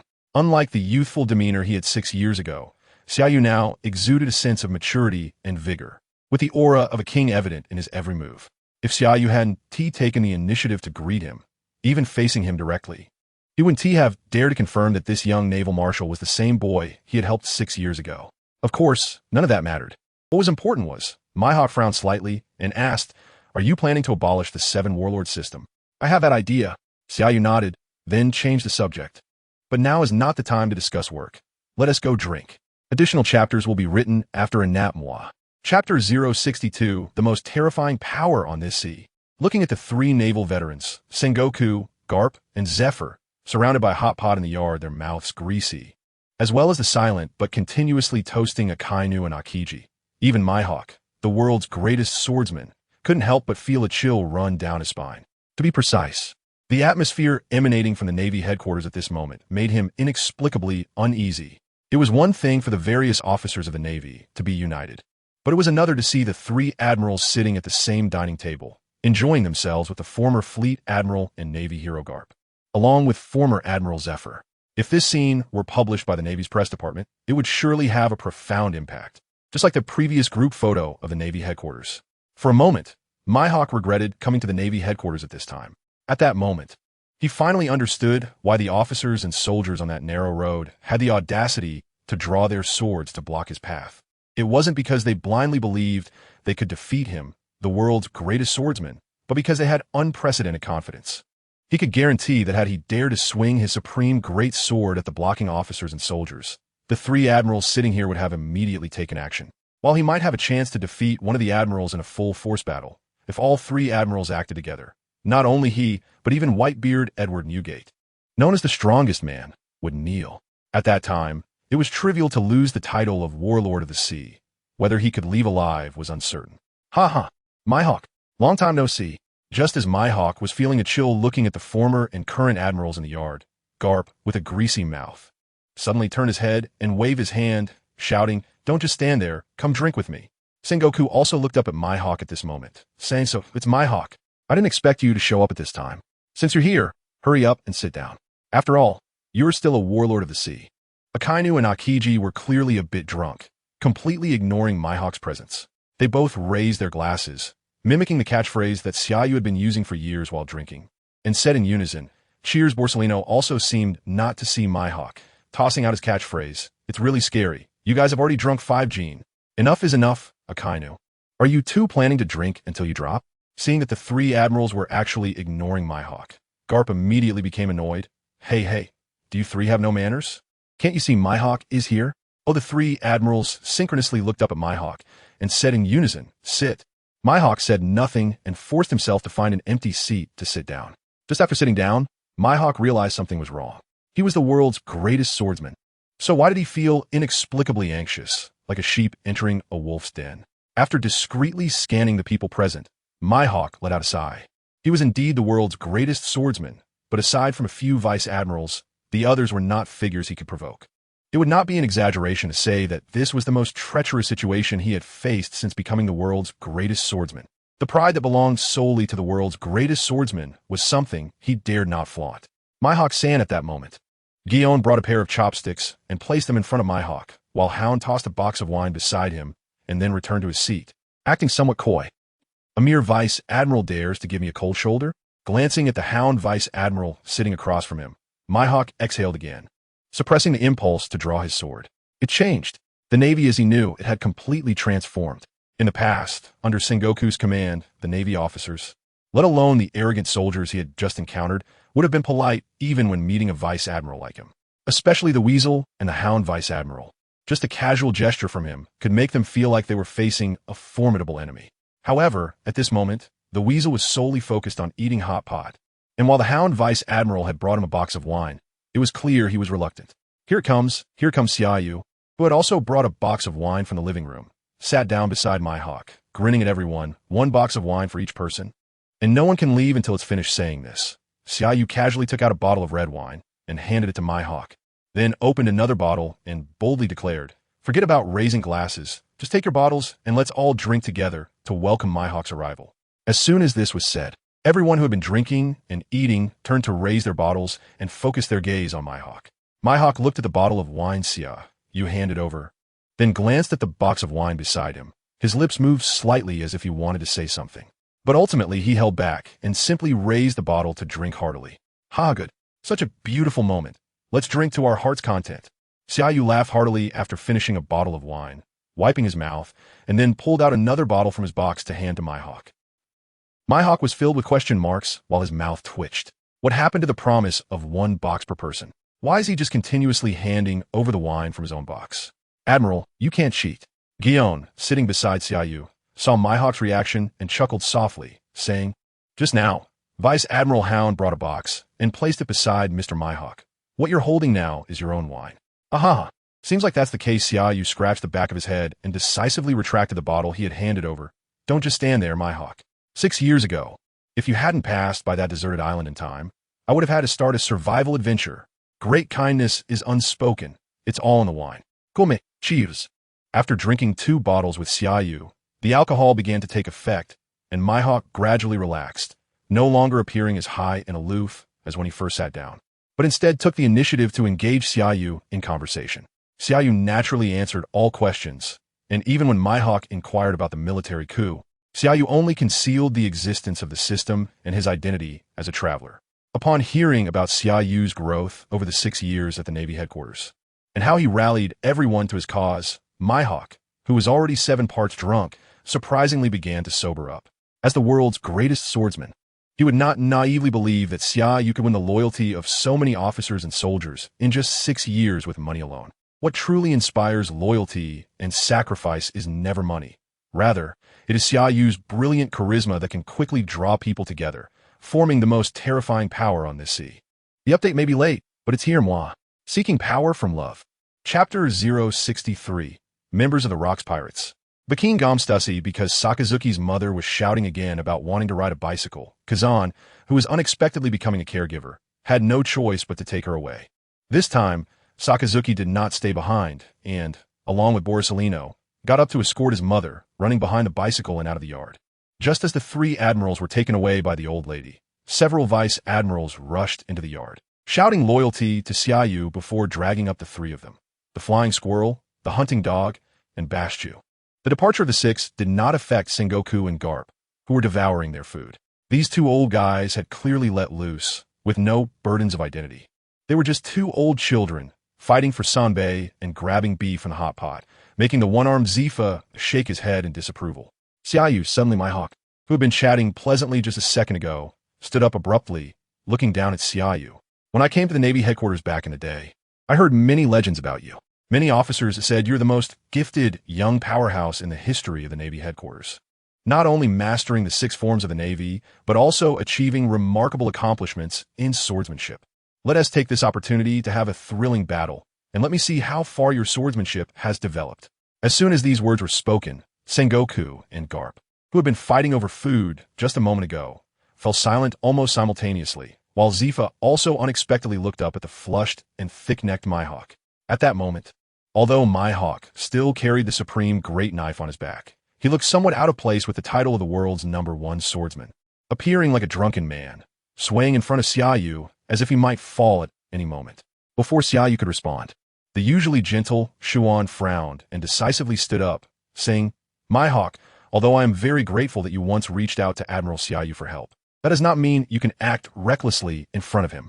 Don't forget, you are now a warlord of the sea. Of course, if you really want a thrilling battle, I can fight in place of Admiral. Mihawk ignored Xuan, his sharp, eagle-like eyes fixed unblinkingly on Xia Yu, clearly indicating that he would not leave without an answer. Xuan, sit down. Xia Yu glanced at Xuan, then turned his gaze to Mihawk, unable to suppress a smile as he said, Eagle Eye, are you sure you can display the strength of the world's #1 swordsman in your current state? Don't mess around. Even if we are to have a thrilling battle, let us wait until you've sobered up. Mihawk, how little do you think of me? Mihawk retorted, grabbing the handle of the supreme great knife on his back. Filled with fighting spirit, I am the world's #1 swordsman. How can a mere crate of red wine make me drunk? Come on, let me see how much you have grown in the past 6 years. Ding dong. Just as Xia Yu was about to refuse, the familiar system notification sound suddenly rang in his mind. Detected that someone has issued a challenge to the host. You now have 2 options. Refuse the challenge. Reward, a bottle of red wine. Accept the challenge and defeat the opponent. Reward, 1 supreme great knife of 12 crafts. Xia Yu was somewhat taken aback by the unexpected appearance of the system prompt. Although 2 options were provided, it seemed he could only choose one, because if he chose to refuse, he would only receive a bottle of red wine as a reward. Did he lack that bottle of red wine? He was now the Admiral of the Navy headquarters, enjoying the same privileges as the 5 elders. Would he lack wine to drink? However, he did lack a good knife. He had been borrowing Xuan's sword, Jinbaira, because after elevating his swordsmanship to the highest realm through the system, he could not find a famous sword that could bear his swordsmanship for the time being. He had planned to send someone to find one after the military changes settled down, but did not expect the system to appear so timely. After a brief moment of surprise, Xia Yu decisively swallowed back the words of refusal that were on the tip of his tongue and said straightforwardly, I accept your challenge, but not now. As Xuan said, you are now a warlord of the sea, and, as the Admiral of the Navy headquarters, I am your direct superior since the world government has just handed over the warlord summons to the Navy headquarters. This means I am now your superior. After a slight pause, Xia Yu picked up a bottle of wine again and said slowly, how about a week later? Because tomorrow the Navy headquarters will issue a summons to the warlords of the sea for a meeting with all 7 of you great pirates. After the meeting, the former warlords will no longer exist. At that time, we will no longer be in a superior-subordinate relationship, but rather friends. Since we are friends, we can drink when we want and spar when we want. Wouldn't that be great? Upon hearing this, Mihawk no longer insisted, easily putting away the supreme great knife and nodding, then I will wait for you for 7 days. At this point, Mihawk looked towards the direction of the living room. Since we are going to hold a warlord meeting, I will stay at your house before the meeting. Before Xia Yu could nod in agreement. The phone bug in the living room suddenly made a brah sound. Immediately, a familiar voice came from the phone bug. Admiral, it's Ein. Admiral, are you there? Hearing the voice from the living room, Xia Yu was momentarily stunned, then suddenly stood up and directly reached out to grab the phone bug placed in the living room. In the next second, he caught the phone bug. Ein, have you found the pirates who attacked the training ship back then? Yes, Admiral. The voice from a phone bug made Zifa, who had not blended into the drinking table, suddenly light up with excitement. However, as soon as he stood up, Xia Yu forcibly pressed him back down. Tell me your current location. Also, you and Bins are not their match. Before support arrives, you have only one task. Follow them. Saying this, Xia Yu handed the phone bug to Gion, asking her to note down Ein's currency area while decisively activating his observation hockey to send a message, Borisolino. Come quickly. As soon as Xia Yu's message finished, Borisolino, who had been running behind the bicycle outside the family compound, suddenly stopped. In the next second, he didn't have time to think and immediately released his devil fruit ability. With a flash of light, Borisolino stood in front of Xia Yu. Xia Yu wasted no time and got straight to the point. We found the pirates who attacked the training ship back then. You need to set off immediately to the sea area and noted by Gion to support Ein and Bins. I have only one request. Catch them and cut off one of their arms before bringing them back. Remember, don't hold back. Wait, just as Borisolino turned around, Xia Yu suddenly remembered something and faced Zifa. Teacher Zifa, if I remember correctly, the attack on the training ship was not by one person, but a mother and son pair, right? Yes. Zifa's eyes burned with hatred as he gritted his teeth. Miss Bakeen, formerly a member of the Rocks Pirates. Her real name is Bakeen Gom Stussy. It was she who incited her son, Edward Weevil, to attack the training ship. Borisolino rarely became serious, slightly nodding to Zifa. Teacher Zifa, don't worry. I will definitely bring the mother and son back. Chapter 064. Mr. Sengoku, please refer to the Marshal. The next morning, after washing up and changing into his uniform and draping on the Marshal's coat, Xia Yu stepped out of his bedroom with great energy. You woke up this late? Just as Xia Yu opened the door and stepped out, a familiar voice suddenly came from ahead.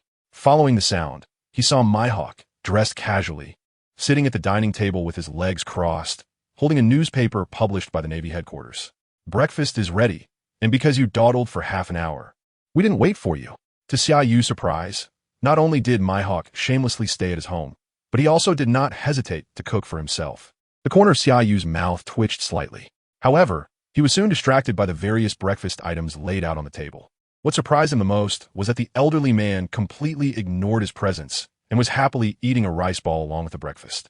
After swallowing his food, the elderly man finally noticed Xia Yu and, surprisingly, did not forget.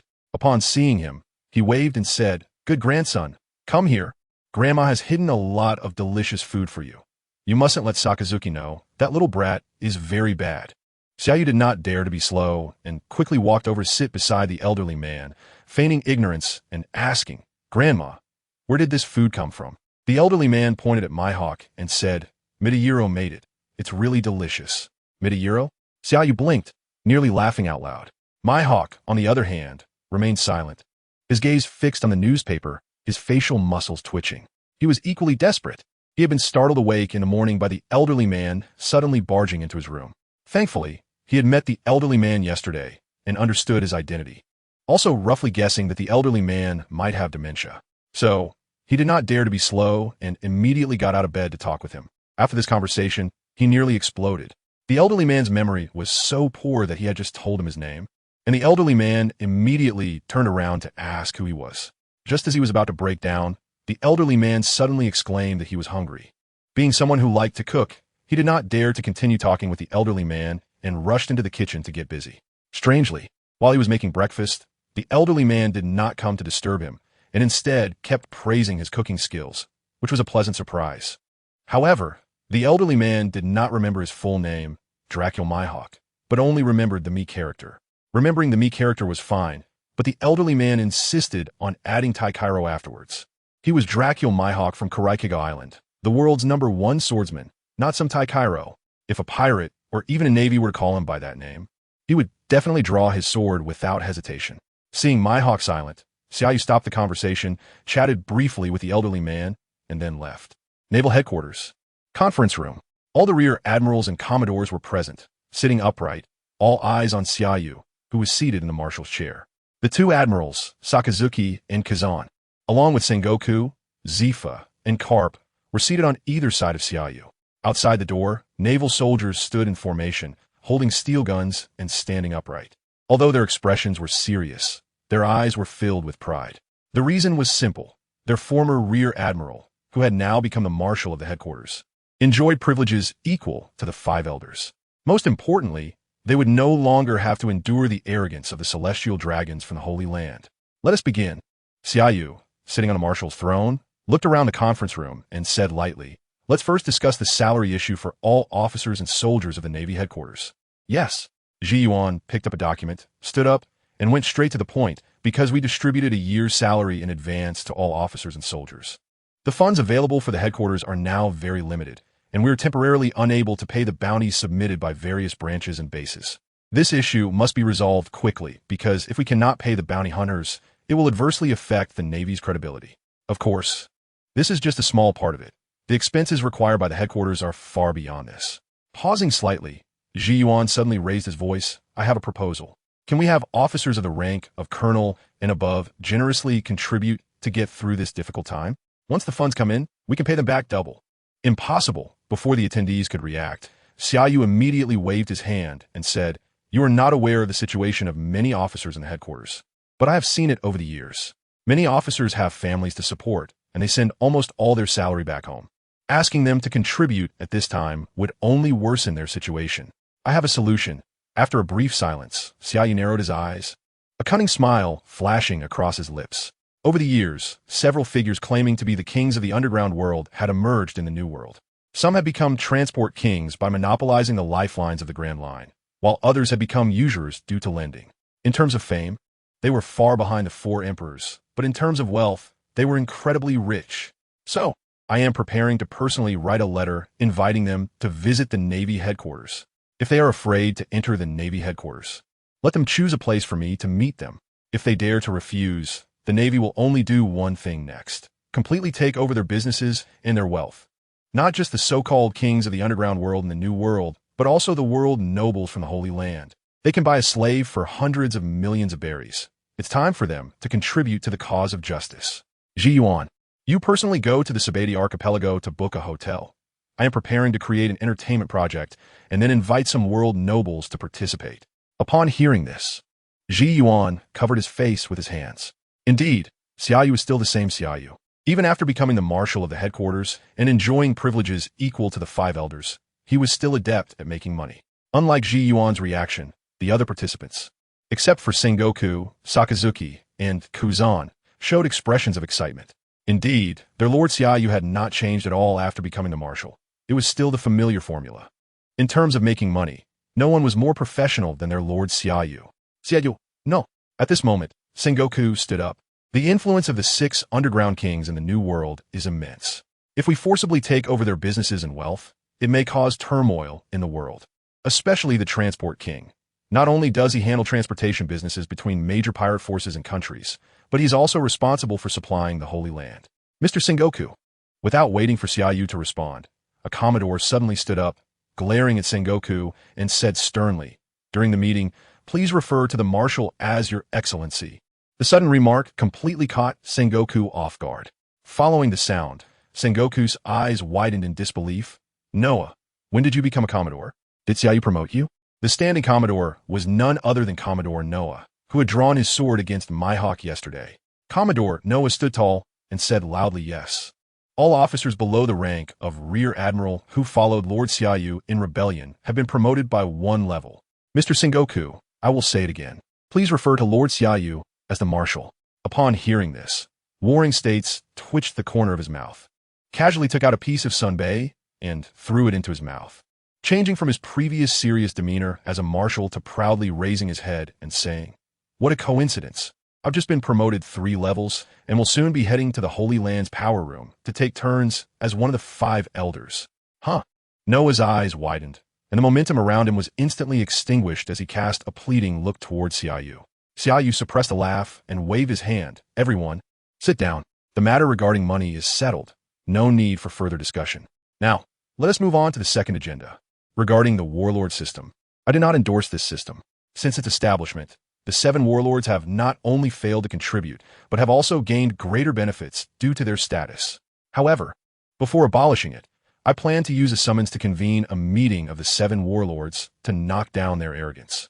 At this point, Xia Yu turned his gaze towards several vice-admirals: Squirrel, Stolo Berry, Bastille, Hound, Fire Mountain, and Steel Res. As soon as Xia Yu finished speaking, the 6 vice-admirals whose names were called quickly stood up. You all take the summons and set off immediately. Inform the 6 members of the 7 warlords, excluding Mihawk, that they must arrive at the Navy headquarters within 3 days for the 7 warlords meeting in 3 days. Tell them that if they do not appear at the headquarters for the meeting in 3 days, it will not be as simple as losing their status as warlords. They must also be prepared to face the wrath of the Navy headquarters. Chapter 065. The Pirate Empress, Boa Hancock. Navy Headquarters Port. The weasel walking in front glanced at Stoloberry and Bastille, hesitated several times before mustering the courage to speak. Bastille. Shall we switch? I'll go relay the message to Doflamingo, and you can go to Snake Island? No, no, no. Hearing the suggestion to switch, Bastille quickly waved his hands. Doflamingo should be in Dressrosa right now. It's a long way. I'm worried you can't handle it with your small stature. I should go instead. After all, I'm much stronger than you, and most importantly, Doflamingo is not easy to deal with. He is still considered a celestial dragon. Hearing this, the weasel's mouth twitched slightly. Bastille's words sounded nice, but he was actually afraid to go to Snake Island. The reason was simple. The Empress of the Amazon Lily Kingdom, Boa Hancock, whom he was about to summon, was one of the 7 warlords of the sea. Not only did she possess the power of the Mero Mero no Mi, but she also held the title of the world's most beautiful woman. Any normal man who saw Hancock would inevitably be smitten, and once smitten, it could trigger her fruit's ability, turning them into stone and leaving them as human statues. Most importantly, Hancock was extremely proud and presented herself as a tyrant. If he was not careful, the soldiers accompanying him could also be petrified by her. After a brief silence, the weasel immediately turned to the other side and tentatively said, Stoloberry, goodbye. Without waiting for the weasel to finish, Stoloberry suddenly accelerated, tossed out those 2 words, and jumped onto a warship. At that moment, Fire Mountain and Steel were approaching. Fire Mountain was one of the veteran vice admirals of the headquarters. Not only was he powerful, but his character was also very gentle, making him a role model for many Navy soldiers. Although he had sensed the impending mutiny on the night it was initiated, he never expected things would develop to this extent. Of course, none of that mattered now. What was important was that he did not anticipate that on the night of the mutiny, Dauberman and Ghost Spider would be the first to be taken down by a group of soldiers and officers. It was known that both Dauberman and Ghost Spider were veteran vice admirals like himself. Although they had some ideological differences, dying nameless like this was something he found hard to accept. When he learned the news, he had already mentally prepared himself for the upcoming purge. In his view, even if he did not participate in the mutiny, Xia Yu would not keep them in the Navy headquarters any longer. But the result was that Xia Yu not only did not eliminate those who did not participate in the mutiny, but also allowed them to remain in their original positions and receive a year's salary. Now, he was directly involved in such a significant operation, which transformed his initial difficulty in accepting the news of Ghost Spider and Dauberman's deaths into current anxiety. Weasel, our relationship has become distant during this time. Fire Mountain approached the weasel, glanced around, and then lowered his voice to ask, has the Marshal mentioned anything in the past few days? For example, about me and Steel, who did not participate in the mutiny. Why would I bring you up? The weasel blinked in confusion. You haven't done anything wrong to the Marshal.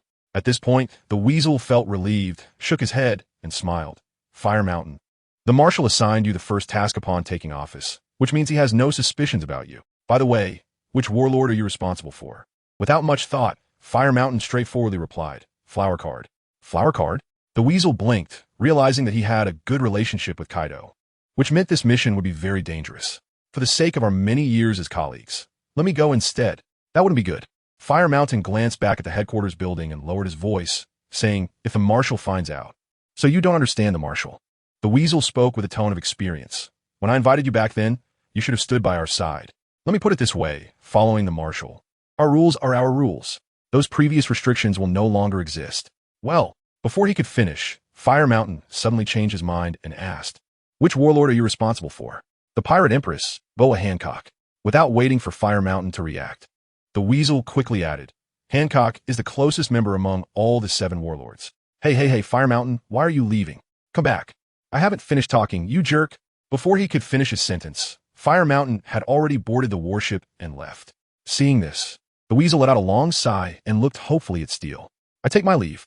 Steel had wanted to stay and gather some information related to Xia Yu from the weasel to prepare for future interactions.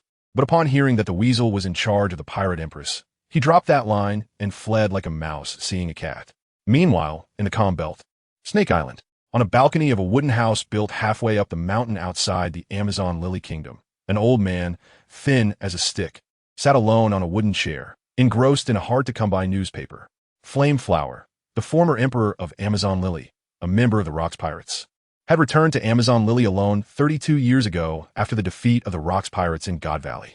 To atone for the mistakes made in her youth, and out of respect for the current empress, she chose to live alone outside Snake City. Over the years, the once graceful former emperor had transformed into the image of an old woman, and very few people remembered the name Flameflower. The younger generation referred to her as Granny Xia. Because Snake Island was located in the Calm Belt, it was almost isolated from the world, and newsbirds were very rare, so Granny Xia cherished every hard-to-come-by newspaper. Another month-old news. After finishing the newspaper, Granny Xia sighed and trembled as she stood up from the chair. Just then, a bird call suddenly sounded from the sky. Following that, a newsbird flapped its wings and flew onto the balcony. Finally, you've come. Watching the newsbird land on the balcony, Granny Xia excitedly stepped forward. Skillfully paying the fee, she took the newspaper, and before the newsbird could fly away, she returned to her chair, eagerly opening the newspaper. The moment the newspaper was opened, a visually shocking headline suddenly struck Granny Xia's retina. Vice Admiral Xia Yu of the Navy headquarters initiates a mutiny. This? What time is this? Just seeing the headline made Granny Xia's pupils constrict, and she exclaimed, "When did this happen?"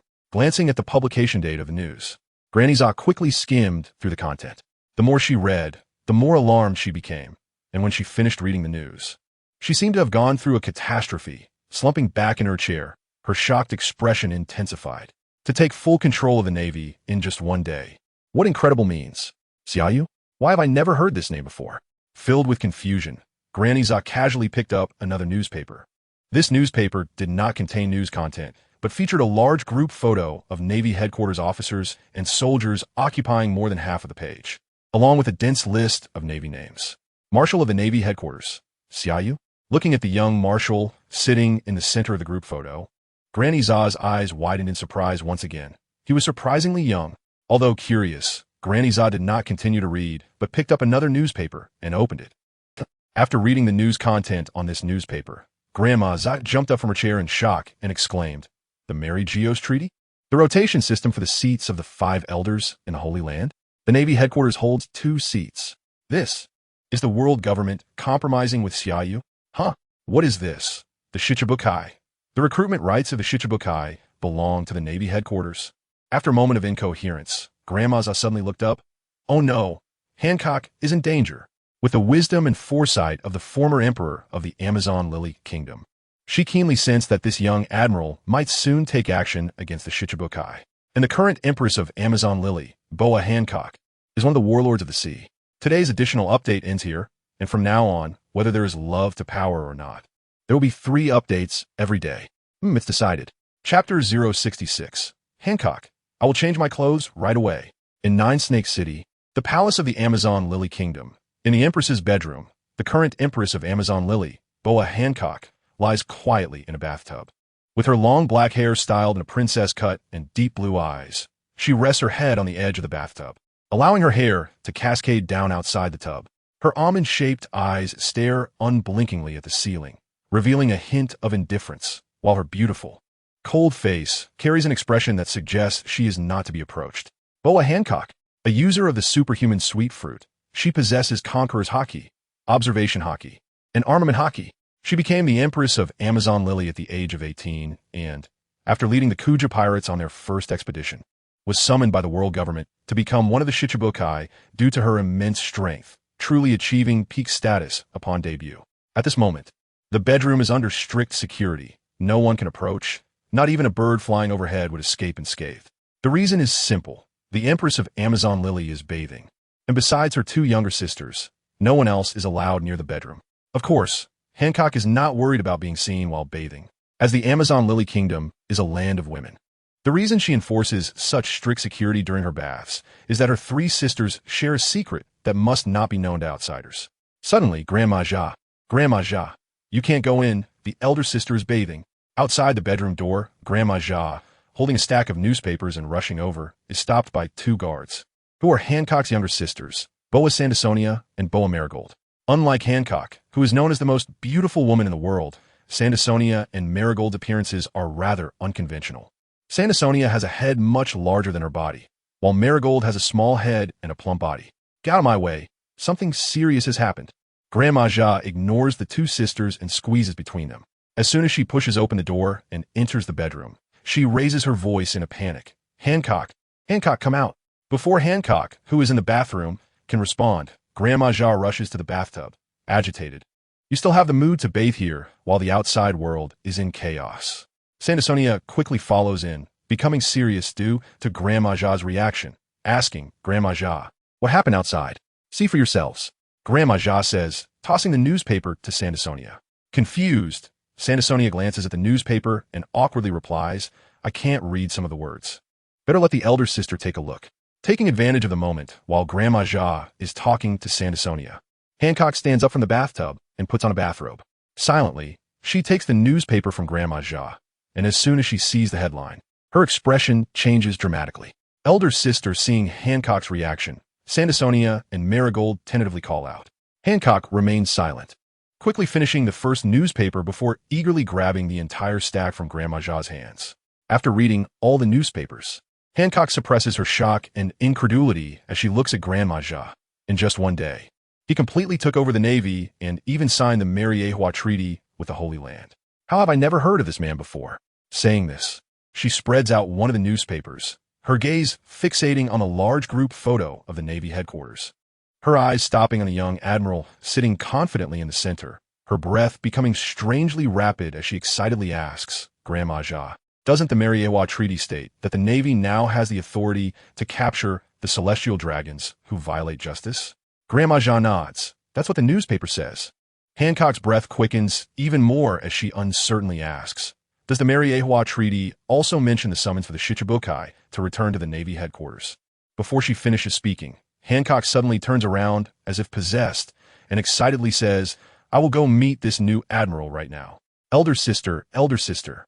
Not expecting Hancock to react this way, Sansonia and Marigold quickly remind her, You haven't changed yet. Grandma Xia also shouts, Hancock, there's no need to be so anxious. This young admiral with a thunderous grip will issue a summons to the Shichibukai. What you should be concerned about now is not seeing him, but whether you can retain your identity as a Shichibukai. Don't forget why you joined the Shichibukai back then. At these words, Hancock's body stiffens. The reason she accepted the world government's invitation to join the Shichibukai was purely to protect Amazon Lily from invasion. Personally, she harbors no goodwill towards the world government, especially the so-called celestial dragons they support. Not only does she have no goodwill, but she also harbors deep hatred, as the three sisters were once kidnapped by human traffickers and sold to the celestial dragons, who left them with the humiliating slave mark of the celestial dragons on their backs.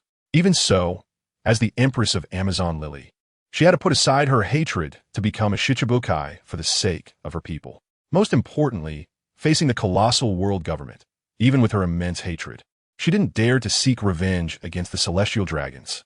Now that the summons for the Shichibukai has shifted from the world government to the Navy headquarters due to that man's coup as a Shichibukai, she has every reason to meet this new superior. Of course, this is a very small reason.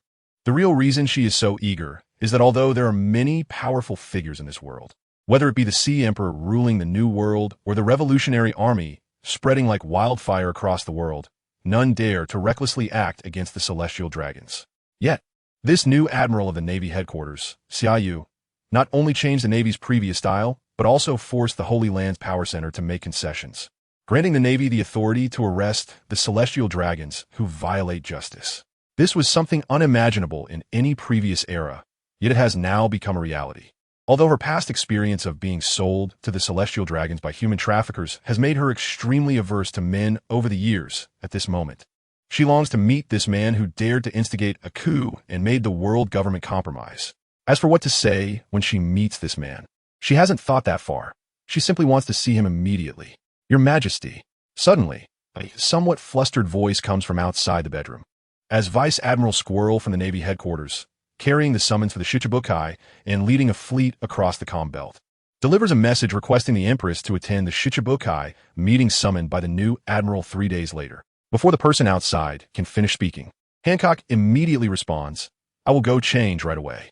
Chapter 067, Life Without Attachment. Junzi was shocked again. At the Holy Land, Mary Joa, in the flower garden. Wrapped in a long robe, and was not affected by the recent coup led by Xia Yu, which had pressured the Holy Land to make concessions. Instead, he strolled leisurely in the garden, his dark red ripple eyes watching a butterfly resting on his finger, a rare, subtle emotional fluctuation appearing in his gaze. Lord him. At that moment, a maid rushed into the garden and knelt before him on one knee. Him did not shift his gaze, still focused on the butterfly, and a somewhat normal voice came from behind his mask. What has Xia Yu been busy with these past 2 days? The maid did not dare to hide anything and replied, in response to Lord him. Xia Yu granted the entire army a day off yesterday and hosted a banquet at headquarters, attended by all military personnel and their families. However, this morning he immediately convened a headquarters meeting, during which he dispatched 6 vice admirals to summon the 7 warlords and decided to hold a meeting of the 7 warlords in 3 days. Due to financial issues at the naval headquarters, Xia Yu has targeted Yumite, known as the king of transport in the New World, as well as Duffield, the king of usury, who rose through high-interest loans. Upon hearing that Xia Yu had set his sights on Yumite and others, Im's eyes flickered slightly. He then waved his hand, letting the butterfly fly away, and turned to the maids still kneeling. He was not simply aiming to plunder their wealth, but to cut off the forces connected to these individuals, especially Yumite. If the New World lost this transport line, it would be nearly impossible for Kaido, Edward Newgate, or Charlotte Linlin to stabilize their territories. Those smugglers of arms and various taboo items. Their good days are coming to an end.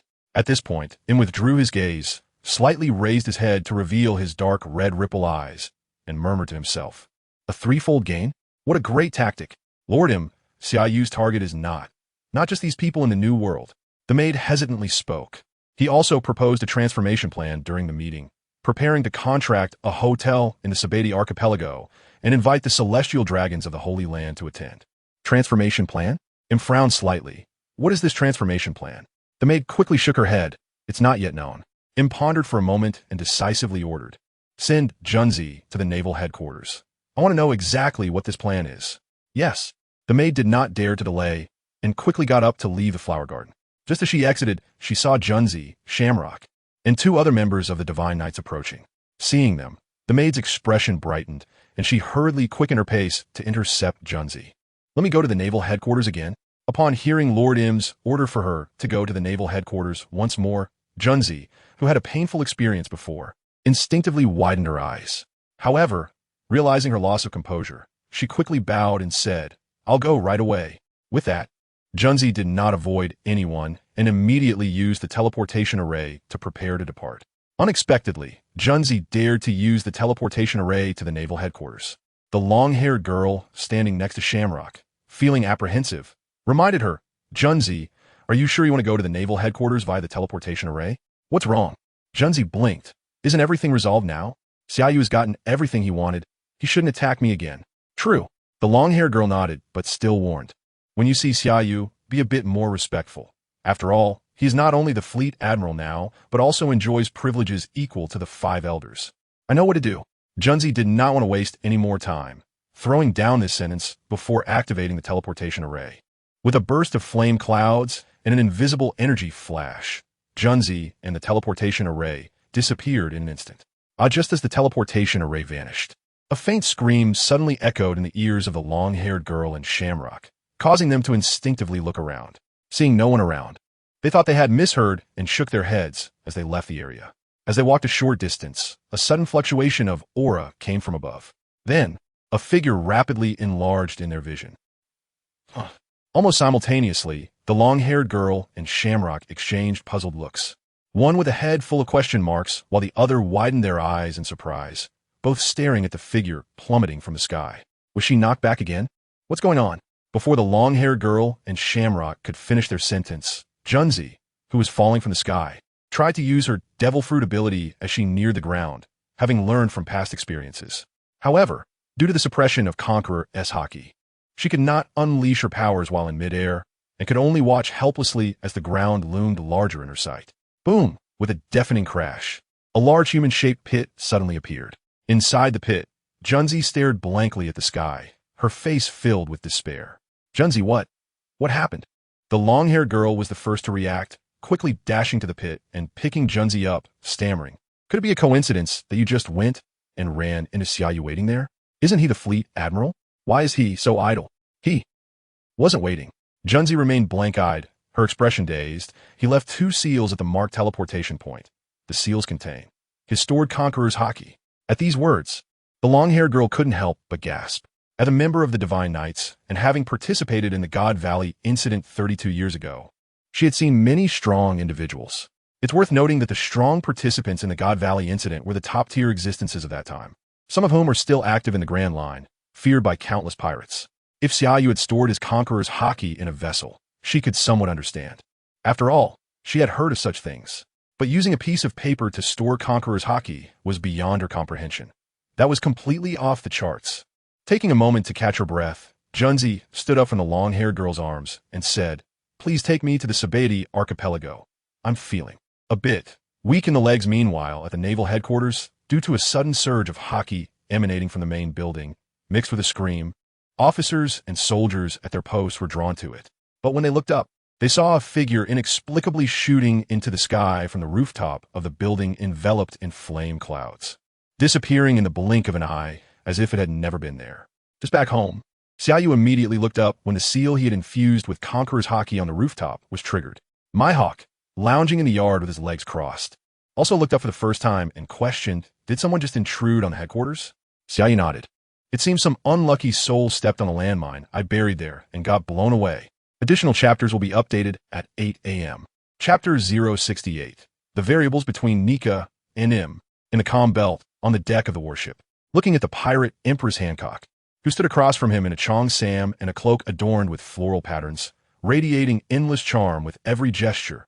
The weasel was somewhat baffled, with a string of question marks popping up in his mind. It should be noted that when he entered the calm belt near Amazon Lily, he had secretly prepared a dagger to prevent Hancock from suddenly using her devil fruit ability to petrify him. It was not that he was overly cautious. It was because he had suffered losses at Hancock's hand before. The last time the world government issued a summons for the 7 warlords, he was responsible for Hancock. At that time, he did not realize the seriousness of the situation and came in with great arrogance, almost getting petrified by Hancock's devil fruit ability on the spot. Fortunately, he decisively stabbed himself, allowing the pain to stimulate his brain and weaken the effect of Hancock's ability, thus avoiding petrification. However, although he managed to endure it, his subordinates were completely wiped out, either petrified on the spot with hearts in their eyes, or turned into human-shaped stone sculptures with hearts protruding from their chests. The reason for all this was not solely because Hancock possessed breathtaking beauty, but because her sweet fruit ability allowed her to petrify those who were infatuated with her. She could also directly use her ability to petrify opponents and objects.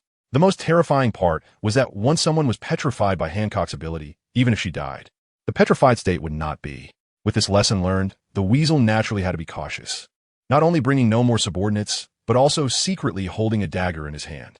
However, unlike his last visit, when Hancock had displayed her capriciousness and arrogance to the extreme, even looking down on him, a vice admiral of the Navy headquarters at this moment, although Hancock remained proud, she was no longer willful and surprisingly did not stay on the ship of the Amazons, unexpectedly standing in front of him. "Vice Admiral Weasel, let's set off." Hancock, standing on the deck of the warship with her back to him, spoke impatiently. "I'm going to attend the 7 warlords meeting right now."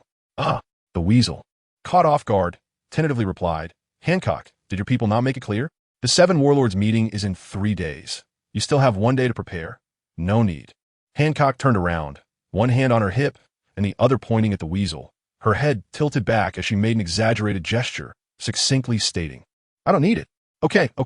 The weasel, still haunted by the past, said no more and turned to walk toward the cockpit. When the weasel brought Hancock to the port of Mariewa, the sky had already darkened.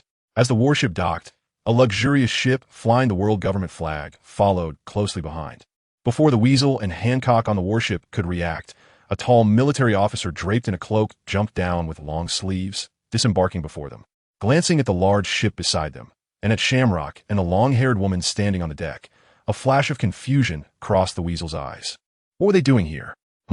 Noticing that it had suddenly become unusually quiet around him, the weasel's pupils slightly constricted, and he reflexively turned to look at Hancock. He had expected Hancock to be furious and throw a tantrum because someone had disembarked before her, but to his surprise, Hancock was not only very quiet, but also fixated on the long-haired woman standing next to Shamrock, with a hint of hatred appearing in her beautiful eyes. Hancock, realizing that Hancock was acting strangely, The weasel quickly reminded her, "We have arrived. However, since you arrived at the headquarters early, I need to report to the Admiral. They are the Knights of God." Hancock seemed to ignore the weasel's words, staring intensely at the long-haired woman beside Shamrock. Her silver teeth clenched as she squeezed out a sentence through her teeth. "I have seen her." Not only had she seen her, but back when Fisher Tiger caused a ruckus in the Holy Land, she had narrowly escaped with her two sisters amid the chaos, almost getting caught by the long-haired woman. If it weren't for the timely arrival of her grandmother and others, she might still be in the Holy Land now. Sensing the hatred in Hancock's words, the weasel quickly interjected, "Hancock, don't do anything reckless. This is the Navy headquarters." "So what?" Hancock suddenly stepped forward, glaring intensely at the long-haired woman on the large ship. "No matter what I do, the whole world will forgive me." At this point, Hancock suddenly turned her head and smiled, "Because I am just too beautiful." Before the weasel could react, Hancock's aura suddenly surged, creating ripples in the air as her unique sweet fruit ability was unleashed. Damn, this woman, the weasel, who almost lost composure due to Hancock's sudden smile, secretly wiped a cold sweat and quickly shouted, "Hancock, I don't know if the world will forgive you, but if you cause a scene here, the Admiral will definitely strip you of your 7 Warlords title and take you out on the spot. Withdraw your ability. This is the last warning." Before the weasel's words fell, Hancock suddenly regained her composure and decisively retracted her ability, casting a reluctant glance at the long-haired woman across from her. It is said that enemies meet with extra hostility. The experiences she had in the Holy Land made her lose her rationality the moment she recognized the long-haired woman. Fortunately, the weasel's timely warning prevented her from making a grave mistake. It should be noted that the new Admiral, who now controls the vast machinery of the Navy, is capable of making the world government compromise. If she had lost her rationality and rushed over, this new Admiral would surely be furious, and it would be minor to strip her of her title. It would be a major issue if the people of Amazon Lily were implicated. Meanwhile, on the large ship across, the long-haired woman, who had noticed Hancock for a while, blinked in surprise and said uncertainly, "I feel like I've seen this woman somewhere." The pirate Empress Boa Hancock, one of the 7 warlords of the sea. Shamrock stepped forward, hand resting on the hilt of his sword, and said lightly, "It seems she has some grudge against you. Do you want to teach her a lesson?" The long-haired woman shrugged slightly. "As long as you're not afraid of inciting Xia Yu's wrath, you can take her down." Hearing this, Shamrock turned to look at the long-haired woman. "Do you think I'm not her match?" The long-haired woman smiled and elegantly turned around. "I never deny your strength, but Shamrock, haven't you figured it out yet? The Holy Land's compromise with Xia Yu is not because he is unbeatable, but because Xia Yu's appearance may very well be a variable between Nika and Lord M. Chapter 069. The Scheming Marshal and the Group Breakdown of Hancock and Mihawk. The squirrel was overwhelmed. Although he managed to stop Hancock from attacking the members of the Knights of God, he couldn't prevent the insane officers and soldiers of the Navy headquarters. Realizing that the 7 warlords meeting would not convene for another 3 days, and that Hancock had arrived at the headquarters 2 days early, it meant that she would be staying there for an entire day tomorrow. The squirrel's head felt heavier. If he had known Hancock would cooperate so well, he shouldn't have rushed to take her from Amazon Lily. Now that things had come to this, all he could do was leave this mess to their marshal. After all, the marshal already had 1 warlord living at home. Adding another wouldn't matter. Thinking this, the squirrel felt much lighter and said, "Hancock, I'll take you to meet the marshal now." Now, hearing that the squirrel was taking her to meet Summer, Hancock, who had just been willful and spoiled a moment ago, unexpectedly showed a hint of shyness, covering her face and saying, "I'm not mentally prepared yet. What are you thinking?" Startled by Hancock's sudden display of shyness, the squirrel quickly stepped back, eyes wide, one hand gripping his thigh and the other clutching a dagger, exclaiming, "I'm taking you to meet the marshal, not on a date." Did I say something wrong?" Hancock asked innocently, her face blushing red from whatever thoughts she had conjured up. "Stop talking, just follow me." The squirrel dared not make eye contact with Hancock and simply turned around. Meanwhile, in a family courtyard of the marshal's residence, Hancock and the squirrel arrived ahead of others. The squirrel directly stated her purpose to Summer, who was cleaning the vegetable garden with a hoe. Upon learning that the squirrel had come on M's orders and wanted to participate in his yet-to-be-launched transformation plan, Summer blinked in surprise, then handed the hoe to the nearby Sakazuki, responding off-topic, "You used the teleportation array for this trivial matter?" "Yes." The squirrel, not showing any embarrassment from being blasted away by the Conqueror's hockey store in the seal, replied seriously, "Lord M wants to know what this transformation plan is." Summer nodded. "No problem. Since you're here, let's have you experience it first."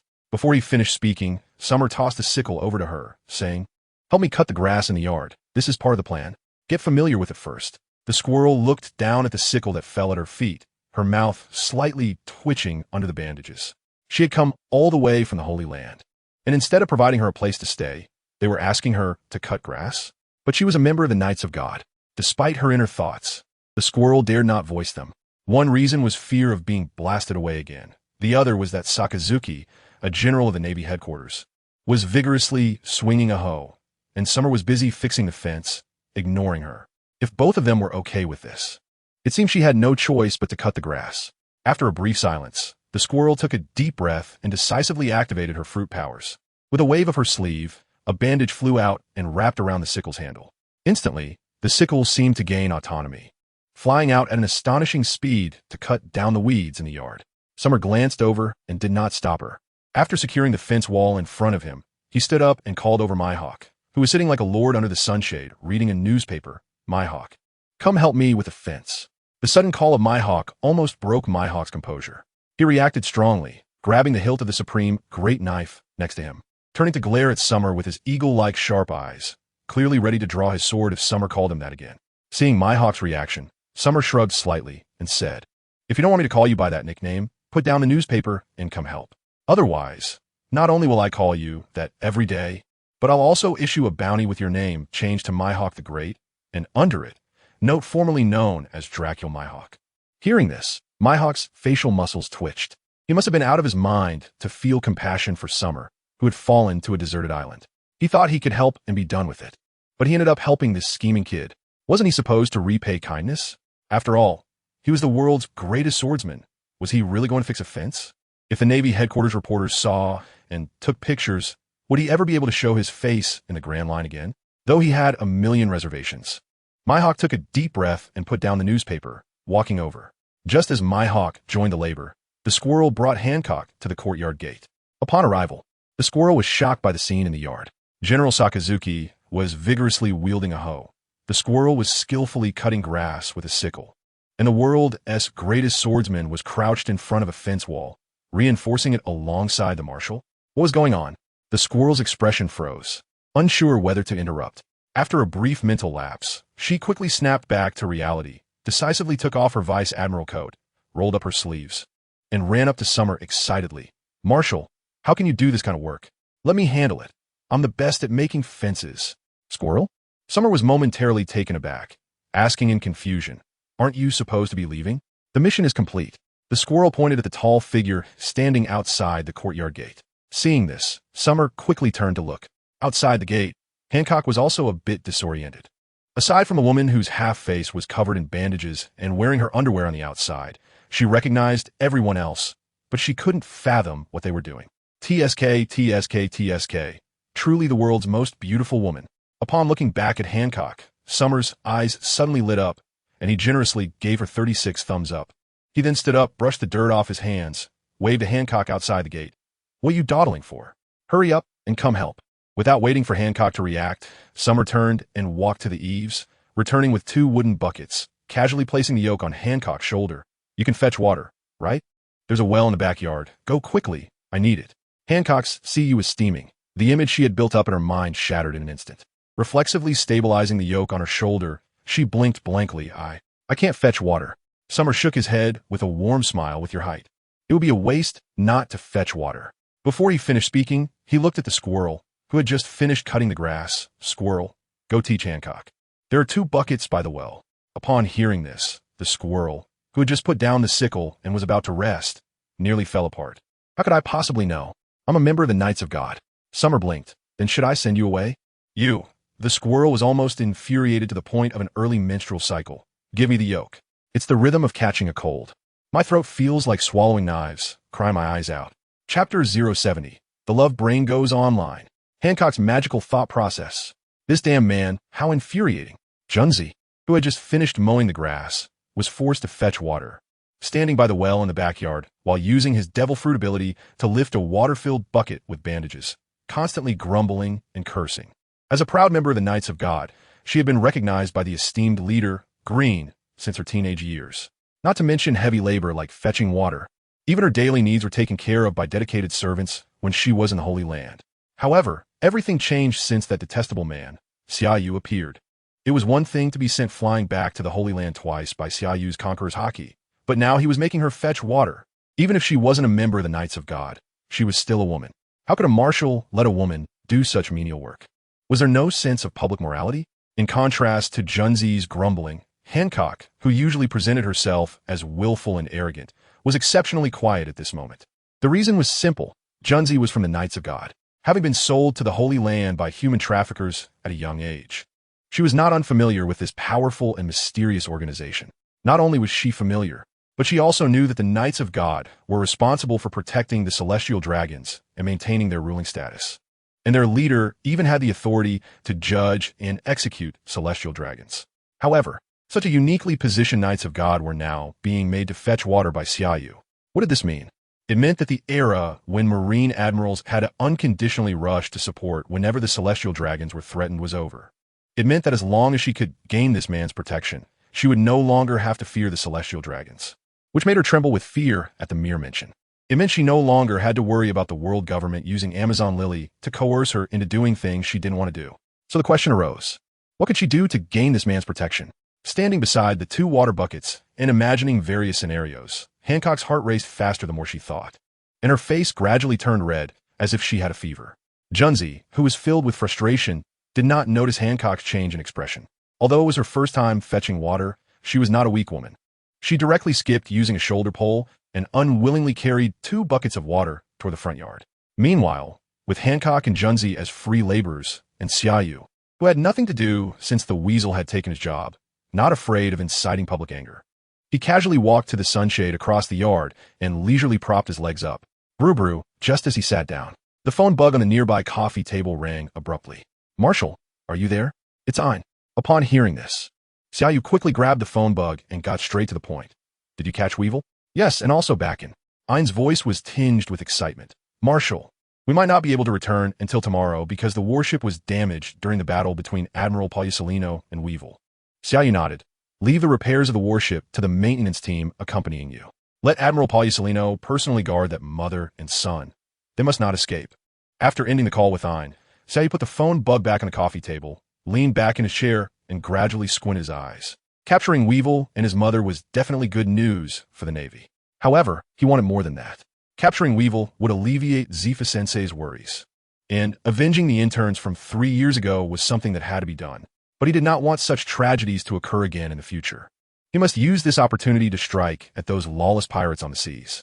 The best way to strike at those lawless pirates was to publicly execute Weevil and his mother through a live broadcast. After a brief moment of contemplation, Xia Yu decisively got up and walked toward the vegetable garden, standing next to Sakazuki.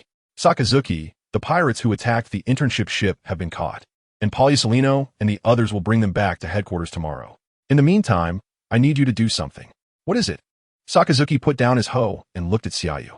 I've decided to publicly execute them through a live broadcast, making it possible for the whole world to see this live stream. As for the timing of the public execution, let's set it for the day of the 7 Warlords meeting. Hearing that Xia Yu wanted to publicly execute the pirates who attacked the internship ship and setting the time for the 7 Warlords meeting, Sakazuki instantly perked up. Standing straight and saluting, I'll prepare right away. After watching Sakazuki leave the yard, Mihawk, who had just reinforced a row of fence walls, turned his gaze back to Xia Yu. Why choose the day of the 7 Warlords meeting?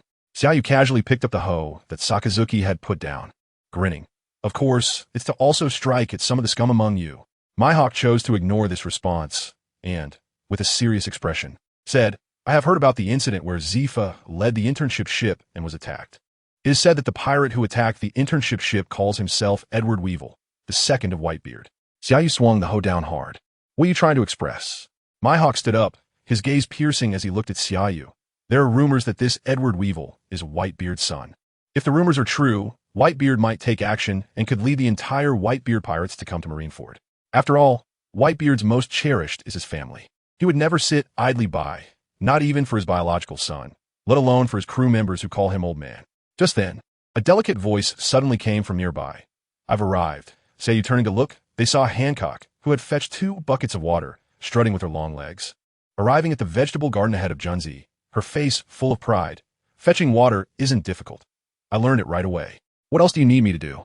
See that basket of potatoes under the eaves? Bring it over. Okay.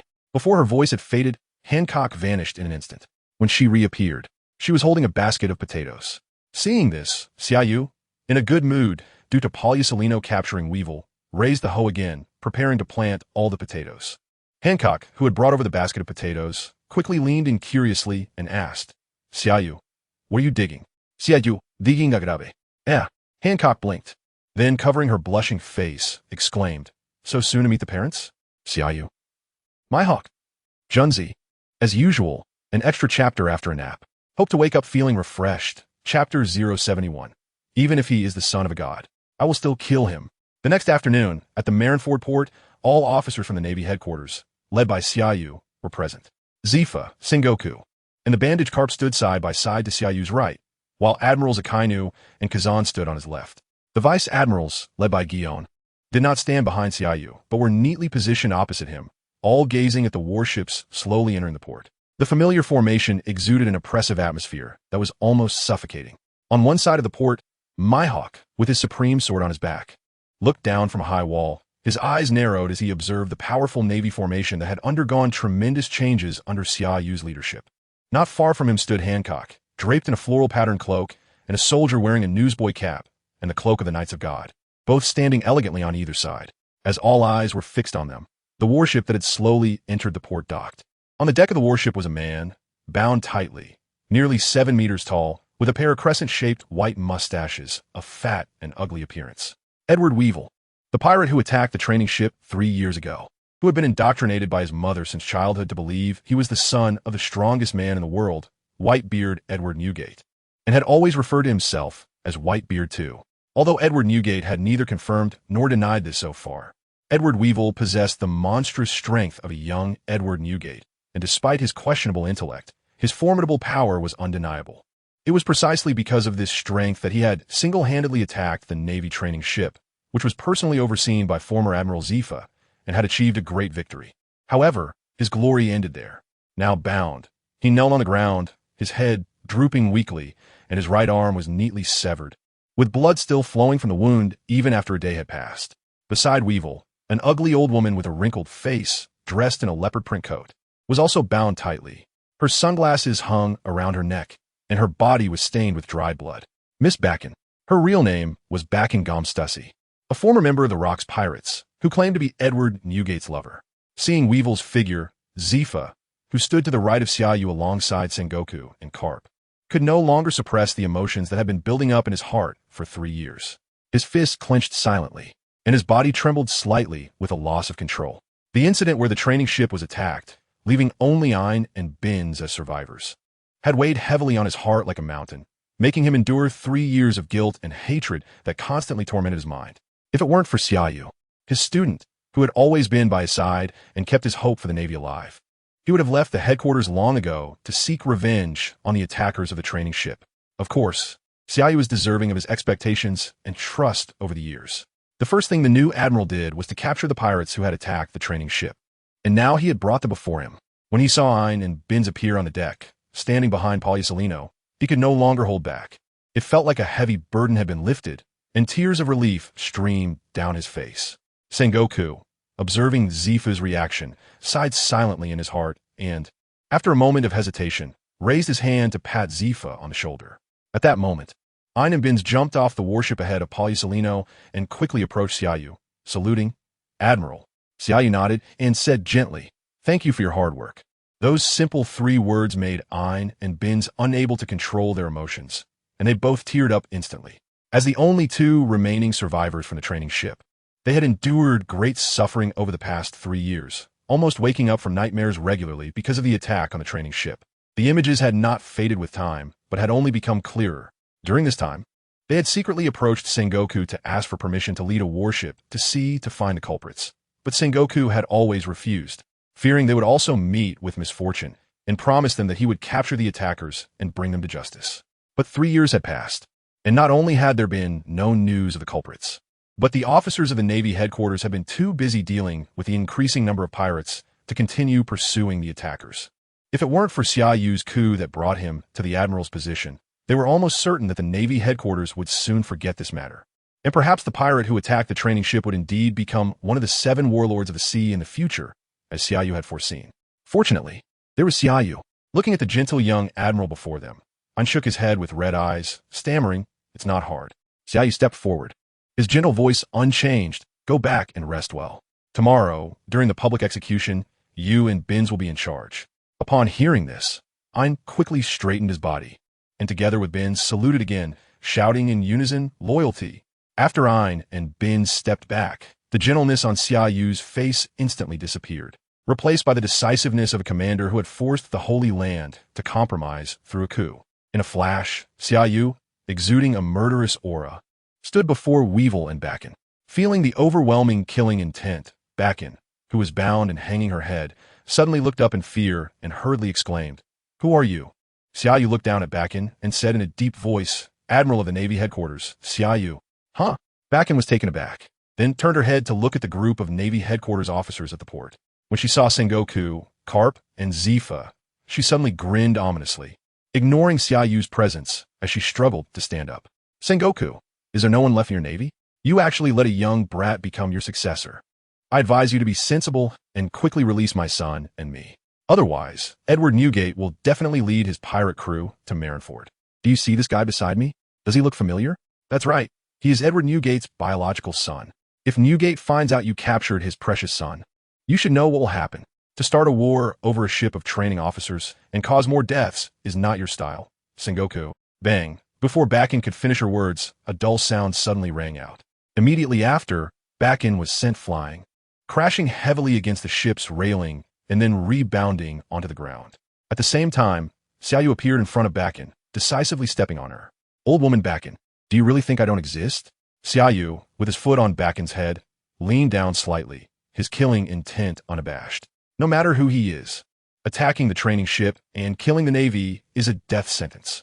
Even if he is the son of a god, I will still kill him." In today's update, 3 updates continue tomorrow. Chapter 072, Navy Press Conference.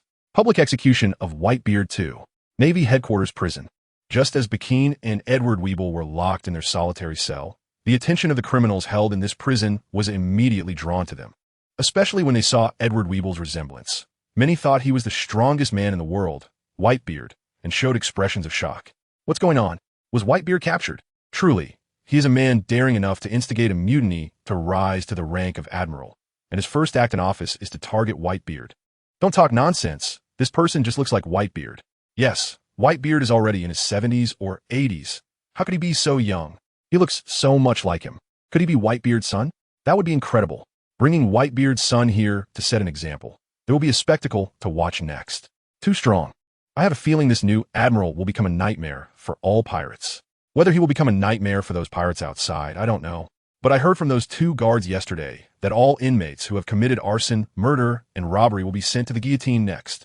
Brothers, we don't have many days left to live.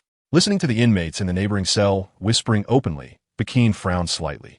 Then, with the footprints of Xia Yu still on her face, she turned to the group of criminals in the neighboring cell and said in a deep voice, "Do you know what kind of background this new admiral of the Navy Headquarters has? Who are you?" One of the criminals approached the iron bars and asked curiously, "Who is this kid that looks like Whitebeard?"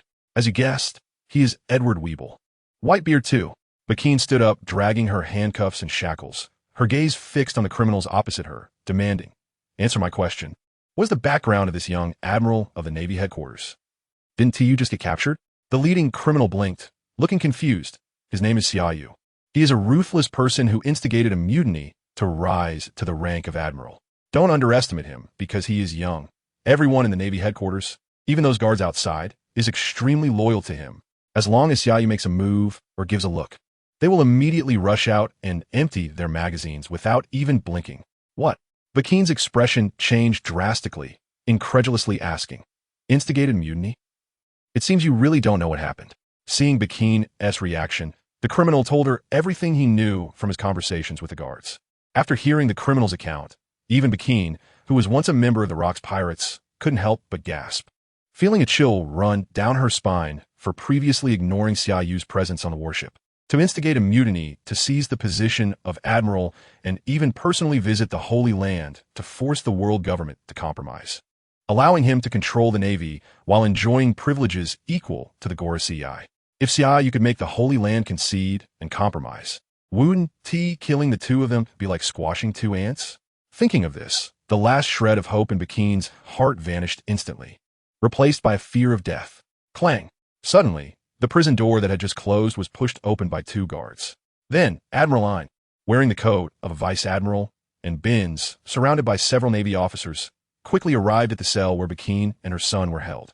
Without waiting for Bakin and the other inmates to react, An immediately opened the folder in his hand and coldly spoke. Miss Bakin, real name Bakin Gomestasi, former member of the Rocks Pirates, 3 years ago instigated her son, Edward Weeble, to attack the Navy headquarters training ship, resulting in the deaths of several dozen training officers on board. After investigation and verification by the headquarters, the evidence is conclusive, and you'll be publicly executed at Marinford Square tomorrow at noon. Damn it! Hearing that the Navy headquarters was going to execute her publicly, Bakin lunged forward to Ein, shouting hoarsely, "You can't do this. The soldiers who killed the Navy aren't just us. There are so many criminals in prison and impelled down who have attacked the Navy. Why are they just being held and not executed?" Ein ignored Bakin's final madness, flipped to the next page of the document, and immediately looked at Edward Weeble, who had one arm severed, his tone still as cold as ever. Edward Weeble, 3 years ago, under the instigation of his mother, attacked the Navy headquarters training ship and brutally killed several dozen training officers on board. After investigation by the headquarters, his crimes warrant execution, and he will be publicly executed at Marinford Square tomorrow at noon. After reading it all in one breath, An let out a sigh of relief, then slowly closed the folder and handed it to Binns beside him, stepping forward to look down at Bakin, who was gripping the iron bars, and said softly, "Do you know how long I, Binns, and teacher Zifa have waited for this day? 3 years, a full 3 years. I have wanted nothing more than to see you two executed, but my abilities were insufficient, and I could only let you two continue to roam freely. Fortunately, we have Lord Xia Yu. Bakin, you and your son have one more night to repent." At this point, Ein revealed a smile that had never appeared in the past 3 years, then turned and walked away. Oh right, just after taking a few steps, Ein suddenly looked back at Bakin, his smile exceptionally radiant. "Tomorrow, the one responsible for executing you two will be me." Meanwhile, while Bakin and her son were imprisoned in the Navy headquarters prison, the Navy's news office immediately released the latest news, not only disclosing Bakin's true identity and the arrest of her son to the world, but also throwing a bombshell that the Navy would publicly execute them at noon tomorrow. As the latest news from the Navy headquarters spread through major newspapers and video snail broadcasts in less than half a day, the Grand Line was stirred up by this sudden news. New World, Whitebeard Pirates territory. On the vast deck of the Moby Dick, all the captains of the Whitebeard Pirates were present. Sitting upright in front of the world's strongest man, Edward Newgate. Edward Newgate remained silent, holding the latest intelligence he had just received, his expression gradually turning grave.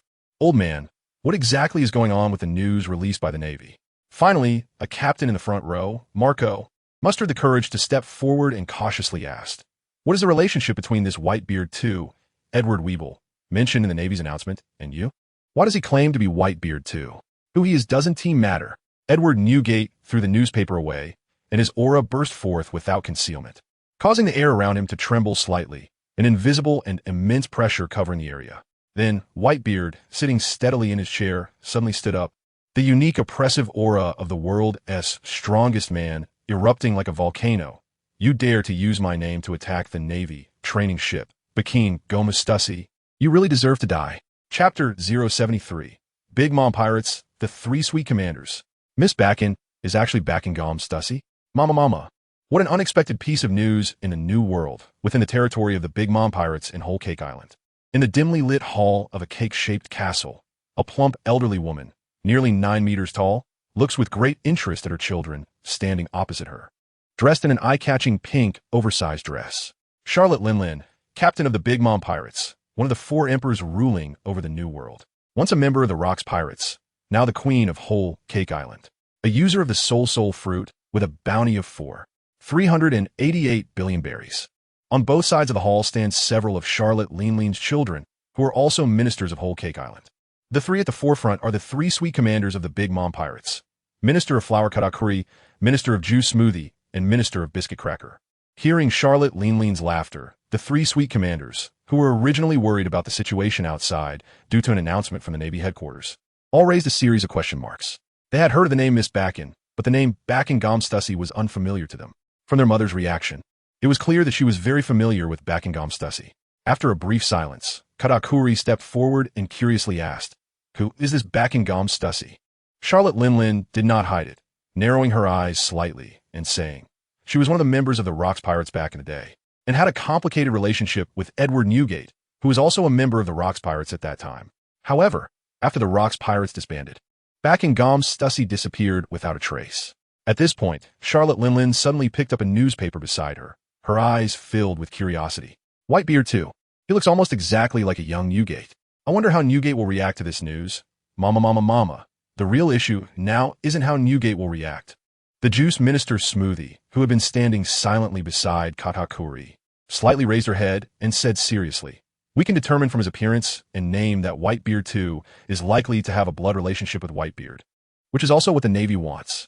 The new admiral, who rose to power through a coup, after forcing the world government to compromise and sign the Mariewa Treaty, will definitely shift his attention to the Grand Line. Now that they have captured Whitebeard too, who has some connection to Whitebeard, and plan to execute him live. It's not just to express their attitude to deter pirates, but also to gauge the reactions of the four emperors in the New World." Upon hearing this, Charlotte Linlin waved her hand dismissively, saying, "Are you worried that Whitebeard too really has a blood relationship with Whitebeard? Fearing that a war with the Navy will spill over to Whole Cake Island? Don't worry, I know Whitebeard too well. He won't go to rescue Whitebeard too, nor will he care about Backengomstussy's life or death. To him, his family is in the Whitebeard Pirates. Whether it's Edward Weevil or Backengomstussy, they are not truly family in his eyes." However, after a brief pause, Charlotte Linlin rarely showed a serious expression, saying, "This young admiral of the Navy headquarters is worth paying attention to. At such a young age, he possesses such terrifying ambition, not only staging a coup to ascend to the position of admiral, but also forcing the Holy Land to sign an unequal treaty. His power and ambition should not be underestimated." As soon as she finished speaking, Charlotte Linlin suddenly twitched. Immediately after, the seemingly gentle and kind woman violently grabbed the newspaper in her hand and tore it to shreds. Unexpectedly, Charlotte Linlin became so agitated suddenly. Katakuri was the first to react. He narrowed his pupils and looked at the large figure across from him, which began to exude a terrifying aura, and said in a deep voice, "Smoothie, cracker, run." Bang, bang, bang. Charlotte Linlin became increasingly agitated, grabbing everything around her and smashing it wildly in the hall, causing Smoothie and Cracker to constantly dodge in fear. "Go." Katakuri stood firm, urgently saying, "Mom's craving disease has flared up. You guys hurry and leave. I'll hold her off." Damn it. Why did it have to flare up at this time? Cracker turned around with a mournful face and ran. Although Smoothie also turned around immediately, knowing that their mother would not spare even her own children when the craving disease flared up, she still wasn't reassured about Katakuri and shouted loudly, "Let's go together." The three sweet commanders rushed out of the hall in quick succession, running far before they finally stopped. During this time, they could hear the sounds of smashing and heavy objects colliding behind them. Even after running a distance, they still felt an invisible pressure shadowing them, leaving them all somewhat apprehensive. After glancing back at the castle they had left far behind, Smoothie let out a breath of relief and then looked seriously at Katakuri, saying, "This public execution of Whitebeard too by the Navy seems unrelated to us, but in reality, it is sending a signal. This new admiral does not wish to maintain the so-called balance in the New World that has existed for years, since he dared to force the Holy Land to compromise. He will certainly not show mercy to us in the New World, unlike the conservative approach of the former Admiral Sengoku towards the situation in the New World. The newly appointed Summer Yu will definitely be very aggressive, as he has the capital and strength to be so." Katakuri did not respond. He had already learned all about the recent major events through various news reports and intelligence personnel placed in Whole Cake Island. However, he had not taken it too seriously at the time, because most of the control over the New World lay in the hands of the four emperors, and the influence of the world government and the Navy on the New World was almost negligible. The only real threat was the G5 branch.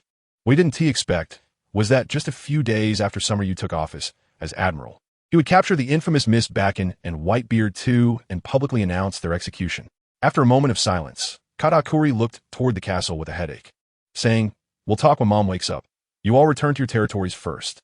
Meanwhile, in the New World, at the Palace of Dressrosa Kingdom, the flamboyant Don Quixote Doflamingo raised his glass of juice and drank it in one gulp, then stood up, hunched over with his hands in his pockets, grinning with a creepy laugh as he looked down from the palace at the streets of the royal city, surprised that they would execute Whitebeard too publicly during the Seven Warlords meeting. Are you trying to send a message to us? Some are you? If that's the case, then I must attend this Seven Warlords meeting. Before he finished speaking, Doflamingo suddenly leaped out, simultaneously unleashing his unique Paramecia-type string fruit ability. A string shot out from his fingers, curving upward to catch on a cloud high in the sky. The next second, he flew away at incredible speed, soaring above cloud after cloud, racing towards the direction of the Navy headquarters. Chapter 074. The cleansing action before the public execution. The era of the iron-blooded Navy has arrived. With the announcement from the Navy headquarters, journalists from various major power stations in the Sabati archipelago became busy again. Huge screens were quickly set up in the squares and bustling areas of the Sabati archipelago. Information brokers were constantly monitoring the situation around the Sabati archipelago, maintaining intense communication with their contacts in various factions. Pirates, hearing the news, took great risks to land on the archipelago, blending into the crowd, all eager to catch the live execution that was drawing worldwide attention. The Hawkeye Bar, run by Shaki, was bustling because of this unexpected live execution. In less than an hour, the small bar was packed with people, all of whom had arrived in the past 2 days, wanting to use Sabati as a stop before heading to the underwater kingdom of Ryugu, located 10,000 meters beneath the sea. 2 pirate crews had their ships coated by Rayleigh, and although their ships were ready, their departure for Ryugu was delayed due to the sudden announcement from the Navy headquarters. The other group consisted of a newly arrived pirate crew, not many in number, only 7 or 8 people. Captain, do you know the relationship between Whitebeard, too mentioned in the Navy headquarters announcement, and the legendary strongest man in the New World, Whitebeard? A tall pirate from the first booth, slightly tipsy and stuttering, suddenly stood up and spoke excitedly to a middle-aged man in a coat across from him.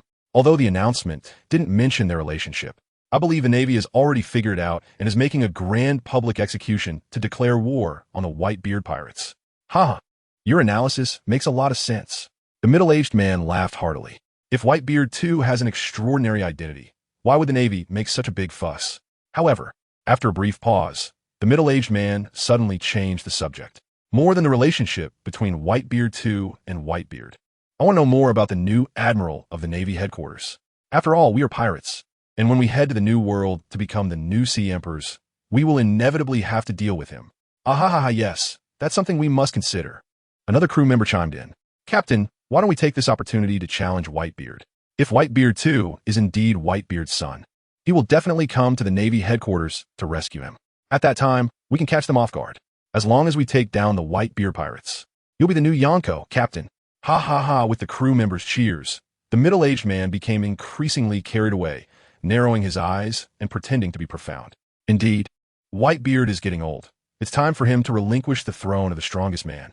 Hearing this, the pirates around him began to shout, Captain is mighty. Shaki, standing at the bar, did not cast a disdainful glance at these ignorant and fearless words.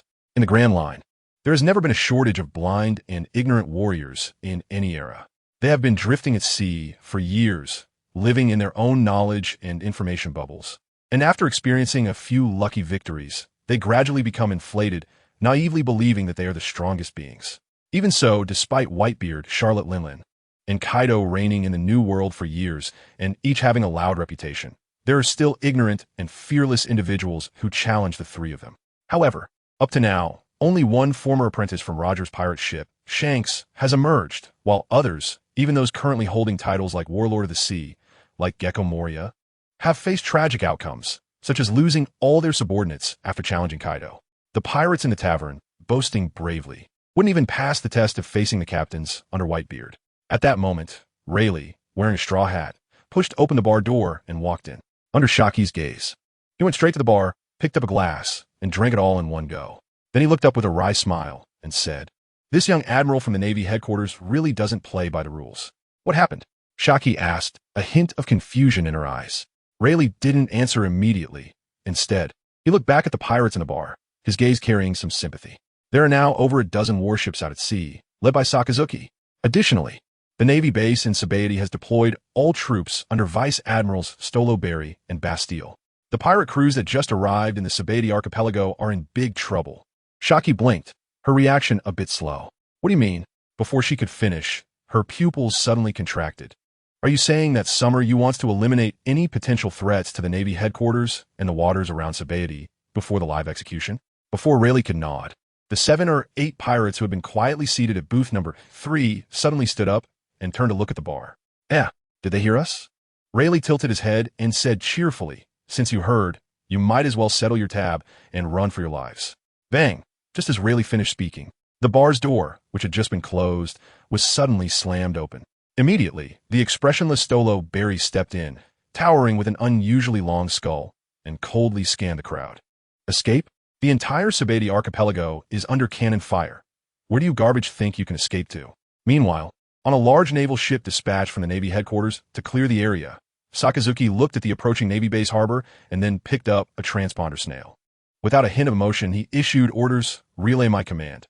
All warships lock onto their target sea areas. If any pirate ship is detected, attack autonomously. Not a single pirate ship is to escape. Also, order all soldiers landing on Sabati to launch an immediate operation to eliminate all pirates hiding in Sabati. Leave no one behind. With Sakazuki's command, the massacre targeting the pirates hiding in the Sabati archipelago began. Gunshots, the sounds of clashing swords, and the cries of anguish echoed throughout the archipelago, continuing from dusk until nightfall. Finally, when night completely enveloped the Sabati archipelago, this massacre specifically targeting pirates came to an end. In Area 13 of the Sabati archipelago, none of the pirates in the Hawkeye bar escaped. They were all captured by Stolo Barry and the naval soldiers he led. Lined up on the open space across from the bar, kneeling on both knees. Holding a thick bounty notice, Stolo Barry leisurely flipped through it under the bar's lighting. Soon, he pulled out a bounty notice and slapped it on the forehead of the middle-aged man who had been shouting in the bar about Whitebeard stepping down from the throne of the strongest. Captain Eric of the Charging Pirates from the North Sea has pillaged 3 villages on the way to the Grand Line and, along with other pirate crews, invaded a town with a population of 1 million, resulting in the deaths of over 100 innocent civilians. The bounty is 67 million. He is not a devil fruit user. As he spoke, a cold glint flashed in Stolo Barry's eyes. Indeed, a crime without forgiveness. Before the middle-aged man could react, a soldier standing behind Stolo Barry quickly stepped forward, expertly raised his gun, and shot 2 rounds into the middle-aged man's heart and 1 in his head. Stolo Barry no longer looked at the middle-aged man, but continued to flip through the bounty notices in his hand. Soon, another pirate's bounty notice came into view. As before, after reading aloud the name and crimes of the pirate listed on the notice, another soldier quickly stepped forward and efficiently fired 3 shots. This repeated, and in no time, over a dozen pirates were executed on the spot. Not only in District 13, but other areas of the Shambati archipelago were also staging brutal execution ceremonies under the cover of night. Every 3 gunshots meant that a particularly heinous pirate had left this world forever. The 3rd watch ends today, and we will continue tomorrow. Chapter 075. Is Whitebeard 2 a clone? The Curse of Amazon Lily. In the Knock Bamboo Bar, even the legendary figures of the old era, Shaki and Rayleigh, felt a shiver down their spines due to the public execution happening outside the bar. The Grand Line is about to change. Looking at the execution scene outside, Rayleigh suddenly sighed, saying that the young Admiral of the Navy would undoubtedly use unprecedented iron-fisted methods to suppress all pirates. With Sakazuki protecting him, this iron-fisted admiral would act without restraint, fully enforcing his justice. After a brief pause, Rayleigh turned slightly to look at Shaki, who had a serious expression at the bar, and shook his head with a wry smile, hoping that Whitebeard wouldn't make a mistake because of the errors made by Bakine. Xia Yu ordered Sakazuki to clean up the surrounding seas, clearly to prevent the Whitebeard pirates from preparing for something. Shaki took out a lady's cigarette and lit it, saying lightly, I'm curious why Bakine Gomestasi encouraged Whitebeard 2 to attack the Navy's training ship. Over the years, she has been promoting her relationship with Whitebeard and the identity of Whitebeard 2. What is her purpose? Rayleigh shook his head and smiled, saying that Bakine Gomestasi was once a member of the Rocks Pirates. While her strength was average, her ambition was not small. After the Rocks Pirates disbanded, Whitebeard quickly rose to prominence, becoming one of the 3 giants along with Roger and Shiki, so she sought Whitebeard again, hoping to partner with him to recreate the glory of the Rocks Pirates. However, Whitebeard had no ambition to conquer the world and become the Pirate King. He only wanted to build a big family. Due to their differing goals, the 2 parted ways. Shaki blinked, and said with understanding, "So, Whitebeard too could really be Whitebeard's biological son. Who knows?" Rayleigh replied uncertainly. At that time, Bakin Gomu also had another identity. As a member of the Peace Research Institute MDS, the MADS organization gathered many outstanding scientists, some focused on researching killing weapons, some on promoting world peace, and some on studying cloning technology. As a member, it's not impossible for Bakin Gomu to clone a Whitebeard too based on Whitebeard. I see. Shaki nodded. If Whitebeard indeed had a relationship with Bakin Gomu Stussy and had a son, he would definitely come to rescue. If he didn't come, it would mean he had no relationship with Bakin Gomu. Wait, suddenly, Rayleigh seemed to remember something, looking a bit anxious. Isn't it more important for you to care about Hancock than the mystery of Whitebeard 2's origins? Xia Yu scheduled the execution and the Shichibukai meeting at the same time. Clearly wanted to take this opportunity to make the Shichibukai choose. Based on the iron-fisted methods he has shown, he will definitely not allow the Shichibukai system to continue to exist. The so-called Shichibukai meeting is a matter of life and death for all members. Shaki exhaled a puff of smoke, feeling a bit powerless. The Navy headquarters has received intelligence that Hancock has been following Xia Yu around all day. And I have a bad feeling about this. It's indeed bad news. Rayleigh's forehead broke out in a cold sweat. He initially thought Hancock was extremely averse to men and wouldn't fall for someone like he did back then. But now it seems she is no exception. Upon hearing this, Shaki showed an unprecedented hint of blush on her face.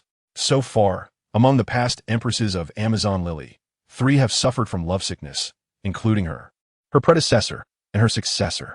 The empress before her had to leave Amazon Lily to survive, and she almost died from lovesickness in her 20s, ultimately learning from her predecessor to leave Amazon Lily in search of her cure.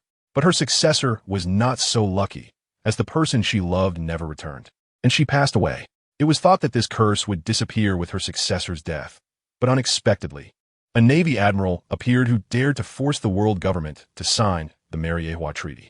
Hancock, who harbored resentment towards the world government and the descendants of the 20 kings who founded it, naturally could not resist his charm, and falling for him was just a matter of meeting once. Shaki turned her head away subtly to hide her expression from Rayleigh. If she really fell for Xia Yu, it might not be entirely a bad thing. After all, as the admiral of the Navy headquarters, Xia Yu wouldn't suddenly disappear or be as elusive as some people were back then, nearly getting her caught by Garp several times. Rayleigh awkwardly chuckled. That's true. After all, lovesickness is one-sided. No matter how Xia Yu feels about her, as long as she can see him when she wants to, that's enough. Just then, Stolo Berry walked in with 2 officers. After surveying the area and confirming nothing was overlooked, Stolo Berry immediately ordered the 2 officers beside him to take their things away, burn all the clutter, and confiscate all the treasures. The 2 officers' eyes lit up, quickly running to the booths to scavenge the treasures left behind by the pirates. Soon, they returned laden with loot, excitedly exclaiming in unison, "Vice Admiral, these pirates are quite rich. We hit the jackpot this time." Stolo Berry's mouth twitched slightly as he sternly criticized, "Don't apply the old methods to the present. All these treasures must be surrendered." After a brief pause, Stolo Berry shifted his tone, allowing them to keep some to distribute to the brothers who participated in tonight's operation. Meanwhile, in the waters of the Sabedi archipelago under the cover of night, Sakazuki, stationed on a large warship, received the latest report and learned that the pirates lurking on the island had almost been cleared. He no longer needed to monitor the sea to prevent any pirates from escaping and decisively ordered the warship to return to headquarters. Although, as an admiral, he didn't need to do such things personally, the public execution live broadcast tomorrow was of great significance. Since Xia Yu entrusted this matter to him, he naturally had to be meticulous. As the warship returned to Marinford with Sakazuki on board, Stolo Berry stayed in the Sabedi archipelago to clean up, and the public execution's preparatory operation came to an end. In the Knock Bamboo bar, Stolo Berry didn't leave immediately. Instead, after sending his subordinates away, he sat directly at the bar and ordered a cocktail. "You look a bit familiar." Just as he raised his glass to take a sip, Stolo Berry suddenly broke the silence, looking at Rayleigh and continuing, "If I'm not mistaken, the last time I conducted a surprise inspection at the human auction house, you seem to have been locked in a cage and brought out for auction." "Haha, yes." Rayleigh laughed heartily, "Because I lost everything at the gambling house. I ended up being pawned. I thought to find someone to redeem me, but those people were unscrupulous and sold me to a trafficker. Speaking of which, I have to thank you. If it weren't for your surprise inspection at the auction house, I might have ended up as a slave in some rich man's house now. Ahaha. Stolo Barry, usually expressionless, couldn't he hold it together, and his hand holding the glass trembled slightly. He had seen many people whose lives were ruined by gambling, but this was the only case of someone pawning themselves. One word, incredible. Chapter 76, Don Quixote da Flamingo. If you want to die, don't drag me into it. At the same time, under the cover of night in the Sabati archipelago, a figure resembling a giant bird descended from the sky, silently landing in front of a human auction house in Area 1. It was none other than Don Quixote da Flamingo, one of the Shichibukai. As soon as he landed in front of the auction house, da Flamingo, with his hands in his pockets and hunching his body, furrowed his brows and quickly scanned the surroundings, sniffing the air.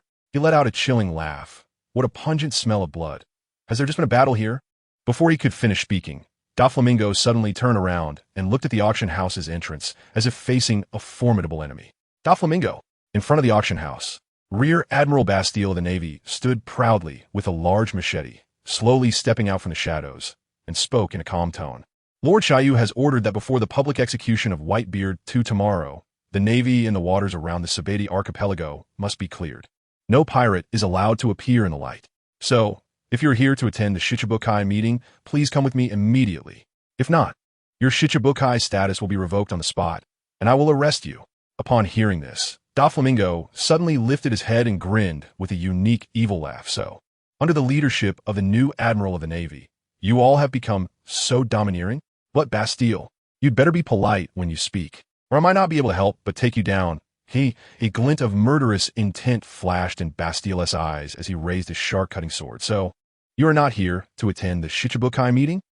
At the port of Area 7, as two pirate ships slowly docked, Navy soldiers who had long been stationed at the various ports rushed over, raising their guns to aim at the two recently arrived pirate ships.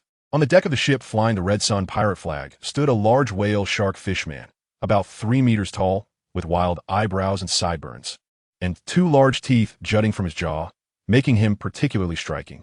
Jinbi, the second captain of the Sun Pirates, a whale shark fishman, and one of the Shichibukai, known for his righteousness and love of chivalry. He has earned the reputation of a sea knight. To his surprise, as soon as the ship docked, the Navy appeared without delay. Standing on the deck, Jinbi couldn't help but exclaim, I didn't expect that just a few days later. The Navy's atmosphere has changed so much. Impressive.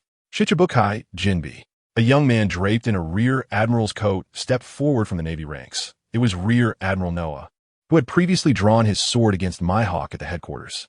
After exchanging glances across the water with the Sun Pirate's ship, he suddenly looked up, his gaze fixed on Jinbi, and said, Rear Admiral Noah of the Navy, under Lord Shu's orders, I am here to await you all. Because the Sabati archipelago and the surrounding waters of Marineford are under martial law, you now have 2 choices. 1. Cooperate with my work and come with me. 2. Do not cooperate, and I will immediately revoke your Shichibukai status and take you down. After a brief pause, Noah turned his head to look at another pirate ship, scanning the deck for a figure, Shichibukai flower card. Did I make myself clear enough? Ha ha ha, you really are quite imposing. A Rear Admiral now dares to speak to me like this? It seems the new Admiral of the Navy has given you quite the confidence. As he finished speaking, the figure on the deck of the pirate ship stepped forward, revealing a head adorned with a bat mask, gripping a massive scythe, exuding a chilling and eerie aura like a grim reaper walking in the dark night. Flower card, won the Shichibukai. After clashing multiple times with the Yonko Kaido, he formed a deep friendship with him and roams the Grand Line to collect ancient Zoan-type devil fruits to strengthen Kaido's beast pirates.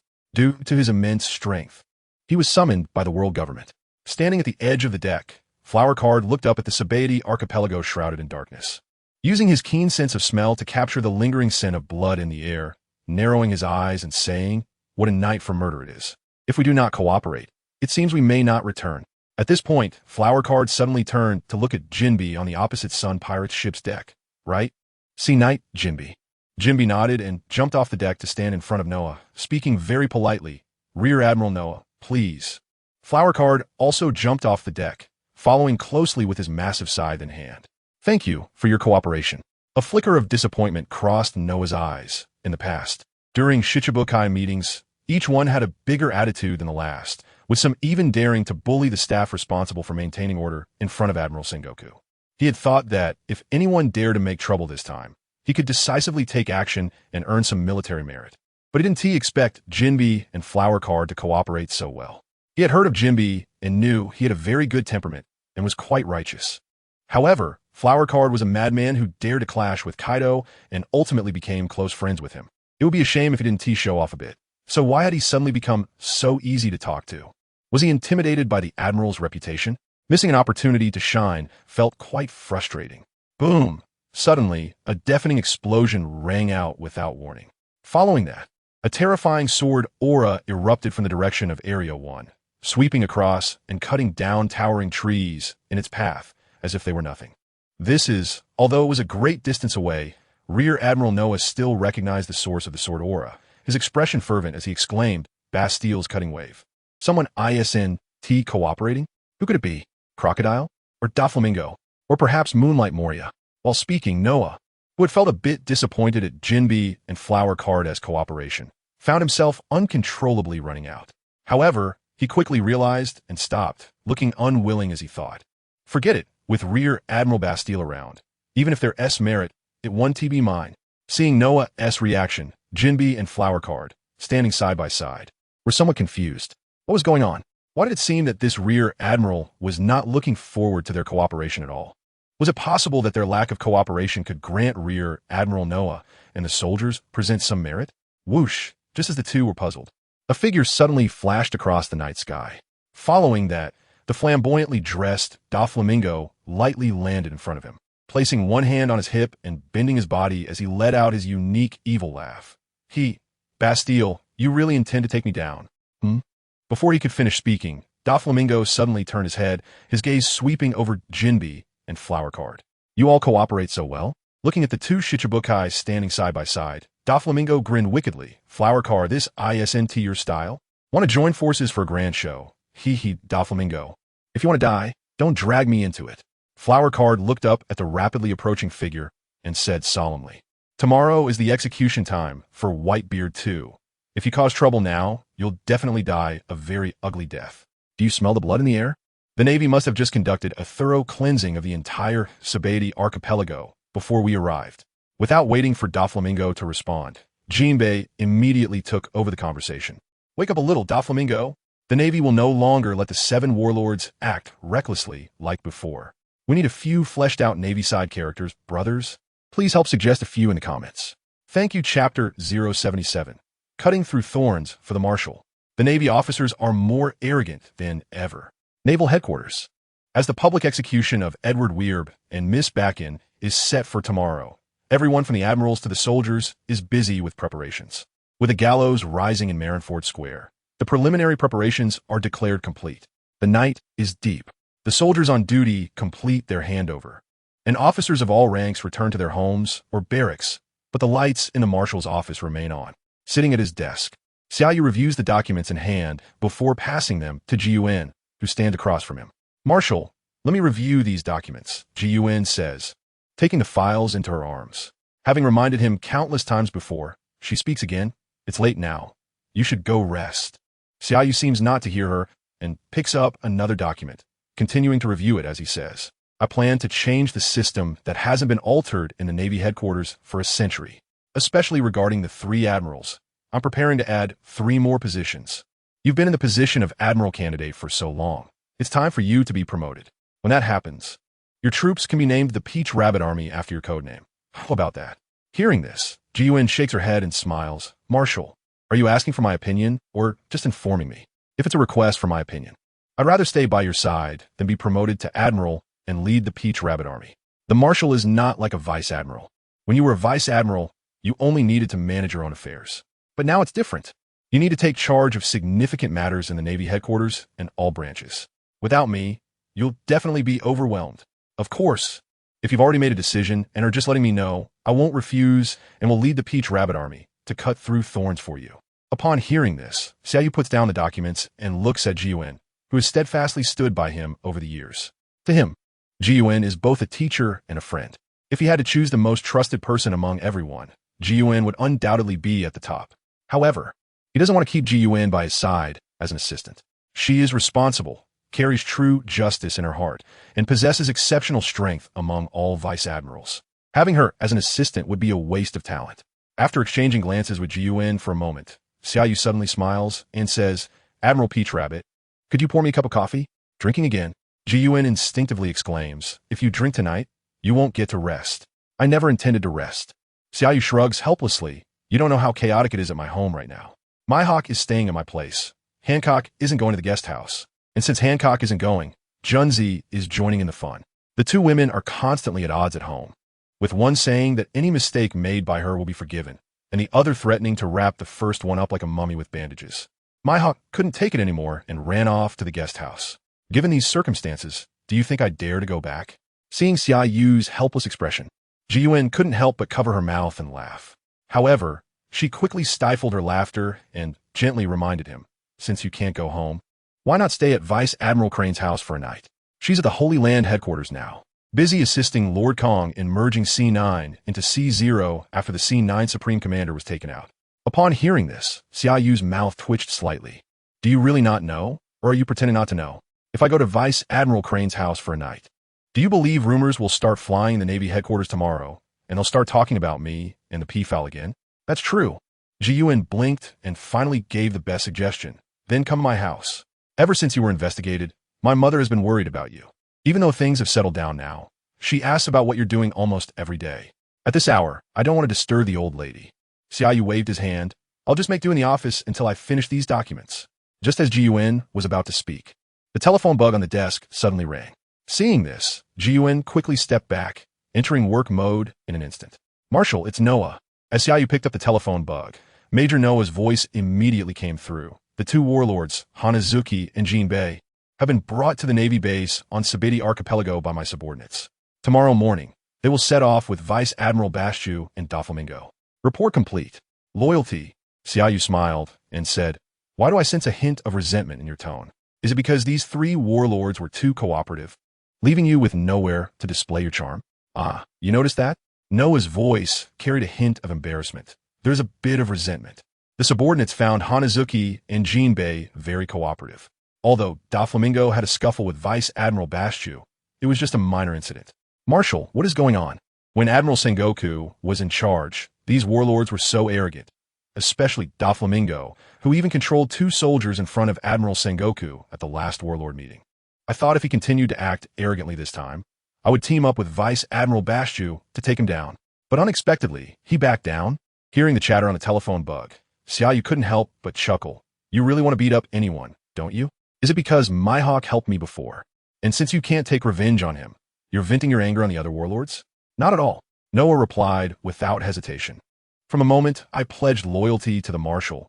Personal honor and disgrace are insignificant. That's a good line. Xia Yu praised, then continued, don't worry. Once this matter is settled, I'll have my Hawk give your former superior an explanation. Although I believe in repaying kindness, I won't let my brothers suffer grievances. So, see you tomorrow. Loyalty. Noah shouted a slogan before reluctantly ending the call. If it weren't for Xia Yu saying see you tomorrow, he could have chatted with this Marshal, who is of a similar age but far more imposing, for an entire night. Especially the phrase, I won't let my brothers suffer grievances, made him want to rush back to the headquarters and shout loyalty. In front of Xia Yu, standing quietly beside them, Gion saw Xia Yu chatting so happily with a subordinate and nearly couldn't hold back her laughter. It's worth noting that when Xia Yu mentioned Hancock, Junzi, and the P-Foul earlier, his tone and expression were both helpless and pained.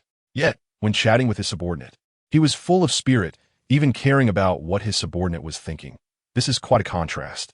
Though she laughed, Gion fully understood Xia Yu's behavior. Over the years, Xia Yu has won the hearts of countless officers and soldiers through this way of interaction, and his brilliant personality charm has gained the support and loyalty of almost all officers and soldiers in the headquarters. Sabeti Archipelago Navy Base. After finishing the call with Xia Yu, Noah felt incredibly refreshed, and the smile on his face became increasingly unabashed. Ha ha ha! After a hearty laugh, Noah quickly turned to look at Vice Admiral Bastiu and Stolo Berry, who had just returned from District 13, and smugly said, 2 Vice Admirals. Guess what the Marshal just told me? What? Bastiu looked at Noah as if he were an idiot. The Marshal said, I won't let my brothers suffer grievances. Before he finished speaking, Noah burst into laughter again. Brother. The Marshal calls me brother. Ha ha cough. Suddenly, as he laughed to the point of coughing, Noah turned sharply to look at Doflamingo, who was also looking at him with a dumbfounded expression, grinning widely with an evil smile. Doflamingo, if you keep that smile up, do you believe I'll take you down right now? I feel incredibly strong at this moment. As soon as he said this, Doflamingo's smile froze instantly, and his eyes behind the sunglasses almost popped out. Did he do anything wrong? What is going on with the Navy now? Is laughing a crime? Are they crazy? Without waiting for Doflamingo to respond, Jinbei and Trafalgar Law, who were standing beside him, turned and walked away without hesitation, in perfect sync. Crazy the Navy headquarters has gone mad. From officers to soldiers, you just saw that group of soldiers, right? They looked at us like cats staring at mice, their eyes glowing green. After quickly distancing themselves from Doflamingo, Trafalgar Law lowered his voice and complained. The Navy wasn't like this before. Why does it feel like they're the pirates? Jinbei remained silent, just nodding vigorously. This concludes today's updates. More tomorrow. Chapter 078. Danger and opportunity coexist. The bigger the storm, the more valuable the fish. The time for the 7 warlords meeting has arrived as scheduled. However, the Navy headquarters did not focus its attention on the incoming 7 warlords, but instead directed all its efforts towards Edward Weeble and his mother, Miss Backen. Surrounding the execution platform, standing in the middle of the square, various naval officers and soldiers arrived one after another, neatly spreading out on both sides of the platform, extending all the way to the main prison gate to prevent any unexpected incidents. Meanwhile, the staff from the news office responsible for live broadcasting the execution were setting up video phones and gradually connecting permissions to the outdoor screens located in the Sabaody archipelago. Early on, staff from major news agencies had gathered in front of each outdoor screen in the Sabaody archipelago, ready to broadcast the live execution process to the world through their respective video phones and regular phones once the Navy headquarters broadcast was successfully connected to these screens. Everything was proceeding in an orderly manner for the public execution, just waiting for the execution time to arrive and the broadcast to begin. At the Navy headquarters port, several warships responsible for transporting the 7 warlords slowly docked. The first to dock was the warship carrying Bastille. Without waiting for the ship to stabilize, Bastille and Don Quixote Doflamingo jumped off the deck and landed on the dock. Following them, Jinbei and Trafalgar Noah, who were on the same ship as Vice Admiral Stoloberry, also jumped ashore one after another. As the 7 warlords gathered, a group of naval soldiers immediately swarmed out, standing on both sides of the road, leading directly to Marinford Square, glaring at the 3 men with murderous intent. In response, the 7 warlords, including Doflamingo, had grown numb to it, each lost in thought as they slowly followed behind Bastille, Stoloberry, and Vice Admiral Noah up the steps. Just then, 2 more warships arrived at the dock. The moment Doflamingo stepped onto the stairs, he seemed to have eyes in the back of his head, quickly turning to look at the 2 incoming warships. When he saw the figures on the decks of the 2 ships, he immediately grinned, realizing that they were not the only 3 present. Aboard the 2 warships were 2 more members of the 7 warlords, Sir Crocodile and Gecko Moria. The image of Gecko Moria, who stood nearly 7 meters tall with a large belly, did not match their memories. Not only did Gecko Moria possess a nearly 7-meter frame, but he also looked fearsome at first glance. However, at this moment, he was surprisingly hanging his head obediently, like a wronged little wife quietly standing among a pack of hunting dogs. Clearly, like the others, Moria had lost his temper due to the naval soldiers eager to establish military merit. On the other hand, Crocodile remained arrogant as ever, standing alone on the warship's deck, draped in a black fur coat, slick back hair, and a cigar in his mouth, exuding a kingly demeanor as he looked down at Doflamingo and the others who had disembarked before him. Doflamingo, your expression is quite unfamiliar to me. When Crocodile's gaze fell on Doflamingo, he suddenly burst into laughter. Have the naval soldiers responsible for your transport threatened you? If that's the case, you've truly opened my eyes. How could the man who dared to attack a celestial dragon and threaten the world government to become a warlord endure such humiliation? Ha ha ha. Looks like you're not in a good position either. Doflamingo turned around with his hands in his pockets, grinning. How about a bet? If you dare to look back at those soldiers behind you without being threatened, I'll consider myself defeated. Upon hearing this, Crocodile's mouth twitched slightly. Then he quickly turned to look. What are you looking at? As soon as Crocodile turned around, an officer from the naval soldiers standing behind him stepped forward and mercilessly pointed a gun at him. Get down. His Crocodile took a deep puff of his cigar, his eyes flashing with cold light. Watching this scene, Doflamingo's mood instantly improved. Ha ha ha. Crocodile, you're not that impressive after all. Doflamingo, Jinbei, Trafalgar. Before Crocodile could respond, Noah, who had been following behind the two, suddenly turned around, his gaze burning as he stared at the three warlords. "Hurry up, if you make me late. Once this 7 warlords meeting is over, I'll ask the Admiral for permission to go out to sea and take all of you down." Upon hearing this, even Stolo Berry found it hard to hold back and quickly intervened. "Noah, that's enough." Doflamingo, however, seemed immune to Noah's reprimand. As he watched Crocodile and Moria step off the warship and approach, a smile curved his lips, and he leaned closer to Crocodile, speaking ominously. "Crocodile, this meeting is not simple. If anything unexpected happens, how about we team up and escape together? I believe you felt the difference between the current Navy and the past Navy along the way. Even ordinary soldiers dare to point fingers at us, which indicates that the new Admiral's purpose for holding this 7 warlords meeting is not simple. My intuition tells me that he might take this opportunity to eliminate us all." Crocodile did not respond to Doflamingo, silently passing by him along with Moria. As a veteran among the warlords, he certainly understood the perilous nature of this 7 warlords meeting, especially after being intercepted by the Navy warships. He clearly felt the unreserved hostility from the Navy headquarters towards him as a warlord, particularly from the soldiers accompanying the warship, each one seemingly on high alert since his interception, giving him the impression that if he made any unusual move, they would rush in to tear him apart without hesitation. Of course, he was not afraid of these naval soldiers on the warship. If he wanted, no one aboard this ship could survive, not even the accompanying Rear Admiral Steelus. However, he neither wanted to nor dared to do so. If he were to attack the accompanying Navy, it would undoubtedly provoke the Navy headquarters' most furious retaliation, and he might even find himself the next one to be publicly executed. Furthermore, the new Admiral of the Navy had ascended to power through a military coup, and his ambitions were clearly more than just controlling the Navy. To understand what ambitions this new Admiral truly harbored, he had to remain still and observe the changes. If the other party's ambitions were great enough, he could very well seize this risky opportunity to attend the 7 warlords meeting to create a win-win situation. After all, danger and opportunity coexist. The bigger the storm, the more valuable the fish. Led by several Rear Admirals and Vice Admirals, a group of 5 entered Marinford Square through the heavily guarded naval ranks. The moment they stepped into Marinford Square, a chilling atmosphere instantly enveloped them, causing the renowned figures who had roamed the Grand Line for many years to widen their eyes in shock. In front of them stood a towering execution platform rising from the ground in the center of the square, surrounded by thousands of soldiers with grim expressions. The surrounding fortifications were even more heavily guarded, with soldiers standing 3 steps apart beneath the fluttering flags bearing the seagull emblem, watching them with hawk-like eyes from an advantageous position. On the other side of the execution platform, a high platform had been erected. On the platform stood a rectangular conference table covered with a white tablecloth.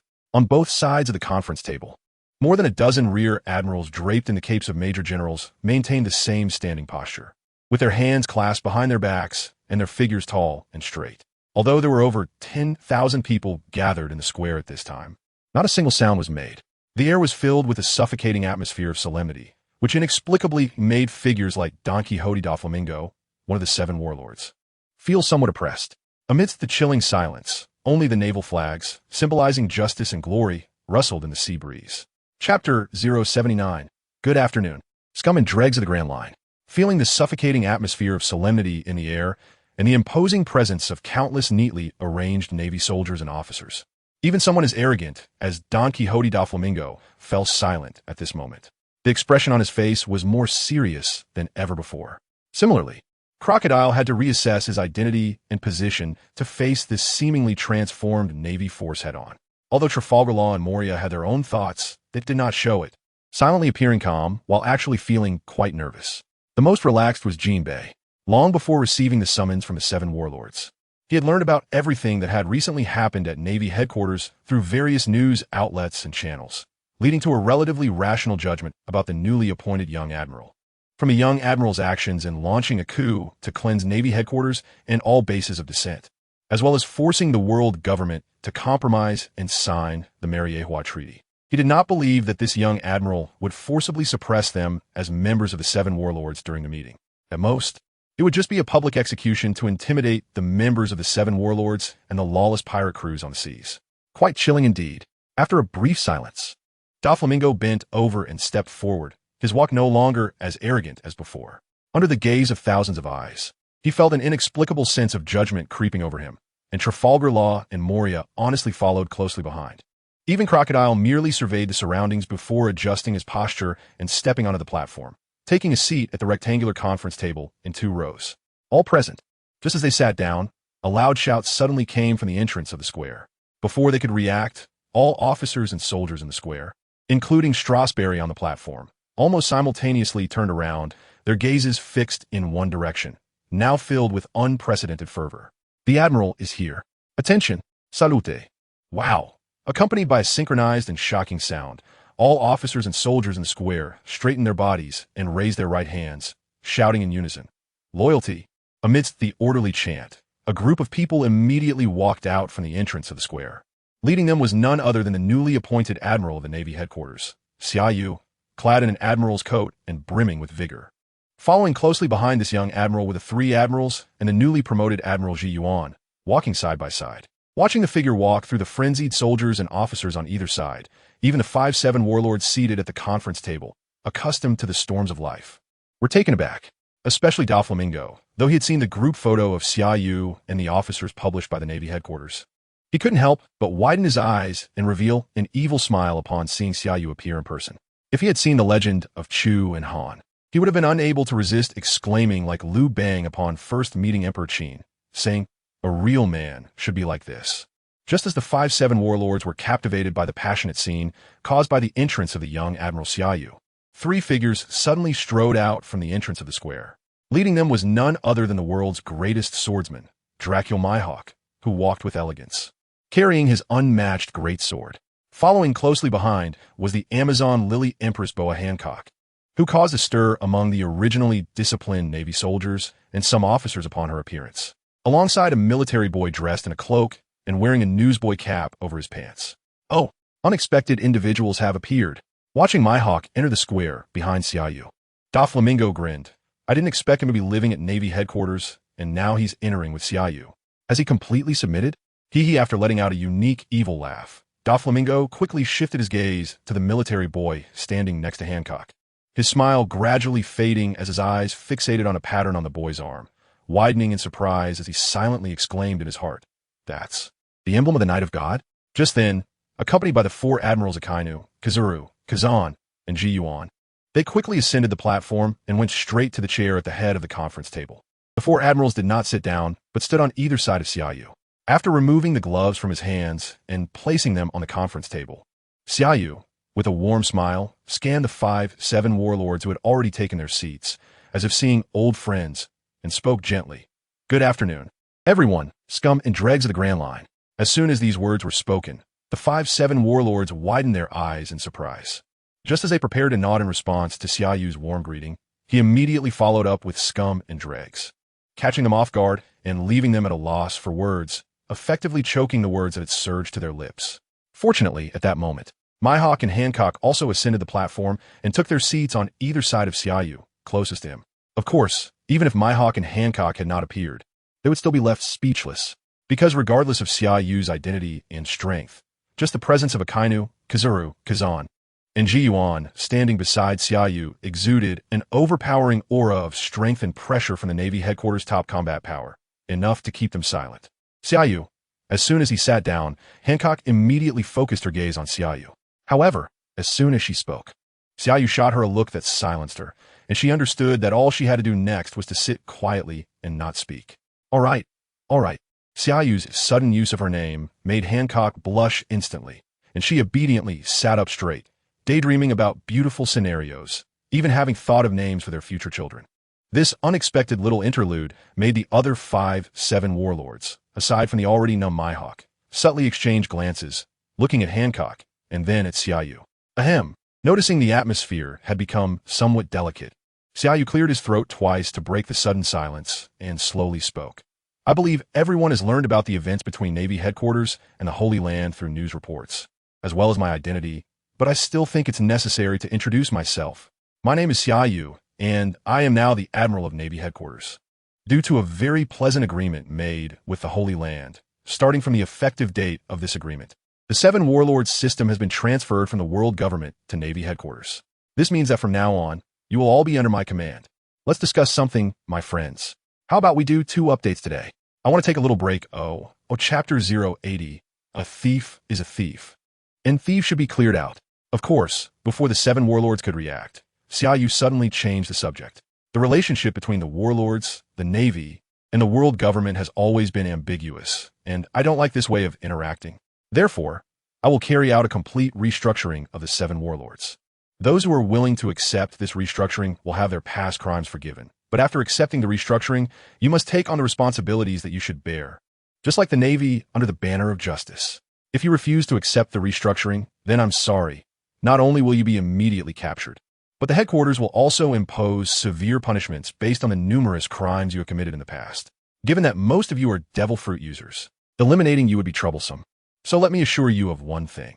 As long as I have not found a way to transfer the powers of the devil fruits within you, you will not die for the time being, but you will live in great pain. As soon as Xia Yu finished speaking, Doflamingo let out a low, mocking laugh. Hey, you called this meeting to discuss with us, but you never intended to let us leave alive, right, Marshal Xia Yu? You can understand it that way. Xia Yu smiled and nodded. Some of you may have become pirates out of necessity, and perhaps some of you, despite bearing the title of pirate, have never committed wanton slaughter of innocents. But none of this matters. I am a marshal of the Navy headquarters, and I fly the seagull flag that symbolizes justice and peace. Naturally, I do not wish to associate with thieves. A thief is a thief, and thieves should be cleared out and eliminated. Therefore, I now give you an opportunity to turn from darkness to light. Abandon the title of 7 warlords. Accept the transformation to become a true Navy officer, and then atone for the crimes you have committed in the past. At this point, Xia Yu raised his hand to check the time. You don't need to respond right now. The execution time is approaching. I'm not a tyrant who does not reason. Just give me an answer before the execution ends. Of course, you can also rise up and resist now, provided you are absolutely confident that you can take down the 4 admirals beside me and break through the encirclement of all the officers and soldiers of the headquarters. Upon hearing this, Jinbei, who had been silent, suddenly stood up and sincerely asked, Marshal Xia Yu, is there really no room for negotiation? Do we only have the choice between accepting the transformation to become Navy or being eliminated? Yes. Xia Yu slightly raised his head. To be honest, several of you have committed crimes that are sufficient for public execution and to be tossed under the sun to be scorched for 10 days and nights. Allowing you to undergo transformation is already the greatest grace I can offer. Jinbei, I have heard many legends about you. After taking over as the captain of the Sun Pirates from the first captain, you have not only refrained from wanton slaughter, but have also gained recognition from many powerful individuals. You have earned the title of Sea Hero for your chivalrous deeds, and you enjoy the honor that comes with that title. However, I do not consider you a qualified sea hero. A true hero should wear the insignia of justice to maintain peace under the order of justice, taking it upon themselves to eradicate all evil, rather than mingling with a group of pirates and losing themselves amidst flattery. After a brief pause, Xia Yu shifted his tone.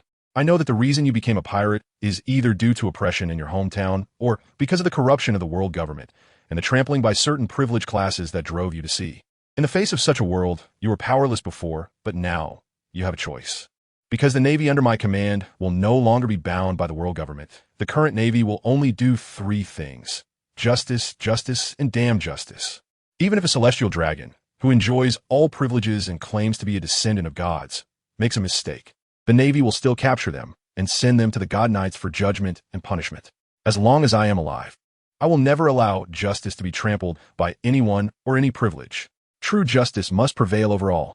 Having said this in one breath, Xia Yu shifted his gaze from Jinbei to Hancock, Moria, Crocodile, and Doflamingo, his gentle gaze suddenly turning fierce and domineering.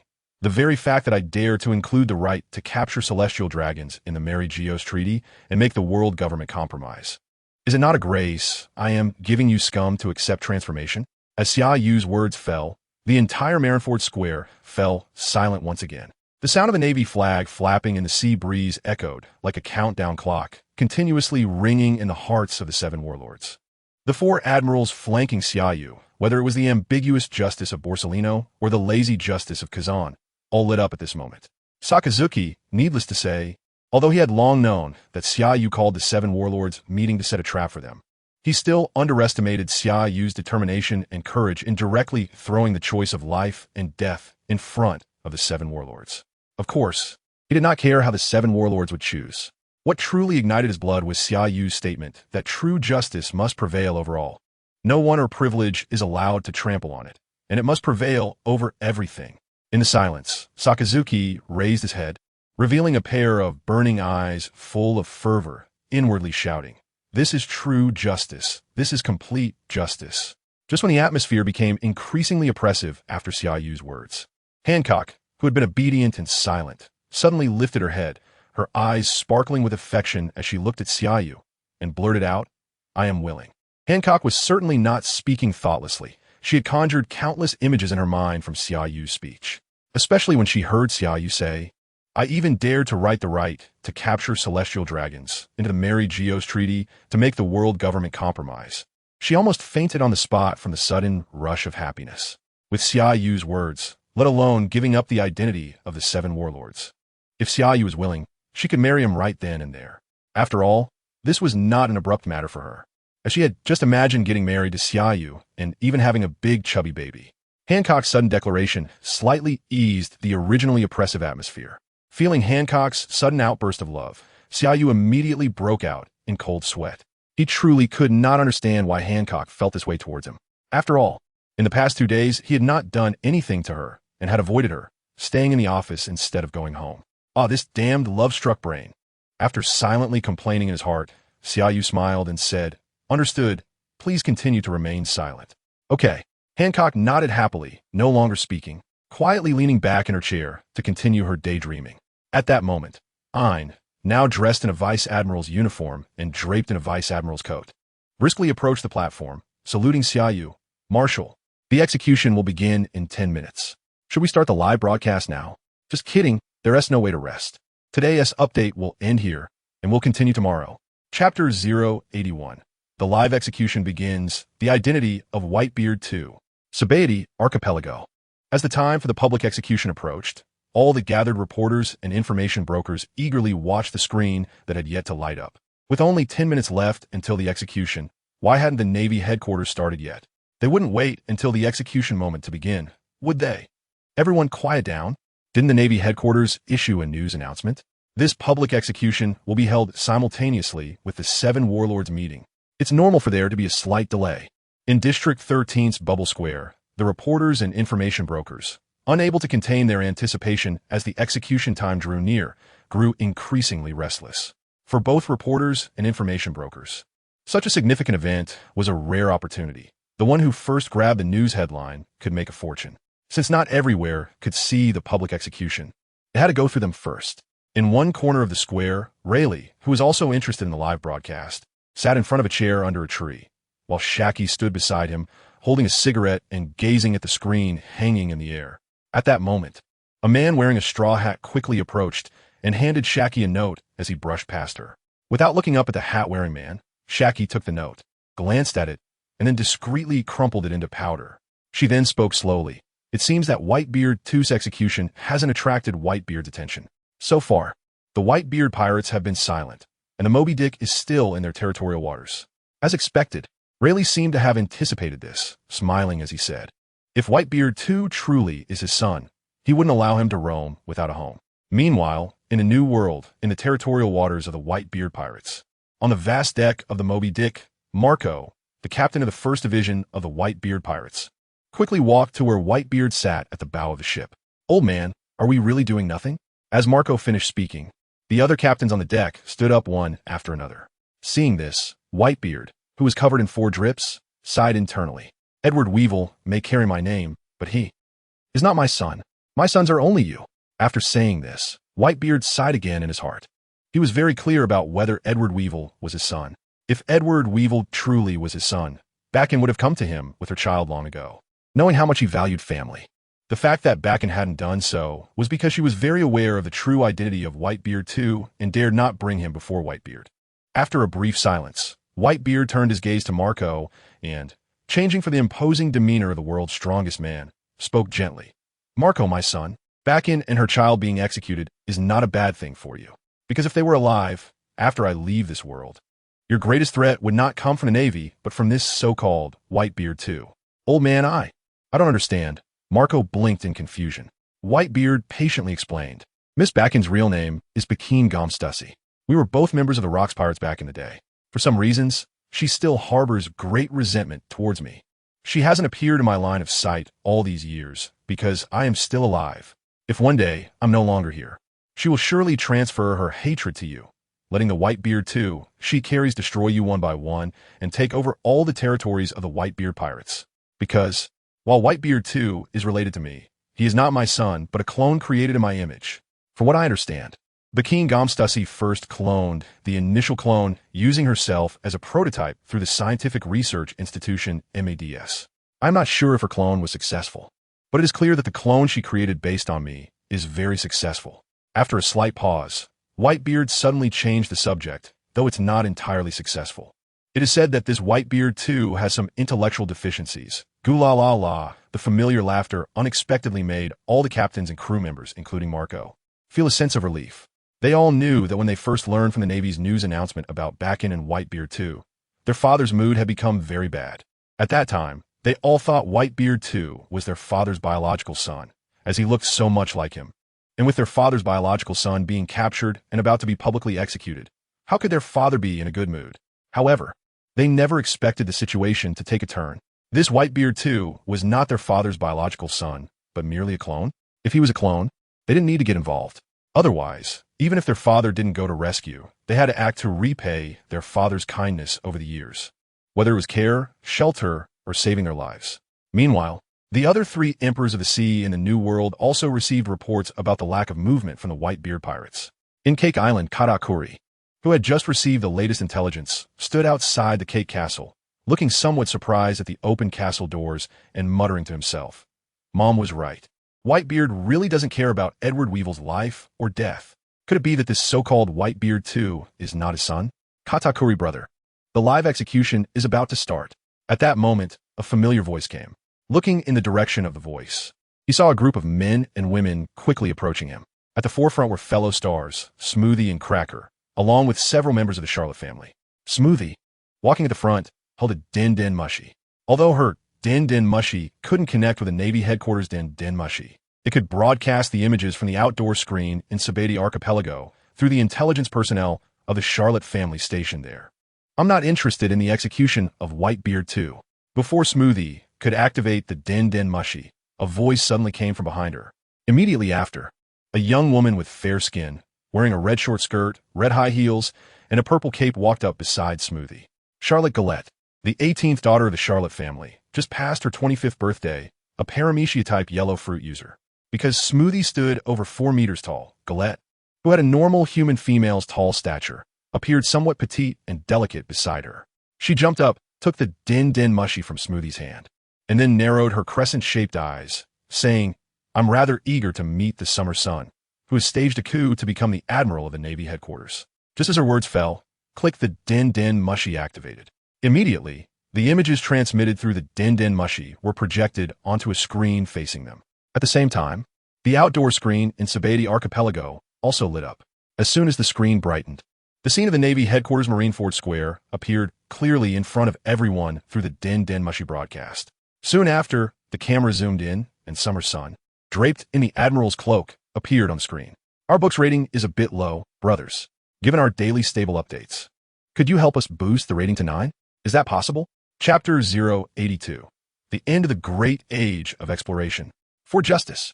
As the live broadcast began, all those around the world who were following this public execution held their breath at that moment.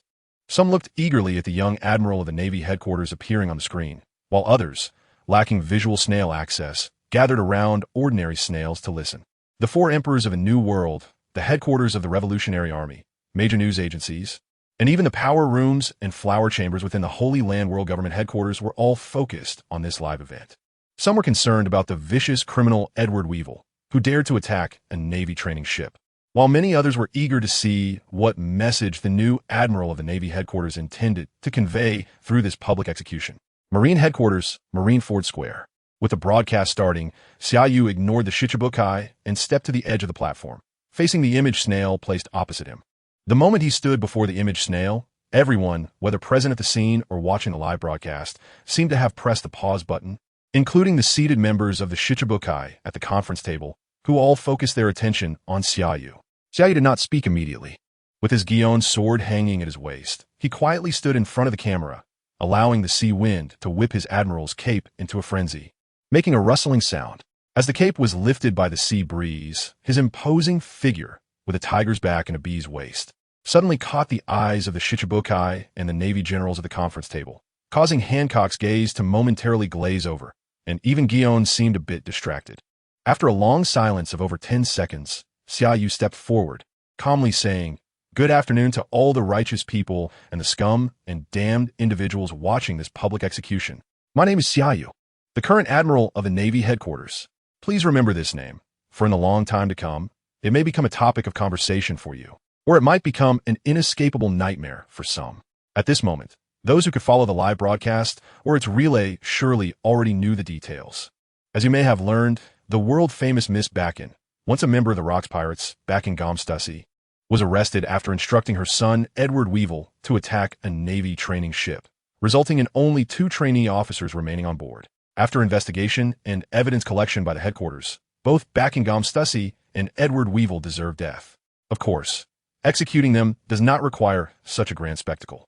The reason I am conducting this public execution via live broadcast is to talk to the world and let those criminals who continue to trample on justice and order know.